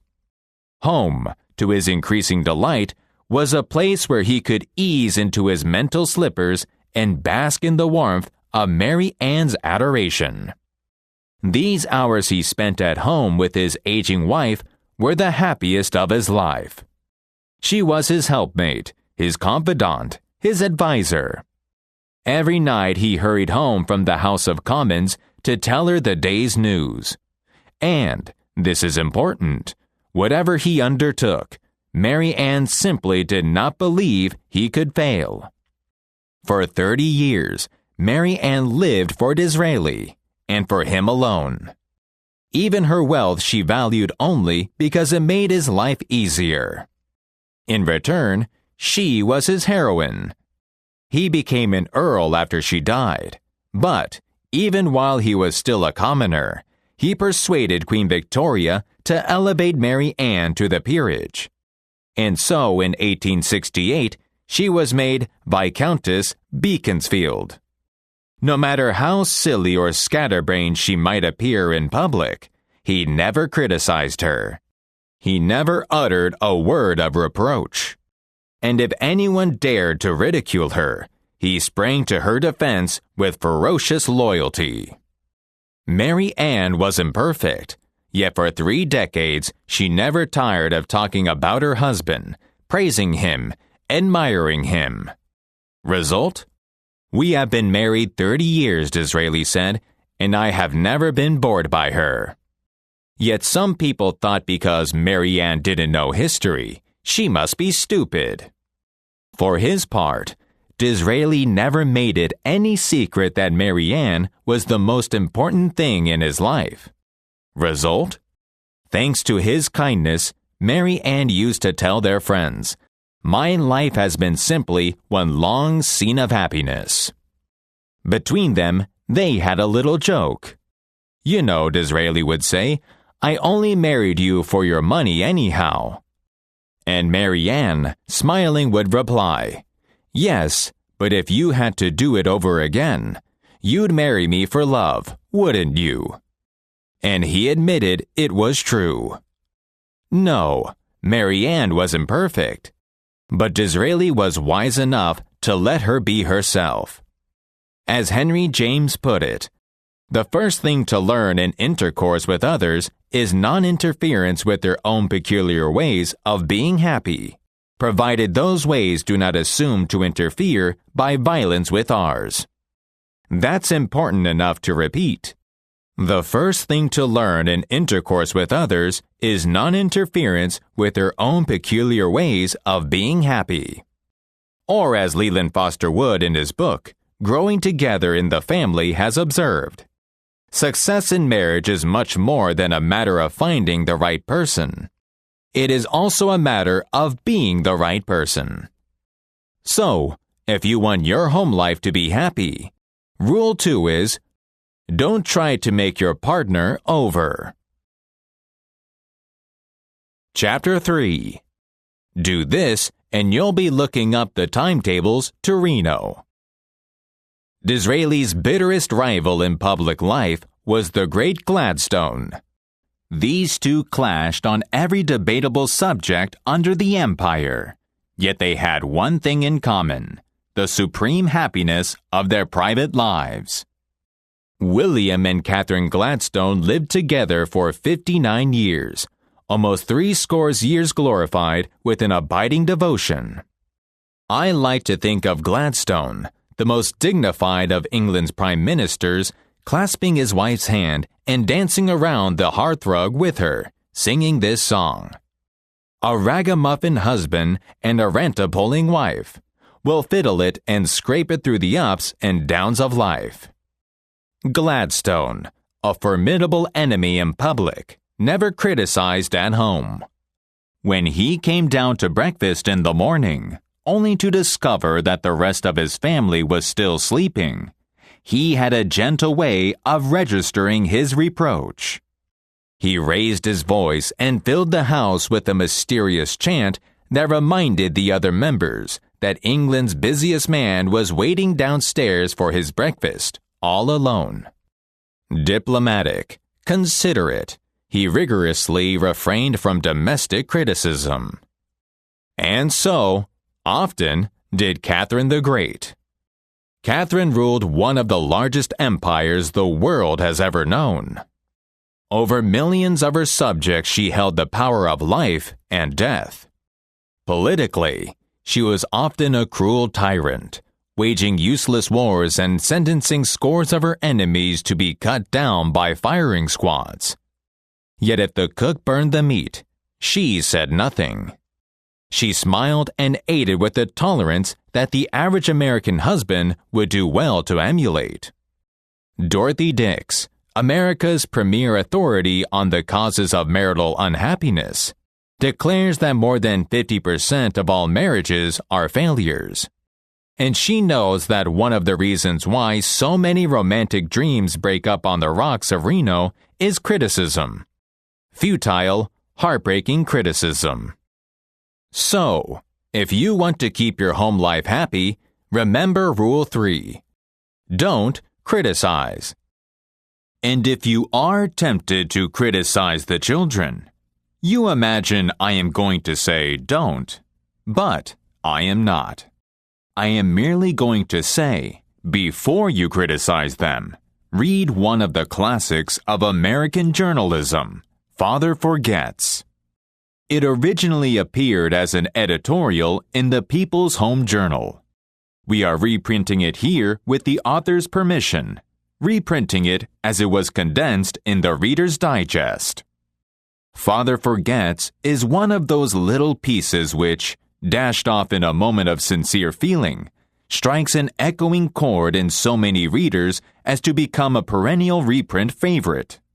Since its first appearance, some 15 years ago, Father Forgets has been reproduced, writes the author, W. Livingston Larned, in hundreds of magazines and house organs, and in newspapers the country over. It has been reprinted almost as extensively in many foreign languages. I have given personal permission to thousands who wish to read it from school, church, and lecture platforms. It has been on the air on countless occasions and programs. Oddly enough, college periodicals have used it, and high school magazines. Sometimes a little piece seems mysteriously to click. This one certainly did. Father Forgets, W. Livingston Larned. Listen, son, I am saying this as you lie asleep, one little paw crumpled under your cheek and the blonde curls stickily wet on your damp forehead. I have stolen into your room alone, just a few minutes ago, as I sat reading my paper in the library. A stifling wave of remorse swept over me. Guiltily, I came to your bedside. These are the things I was thinking, son. I had been cross to you. I scolded you as you were dressing for school because you gave your face merely a dab with a towel. I took you to task for not cleaning your shoes. I called out angrily when you threw some of your things on the floor. At breakfast, I found fault too. You spilled things. You gulped down your food. You put your elbows on the table. You spread butter too thick on your bread.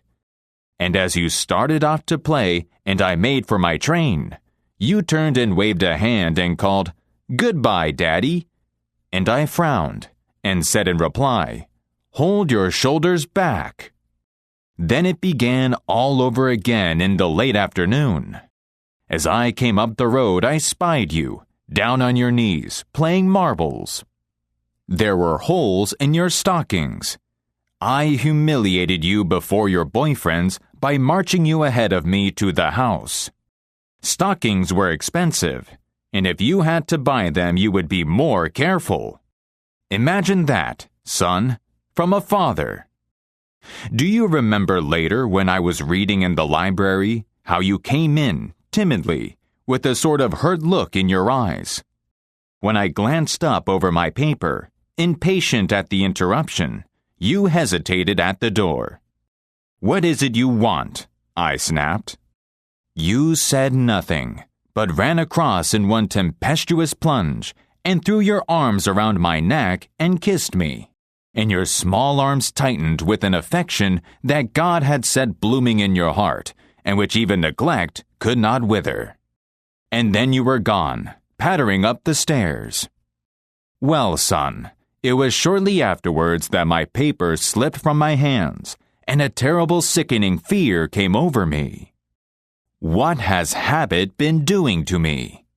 The habit of finding fault, of reprimanding. This was my reward to you for being a boy. It was not that I did not love you. It was that I expected too much of youth. It was measuring you by the yardstick of my own years. And there was so much that was good and fine and true in your character. The little heart of you was as big as the dawn itself over the wide hills. This was shown by your spontaneous impulse to rush in and kiss me good night. Nothing else matters tonight, son.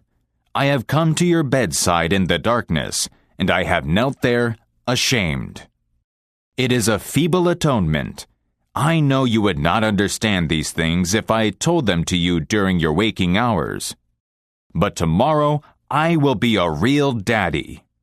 I will chum with you, and suffer when you suffer, and laugh when you laugh. I will bite my tongue when impatient words come. I will keep saying as if it were a ritual, "He is nothing but a boy, a little boy." I am afraid I have visualized you as a man. Yet as I see you now, son, crumpled and weary in your cot, I see that you are still a baby. Yesterday you were in your mother's arms, your head on her shoulder. I have asked too much, too much. Chapter 4. A quick way to make everybody happy. Most men, when seeking wives, says Paul Popenoe, director of the Institute of Family Relations in Los Angeles, are not looking for executives, but for someone with allure and willingness to flatter their vanity and make them feel superior. Hence the woman office manager may be invited to luncheon once, but she quite possibly dishes out warmed-over remnants of her college courses on main currents in contemporary philosophy, and may even insist on paying her own bill. Result, she thereafter lunches alone. In contrast, the non-collegiate typist, when invited to luncheon, fixes an incandescent gaze on her escort and says yearningly, "Now tell me some more about yourself." Result, he tells the other fellows that she's no raving beauty, but I have never met a better talker. Men should express their appreciation of a woman's effort to look well and dress becomingly. All men forget, if they have ever realized it, how profoundly women are interested in clothes. For example, if a man and woman meet another man and woman on the street, the woman seldom looks at the other man. She usually looks to see how well the other woman is dressed. My grandmother died a few years ago at the age of 98. Shortly before her death, we showed her a photograph of herself that had been taken a third of a century earlier. Her failing eyes couldn't see the picture very well, and the only question she asked was, "What dress did I have on?" Think of it. An old woman in her last December, bedridden, weary with age as she lay within the shadow of the century mark, her memory fading so fast that she was no longer able to recognize even her own daughters, still interested in knowing what dress she had worn a third of a century before. I was at her bedside when she asked that question. It left an impression on me that will never fade. The men who are reading these lines can't remember what suits or shirts they wore 5 years ago, and they haven't the remotest desire to remember them. But women, they are different, and we American men ought to recognize it. French boys of the upper class are trained to express their admiration of a woman's frock and chapeau, not only once but many times during an evening. And 50 million Frenchmen can't be wrong. I have among my clippings a story that I know never happened, but it illustrates a truth, so I'll repeat it. According to this silly story, a farm woman, at the end of a heavy day's work, set before her menfolks a heaping pile of hay. And when they indignantly demanded whether she'd gone crazy, she replied, "Why, how did I know you'd notice? I've been cooking for you men for the last 20 years, and in all that time, I ain't heard no word to let me know you wasn't just eating hay." The pampered aristocrats of Moscow and St. Petersburg used to have better manners. In the Russia of the Tsars, it was the custom of the upper classes, when they had enjoyed a fine dinner, to insist on having the cook brought into the dining room to receive their congratulations. Why not have as much consideration for your wife? The next time the fried chicken is done to a tender turn, tell her so. Let her know that you appreciate the fact that you're not just eating hay. Or, as Texas Guinan used to say, give the little girl a great big hand. And while you're about it, don't be afraid to let her know how important she is to your happiness. Disraeli was as great a statesman as England ever produced, yet, as we've seen, he wasn't ashamed to let the world know how much he owed to the little woman. Just the other day, while perusing a magazine, I came across this. It's from an interview with Eddie Cantor. "I owe more to my wife," says Eddie Cantor, "than to anyone else in the world. She was my best pal as a boy. She helped me to go straight. After we married, she saved every dollar and invested it and reinvested it. She built up a fortune for me. We have 5 lovely children. And she's made a wonderful home for me always. If I've gotten anywhere, give her the credit." Out in Hollywood, where marriage is a risk that even Lloyds of London wouldn't take a gamble on, one of the few outstanding happy marriages is that of the Warner Baxters. Mrs. Baxter, the former Winifred Bryson, gave up a brilliant stage career when she married. Yet her sacrifice has never been permitted to mar their happiness. She missed the applause of stage success, Warner Baxter says, but I have tried to see that she is entirely aware of my applause. If a woman is to find happiness at all in her husband, she is to find it in his appreciation and devotion. If that appreciation and devotion is actual, there is the answer to his happiness also. There you are. So, if you want to keep your home life happy, one of the most important rules is Rule 4. Give honest appreciation. Chapter 5. They mean so much to a woman. From time immemorial, flowers have been considered the language of love. They don't cost much, especially in season, and often they're for sale on the street corners. Yet, considering the rarity with which the average husband takes home a bunch of daffodils, you might suppose them to be as expensive as orchids and as hard to come by as the Edelweiss, which flowers on the cloud-swept cliffs of the Alps. Why wait until your wife goes to the hospital to give her a few flowers? Why not bring her a few roses tomorrow night? You like to experiment. Try it. See what happens. George M. Cohan, busy as he was on Broadway, used to telephone his mother twice a day up to the time of her death. Do you suppose he had startling news for her each time? No.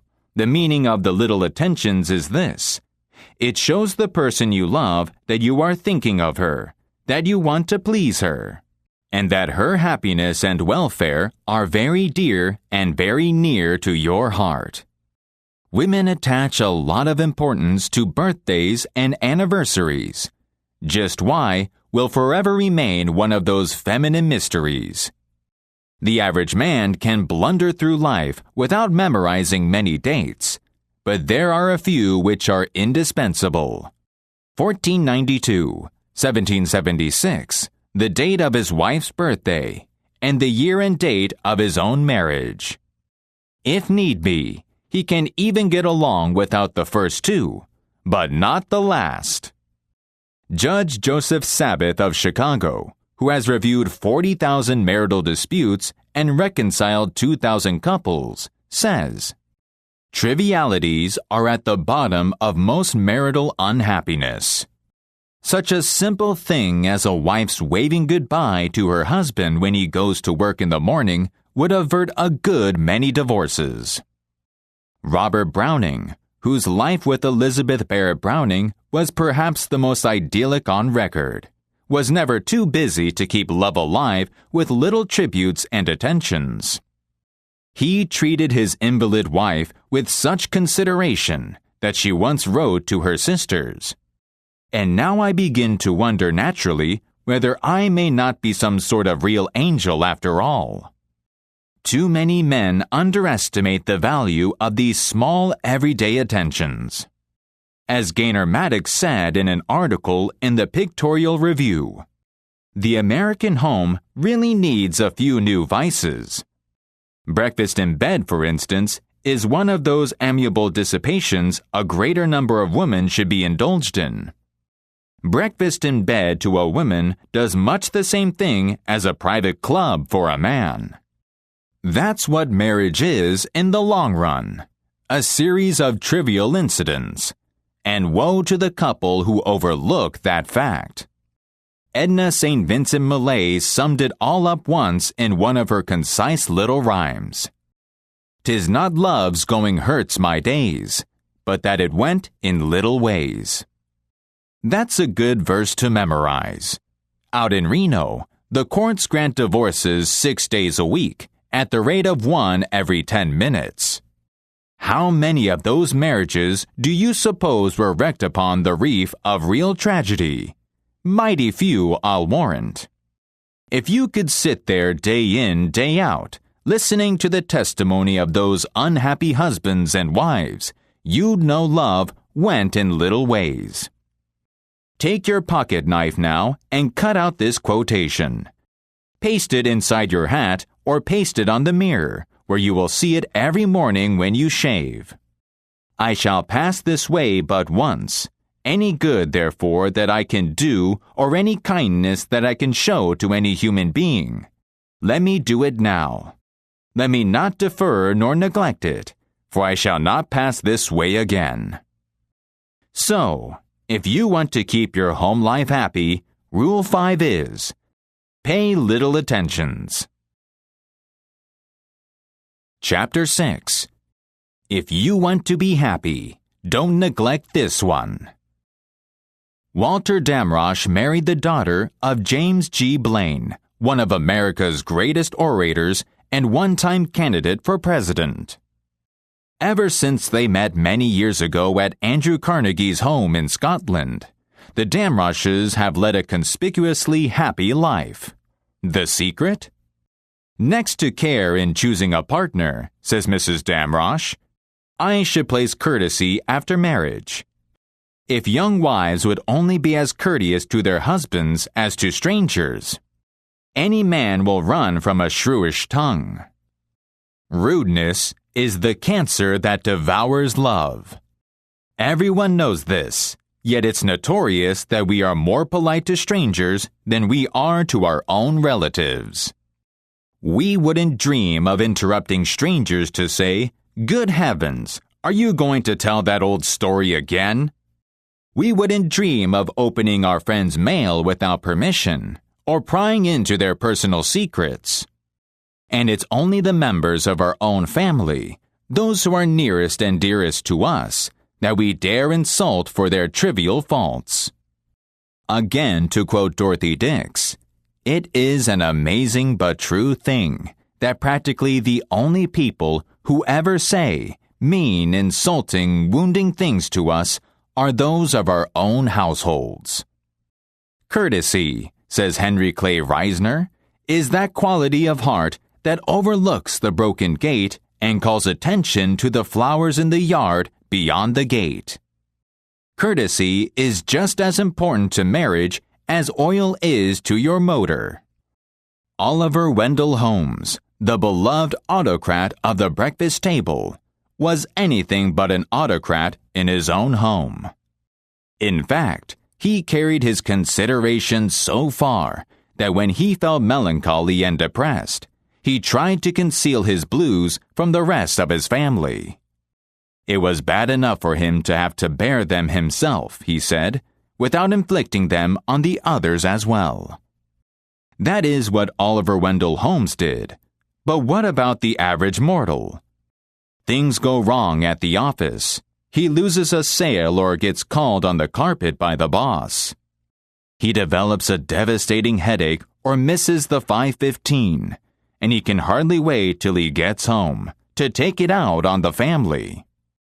In Holland, you leave your shoes outside on the doorstep before you enter the house.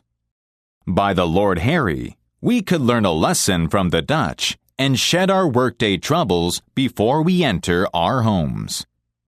William James once wrote an essay called On a Certain Blindness in Human Beings. It would be worth a special trip to your nearest library to get that essay and read it. Now, the blindness in human beings of which this discourse will treat, he wrote, is the blindness with which we are all afflicted in regard to the feelings of creatures and people different from ourselves. The blindness with which we are all afflicted. Many men who wouldn't dream of speaking sharply to a customer, or even to their partners in business, think nothing of barking at their wives. Yet, for their personal happiness, marriage is far more important to them, far more vital than business. The average man who is happily married is happier by far than the genius who lives in solitude. Turgenev, the great Russian novelist, was acclaimed all over the civilized world. Yet he said, "I would give up all my genius and all my books if there were only some woman, somewhere, who cared whether or not I came home late for dinner." What are the chances of happiness in marriage anyway? Dorothy Dix, as we have already said, believes that more than half of them are failures. But Dr. Paul Popenoe thinks otherwise. He says, a man has a better chance of succeeding in marriage than in any other enterprise he may go into. Of all the men that go into the grocery business, 70% fail. Of the men and women who enter matrimony, 70% succeed. Dorothy Dix sums the whole thing up like this. Compared with marriage, she says, being born is a mere episode in our careers, and dying a trivial incident. No woman can ever understand why a man doesn't put forth the same effort to make his home a going concern as he does to make his business or profession a success. But, although to have a contented wife and a peaceful and happy home means more to a man than to make $1 million, Not one man in 100 ever gives any real serious thought or makes any honest effort to make his marriage a success. He leaves the most important thing in his life to chance, and he wins out or loses, according to whether fortune is with him or not. Women can never understand why their husbands refuse to handle them diplomatically, when it would be money in their pockets to use the velvet glove instead of the strong-arm method. Every man knows that he can jolly his wife into doing anything and doing without anything. He knows that if he hands her a few cheap compliments about what a wonderful manager she is and how she helps him, she will squeeze every nickel. Every man knows that if he tells his wife how beautiful and lovely she looks in her last year's dress, she wouldn't trade it for the latest Paris importation. Every man knows that he can kiss his wife's eyes shut until she will be blind as a bat, and that he has only to give her a warm smack on the lips to make her dumb as an oyster. And every wife knows that her husband knows these things about her, because she has furnished him with a complete diagram about how to work her. And she never knows whether to be mad at him or disgusted with him, because he would rather fight with her and pay for it in having to eat bad meals and have his money wasted and buy her new frocks and limousines and pearls than to take the trouble to flatter her a little and treat her the way she is begging to be treated. So, if you want to keep your home life happy, Rule 6 is, be courteous. Chapter 7. Don't be a marriage illiterate. Dr. Catherine Bennett Davis, General Secretary of the Bureau of Social Hygiene, once induced 1,000 married women to reply very frankly to a set of intimate questions. The result was shocking, an incredibly shocking comment upon the sexual unhappiness of the average American adult. After perusing the answers she received from these 1,000 married women, Dr. Davis published without hesitation her conviction that one of the chief causes of divorce in this country is physical mismating. Dr. G.V. Hamilton's survey verifies this finding. Dr. Hamilton spent 4 years studying the marriages of 100 men and 100 women. He asked these men and women individually something like 400 questions concerning their married lives and discussed their problems exhaustively. So exhaustively that the whole investigation took 4 years. This work was considered so important sociologically that it was financed by a group of leading philanthropists. You can read the results of the experiment in What's Wrong with Marriage by Dr. G.V. Hamilton and Kenneth McGowan. Well, what is wrong with marriage? It would take a very prejudiced and very reckless psychiatrist, says Dr. Hamilton, to say that most married friction doesn't find its source in sexual maladjustment. At any rate, the frictions which arise from other difficulties would be ignored in many, many cases if the sexual relation itself were satisfactory. Dr. Paul Pompano, as head of the Institute of Family Relations in Los Angeles, has reviewed thousands of marriages, and he is one of America's foremost authorities on home life.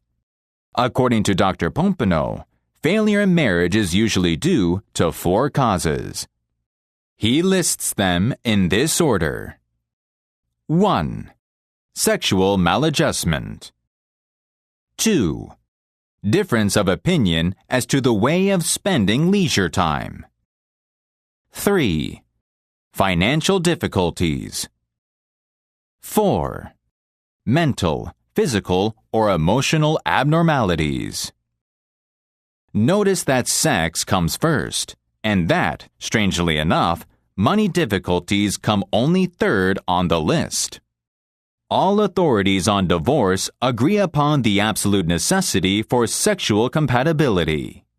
For example, a few years ago, Judge Hoffman of the Domestic Relations Court of Cincinnati a man who has listened to thousands of domestic tragedies, announced, 9 out of 10 divorces are caused by sexual troubles. Sex, says the famous psychologist John B. Watson, is admittedly the most important subject in life.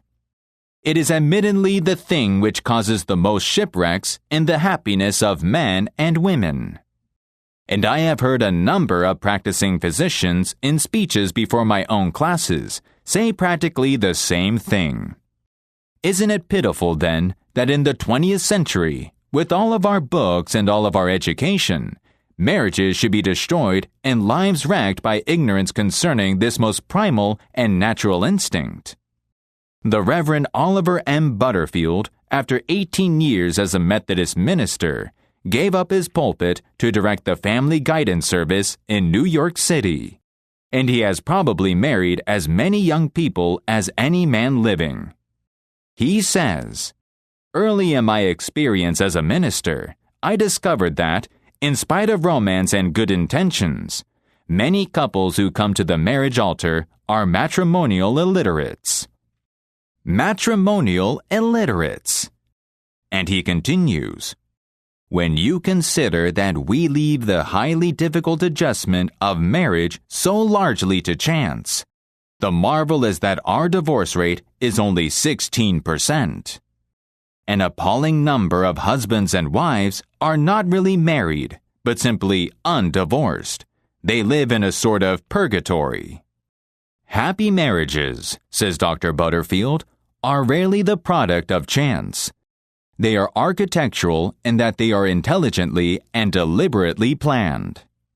To assist in this planning, Dr. Butterfield has for years insisted that any couples he marries must discuss with him frankly their plans for the future. And it was as a result of these discussions that he came to the conclusion that so many of the high contracting parties were matrimonial illiterates. Sex, says Dr. Butterfield, is but one of the many satisfactions in married life. But unless this relationship is right, nothing else can be right. But how to get it right? Sentimental reticence, I'm still quoting Dr. Butterfield, must be replaced by an ability to discuss objectively and with detachment attitudes and practices of married life. There is no way in which this ability can be better acquired than through a book of sound learning and good taste. I keep on hand several of these books in addition to a supply of my own booklet, Marriage and Sexual Harmony.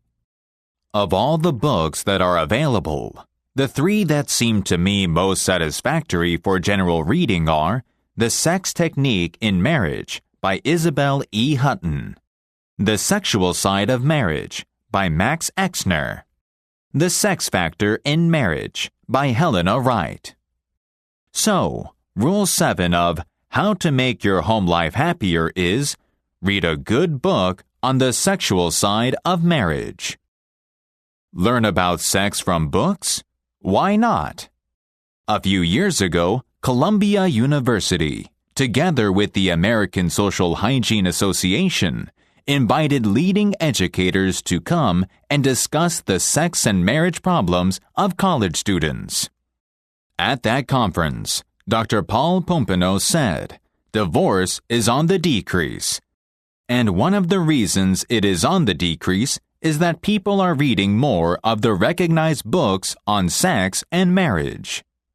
So I sincerely feel that I have no right to complete a chapter on how to make your home life happier without recommending a list of books that deal frankly and in a scientific manner with this tragic problem. Ideal Marriage by Theodore Hendrik van de Velde, M.D. Prominent physicians recommend it as outstanding on the subject of marriage and sex relationship. Random House, 457, Madison Avenue, New York City. $7.50.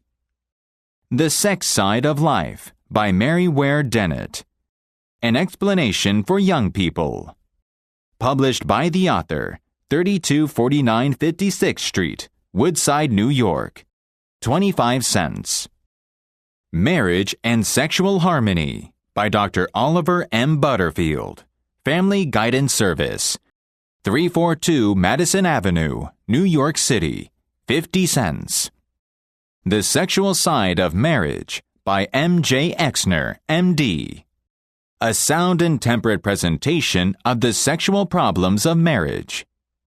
W. W. Norton & Co., Inc., 75th Avenue, New York City. Or Pocketbooks, Inc., 1230 6th Avenue, New York City, $2. The Sex Technique in Marriage by Isabel Emsley Hutton, M.D.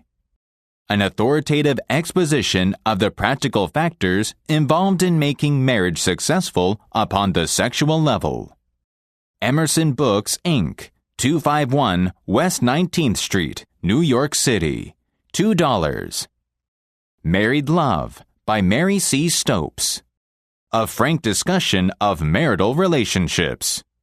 Eugenics Publishing Company, 370 West 35th Street, New York City, 25 cents. A Marriage Manual by Drs. Hannah and Abraham Stone. A Practical Guidebook to Sex and Marriage. Simon & Schuster, Inc., 1230 6th Avenue, New York City, $2.50. The Married Woman by Robert A. Ross, M.D., and Gladys H. Groves. A Practical Guide to Happy Marriage. World Publishing Co., 2231 West 110th Street, Cleveland, Ohio, 59 cents. In a nutshell. 7 rules for making your home life happier. Rule 1. Don't nag. Rule 2. Don't try to make your partner over. Rule 3. Don't criticize. Rule 4. Give honest appreciation. Rule 5. Pay little attentions. Rule 6. Be courteous. Rule 7. Read a good book on the sexual side of marriage. Questionnaire. In its issue for June 1933, American Magazine printed an article by Emmett Crozier, Why Marriages Go Wrong. The following is a questionnaire reprinted from that article. You may find it worthwhile to answer these questions, giving yourself 10 points for each question you can answer in the affirmative. For husbands. 1. Do you still court your wife with an occasional gift of flowers, with remembrances of her birthday and wedding anniversary, or with some unexpected attention, some unlooked-for tenderness? 2. Are you careful never to criticize her before others? 3. Do you give her money to spend entirely as she chooses, above the household expenses? 4. Do you make an effort to understand her varying feminine moods and help her through periods of fatigue, nerves, and irritability? 5. Do you share at least half of your recreation hours with your wife? 6. Do you tactfully refrain from comparing your wife's cooking or housekeeping with that of your mother or of Bill Jones's wife, except to her advantage? 7.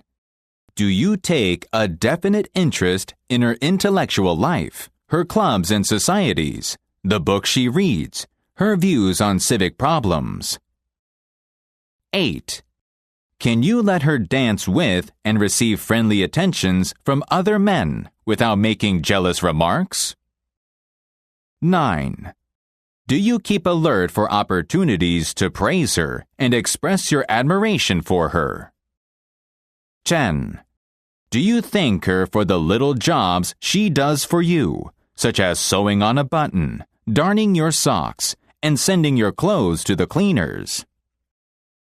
For wives. 1. Do you give your husband complete freedom in his business affairs? And do you refrain from criticizing his associates, his choice of a secretary, or the hours he keeps? 2. Do you try your best to make your home interesting and attractive? 3. Do you vary the household menu so that he never quite knows what to expect when he sits down to the table? 4. Do you have an intelligent grasp of your husband's business so you can discuss it with him helpfully? 5. Can you meet financial reverses bravely, cheerfully, without criticizing your husband for his mistakes or comparing him unfavorably with more successful men? 6. Do you make a special effort to get along amicably with his mother or other relatives? 7. Do you dress with an eye for your husband's likes and dislikes in color and style? 8. Do you compromise little differences of opinion in the interest of harmony? 9. Do you make an effort to learn games your husband likes so you can share his leisure hours? 10. Do you keep track of the day's news, the new books, and new ideas so you can hold your husband's intellectual interest? Would you like to visit a class in the public speaking course that produced this book? Yes, these courses are now being conducted in many large cities from coast to coast. We should be pleased to have you visit one of these classes anytime as our guest. So if you will write our New York office, we shall be happy to tell you of the courses that are conducted nearest your home. Dale Carnegie Institute of Effective Speaking and Human Relations. Department B, 50 East 42nd Street, New York 17, New York. Other books by Dale Carnegie. Lincoln the Unknown, $2.50. Forest Hills Publishing Company, 3171st Road, Forest Hills, New York. This book tells the most interesting and dramatic facts about Lincoln's life, tells them briefly and tersely for the average hurried and busy citizen of today. Lowell Thomas described this book as the most amazing story in American history. Dr. Dixon Ryan Fox, formerly professor of history in Columbia University, now president of Union College, says, "It is a fascinating book, as dramatic as a Sabatini novel." Public Speaking and Influencing Men in Business, $3.50. Forest Hills Publishing Company, 3171st Road, Forest Hills, New York. This is the official textbook used in the Dale Carnegie course in Effective Speaking, Personality Development, and Human Relations. Little-known facts about well-known people, $2.50. Forest Hills Publishing Company, 3171st Road, Forest Hills, New York. This book brings you 50 biographical talks that Dale Carnegie gave over an NBC network on the Maltex program. 5-minute biographies, $2.50. Forest Hills Publishing Company, 3171st Road, Forest Hills, New York. A collection of Dale Carnegie's biographical radio talks, life sketches of famous men and women of all ages, condensed so that each one may be read in 5 minutes. Biographical Roundup, $2.50.